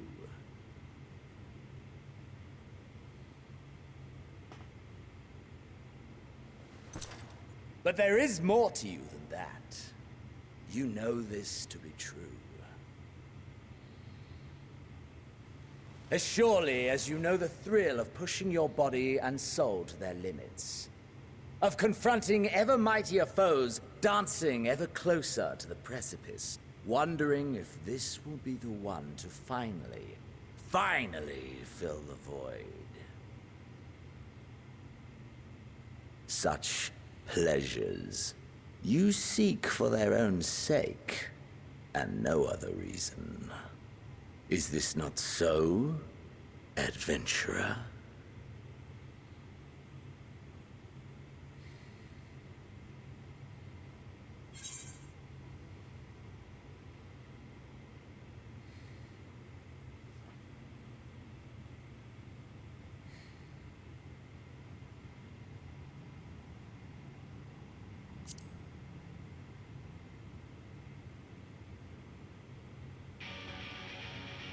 That? I can't deny.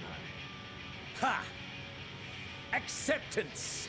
At long last! Oh, let's fucking go! The conflagration of our clash will scorch even the stars! Let's do this shit! Oh, Oh, yeah! Perfection in every fucking sense of the word. Ah, now we get the proper song.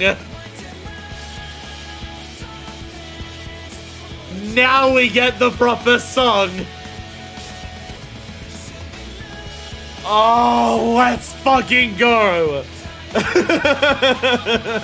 Only correct answer, that was objectively incorrect, that I will die on this hill.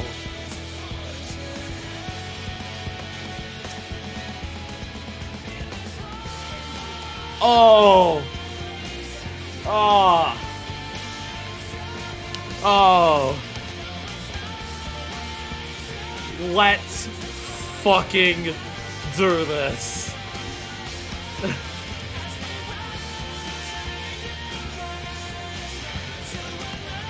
Xenos. Let us burn his practice. Remember when he calls me adventure, I'm like, fucking got me to box here. I have a lot of thoughts, I'll say them afterwards. They don't need to be said now.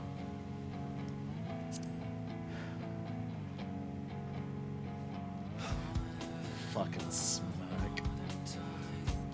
The fucking smirk we gave, oh my god.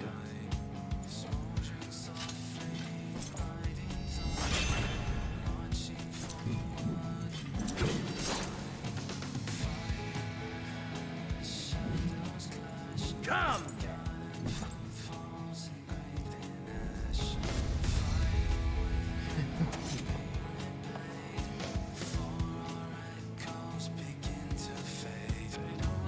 Oh. Ah! Oh! It can't be more perfect! It can't be more perfect. Oh my god. The soul is ablaze with passion. The space comes to... You burn... Sorry. Xenos' soul is ablaze with passion. The space comes to life with dynamis. As your spirit burns in kind. Your soul burns brighter, your power swells. Spark of hope, burning with dynamis shaped by the memory of your journey. And exceeding your own limits.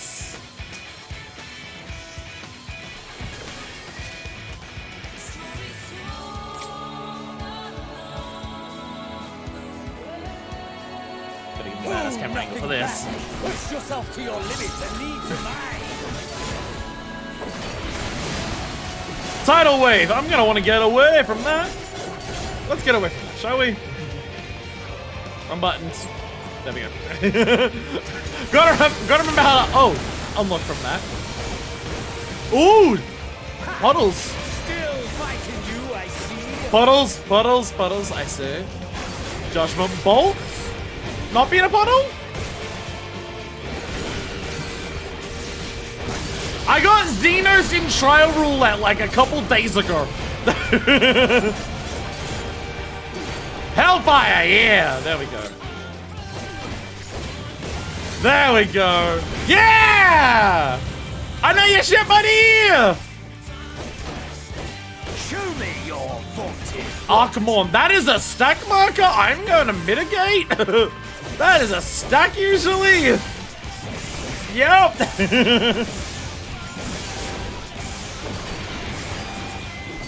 That hurts. Ow.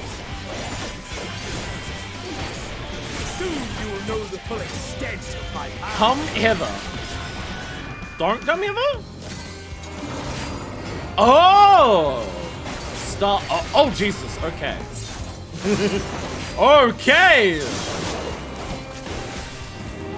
Mine for the taking. Gonna get out of the way of that. I was gonna get out of the way of that. Mine for the taking. I've completely fucked up my rotation. Don't worry about it. Send me from that.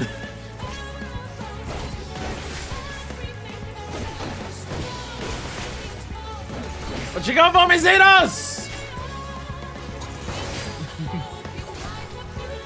You have kind of Shiva. Is what you have. You have really fast Shiva. You have really fast Shiva, actually. Your Shiva's so fucking fast. Get out of the way of that. Oh, yep. We gotta get out of the way when you start talking shit. I was gonna move out of the way if you start talking shit.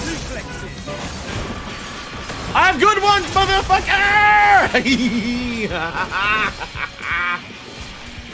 Mine are pretty good! Not gonna lie. I'm gonna get out of the way of the middle. Oh, X's. Oh, Jesus. Step on the X's. Follow them as they go. Oh, Jesus.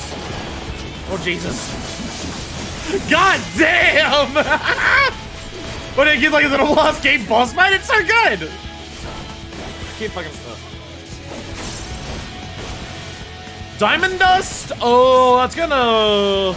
Ice? Okay, freezing floors. Oh god, okay. Oh, gaze mechanic! Oh god, I got hit by one of them. There was a gaze mechanic like at the same time. I'm like, oh god, okay. He has to have more in him than this, surely, right? Surely he's got more in him than this. My soul, how burn. Surely you're not fully spent yet, my guy.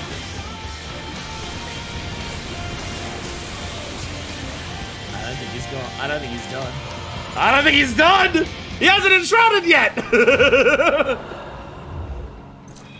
know. Yeah! The inferno swelling within. Yeah, enshroud! Come! Let all creation be consumed by our ravenous fervor! Let's go! I have you! Oh shit!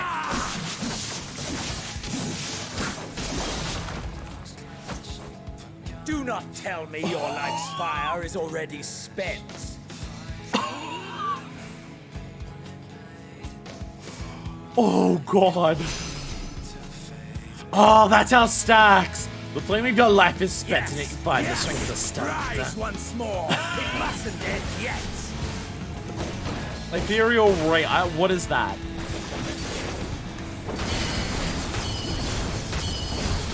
It hurts. It hurts, is what it does. Oh my god, that was out of the sword. Fucking his boss fights are my Lemingo of the dungeon. That's gonna explode at the end, isn't it?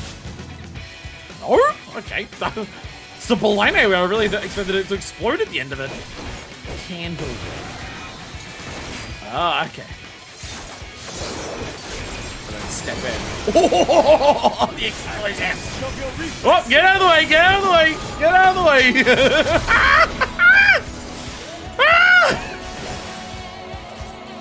Coolest shit in existence! Show me your Exocon. It did constant gravity, but a powered up version of it. How do you survive this as other jobs that aren't things?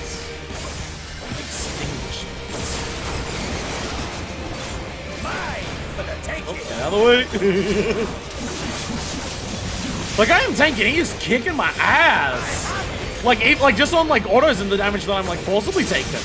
Even without taking unwanted hits, I don't like he's kicking my butt. Like damage. Get not down and he get up again. Fair. Unmoving.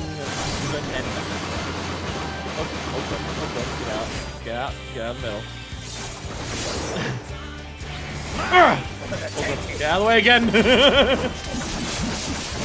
This is not good!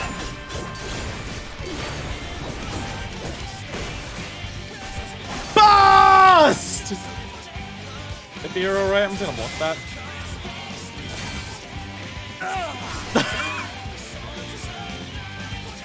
Come on! You got another right! Yet. Not until the last of me is spent. You got another right! Come on! Yep, he does. Now fall.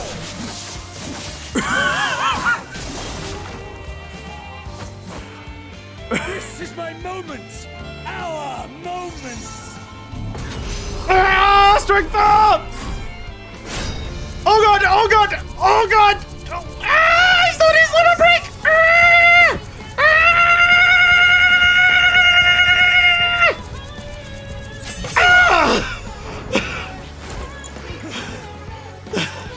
Holy shit! Yeah! Yeah! Ah! Ah!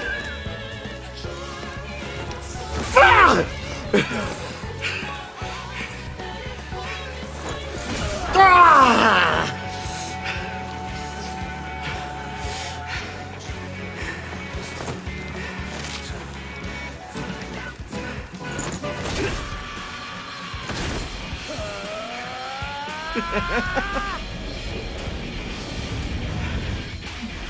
Ah!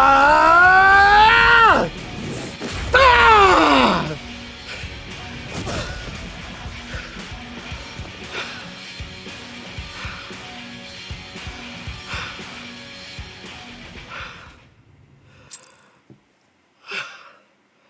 I need a fucking cigarette.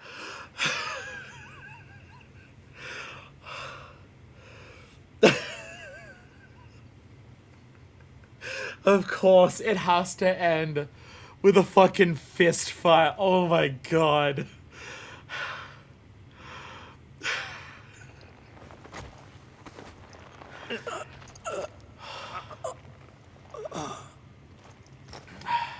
I hit him with the minor fist.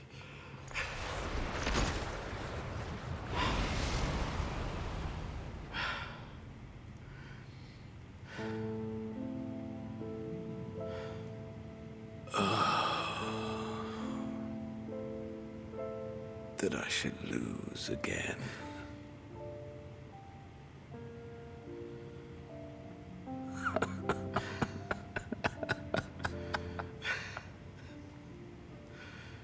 How disappointing.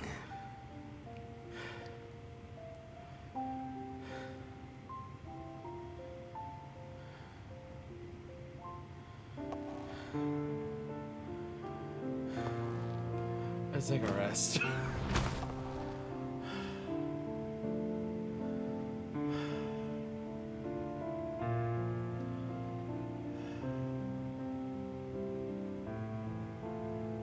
Never have I understood those around me.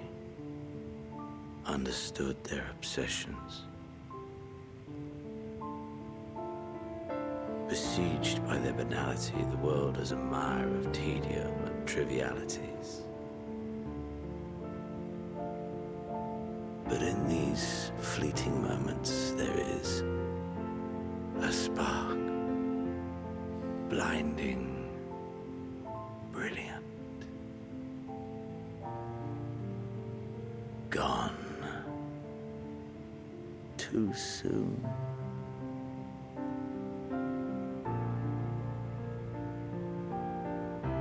What of you, my mirror? Born into this world, bestowed name, bid to seek out strife and adventure.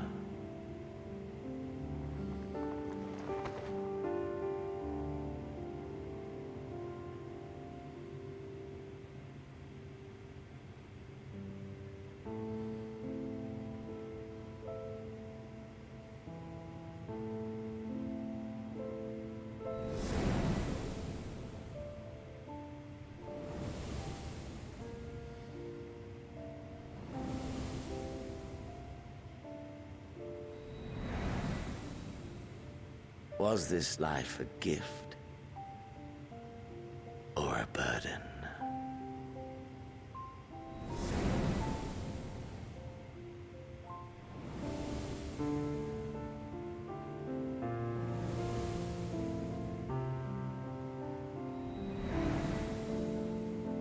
Did you find fulfillment?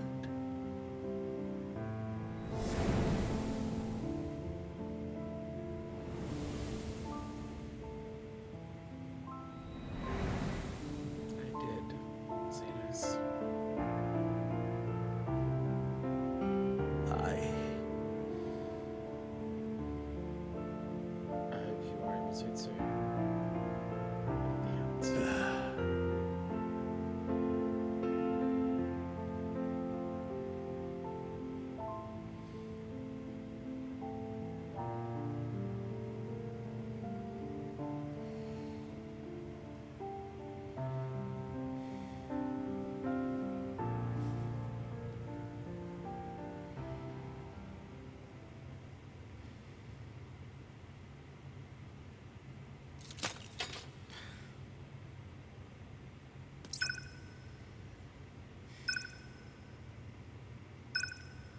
Thank you, Xenos.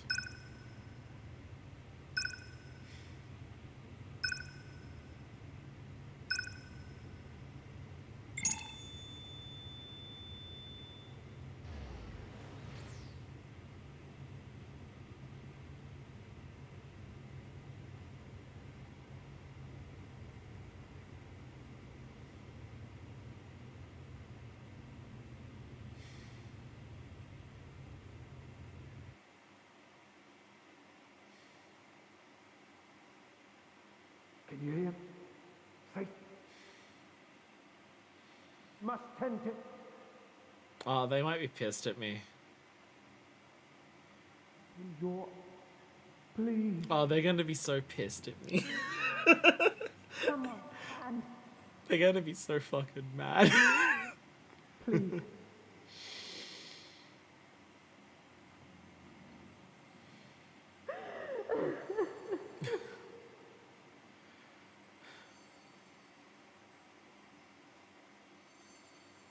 You can't leave us.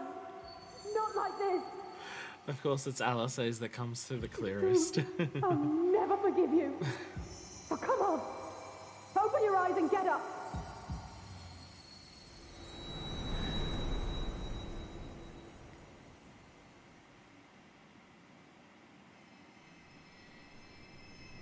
My eyes opening. I made it!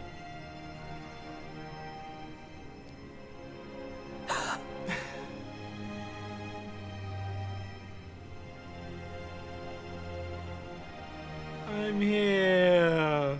I said kill yourself if you weren't dying. Are you with us?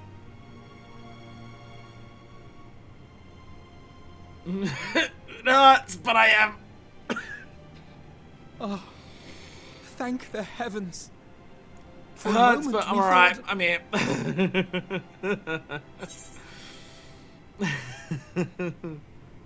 Like, not even, they're gonna be so mad, not even just about this Xenos thing. I teleported them all back before we fought Etsuga. Is everyone alright? Are you supposed to feel After what you've done, you're the last person to be asking that.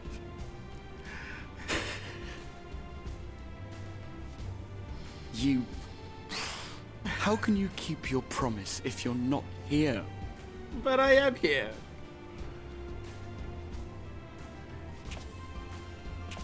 Another fine show you've put on, my friend. See, he gets it! A fine show indeed. Oh, I'm sorry. What were you thinking? Fighting alone? Never do that again. My poor heart could have I made her borne mad. it.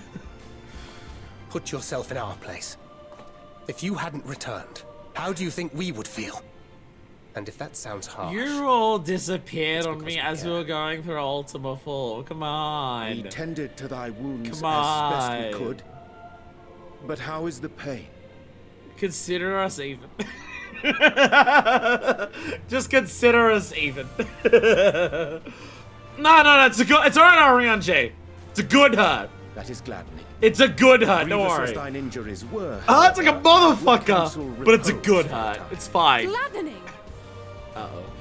We're never gonna hear the end of it from her. There's nothing gladdening about this. When Meteon appeared in here and told us that you were right behind her, we all got our hopes up. But you never came. And when you finally deign to appear, you're within an ilm of your life. Damn you! Damn you for making us worry! Sorry. You didn't deserve to be there. Oh, those were cries of celebration.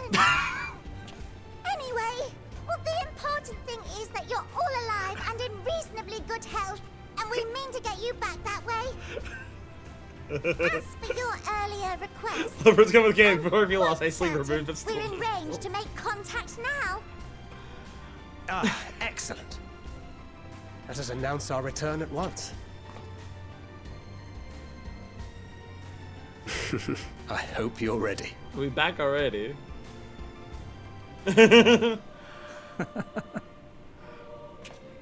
While you were unconscious, we set out from Ultima Reasonably Thule. good health. It's just my entire body that's busted, but you know. Can you stand? If so, you may wish to see what's outside.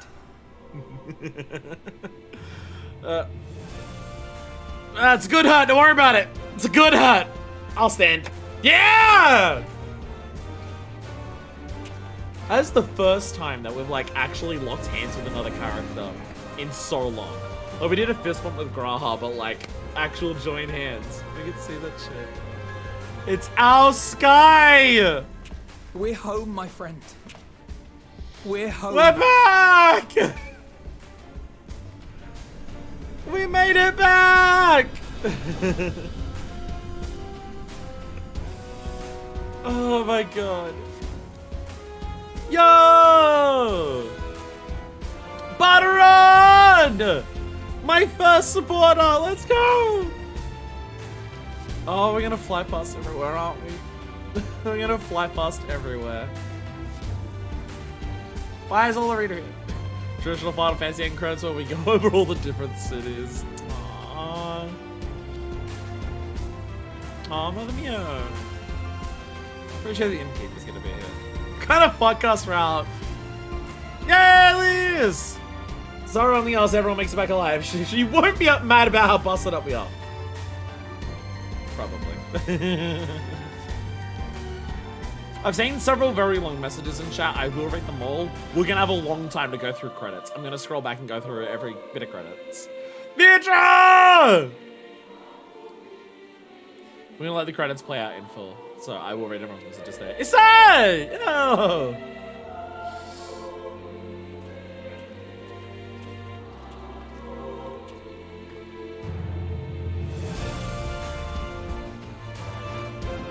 Oh god, you remember when we beat Shadowbringers and the party that everyone at the Crystarium had because we returned to the night sky again after beating Hades? Oh dear god. Oh dear god. This is gonna be that, but for like 2 weeks straight. The Star will never see a bender of this caliber ever before or again. Is that? Aaronville! Clean her eyes!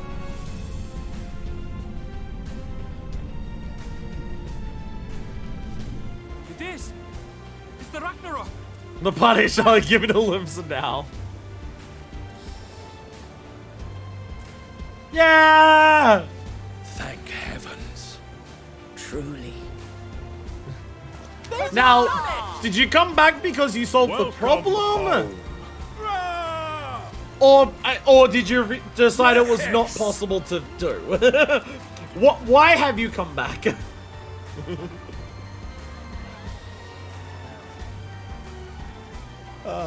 Hey, you don't know if they're alive yet.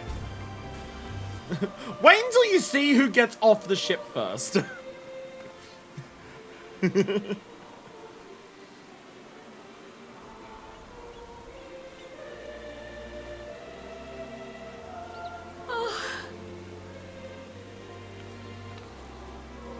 There's the sorrow.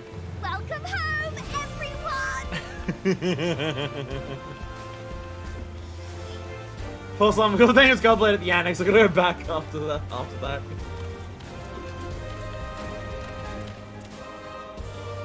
Yo! I saw Alpha there for a second!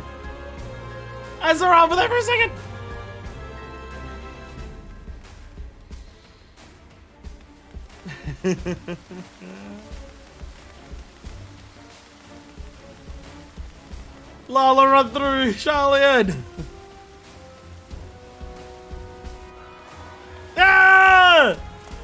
Everyone! Absolutely everyone!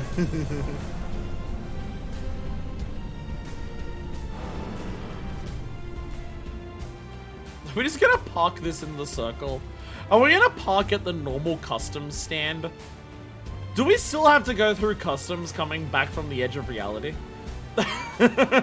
Do we still have to, like, go through customs to document anything that we brought back? I think that's why we're pulling up. Welcome home!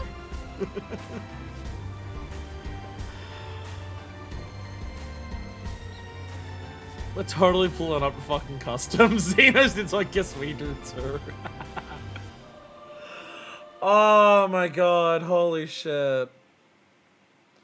Holy fucking shit.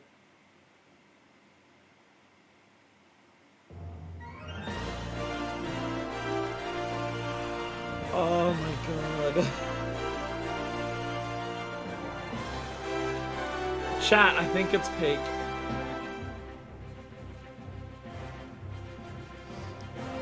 Chat, I have a suspicious feeling it's peak. Oh my god. Oh my god, the best to ever do it. Holy shit. Holy shit. Best to ever fucking do it. By such a large margin. Oh my god, it's embarrassing. I know we have a lot of certain amount for reasons. I recommend letting the credits play out in full for this one. Okay. It's the final. Oh, we let the credits play out in full for what's it called? Shadowbringers anyway. So that makes sense. I gotta go back. There was a lot of things then. Do you want to talk about Xenos first? There's a lot to talk about. But the most recent thing that happened I didn't get to comment on because we just went right into it. I wasn't talking for reasons. We want to talk about Xenos first? About how Xenos is immediately shot up to one of the best fucking characters in the game? Like, I'm not even joking. What they do with him at the end of this is so perfect for his character arc, so perfect for the themes of Endwalker, and so perfect for just hype as fuck shit. I legit think he's like top 3 now. That is like top 3 characters in the fucking game. I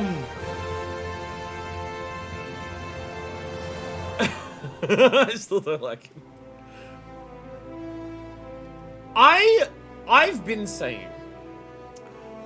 been saying since we saw him start coming back in, like, what was it, 4.3? Was it 4.3 that we first saw him?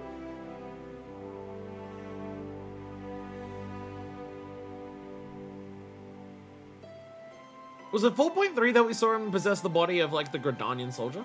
Or was it earlier? I can't remember if it was 4.2 or 4.3. Like, hard to remember which one it was. But one of those. 4.4, maybe I don't remember. Yeah. Somewhere like mid-Stormblood patches. Something I've been saying since then, oh my god. I'm about to ARR cutscenes, we're really like flashback into everything. I saw they all before, but like, guys, that's up. Gotta make sure I like wiggle my controller if the screen goes dark. To be like, no, I'm still here. Supposed to give me at the very least. Oh, right, because 4.3 had, like, a lot of endings to it.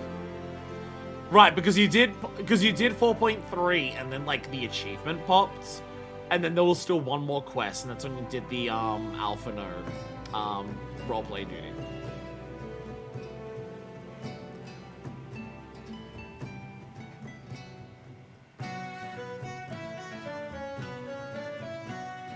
Yeah! Yeah! Limbs the heads win forever! Limbs the heads win forever. But yeah, ever since Xenos has come back, I've had the question of what are they doing with this character?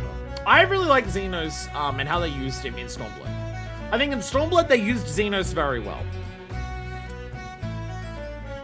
He was kind of, like, one of the logical end goals of, like, what the fascist occupation would be. In terms of a guy who literally only cares about the fighting. A guy who sees everything at, like... He represents Garlemald in terms of, like, Garlemald's goals are ultimately futile, ultimately pointless, ultimately, like, anti-life. And so Xenos grows up believing a lot of that and being all of that. So he ends up going for, like, the only thing that's left to him, which is the violence and stuff like that. So having a character like Xenos compared to all of the other types of Imperials that we see in Stormblood, I think works really, really well.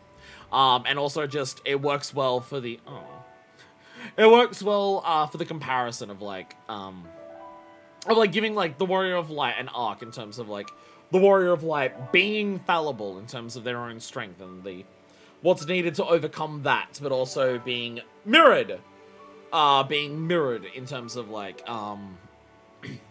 his sheer level of violence that he has compared to your level of strength, and, like, is your level of strength making things worse and everything like that. Good night, Clone!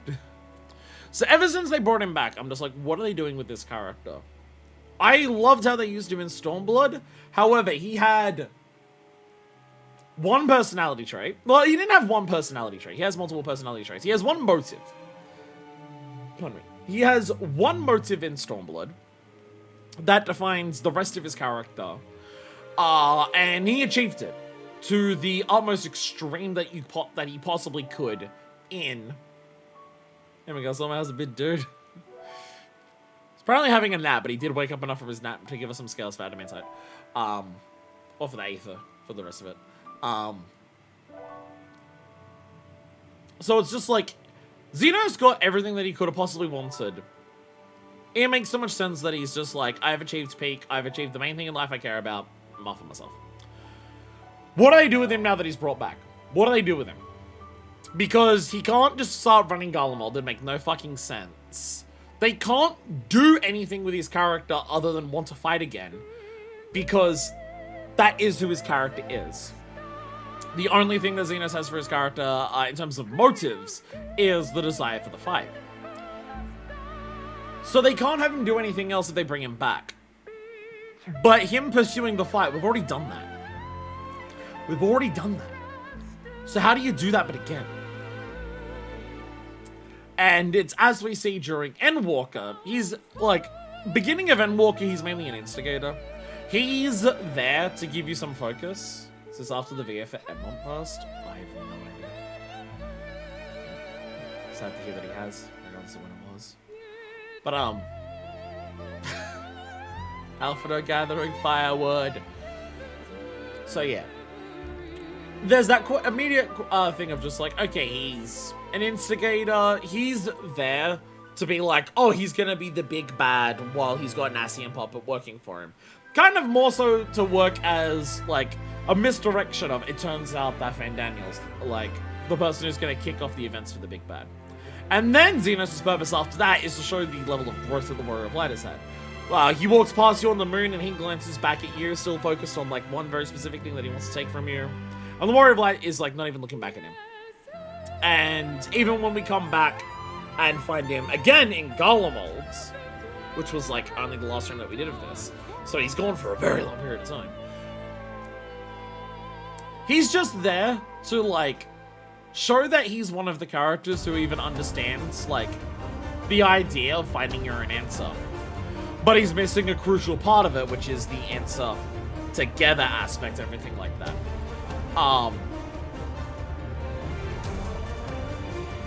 So you have him like confront Julius, but then his bullshit. But then his before he fucks it up is exposed with Alizé, and Alizé says words to him that actually makes Xenos reflect for the first time in his life about what he wants. He thought for a long time that he wanted the fight with the Warrior of Light because it's what he enjoyed the most. He thought what he wanted was the thrill of the fight. And that was the only part of it that he wanted.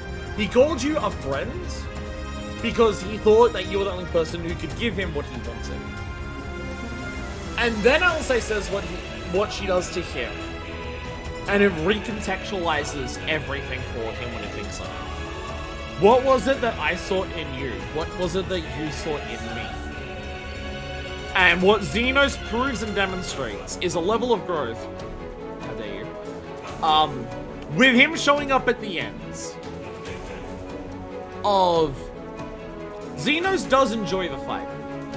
In fact, in terms of pursuits in life, the only thing that Xenos can enjoy is the fight.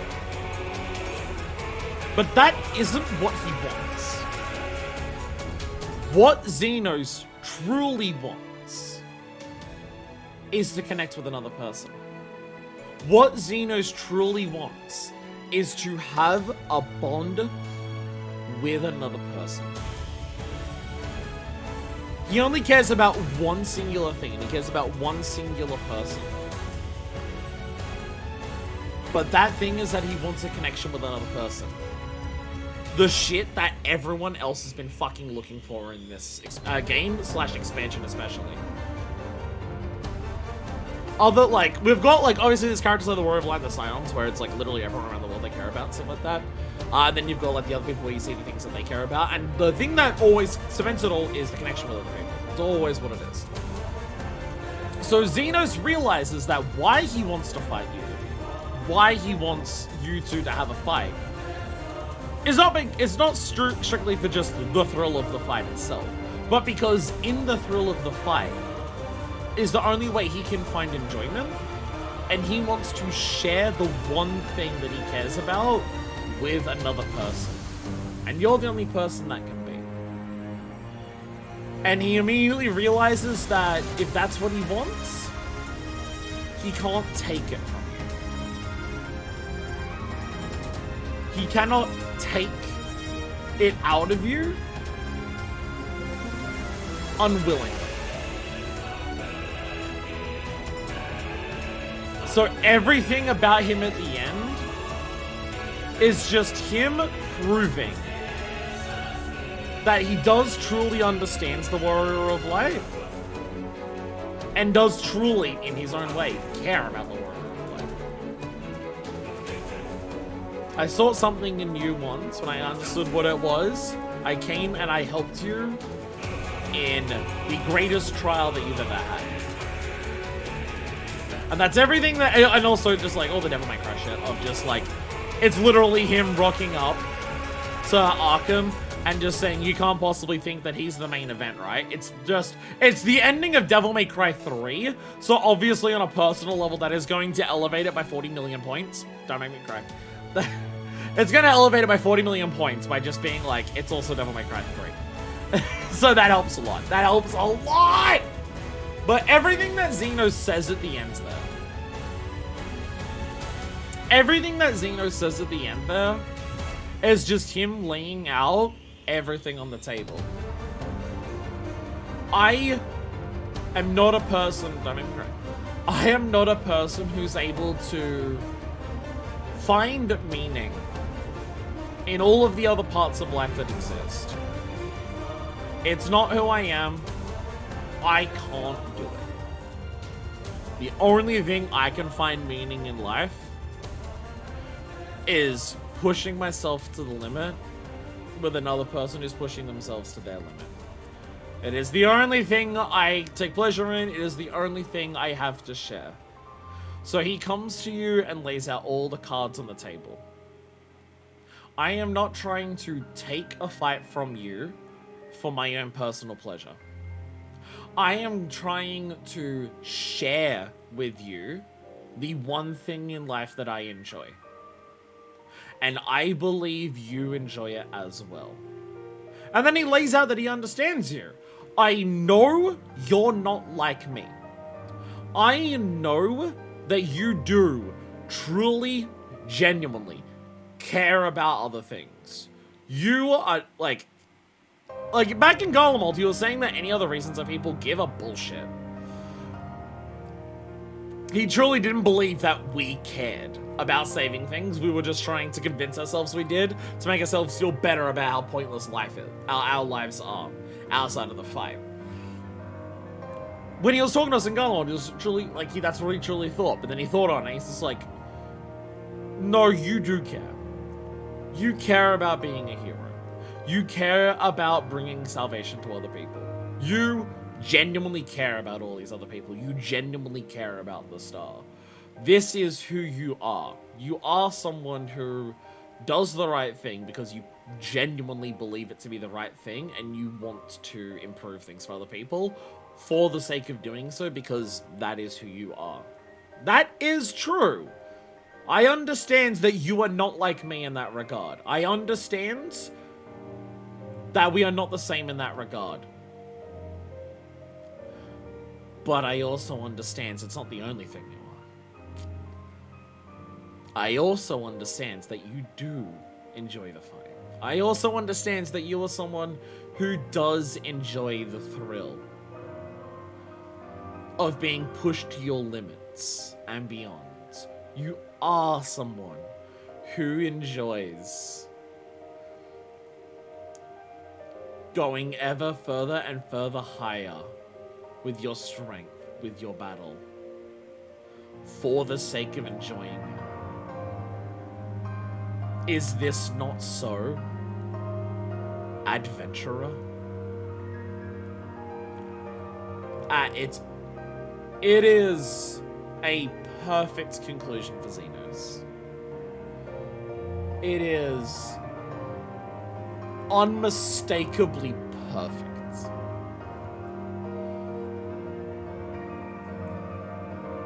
Him coming up, explaining that he understands himself of why he wants this, that he understands you, why you want other things, but also that he does truly understand that you also enjoy this. I mean, there's even the part where, like, he understands that he can't take it from you. Sup, Rag? Welcome! This has been the best thing ever. We've just finished Endwalker. It's amazing. It's amazing. And it's fucking incredible. We just beat Endwalker, where if you care about Final Fantasy XIV, and you haven't finished Endwalker, Endwalker's good. It is peak. But Xenos even understands at the very end that the thrill of the fight is not something that he can take from you. He cannot just take the fight for himself. He understands that you have to give it, and that you also have to give it willingly. If you wish to walk away, I'm not gonna, like, you can do that. I'll let ya. If you want to just go back, if you don't want to put it on the line right here, I'm not gonna stop you. Because me trying to stop you would defeat the point. Cool, Tsukiyomi music. Okay, don't make me cry. So he lays it all out of just like, I understand myself. I understand myself and why I want what I want. I understand you and why you do what you do. I want to share what I enjoy with you. You don't have to, but I know you like it. But I know you enjoy. A lot of people are worried Xenos is start beating at the end to make you fight him and they don't get it. I feel like, honestly, a lot of people's expectations are 14. In terms of, why didn't the story do this? Or, oh my god, I'm worried the story's gonna do this. I feel like a lot of people analyze 14 without looking at the themes. 14 is a story that overwhelmingly, more than anything else, cares about its themes. 14 is a thematically driven narrative. Through and through and through. And 14 will do anything that it wants to with any of its stories or settings or characters in order to tell those themes. And I feel like a lot of people don't look at the themes of 14 and like analyze it or like predict it in that sense, and focus too much on individual parts and not how everything will come together thematically. You know, suppose I was born the wrong time and the wrong place for his own good. I mean, we've seen other characters who are examples of that. A big part of a lot of the characters of Endwalker is how every person who exists is made up of every person who they connect with. and every person around them. You find your meaning in life by those connections with other people, but also you can't help but be shaped by the people around you no matter what, for positive and negative. Everything that Alice is saying about how, like, your bonds with other people, what you lifts you up and everything like that, Shadowbringers, is all true, but you can't stop those connections with other people being, like, things that shape you and define you. So you have, like, that's with Hermes, that's the comparison of Hermes to Amon. Hermes is in a society that believes themselves to be perfect and has a veil of perfection where they don't see the slight flaws that do exist there. They are very close to perfection, but they're not quite there, but they refuse to accept that. So you have someone like Hermes, who is shaped by that, by being someone who sees that it isn't perfect, but can't connect with anyone else about it. So he's shaped like that. You have part of that same soul in Amon, and Amon is born into a completely different society. Amon is born into Allagan society, late Empire Allagan society, where they literally torture shit for fun. They literally will create experiments and do fucked up things for people for entertainment because they've conquested so much and, like, thrown out so much other life for the sake of their conquest that they don't know how to perceive enjoying life anymore outside of that.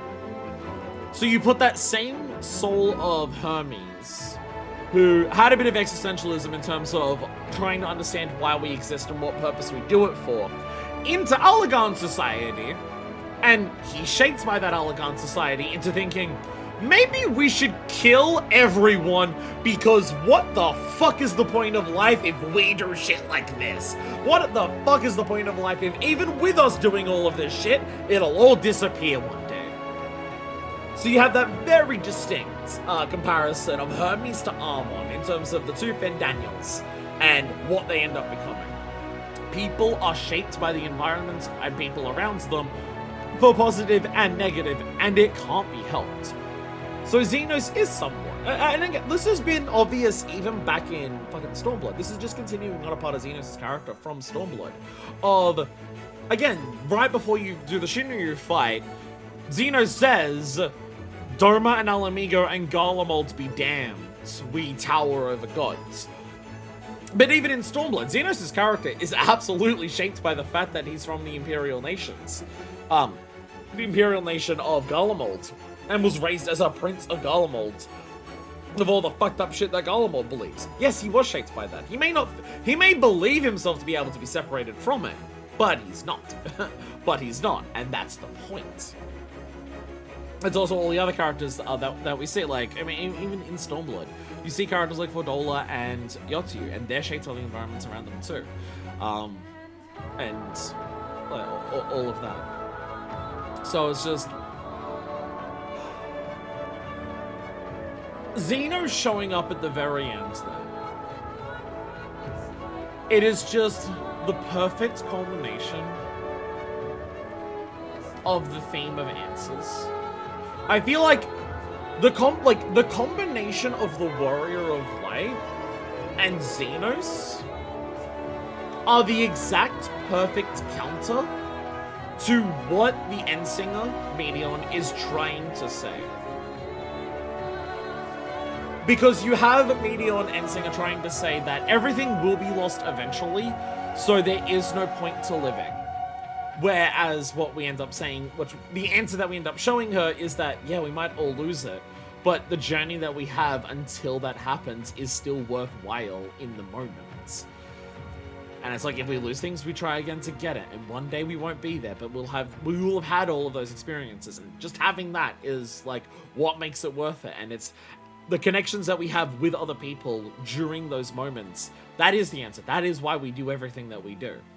It doesn't matter if we end up losing it, we will still have them for those moments that we have them, and that is enough.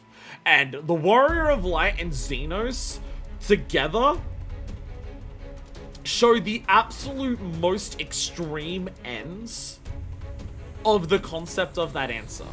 Because on one end, you have the Warrior of Light, And the Warrior of Light's answer is literally the entire star and literally everyone on it. The people that the Warrior of Light connects with, the people that the Warrior of Light cares about, the people that the Warrior of Light finds their answer in is literally all of the people and lands of the star that they're from. Literally everyone. All of those bonds are what make it worth it. And then on the other end, you have Xenos. And Xenos, as one of the most nihilistic people ever, has one person and one thing that he cares about. Fuck yes, this moment. Xenos has one person he cares about and one thing with that person that he cares about. And that's still enough. That is still enough. You can care about one person and one moment with that person and have your life dedicated to trying to have that. Or you can dedicate your entire life to trying to connect with as many people as physically fucking possible, helping as many people as possible, seeing as much as possible. And they're both valid answers. They're both gonna have moments where life sucks. They're both gonna have moments of suffering. They're both gonna have moments of shit feels pointless. But in both of those extremes, you will have someone that you care about. In both of those moments, in both of those extremes, you will have moments, or in Xenos' case, a moment where you have that connection with someone. And that makes everything fucking worth it. And that is the answer for Medion. That is what Medion is trying. That is what Medion was sent out into the stars to try and understand. And that is what Hermes himself was never able to understand within himself. In any incarnation of himself. Hermes was never able to find that answer within himself, with his connection to other people. And neither was Amon. Hermes looked to the skies to have other people tell him what that answer was. Amon was told that answer by Xander. And it didn't work out for either of them. Because you need to understand that truly. You need to understand that answer within yourself. It's the only way to do it. But you can also only find that answer with your connections with other people. So having Xenos come in for the finale, I mean, it's also just like, it's also just hype. It is also just hype cool shit. It is also, as I said, it is also just Devil May Cry 3. It is also just like an all-out fight pushing to the utmost limits that is possible because you're literally in an environment where you can surpass your limits by just believing hard enough because of Dynamis. That you just have an incredibly badass fight at the edge of reality, and the game ends with two people literally at the edge of existence having a fucking fist fight. And the Gurren Lagann precedent states that that is the coolest thing that anything can be. So, you know, it works out. It works out.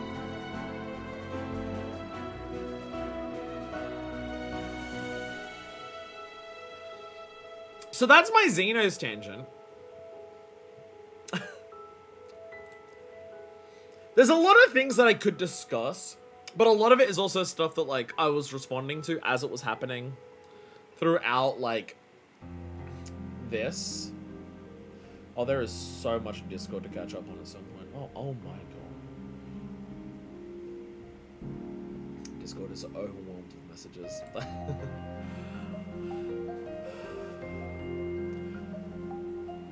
I mean, there's the answer for me of just like,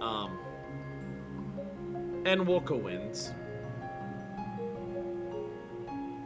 Both in a sense of 14 expansions, but also just video games in general. Endwalker can't be what it is without everything else that came before it. You can't separate Endwalker without everything else. Everything else is what sets up the stuff that Endwalker just puts to proof.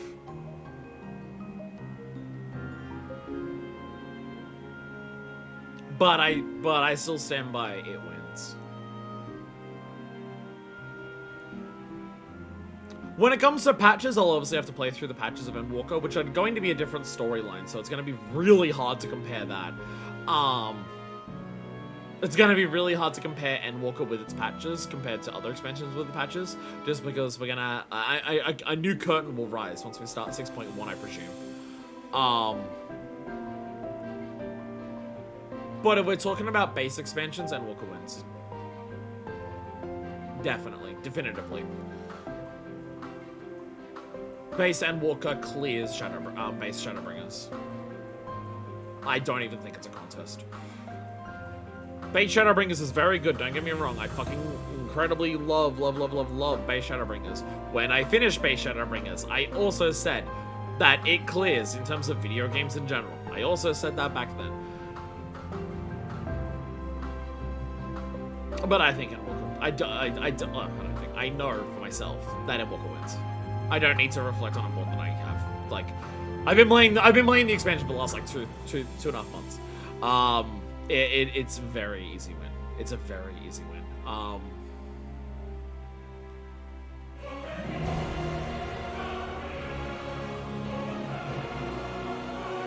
One of Endwalker's biggest strengths, outside of how much it is just an incredible finale, like, Endwalker is a perfect finale for what 14's storyline has been. For what 14's storyline, world building, themes, Warrior of Light character. Oh yeah, but we are in credits, so I can turn it down while I talk. And also Zodiac's on his lap. Like, Endwalker just nails finale, incredibly so. This song with Zodiac theme played when Phil Spencer came on stage to announce the export port. Oh my god. One of Endwalker's biggest strengths is that this is gonna sound weird, and I don't necessarily think it's a problem with prior expansions, because of the nature of how they tell stories in this game. But it does feel like all the parts of Endwalker are there to contribute in a very large way towards the main story that Endwalker is telling. Does that make sense? There are multiple sections in other expansions where the story that we're telling for a particular section of the game, or like a particular zone of the game, is in of itself a good story. Or also just like telling us stories about like other characters or anything. But it doesn't do a ton in terms of like pushing the main either narrative or themes forward. Ravana does a little bit. Ravana pushes themes a little bit for Heavensward. Ravana's purpose in terms of themes and ideas that it's pushing for Heavensward, it doesn't do a lot, but what it does do is showing the cycle of violence having collateral damage. No, I was yelling because he was on screen.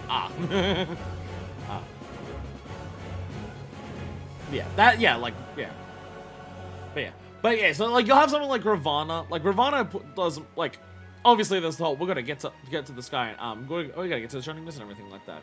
And you gotta help out someone with, like, help out one of the dragons, so they'll let you do that. There's always quote unquote reasons for it, but in terms of like major grand things. Oh god. I confused Ravana and Revelry Guy. That's Susano. Well, it's because they both yell rejoice. They both yell rejoice.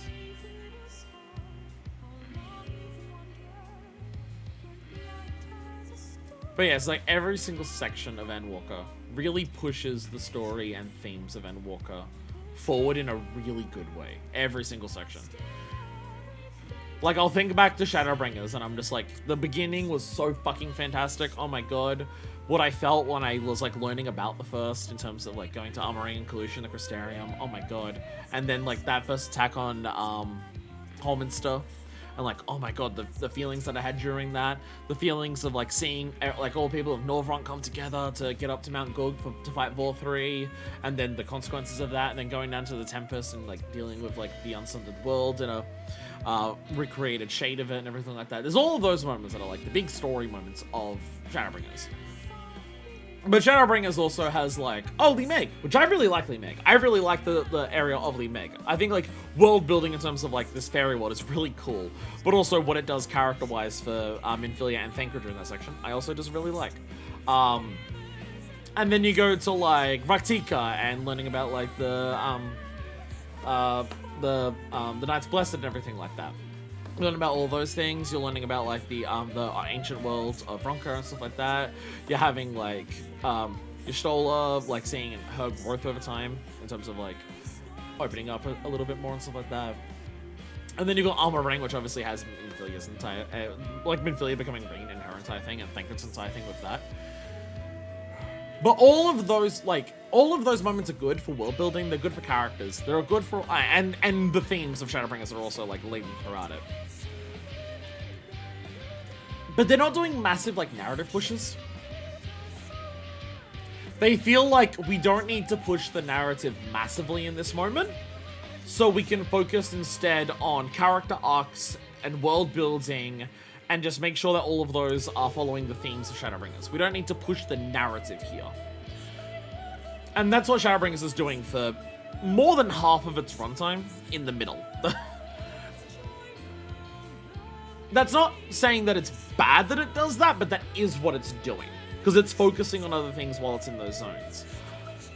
It doesn't feel like any section of Endwalker does that. No section of Endwalker feels like that. It feels like Endwalker is still able to do... Endwalker's still able to do all of the character stuff that it does. Not as to the insane extent that they do it in Shadowbringers, because, like, the characters have already had a lot of that.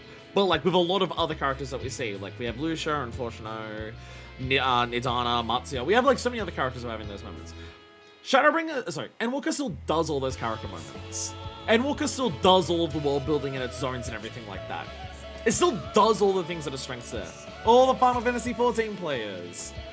It still does all of those strengths that Shadowbringers has, but it also just every single section is incredibly narratively intense. And thematically, oh my god, no expansion is as dedicated to its themes as Endwalker. And Endwalker's themes, oh my god. Oh my god.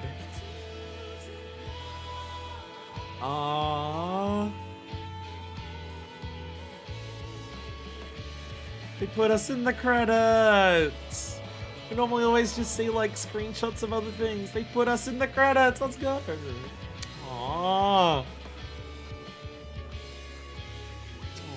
Aww. Look at us all. Look at me.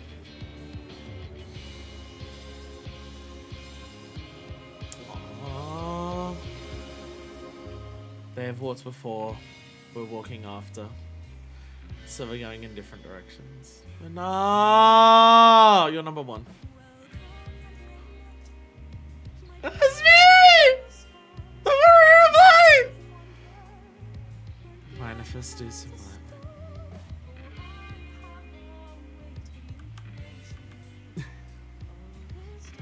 Another screenshot. I'll get another screenshot. Aww! I was there! I was in the credits! I'm the credits. It's me. And all the people walking. If you skip the credits, it gets to this part with the Eldar theme from the start of the credit flow is playing instead of flow. Aw. You don't get flow at the end if you skip? Will be the very last that I write to you from the rising stones.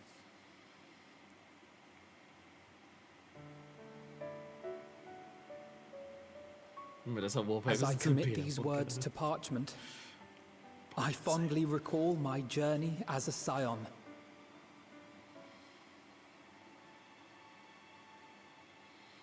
From the time I first walked into the Order's former halls, to the time I set forth to forestall the final days.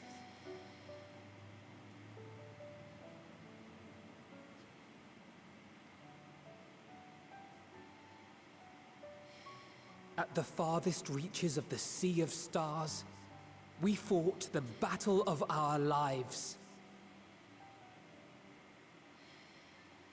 Fought against despair itself. A veritable maelstrom of it, fed by the resignation that dwelled in the hearts of beings not so unlike ourselves.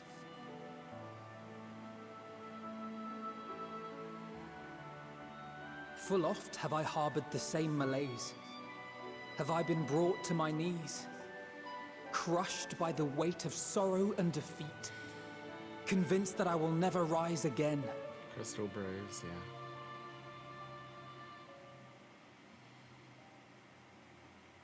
However, I have also known many moments of unbridled joy and happiness.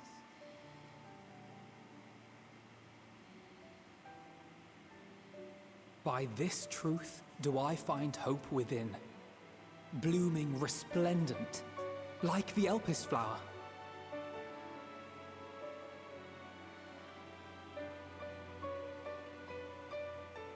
And thus do I endure. Do I look forward to creating more memories with my friends and loved ones.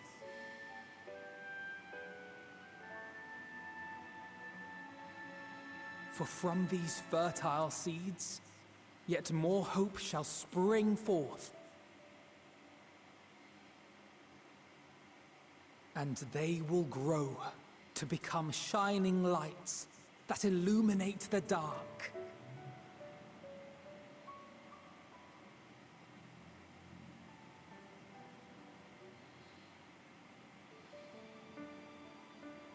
Thus believing, I leave the rising stones behind, as will my comrades. For, as we have decided, after careful deliberation,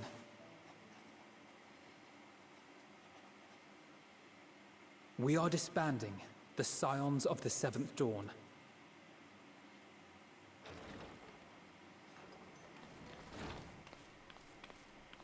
There you are, Alphino.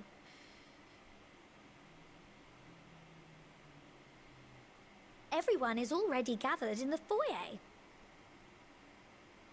My apologies. I'll be right there.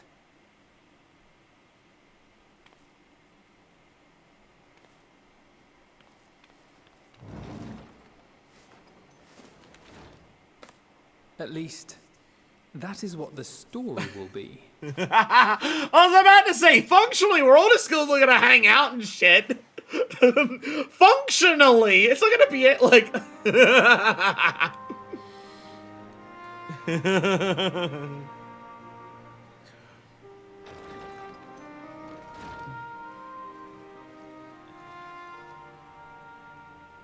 Sorry to keep you all waiting. What could you possibly have left to do now? Oh, just a letter.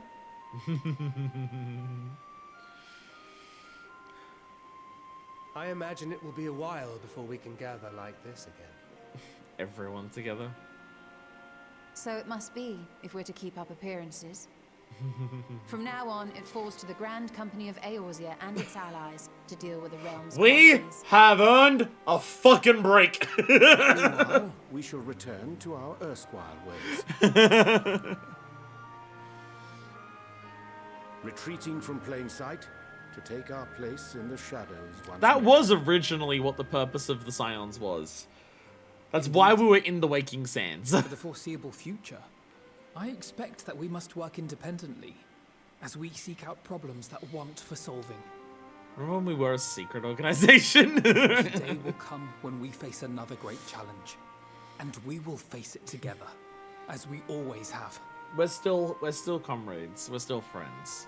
There's no way we're not gonna, like, help each other out if we need it. As much as I look forward to that day, I do hope it doesn't come anytime soon.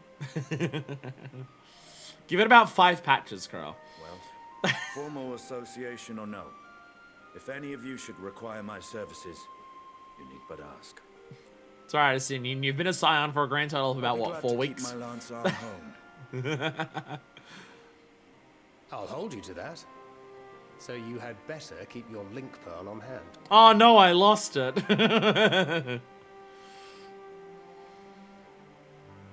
So you really mean to stay, Tataru? Oh, someone has to keep the Rising Stones in proper order. And even a super-secret organization requires a super-secret base of operations. And that super secret base, the same one we always had. I think I'm going to be focusing our predilection on getting involved in world-changing events. To the rest of the world, it will be naught more than a workshop for Eorzea's foremost up-and-coming artisan. If you thought our coffers were full to bursting before, just wait till I can devote myself wholly to the crafts.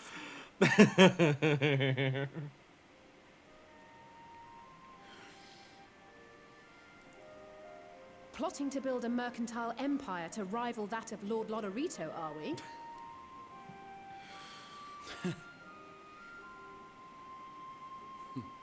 I, for one, look forward to your future successes, Tataru. As do I our next meeting. If anyone can do it, it's Tataru. If anyone has the skills. It's a woman who made 21 sets of job gear in case I was any job for the finale. Time you all made ready to depart. Leave no preparations undone or words unsaid, all right? Now, off with you.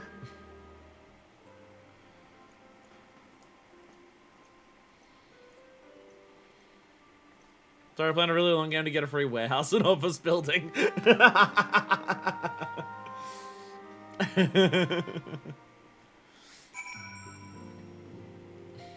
Oh god, we have everyone to speak to. We have everyone. So much yapping yet to do. We're gonna be in this room for an hour.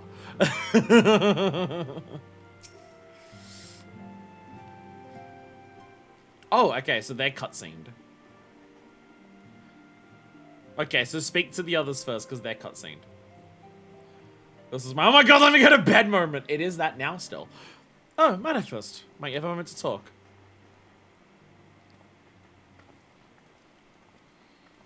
They're all gonna be cutscenes. I was wrong. We're gonna be in here for 2 hours. With the silence stepping away from the public eye, I've been led to consider what new endeavors I might pursue. As being with Kral, I've decided. I'll be assisting her in rebuilding the Studiants of Aldessian. Not only am I indebted to Master Gala for giving me a new home, but had our order never existed, I would have never set foot within the Crystal Tower. How different my life might have been. How different everyone's lives might have been. Could you imagine? Actually, I can imagine how different life is. I can imagine exactly, actually, how different life is. The Aetherable Calamity happens. I would have never met you. Never become caretaker of the tower. Never become a Scion. Gave me the chance to do so much good, and I hope to continue to do so with the students. For an added benefit, new mysteries often find their way to our doorsteps. Mysteries that could prove ideal for fulfilling our promise to embark on a new adventure together, unlike any we've experienced before.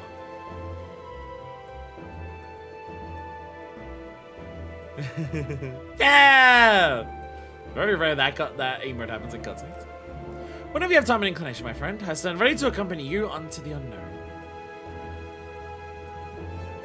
Do you recall in the realm of the Omicrons, when I asked if I thought you may someday be mentioned in your epic? Oh.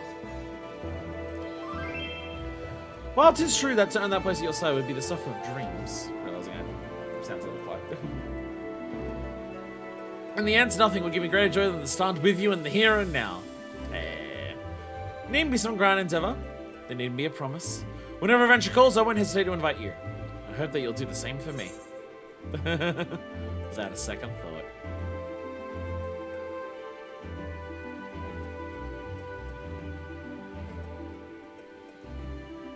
Ha! I'll hold you to that.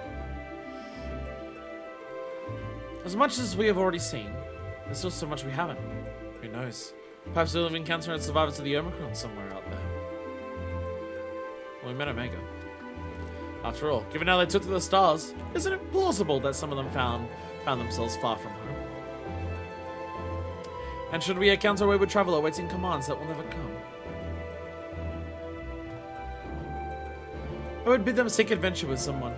Would that partner find new purpose, a new dream? For if crystals can hold faster dreams, why not Omicrons? Wherever your plans may lead, do not hesitate to send word. And should a commission of interest come my way, you'll be the first to know. Alright, 1 of 8. I'm so sorry, everyone. You're stuck with me for a while. By the way, have you spoken with Fair all of late? Some days ago, they appeared to me in a dream. Of the sleeping persuasion, that is. All is well in the first, they bade me tell you. When I was not tell you themselves, they unleashed a giant ravenous beavers upon me. Have you perchance done something to incur their ire? Not the beavers. And yeah, I keep not asking her for help. We were all hopefully prepared for this. I definitely made sure I had the day off. I've got the day off tomorrow too. I knew today would be long, but we might actually hit 11 hours. So remember the day we sparred together as though yesterday. Oh my god, yeah. Fucking back in one, like, I was about to say in modern, we're in that right now. But like next to one of the holes. Like broken Dalamud shit. Or Agarish possible shit. How far we've come since then. Even though I'm not abandoning my dream besting in single combat. Oh, the friendly nature, of course. Though I clearly don't hold a candle to the warrior light at present, I shall continue to train diligently. One day you might consider me an equal. Literally fought the incarnation of despair at the edge of reality. The bar is high. Far too much blood has been spilt and far too many lives lost. So I'm glad I was able to do something to repay those who showed me a path to the future. Not that our job is over, of course. Far from it. There is much that remains to be done before true and lasting peace can be achieved. Then Tori and I mean to set off for Corvus. We spent the tension between Garleans and Corvosi will only flare more with the Empire's fall. Oh, I know.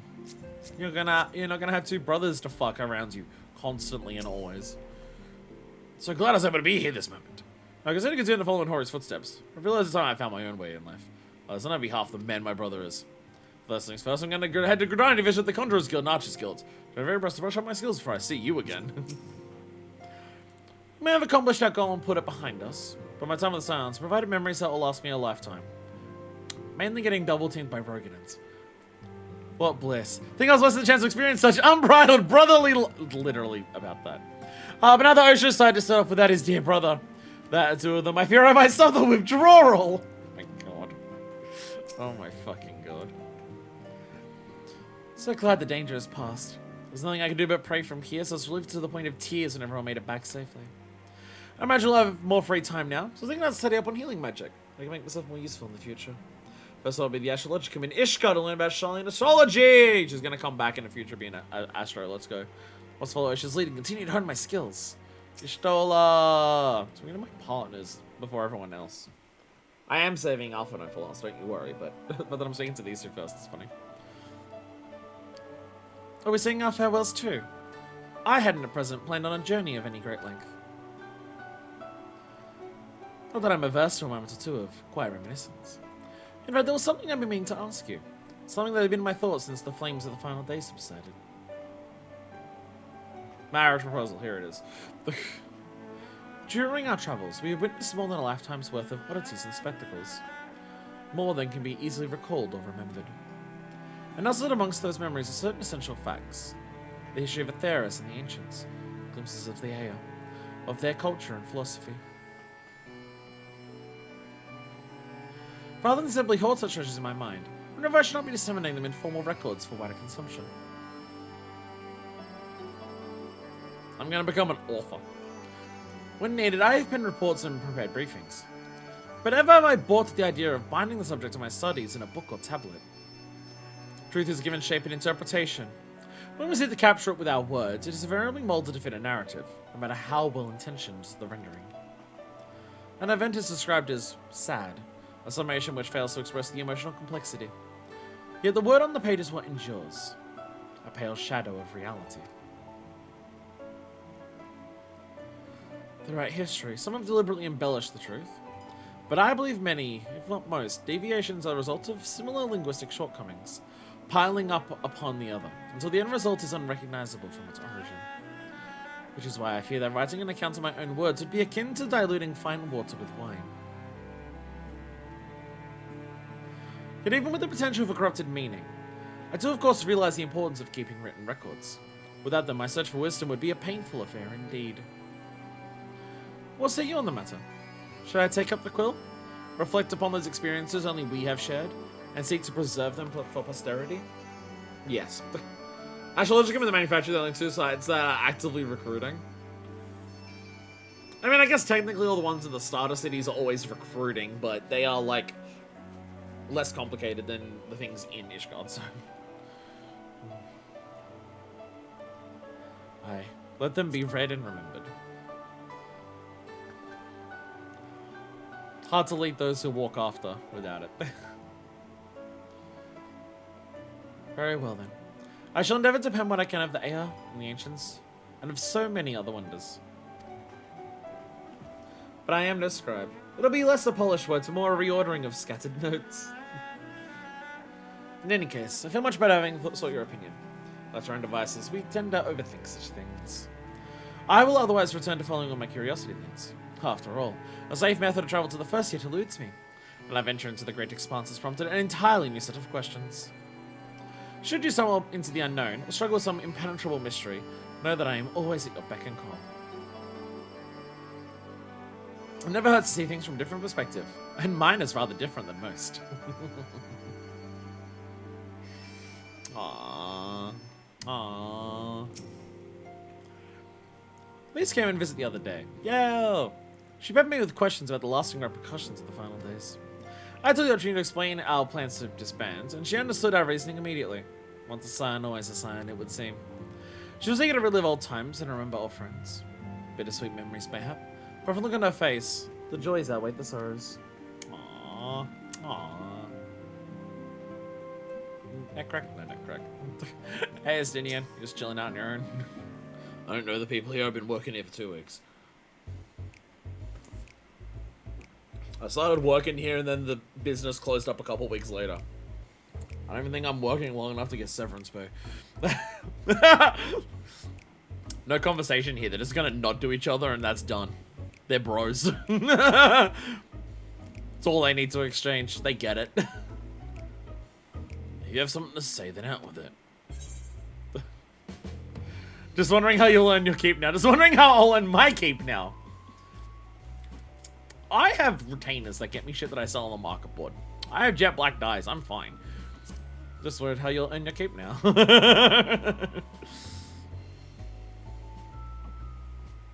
You talking to the silence the solution was more than a mere pretense. Maybe viewer calls to action, but we should be compensated as before. Hopefully Emilion agrees with that. Why are you so concerned for me anyway? In any case, I don't want for options, even if some are worse than others. No sooner did Aymeric hear about disbandment as he offered me a position as guardsman in the Imperium district. As a former Azure Dragoon, I'm going to be popular, he said.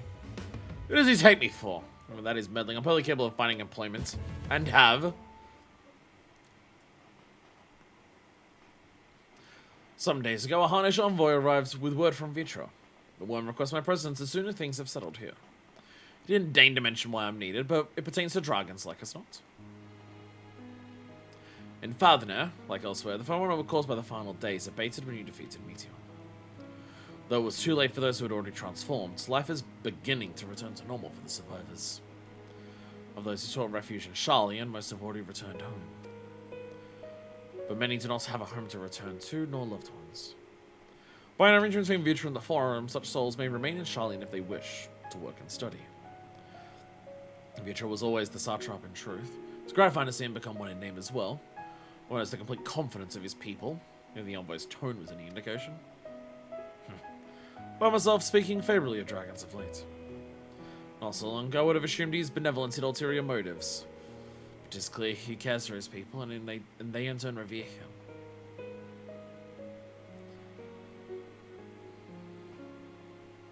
To know such a nation may flourish is comforting. Vitra's kin sought release from conflict. So weary were they of the suffering it wrought, they surrendered to oblivion. But amid God's storm, it didn't give up. And hope he made the journey to distant Theros with his clutch of eggs. Though his progeny went on to be embroiled in conflict with men, there were times when they transcended hatred to abide in harmony. That is their legacy and their triumph. In my lance, I feel the weight of their struggle and the strength of their resolve, and it lends me strength. These things I might have never learned had I not joined you. Should you have need of me, I will come. At the very least, it might be an opportunity to earn coin.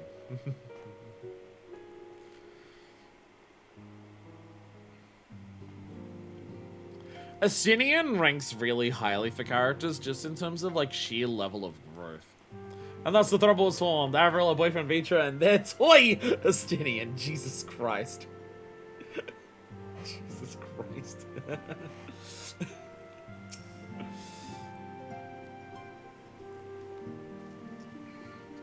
Word has it a false deity born Tower of Zot has survived. Occasionally appears to terrorize the locals, so I think that's like the boss fight that's in that arena. Those who vanquish the being and present proven right to harm receive a handsome reward. Though handsome isn't what I would use to describe such outlandish garb. So this is the thing where you get like the frog suit. Is that the frog suit? While I'm in Father, perhaps I'll acquire a set to send to Aemric in lieu of an answer to his job offer. Let him stand guard thus attired and be the talk of the Imperium, if not all Kurthus. Oh, it's the elephant suit. Because Aemric does wear the elephant suit. For all Super Saiyan bringers. Ah, it's the elephant one.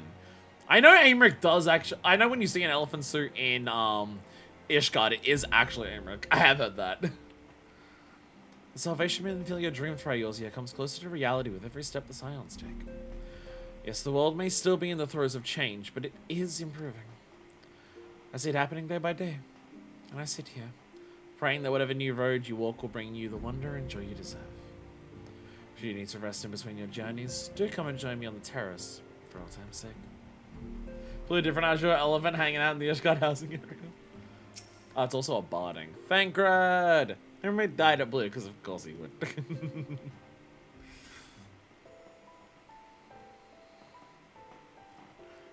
Champion and savior. It's been anything my chance for an audience would never come. Sound more amusing in my head. Speaking of heads, I was worried about yours. And the rest of you, for that matter. On the mend, I trust. Gives you the same sort of zone because he's a big fan. Barding's really cute. I like the idea that they're talking about how it's been a bit of time since we went to Ultima Thule. Because even if they're the Warrior of Light, there's no way Minifus was fucking moving for a couple days after that last fight. They were very bad and bruised. I think the Scions would... Every other Scion would punch him in the face. They're trying to get out of bed after that. For at least like a week. That's a good hurt. Don't worry about it. Glad to hear it. You're in a bad way, and healing magic's on no. I'm impressed how swiftly you've recovered. Put me in a crystal tower so I can sleep for a century or two. Then again, 'tis hardly the first time you've cheated death. Your strength of will has never failed to astonish me. Look at what you've accomplished. Meteon defeated, her Song of Oblivion cut short. The source and all her reflections delivered from the final days, and possibly other stars. We've not just saved Atheros, we've saved the rest of reality. Because other stars succumbed to the final days too. If you had faltered at last, then all hope would have been lost. But you held fast. Now Irene has a tomorrow to look forward to. And I could ask for no greater gift than that. As for a lesser gift, however, next time you see her, I'd appreciate you not describing my travel plans with Urianger as aimless wandering. With a purpose in our roaming, after all. Keeping an eye on things in the absence of the Scions on the world stage. There'll never be an end to the little problems that go unattended by nations. We'll do our best to help out when and where we can. Which I suppose is an approach not far removed from aimless wandering when you get down to it. Perhaps you can tell I'm faring well and leave it at that, eh? No need to mention this feeling of being uprooted. Never want to stand still for long, but when I think of home, it is the rising stones which comes to mind. How many times have we set out from the space, thence to return when our work was done? To be fair, we did that a lot, like, after Stormblood, but since then, not as much. On the day the Scions came together, I hoped for Minfilia to find a place where she belonged. But never did I expect to find one here for myself. Indulge me, Minor, first. I have a question for you. And imagine Minfilia herself is asking. Are you glad you joined the Scions?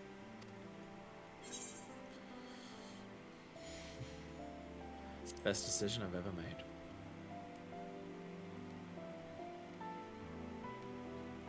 Aye, I can honestly say the same. But all good things must come to an end. At least for a time. Should you need a helping hand for infiltration or reconnaissance, you know who to ask. I'll come running. You're likely to get a certain funny-talking fortune teller into the bargain.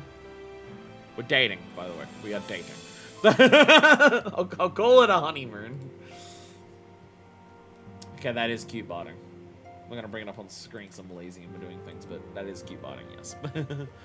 Femi! Femi! It's a shame the Scions are disbanding, even only in name. So if I recall the day you granted me my uniform. Memory remains vivid, yet it feels like a lifetime ago.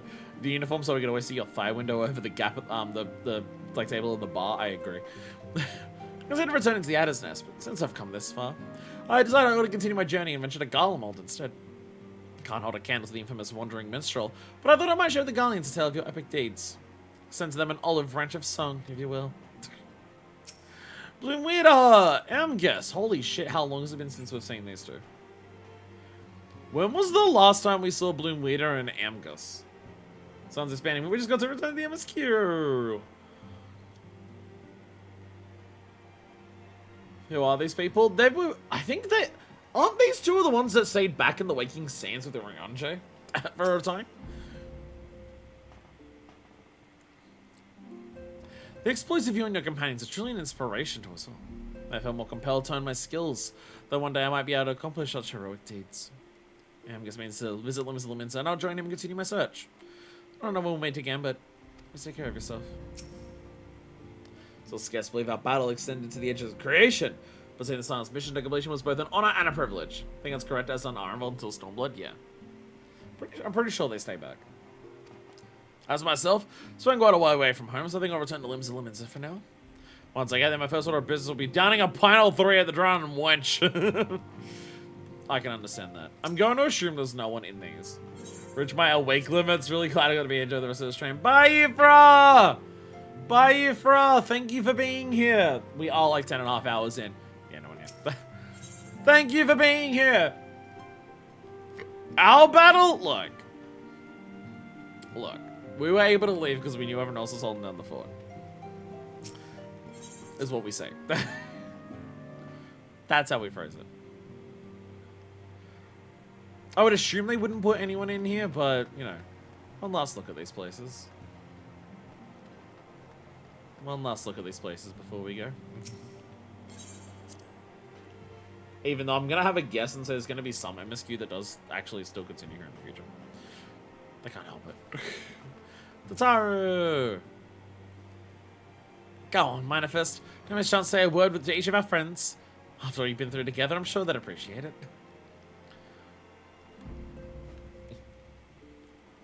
Oh, Crow. I was about to say, who's the other one? It's Crow. Because I thought it was Alice even. It's Crow. You were able to leave because of these combined efforts of none of these people. Iselda! You're but an amateur adventurer when we first met. But look at you now. You're into quite the fine young lass. Just so as knew you would.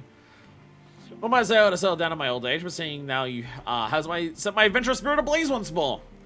First journey I will be a long-awaited hot spring still with my dear friend Homai! Hey! He's gonna go back. There's been naught but chaos since Telfari first appeared. Towers, lunar primals, the Empire, the final days. Yet we have weathered it all, and lived to see the sun rise on a new day. Now that peace has returned, I can finally resume my travels with my grandfather. But I suppose we'll go to Kugane, to relax in the Bokaisan hot springs. That might be nice. Of course, my journey will not simply be for pleasure. I'll collect information on the territory as I travel. Perhaps I shall visit Nangsha via Doma. Can we go to Nangsha? Never gotten to go.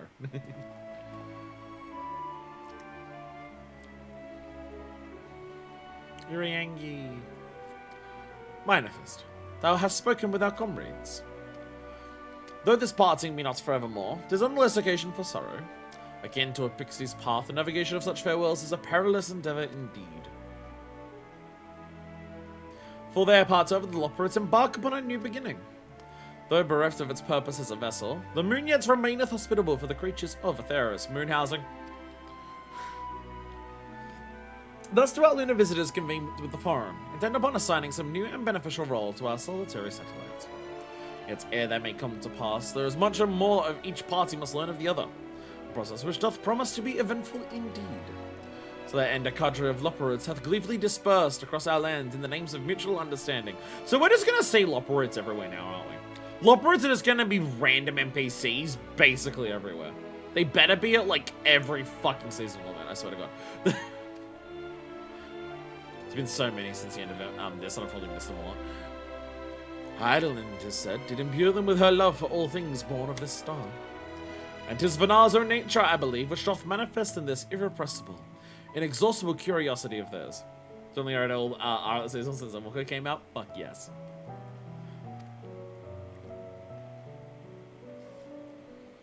Having witnessed that which they strove to achieve, I wish most keenly for their long labors to be rewarded, that their abiding affection for man result in a boon for all. Moreover, I hope to continue our acquaintance, and share in such knowledge as they see fit to impart.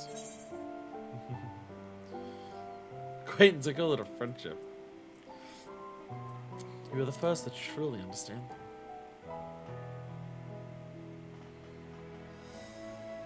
them. Dost thou think so? The Loporrits are certainly possessed of a unique outlook, and it hath been my pleasure to act as their facilitator upon this star. Maybe I may yet serve as a bridge betwixt them and our fellow man, as Moon Breeder once did for me. Aww. But I shall digress no further. This day shall belong to the scions of the seventh dawn, to mine incomparable companions. Oft times hath mine reticence caused like me grief, and mine actions spurred allies to suspect betrayal.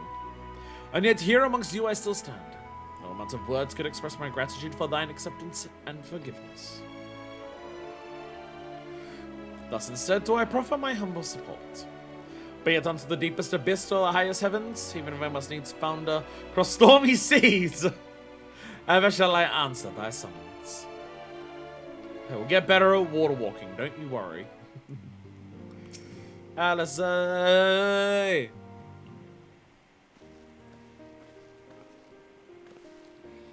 Manifest. Seems your preparations, have you? I must bring another sweep of my belongings. Wouldn't do to find I've forgotten something halfway to my destination. Oh, in case you haven't heard, received new reports detailing the devastation caused by the final days. This is going to take a while for everything to recover. Especially Golemon fell there. It appears the situation is gravest in the land surrounding the Bounty, where the sky began to burn. First began to burn. After that, the calamity was observed in the far north, in Garlemald, in the frozen lands beyond. Also had reports of heavens scratching fire in isolated locations, one of which was an area in the northern empty. Had our quest taken any longer, Sharlayan too may have come under threat. Thank goodness it's over now. To be sure, blasphemies and lesser beasts may still be roaming about, but these localized crises should be well within the capacities of each nation to handle on their own. The scions are no longer needed. Now that we don't have to worry about the blasphemies being, like, spread like a plague, it'll be a lot easier to handle it. This is in case you waited to do the role quest till after this moment. Which isn't to say that we won't help out when we can, of course. As individuals. No more of this order business. For my part, I'll be heading to Garlemald with Alphino. They're among the worst affected and still need all the help they can get.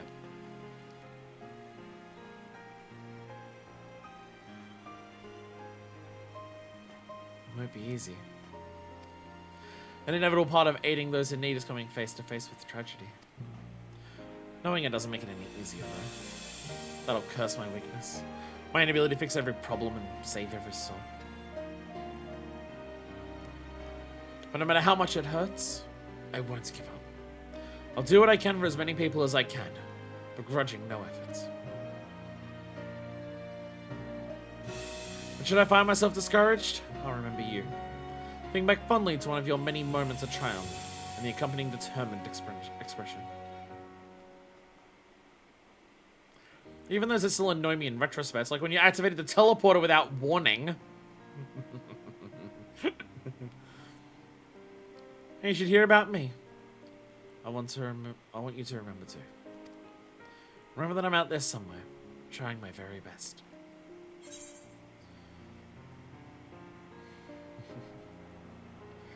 I look forward to hearing all about the legendary Alice A. Livia.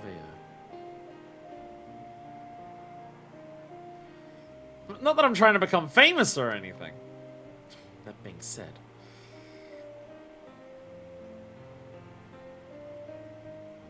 Next time we meet, I'll be vastly improved. So don't be surprised when you find yourself marveling at me. How much more we need for to buy you a makeup for the teleporter? Oh god. So much. I think I read this. I understand that following thy clash with Xenos, the teleportation device thou had discarded fell to thee from on high. To return to thee in such a manner. I did confer with Wolfson and Blue Reader, yet they insist the device was possessed of no such capability. It was a miracle befitting the nature of that place, where emotion becometh tangible reality. Whence then arose this timely wonder? Thine ardent wish, or another's fervent prayer? I absolutely believe it was Xenos. 100%, I believe that was Xenos. I believe Xenos in his final moments as a thank you to the person who was able to give him a brilliant spark at the end of his life. He wished for us to be able to continue finding fulfillment, and how we do that is by continuing to exist after that point. Did I forget to mention anything? Ah yes, the Harnish envoy who came to see us and also brought a letter from Marzia! He writes that Mevan and Karasaf's little girl is doing well. He often goes to visit her. We had like a whole questline about helping that. Won't be easy growing up without her parents, but with her fellow villagers watching over her, I do hope that she won't want for warmth as she grows up. Oh, warmth, because she's got Vamatia! Oh my god, you're back. Oh my god, Vamatia has come back from Alamigo. Harrenvold is pressing matters, according to him anyway. Yeah, Harrenvold's not here, but that's because, well, this place is no longer wheelchair. This place isn't wheelchair accessible, which is now a matter that matters for Harrenvold. I pity you're gonna be here to witness this momentous occasion. Though he bids me to tell you congratulations. As for me, well, once silence is banned, I intend to resume my work in Rolga's Reach. I suppose Harrenvold will need support in Garabani too. Though you'd not admit as much. Well, you'll have my help whether he wants it or not. Rio! It's a little strange that my link pearl's gone quiet. Since my unique skills are no longer needed for the safety of the star and all that, I'm becoming an adventurer like you, traveling far and wide. I'll start by heading to Mirror City or the New World. Just need to find myself a ship first. Kryl! Kryl! Manifest! How are you feeling? Any lingering aches or pains? It's good hurt, don't worry about it. I can't apologize enough for sending Xenos to find you an Ultima Thule. I don't know if we would have won if you didn't, so thank you. When he came to me in Charlene, I was truly torn. As ever, there was only one thing on his mind. Forced to make a decision, I reasoned that if he would not be deterred from seeking you out, he might at least aid us in our cause. And so I struck a bargain. With all the shares your gift. In the end, he was true to his word, and you defeated him despite your earlier exertions. But in the state you were found in, it could have ended very differently. I would not have agreed to the fight with Xenos if I didn't believe I'd make it back afterwards. Minor Fist is hope-pilled enough at the end of everything that Minor Fist would not have agreed to that fight with Xenos if she didn't believe she'd make it back onto the Ragnarok afterwards, which she did believe. My decision almost cost you your life. No words could express the remorse I feel. I chose to fight him, it's fine. I don't know if I told people that though.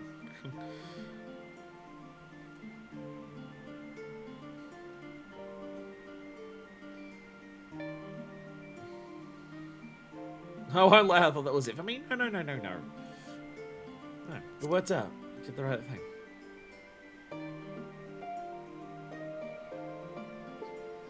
It's really to hear you say that. Thank you. Time and time again, I've been made to feel woefully inadequate. I wasn't much use in battle, nor could I face the forum without my nerves getting the better of me. I always fell to you and the others. I must and will do better. Now I shall begin with the restoration of the students of Aldessian. Through our work, Charlene will strengthen its ties with other nations.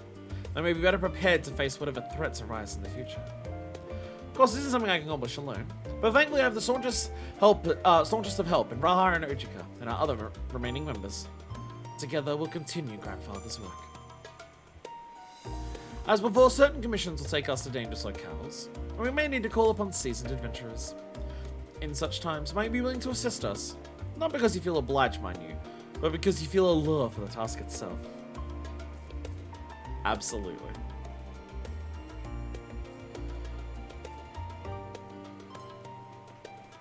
Marvelous. Should something of interest arise, I shan't hesitate to reach out to you. Until that day, I shall endeavor to become a more dependable comrade. Get that stick back that you had in your Rika for like 2 seconds. Get that back. That'd be cool. I should mention that Aaronville has kindly agreed to share all the potential interest he hears from his fellow gleaners. Is Aaronville going to continue being a character? Fuck yes. I like him. I like Aaronville. Aaronville's awesome. In exchange, we will help them to restore the archives to their proper order. With the Exodus abandoned, all items must be returned whence they came.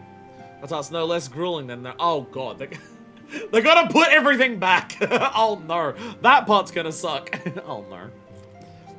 Every now, Ojika assists in the sorting of arcane artifacts. Oh yes, not only is he a skilled administrator, he's also a certified appraiser specialist in relics from the 5th Astral Era. Despite his qualifications, though, he seems none too keen on the work. I'll have to go and relieve him as soon as I can.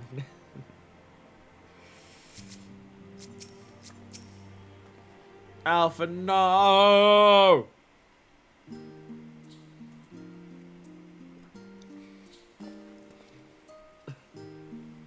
Oh, Manifest! Pray forgive me for delaying the gathering. I was writing a letter, you see, to my parents. As busy as father has been, tending the aftermath of the Exodus, he has been good to show concern for the silence. And besides, I made them worry enough for a lifetime. Henceforth, I will endeavor to write as often as I am able. A little effort to set their minds at ease while we continue to be away from Charlian. Both Elsa and I are off to assist with Garlemald's recovery, you see. The uncertainty remains over what will become of the nation. We cannot well leave the capital in its present state. We will rejoin those members of the Ilsabad contingent still stationed there. Lucia and Maxima helm the relief efforts with support from our allies, people of Garlemald among them. They'll gradually be joined by those who have finished treating the Tempest across the lands. As you misunderstand, we do not seek redemption for failing Licinia and her sister. That is a burden we must always bear. Nay, we go because of the truth in Lord Quintus's words. Truth that, whatever ideals individuals may espouse, nations are not moved to action unless they stand to benefit. For the foreseeable future, the Fallen Empire will be at the mercy of both internal and external forces. And though I do not doubt the intentions of the contingent, with greater powers involved in the relief effort, our allies may well find themselves drawn into a political agenda. I'm going to Garlemald because it's going to be the most political place. And I gotta keep up that shit. Hell yeah. In going, we seek to ensure that the needs of the people come first. To understand their hearts, that we might better help them to begin anew.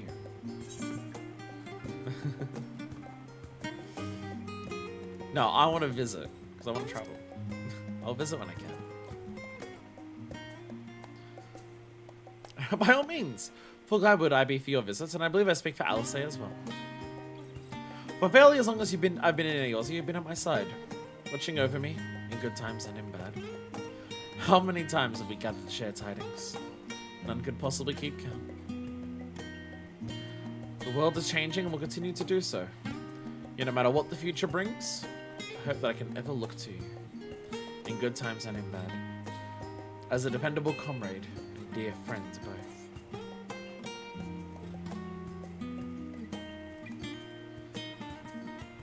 Thank you, Manifest. From the bottom of my heart.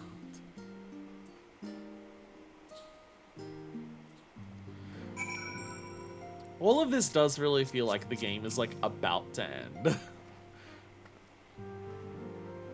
But it's just, like, the end of one tale, and the next one begins. But it really does, like, but it is, like, really selling, like, the Like, the end. I've been given our about the situation in letters, but unfortunately you'll not be here today. I was giving in for the both of us. We should pay him a visit. Alright, this turns in the quest. This turns in the quest. Spoken your fill, have you? If so, I'm thinking of sending everyone off.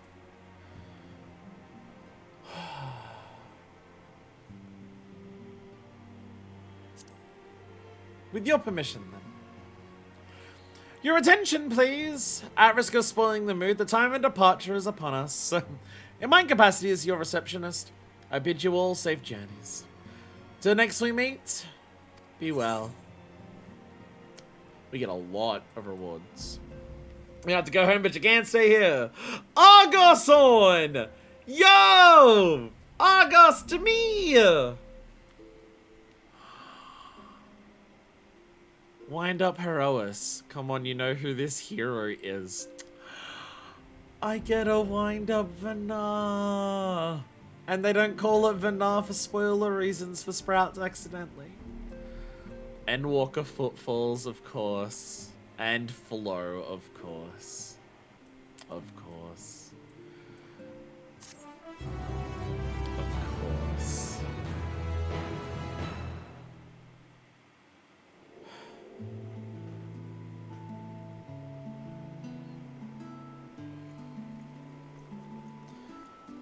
Hazing the third from Dredge, honestly, they go for millions? I'm not surprised. As everyone sets out.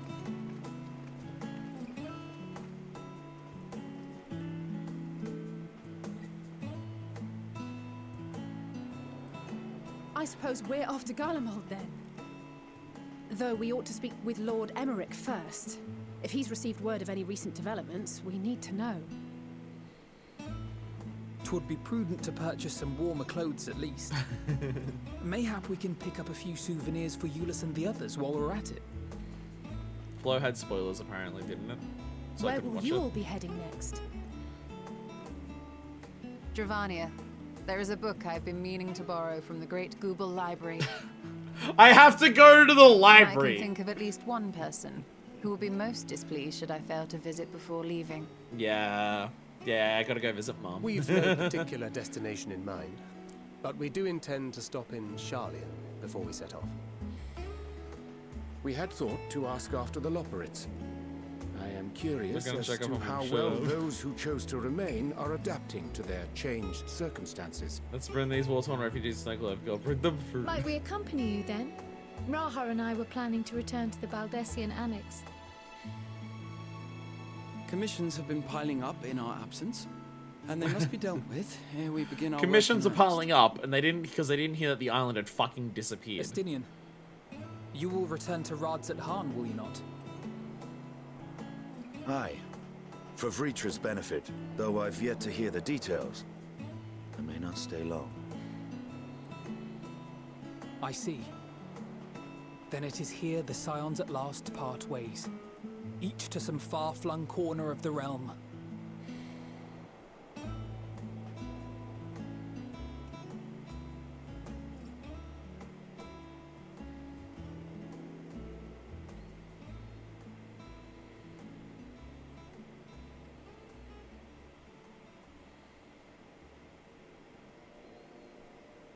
Perhaps. But I believe one of our number, a rather important one at that, has yet to divulge her plans.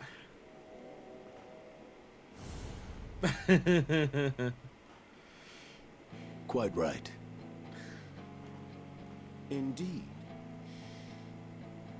Fair point. So, what's next for our humble adventurer? Shall take up adventure. Wherever the wind should take me.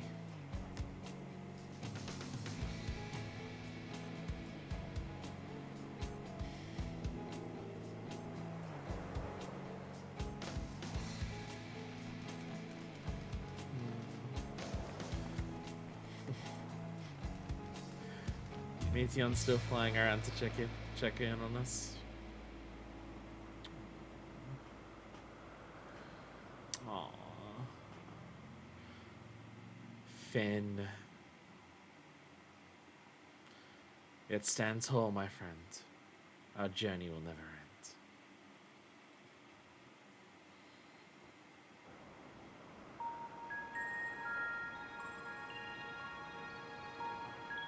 end. Elpis.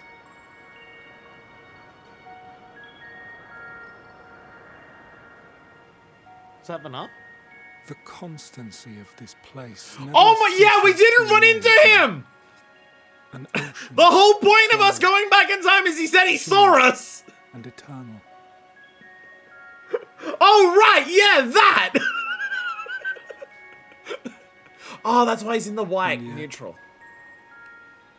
He's in the white like Vanarka's neutral, because he's emissary.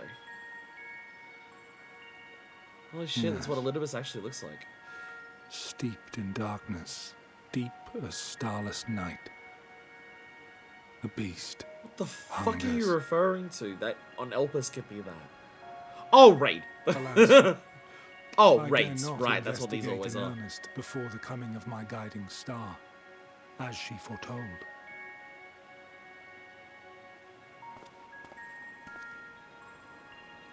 We shall descend to the depths, you and I, to confront the dread beast Pandemonium. Oh, the sights we shall see. The sights we shall see. Guiding star that she told me. Are we saying that the word she is used there because it changes for player character, I bet, to indicate that it is indeed Azam. Did Azam tell Elidibus? Look for a guide. How would Azam know? How would Azam... What? Or is it not, or does it not change and it's actually Vanar? And Vanar was just like, oh, by the way, I heard if you... I know that this is gonna happen. No, because we can't tell Vanar about adventures that we haven't done when we go back to Elpis, and we haven't done that, obviously. You've completed the main scenario, Endwalker. Quests to unlock new content have now become available in Old Sharlayan. When running aids again 4 weeks from now, roughly. However long it takes to do all of the non-raid stuff in 6.0 before it starts. Brown changing that line, so it is Azam. So how did Azam know that we're gonna show up to help Elidibus? How? What? How? How exactly? Yeah, our plan from this point forward, we're gonna start doing everything in patch order and in release order. To get experience and practice of how we're going to do this playthrough once we're current. So we're going to go through everything in Endwalker in patch order. So our first order of business after this is going to be everything in 6.0 that we haven't done yet. Which there'll be obviously the 2 optional dungeons that will unlock. There's sightseeing log to go and do. There's all of the NPCs that we'll try we've unlocked, which we've got some in Shadowbringers still to do. There's all of the blues, that because we skipped so many blues. We only skipped the blues in like one zone in Shadowbringers, but we skipped so many blues going through Endwalker, because Endwalker's way fucking longer. It was more MSQ streams, and they were on average longer than they were back in Shadowbringers. So we're basically going to do all of that. Everything that's 6.0. Before we do the raids. And then it should be like, before 6.1 comes out, the main things and patches were like the raid series and the first treasure dungeon. So we'll do that as like a stream together, probably. Oh, there's also role quests. We're doing some of the role quests at some point, but not all of them. I think it's like the Crafter, Gatherer, Studium ones. The combined finisher for that is in 6.0. But the combat one for the final day stuff, that got added in, like, a later patch. So we'll do that, like, in whatever later patch it comes out. Basically, from this point forward, it's going to be everything in patch order. And just, like, some patches might be, some minor patches might be combined, just depending on how it does. Like, 6.1 will happen. So we'll do, like, 6.1 MSQ. And like, a separate stream will be, like, 6.1 raid series. And that, like, depending on how long that is, that will either be, like, all of 6.1 or maybe 6.11. maybe 6.15, or like some of that will be separate. We're gonna work it out as we go. The idea is that we're gonna just kind of do things as they go and see what happens to get familiar with how we're going to approach it for when we're current. Because different patches are going to have varying different lengths of like how long things will take to happen. We end to get into the dead ends with trust, yay. Rest well, champion of Atheros, for many and more adventures await you. That its chorus might ring for all. Oh my god. We did it! We fucking did it! Oh my god, and blues are immediately appearing in fucking Modern. Jesus Christ. Holy shit. That was... Oh my god. I'm popping all this. I'm popping all this. Can't stop me. This is episode 150 of Endwalker.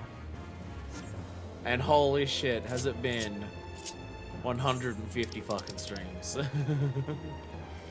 Oh, that's the dog. That's the dog that makes chaos. Where are you? There you are. There once was a woman who selflessly served fellow men as Azim. Even after stepping down, she continued in this mission and went on to become a divinity that hope may endure. This moment was made in her honor. It is time for action, ancient hero. Yo. Yo. Are you putting on the mask? Wait. Wait. Nope. No.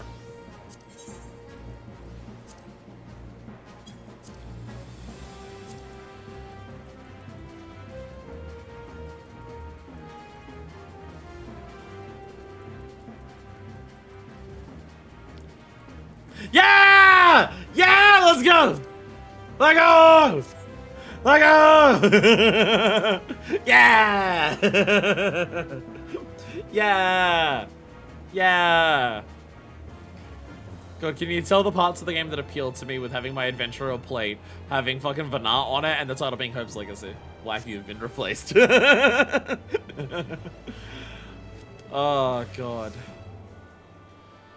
I know, like, everything's not ending here. Our journey will never end. I know that's, like, the whole point, but, like... Oh, my God. Oh, my God. Holy shit. This is, like, gonna let it wash over me. It's literally why I'm taking the day off work tomorrow, because I didn't want to have to, like, finish stream and think about, oh, I gotta get ready for work tomorrow. I'm taking the day off work tomorrow. Also, I'm just gonna be exhausted. This is a long-ass stream. But I'm taking the day off work tomorrow because I'm just like, I want a day to just process this. I don't want to have to worry about doing normal life shit for at least a bit of time because I just want to let the end of this just wash over me and truly absorb it. And oh my god. Holy shit. I'll say a couple of words just in terms of like the playthrough. This has been... We made Minifest as a character 4 years ago. Just a bit like 4 years and a couple weeks. It was end of July. And it's now like mid-August. If I didn't have any weeks off streaming in the last like couple of months, this actually would have been 2 days after the 4-year anniversary of making Minifest. So we made Minifest 4 years ago. We started playing the actual game about 3.5 years ago. It was like sometime in July 2022. Before 6.1 dropped, but after 6.0 dropped. Some point during January, February, I can't remember the exact date. We started playing through this. Started playing through this, just hearing it from a lot from Densha, but also from other sources, but a lot from Densha. Of just how much people enjoy this game, how much people are liking it, everything like that. And obviously with Endwalker coming out, a lot of hype was coming up around this. So I just dived into it. Being like, yeah, fuck it. I had a lot of fun, like, the world building aspect, I had a lot of fun even just in the character creator. I mean, we named my character's name, Manifestus in Blatwin, came from that stream 4 years ago when we made her in the character creator before Endwalker dropped. Just like going through the character creator and seeing all the lore of the different races and the different like tribes that they had. I cared enough then to just be like, oh, this is cool. I like this actually has meaning to it, and this is cool. And people telling me it's like, oh, by the way, Rogadins have like a naming convention, and so we're like, oh shit, okay, let's bring up like the thing so I can name my character Fuckfist. But like I dived into 14, not really knowing what to expect of it in terms of like, it's been a long ass time since I played an MMO because it was basically just RuneScape. I don't know what MMOs are really like. That first stream that we had actually playing the game was rather frustrating in terms of just like, oh my god, the default UI in this game is terrible. If you were here for the very first stream of 14, there was frustration. Not from what the story was doing. I enjoyed arriving in Limsa. I enjoyed like arriving in a new city and exploring it and seeing what Limsa was like. But oh my god, the default UI pissed me off so much that I'm just like, I think I took a break halfway through the stream to be like, I'm gonna come back another day because no, what we did is we had one day, because that was back during Endwalker's release, where even making a new character was hard. Every world was so congested that even like making a new character was difficult because you had to get a world that wasn't congested. So there was a moment where Diabolos specifically, because Densha's from Diabolos, it was like late at night, I think, where it was like, Diabolos can make a character now.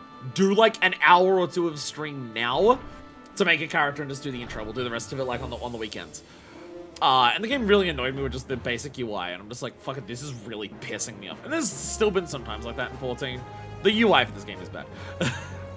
Of me just getting frustrated at how the game explains things and what the UI is. That still happens. It's an MMO. Looking at gameplay of other MMOs, I've realized it's not a 14 thing, it's an MMO thing. But it was not long into, I mean, like, a big part of me, like, being excited for playing 14, other than just, like, Denshin hyped it up so much, and also just hearing gameplay comparisons in terms of, like, gameplay loop and stuff that I've enjoyed from Monster Hunter.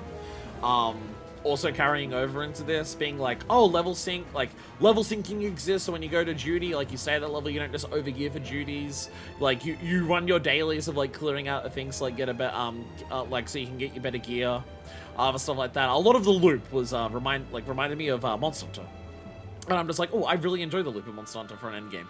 So I'm excited to, like, see what that is like for 14. But also, I had started 14 after I started FF7 Remake, which I absolutely loved. And so it's just like, you know what? The world of Final Fantasy, even though they're all different worlds, there's enough of, like, FF7 Remake that feels like, I think this is what Final Fantasy is meant to feel like, that I'm just like, you know what? Between that, hearing about the stuff, like, personal praise, and also just a lot of hype around it, I'm just like, you know what? Fuck yeah, I'm excited for this. Like, we had decided that I was going to play 14 quite a while before Endwalker came out. The main reason that we waited was Densha mentioning that, oh, by the way, new expansions often have job reworks. Let's, like, because we did the benchmark, which was like half a year or so before Endwalker came out. So we did the benchmark, and it was just like, don't start playing the game yet, because you don't want to be playing the game for a couple of months, and then a new expansion comes out that changes a lot of things, and a system that you weren't familiar with then gets rapidly changed in terms of just like any jobs that you play or how any systems of the game work. Best time to join will be at the start of a new expansion so you can learn everything as the expansion starts before any new major radical changes happen to the game. Which, like, there's been a couple of changes with Dawn Trail, mainly like graphics and shit, but there's not been any majors. But between like Stormblood to Shadowbringers and Shadowbringers to Endwalker, there's been like a fair few decently major adjustments and everything like that. A sequence, Bammarsh include a sequence of fighting in Garlemald and a sequence of fighting Xenos, which you had zero context for at the time. Oh my god. My first fucking stream of Final Fantasy XIV had Xenos. God fucking damn it.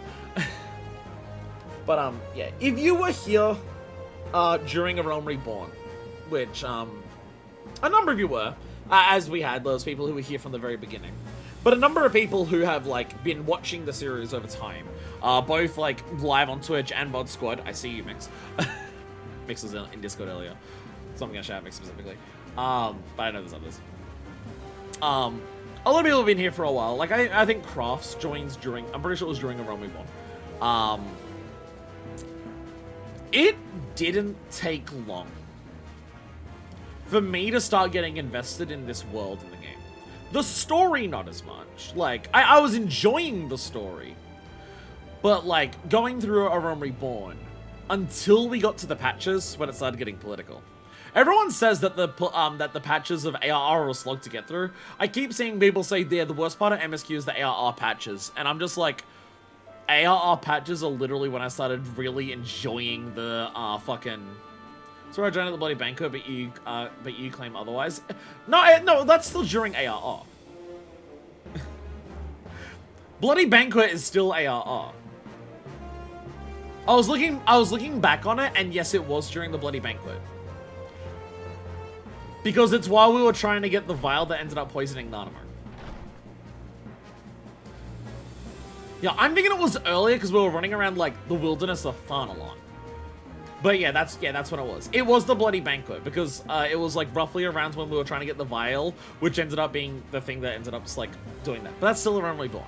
The very last stream of A Realm Reborn, but still A Realm Reborn. You said 4 AOs, you're completely unprompted in the Praetorium. That was literally episode 12. We're at episode 150 right now. So yes, literally in episode 12, I am, I was right. You were right. No, you were right. I thought I admitted this at some point because I went back to check. Get out of here. There's a tiny baby cockroach.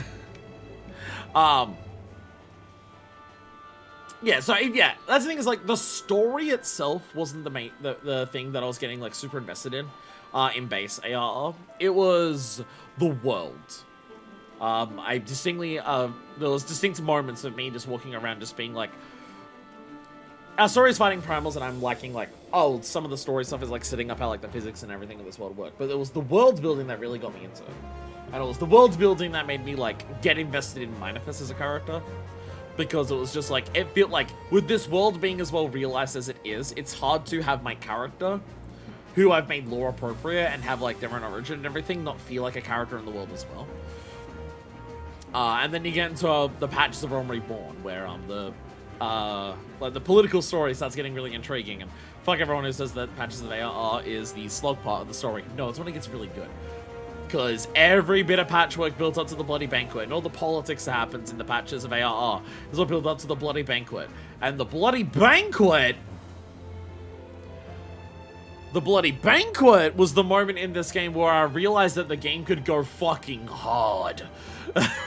Like, I still enjoyed the Gaius fight and the Gaius, like, speech. Get out of here. The first time that it happened.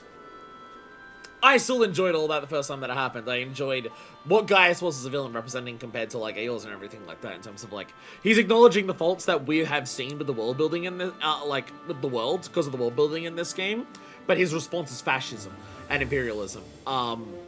And so we have to counter him of just being like, we can't just pretend that Eorzea doesn't have its issues. We have to counter with, like, a better thing. So I was enjoying all of that. But then the Bloody Banquet showed that, oh, this game can go hard as a motherfucker when it wants to. That is, like, the thing that people keep talking about 14 for is how good 14 is at paying off stuff. 14 is, one of its best strengths is building up shit and then paying it the fuck off. It is so willing to pull back on any thread from any moment to pay it off, and it is always immaculate, basically. Maybe not 100% of the time, but, like, it is so frequently of just, its big payoff moments for everything that's been built up is one of the biggest strengths of this game. Literally, Endwalker as an entire expansion is that, and then Ultima Thule is that, like, very, very high, hyper specifically. And then the Bloody Banquet was the first big moment of really showing that. And it was the Bloody Banquet that made me have, like, my first big character moment. I swapped to Gunbreaker during A Realm Reborn, because I made Minifest as a character deliberately to use Gunbreaker. Because I had heard about Gunbreaker before playing the game and I knew I wanted to play it. It's an exploding sword, it has Devil May Cry references in it, which ends up working out really well for how the fucking Xenos fight goes here. Gunbreaker, best job. The Gunbreaker, canon job. Worked out really well in that regard. But it was the Bloody Banquet that I had, like, my first big character moment of just, like, how would Minifest respond to the Bloody Banquet? To which the answer was she blames herself. She blames herself for not being able to save everyone else.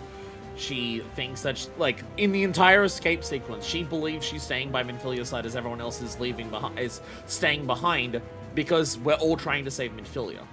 So as the strongest of us, I will stay next to Minfilia as the final, like, as the last defense that she has. And that's Minifest's thought process going out of the entire thing. And then Minfilia reveals that, no, we're all staying behind, we're all dying to save you. You're the one we're trying to save. You're the one we're trying to get out of here alive because you are a beacon of hope. You're the one we're trying to save. And so Minifest feels like she's failed at being the badass pirate bitch. She feels like, wait a minute, everyone died to save me? No, I'm meant to be the hero. I'm meant to be the one who saves everyone else. No, everyone dying for me is wrong. I'm meant to save them. And somehow I have failed in that regard so much that all my friends are willing to die for me. I need to prove to everyone else, and I need to prove to myself, that I can be that hero. That I can be the hero who saves everyone.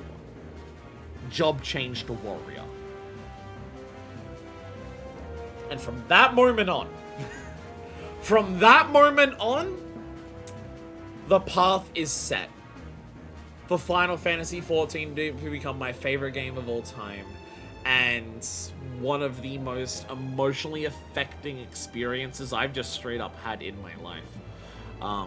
You've all been here for years at this point. You've all seen me talk the way that I do in streams. I've put 150 fucking, like, streams worth of this shit into it. I'm pretty sure the VODs alone are past 1,000 hours at this point.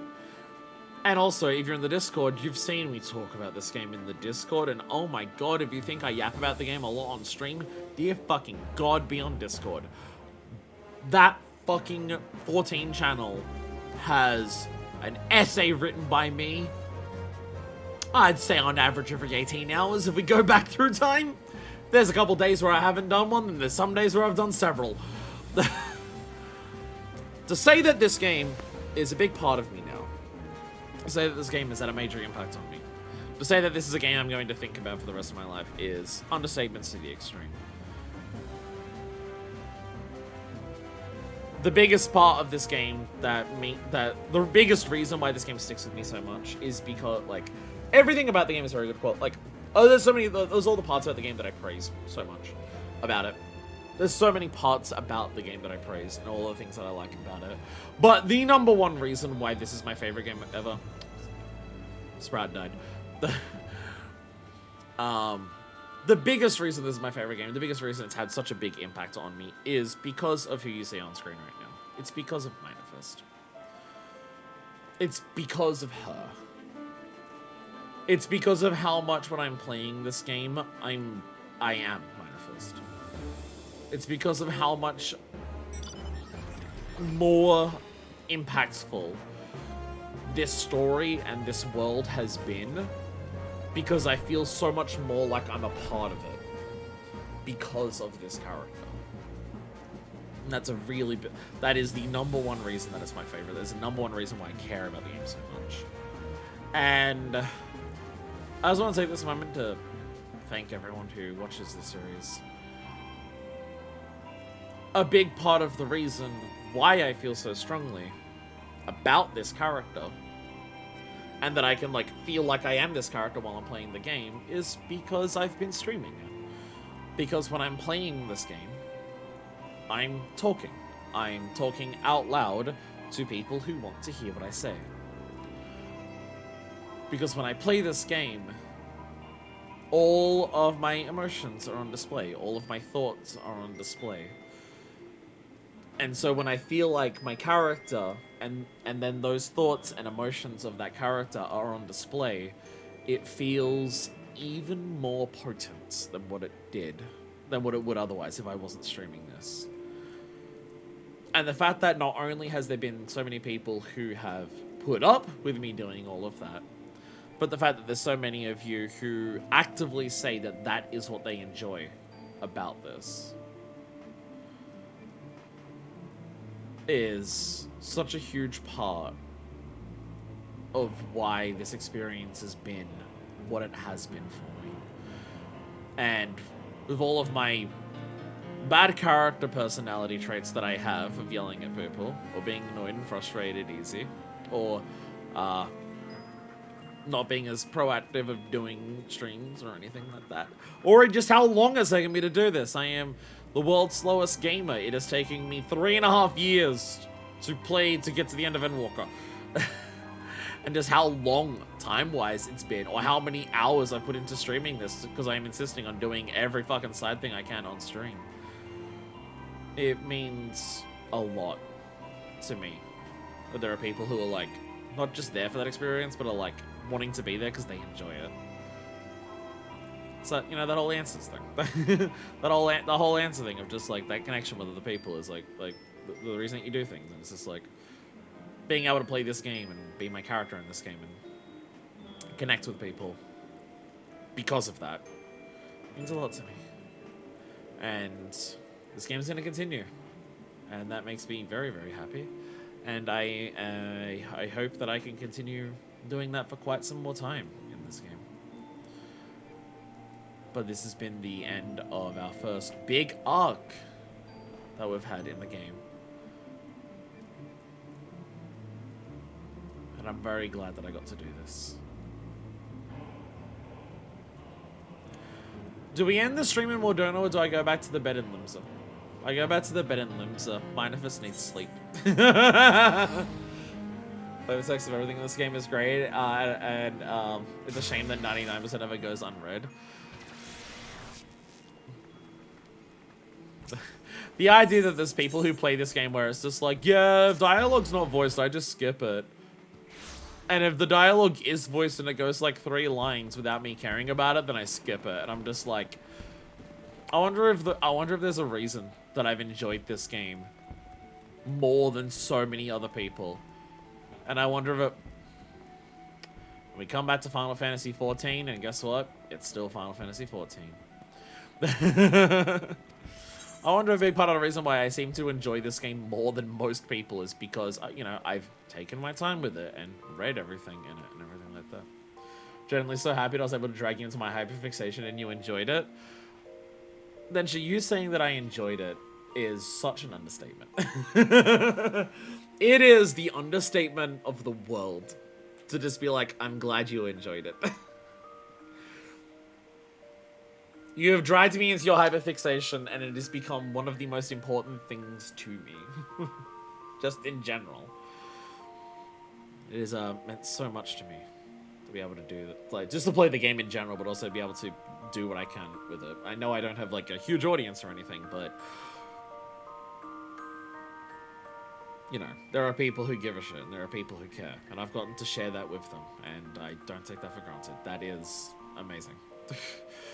So, you know how many, so that's the big thing when it comes to like view numbers, where it's just like, yeah, I don't have like, I couldn't even like, actually I was about to say I couldn't feel the final trial. We did, because one of your friends joined in. But it's just like, that is such a big part of why like the viewer number doesn't matter. Why the fact that it's like, oh, but I didn't have like 1,000 people like wanting to watch me cry when I had to do like the final end walk during Ultima Thule or anything like that. And it's just like, do you know how many people play this game and don't get to share the experience with anyone? Like, it's not like there are people who aren't content creators online. Who do get to do that? There are plenty of people who play this game with their friends as they go through it. Like, they've got a friend either who's played the game before and they're going through them, like, in their Sprout journey, and they're, like, going through the experience with them. There are people who are playing the game together and stuff like that. There's a lot of people who aren't content creators who do that as well. But do you know how many people don't? You know how many people where the extent of, like, who they share it with is, like, talk to friends who don't play 14, and they're just like, oh, I've been playing 14 again. And they're just like, oh my god, you're playing that so much. And they're just like, yeah, I got to do this cool thing. And the other person doesn't know the experience. They still care about them because they're still a friend. And they still care about, like, hearing about their experience in 14, but they haven't gone through it, so they don't, like, share it. They just hear about it and stuff like that. You know how many people will, like, play through this? And it's just one of those games that they just play on their own. And they're just like, yeah, I enjoy it on my own and everything like that. You know how many people play this game and don't get to share their experience of playing the game with others? And I've gotten the chance to do that.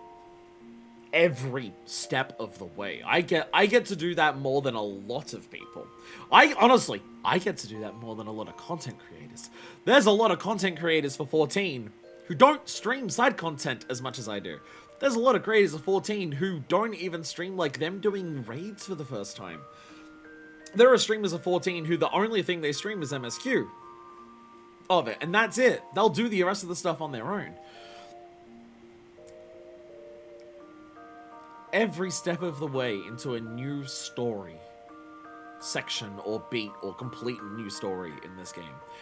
Every step of the way,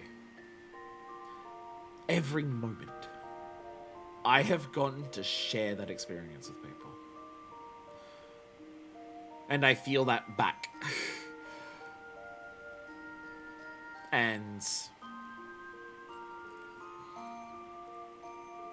I think that says everything. I think that says everything.